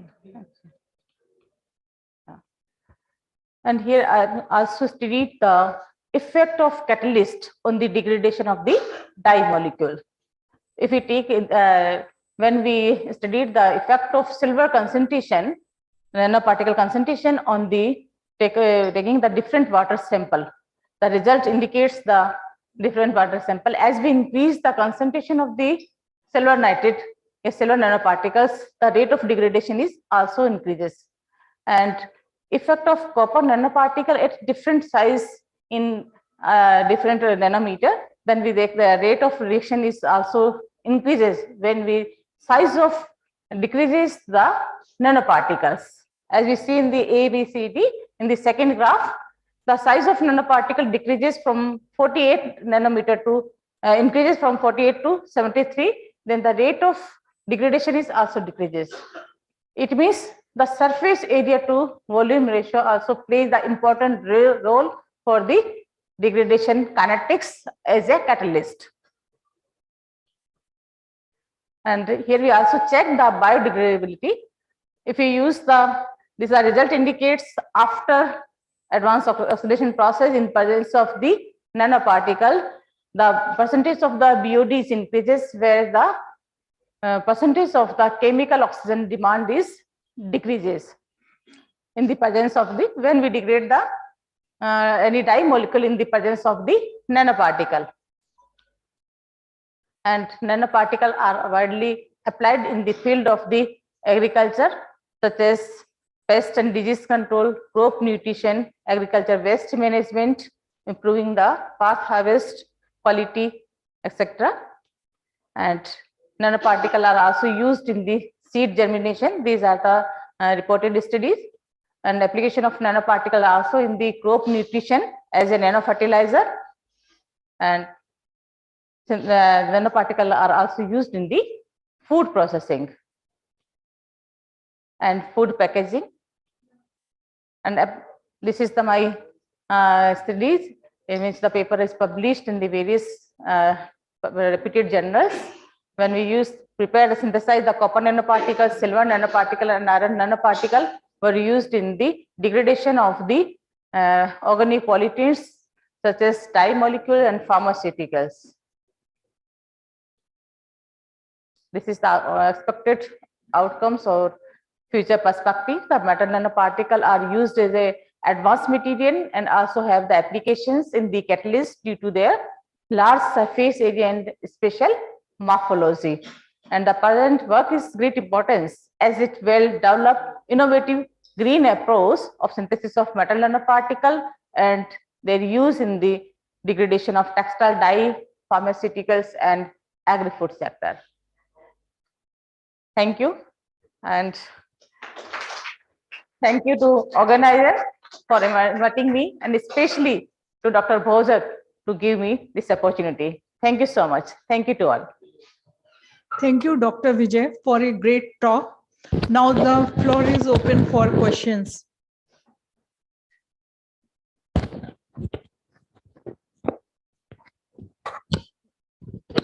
You want to ask? Okay.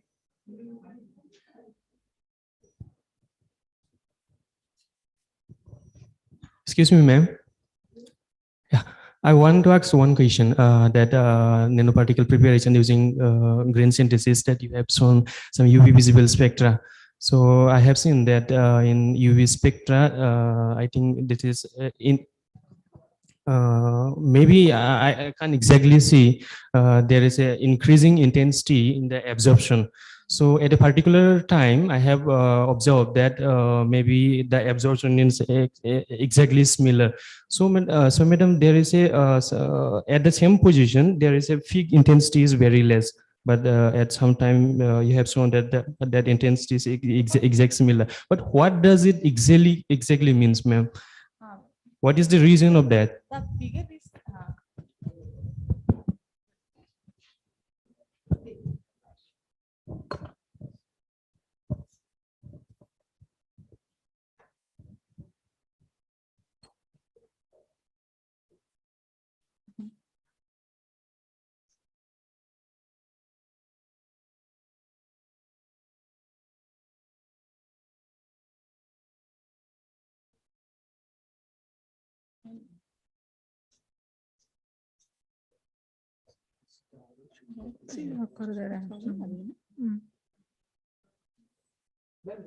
So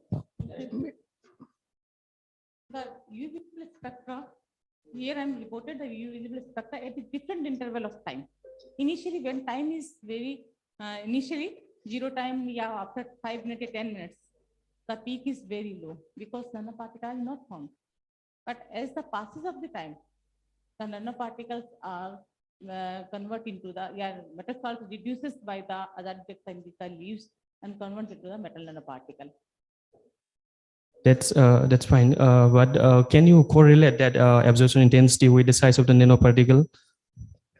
At a particular excuse me, can you? The time is way here. Okay. Thank you. Okay. Particular wavelength, nanoparticle are found with the particular wavelength. So we can discuss over dinner. Okay. Thank you to all the speakers for this session. Now, as I have told you earlier that there will be oral presentation also. So first oral presenter is Riv Kiv Very, and we will give you only 4 minutes for your presentation to all the 3 speakers. Now, okay. OP13. OP13.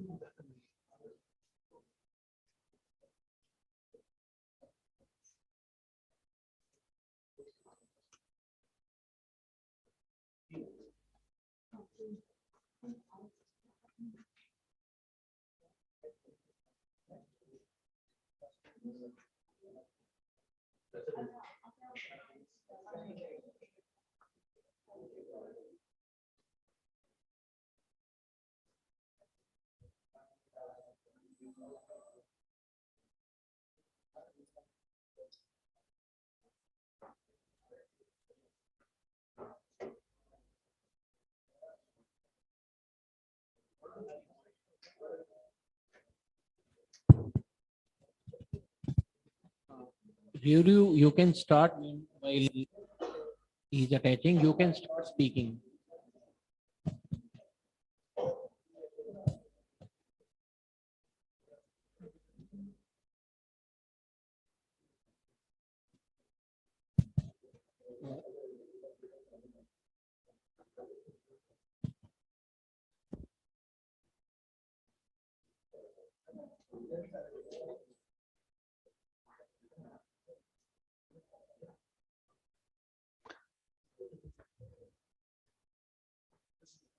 Next में पहले से करा हुआ है इसमें।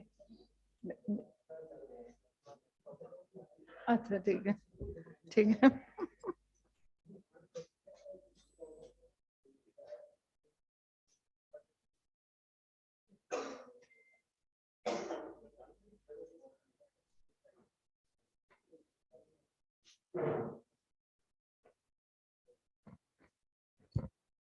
Very good evening to chairperson sir and respected faculty members of different university. Today actually I'd like to present my PhD work for performing our CIT. So this is the title of the my PhD work. Actually, we are designing some composite kind of materials. It is silver phosphate and zinc phosphate. So contents, introduction. So this is the actual vision of presently increasing population. So with increasing population, we are using very consuming large amount of energy, and for that we are overexploited different source of energy, and the result of increasing population is the various pollutant like water pollution and air pollution. So we are mainly interested in the water pollution. So in everyday daily life, we are wearing different kind of dresses, very colorful. But those dresses comes from the different dyeing process, and some waste dyes, they are directly gone through some water bodies, and finally the water is contaminated. So how we will remove kind of contaminated dye using some renewable source of energy? So we have the renewable source of energy that is generally solar energy. So using solar energy, how we will remove those contaminated? So solar energy can be utilized in three different ways. That is solar thermal, solar photocatalysis, and solar photovoltaic. So we are mainly interested in solar photocatalysis. So what is the solar photocatalysis?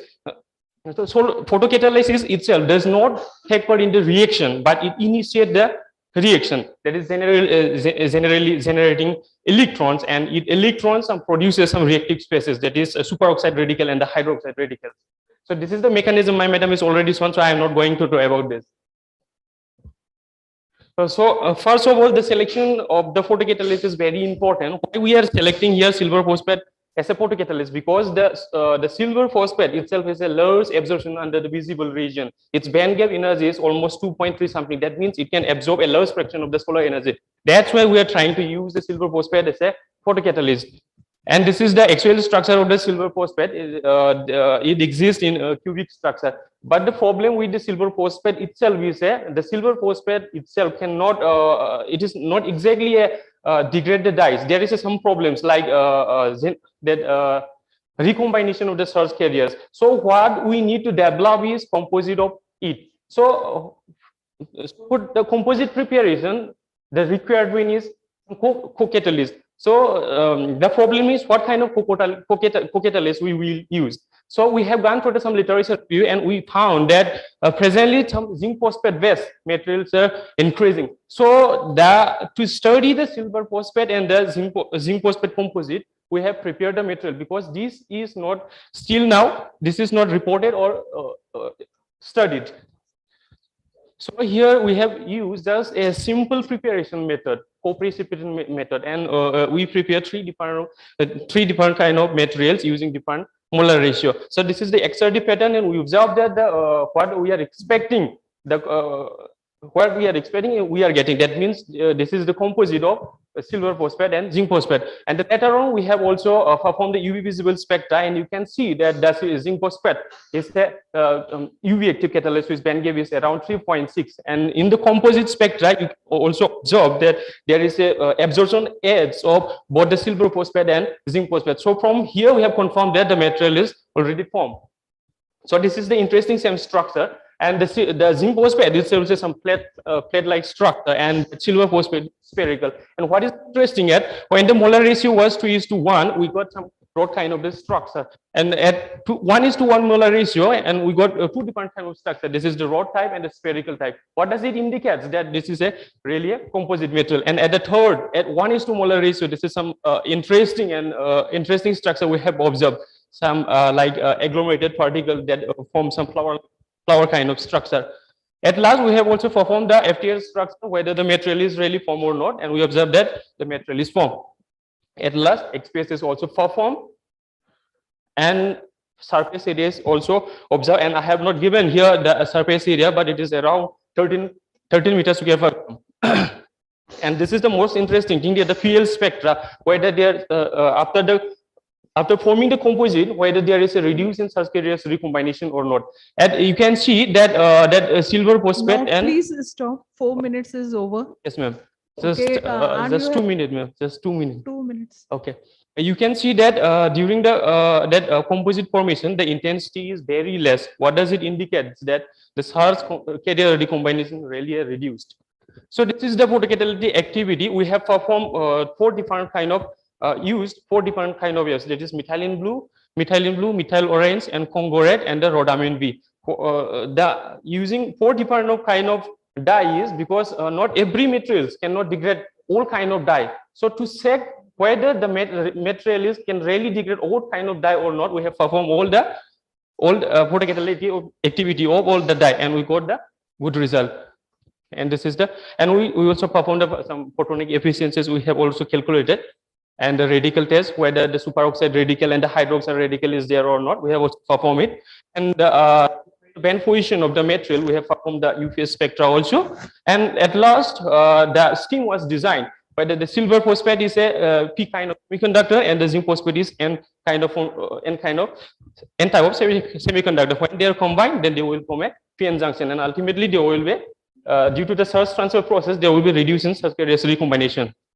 So we have also performed the type of another also. Please stop. Okay, thank you. You have taken 6 minutes, and you have shown very good pictures of FECM. Very great work. Now next presenter is Bindu Bhushan, OP14, and please stick to your time. That is only 4 minutes. I simply suggest you directly come to your work. Don't go for introduction, because introduction part has been covered almost all the time by guest speakers. If you directly come to your as Very has shown very good results, and it will be okay. Whatever different, same, that is different. Just come to your work and just tell what you have done. And you know that this is the young scientist category. This is why I am specific. And I must tell to audience that these are the 7 fellows who has been selected for young scientist presentation. These have been selected for young scientist presentation. So 1 young scientist award will be going from them. This is why I am very specific. Their work should be specified. And this is selected by the RSC panel, not by me. It's very honor. Okay, so good evening to everyone. Since I have to be very precise, so actually my work is to produce silver nanoparticles with the help of a silk. Actually, the word is Philosome racini. It is one of the type of the silk. Vidhu, again, I Yes. suggest you directly come to your work. You can skip this slide. Just come to your work. We want to ask questions from there. You will not give us 2 minutes. We will not able to justify.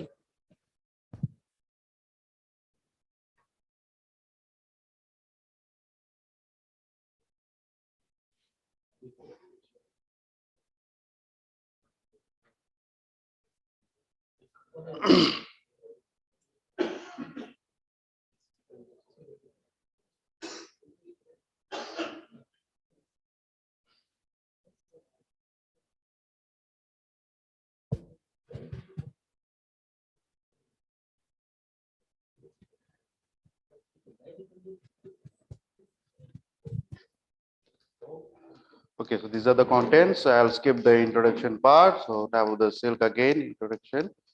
So this is the method which I've used since with the help of the light. And at last we have produced the silver nanoparticles. So with the help of XRD, I have just confirmed the formation of silver nanoparticles again with the help of UV visible. Since the peak shows the presence of silver nanoparticles with the help of FTIR, I have seen whether there is any change in the silk. So we have seen that there is a decrease in the beta shade. Then for the temp pictures, I have done the what is the particle size. So I have just calculated it to be the average of 20 nanometer. Then I've done the antibacterial test where I've tested with the 5 different kinds of bacteria where I got the alkaligens faecalis. So it shows the best result, 13.2 millimeter. Then I've also done the photocatalytic activity, which have showed around the photocatalytic efficiency of around 89%. Conclusion. Thank you.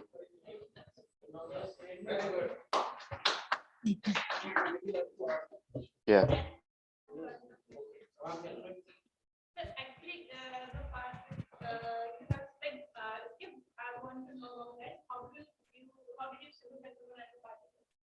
So actually, whenever for the synthesization part, we need airy silk fibrin. Actually, what I wanted to show here is that there are different varieties of silk we are using. So after getting this airy silk fibrin, we are just mixing it up with the help of the silver nitrate. So what the airy silk fiber is doing, it is reducing the silver nitrate into the silver nanoparticles, and also with the help of the just visible light.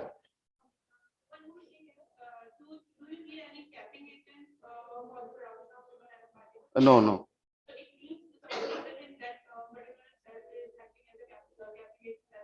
Yes. Yes, there is one amino acid present in the airy silk fiber which is known as tyrosine. So it is helping in reducing the silver nitrate into the silver nanoparticles.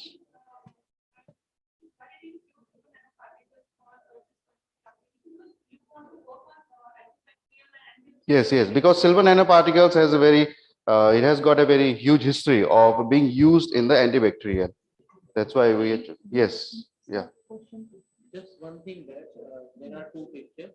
2 photos. No, don't go there. Okay. Only thing is that that difference in color due to agglomerization or due to coagulation. Difference in color in UV visible. Not UV visible. That here your work experimental section. We have shown 2 photographs, 2 beakers. One is dark brown. Yes. So that one actually the initial part was just the initial color of the airy silk fibrin. Yes, but the color part which is changed, it is due to the SPR, surface plasmon resonance. That is right, but that is where I'm asking. Yes, is it coagulation or it is the inoculation? What kind of chemical phenomena is it in the color transference? So as far as I know, it is just the SPR only, and it confirms the right. formation of silver nanoparticles. The technological part. I'm asking the coloring part. Anyway, thank you. No, this is not for discussion. We just want to observe the work performed by. This is our task. Thank you very much. It's fantastic work. No doubt it is fantastic. Now, thank you, Bindu. Our next oral presenter is Dolu Brahma, OP15. He is the last presenter.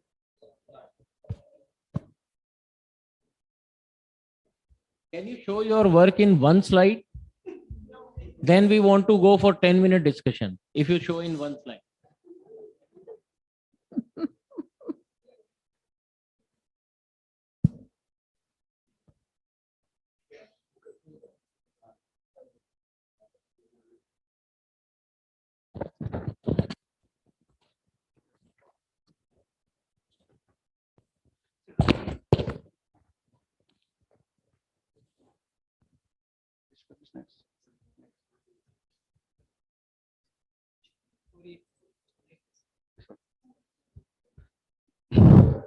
Hello. Good evening, respected chairpersons of today's presentations, and all the respected scientists present here, and all the faculties from different areas. Today, I am going to present about my work, which is entitled as biodiesel production from utilization of jackfruit seed. Jackfruit seed as a renewable heterogeneous base catalyst. This is my some contents, introduction, experimental results, conclusion, and acknowledgements. This first of all, what do you mean by biodiesel? It is nothing but an fatty acid methyl esters that already are. Kindly come to the catalyst. We want to see that. This is the jackfruit. The jackfruit tree. I don't know how much familiar with this tree in this Rajasthan, but this tree is very much available in our area, in village areas, and this this one is jackfruit. Then this one, after eating this jackfruit, we just in village area, this jackfruit seeds are just thrown away, and we are trying to utilize. We have utilized this jackfruit seeds in some catalysis reactions for the synthesis of biodiesel. In my experimental parts, the jackfruit seeds were first collected from village area. Then, after removing this fields, we have crushed with some grinder. Then dried properly. Then burned in furnace in two different temperatures at around 400 and 600, and named as JSC 400 and JSC 600. And we have characterized this catalyst by different techniques. From XRD analysis, we have confirmed the presence of various metallic oxides, which is the key materials for the catalysis, like various mixture of various metallic oxides. And from FTR also, we have confirmed the presence of various metallic oxides by the appearance of absorbance at around 500 to 1600. And from bed analysis, it has shown some like type 4 isotherms, which is characteristic features of mesoporous, and this BJ's pore size distribution shows the uniform pore size distribution. And from same analysis, we have seen the surface morphology as some spongy flag-like structures for JSC 400, and for JSC 600 also it has shown some flag-like structures. And EDS analysis confirmed the presence of various metals like potassium, oxygen, various metals like potassium, magnesium, silicon, etc.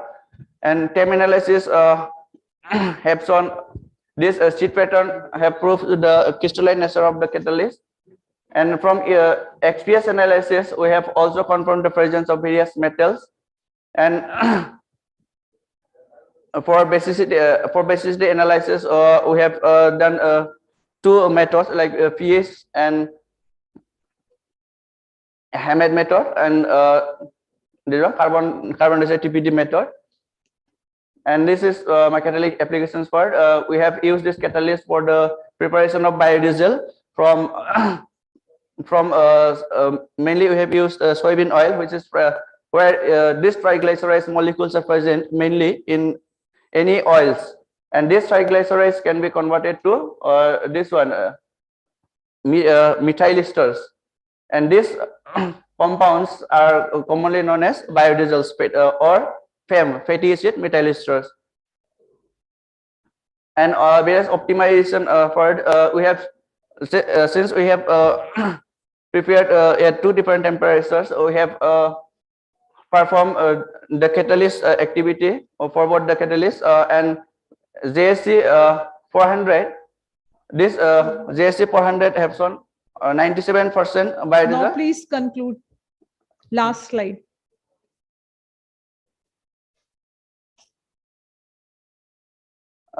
We have confirmed the biodiesel products by proton NMR, FTR, as well as carbon-13 NMR, and these are the components which are present in synthesized biodiesels, and these are the some physico-chemical properties which exist in the limited range. Thank you. Thanks, Tulu. Now, Thank you. No. Up questions, pushing in. This is good. Just tell me 2 things, and don't say that because it was easily available. Why you selected or preferred jackfruit over, because a lot of work has been performed on tea leaves and other things are. Yes. First thing is this. Second, what is the catalyst recovery rate in your thing? So we have checked up to three recycles, and it was found around 95% biodiesel product. So this catalyst may be applicable as one of the.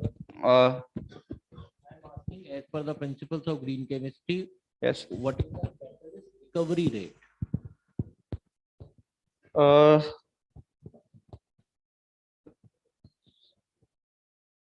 So it almost 90 above 90%, sir, because we are getting almost approximately same product up to around around 3 times recycled catalyst. Yes, sir.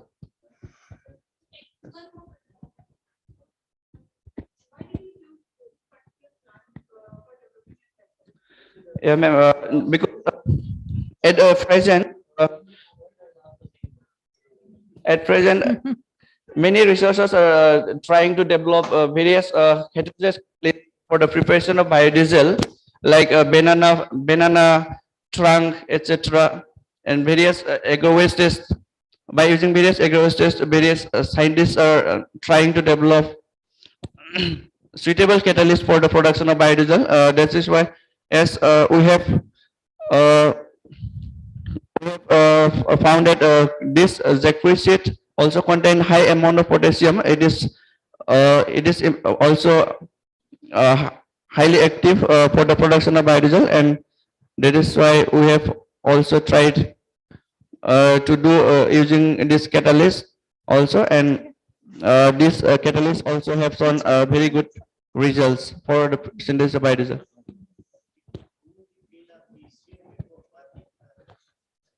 Yes, so we remove before burning. Then after removing, we cross with using that one grinder.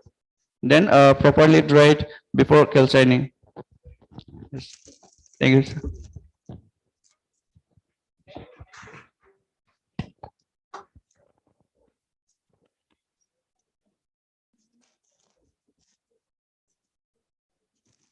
Thank you very much. And thank you very much to all honorable dais. Now I request Dr. Bhandari ji, session in charge, to be on the dais. And I request our chairperson, Dr. Anjana Dikshit ma'am, co-chairperson, Dr. R.K. Purohit sir and Dr. Rajaram ji, kindly be in front. And I request first of all, Dr. Meera Shrivastava madam, who is ex-vice principal, and we have worked lot of ex-principal, extremely sorry ma'am, ex-principal, and in our institution you were vice principal. So I request Dr. Ranjana Dikshit ma'am kindly present a token of appreciation to Dr. Meera Srivastava madam for her.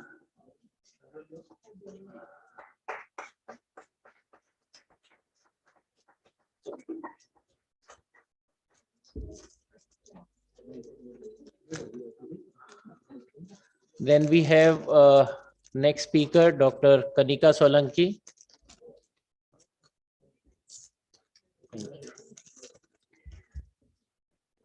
We are really honored to present this memento to you, Dr. Kanika.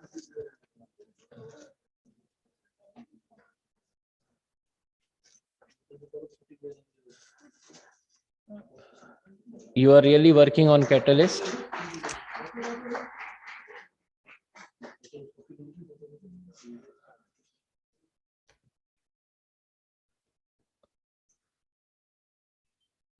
Now I also request Dr. Manasi to kindly be on the dais.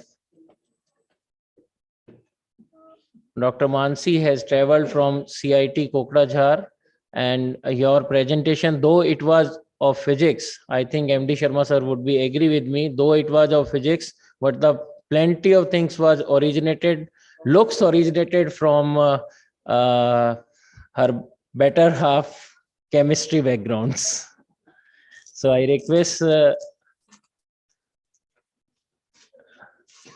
ma'am, is just a small token of appreciation from us. Last but not the least, Dr. Vijay Devra ma'am is here. I request ma'am, I just like to tell you that Dr. Vijay Devra is not only the senior faculty member, but but she is also one of the premier researcher in Rajasthan in the field of chemical science. She has worked with Professor Ashu Rani, who has just become the Vice Chancellor of Agra University, and she has also the creditable publication.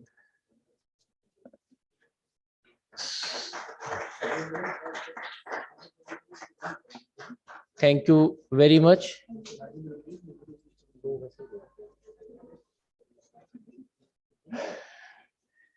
Thank you, ma'am. I take this opportunity to present a small token of memento to Dr. Professor Ranjana Dikshit ma'am, and I request Dr. H.S. Bhandari ji to present this memento to Dr. Ranjana Dikshit ma'am for sharing this session.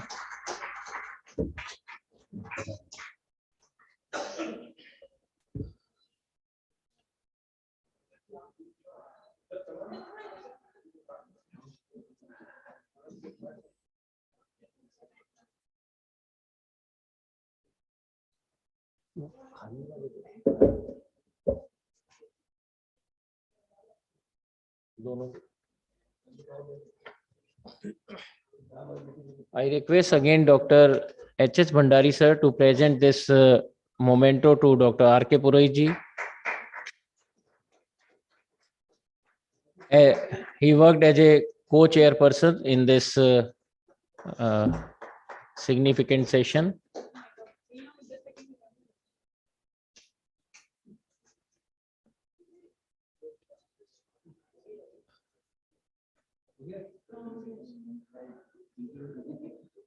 Thank you, sir. Just a minute, and one more token of appreciation to Dr. Rajaram ji. Sir, there is a small mistake, and we'll definitely change it by tomorrow. So Dr. Rajaram ji has patiently seated here. He is also as a co-chairperson. Thank you, all of you, and I think Dr. Bhaskar Datta will be agree that this is the last session, and we are having approximately 7:45. So I think we can avoid the visits of small sophisticated instrumentation lab and SSL that we can move tomorrow, and tomorrow we will try to gather at 9:30. So we will leave for dinner. Dinner is at our guest house and respective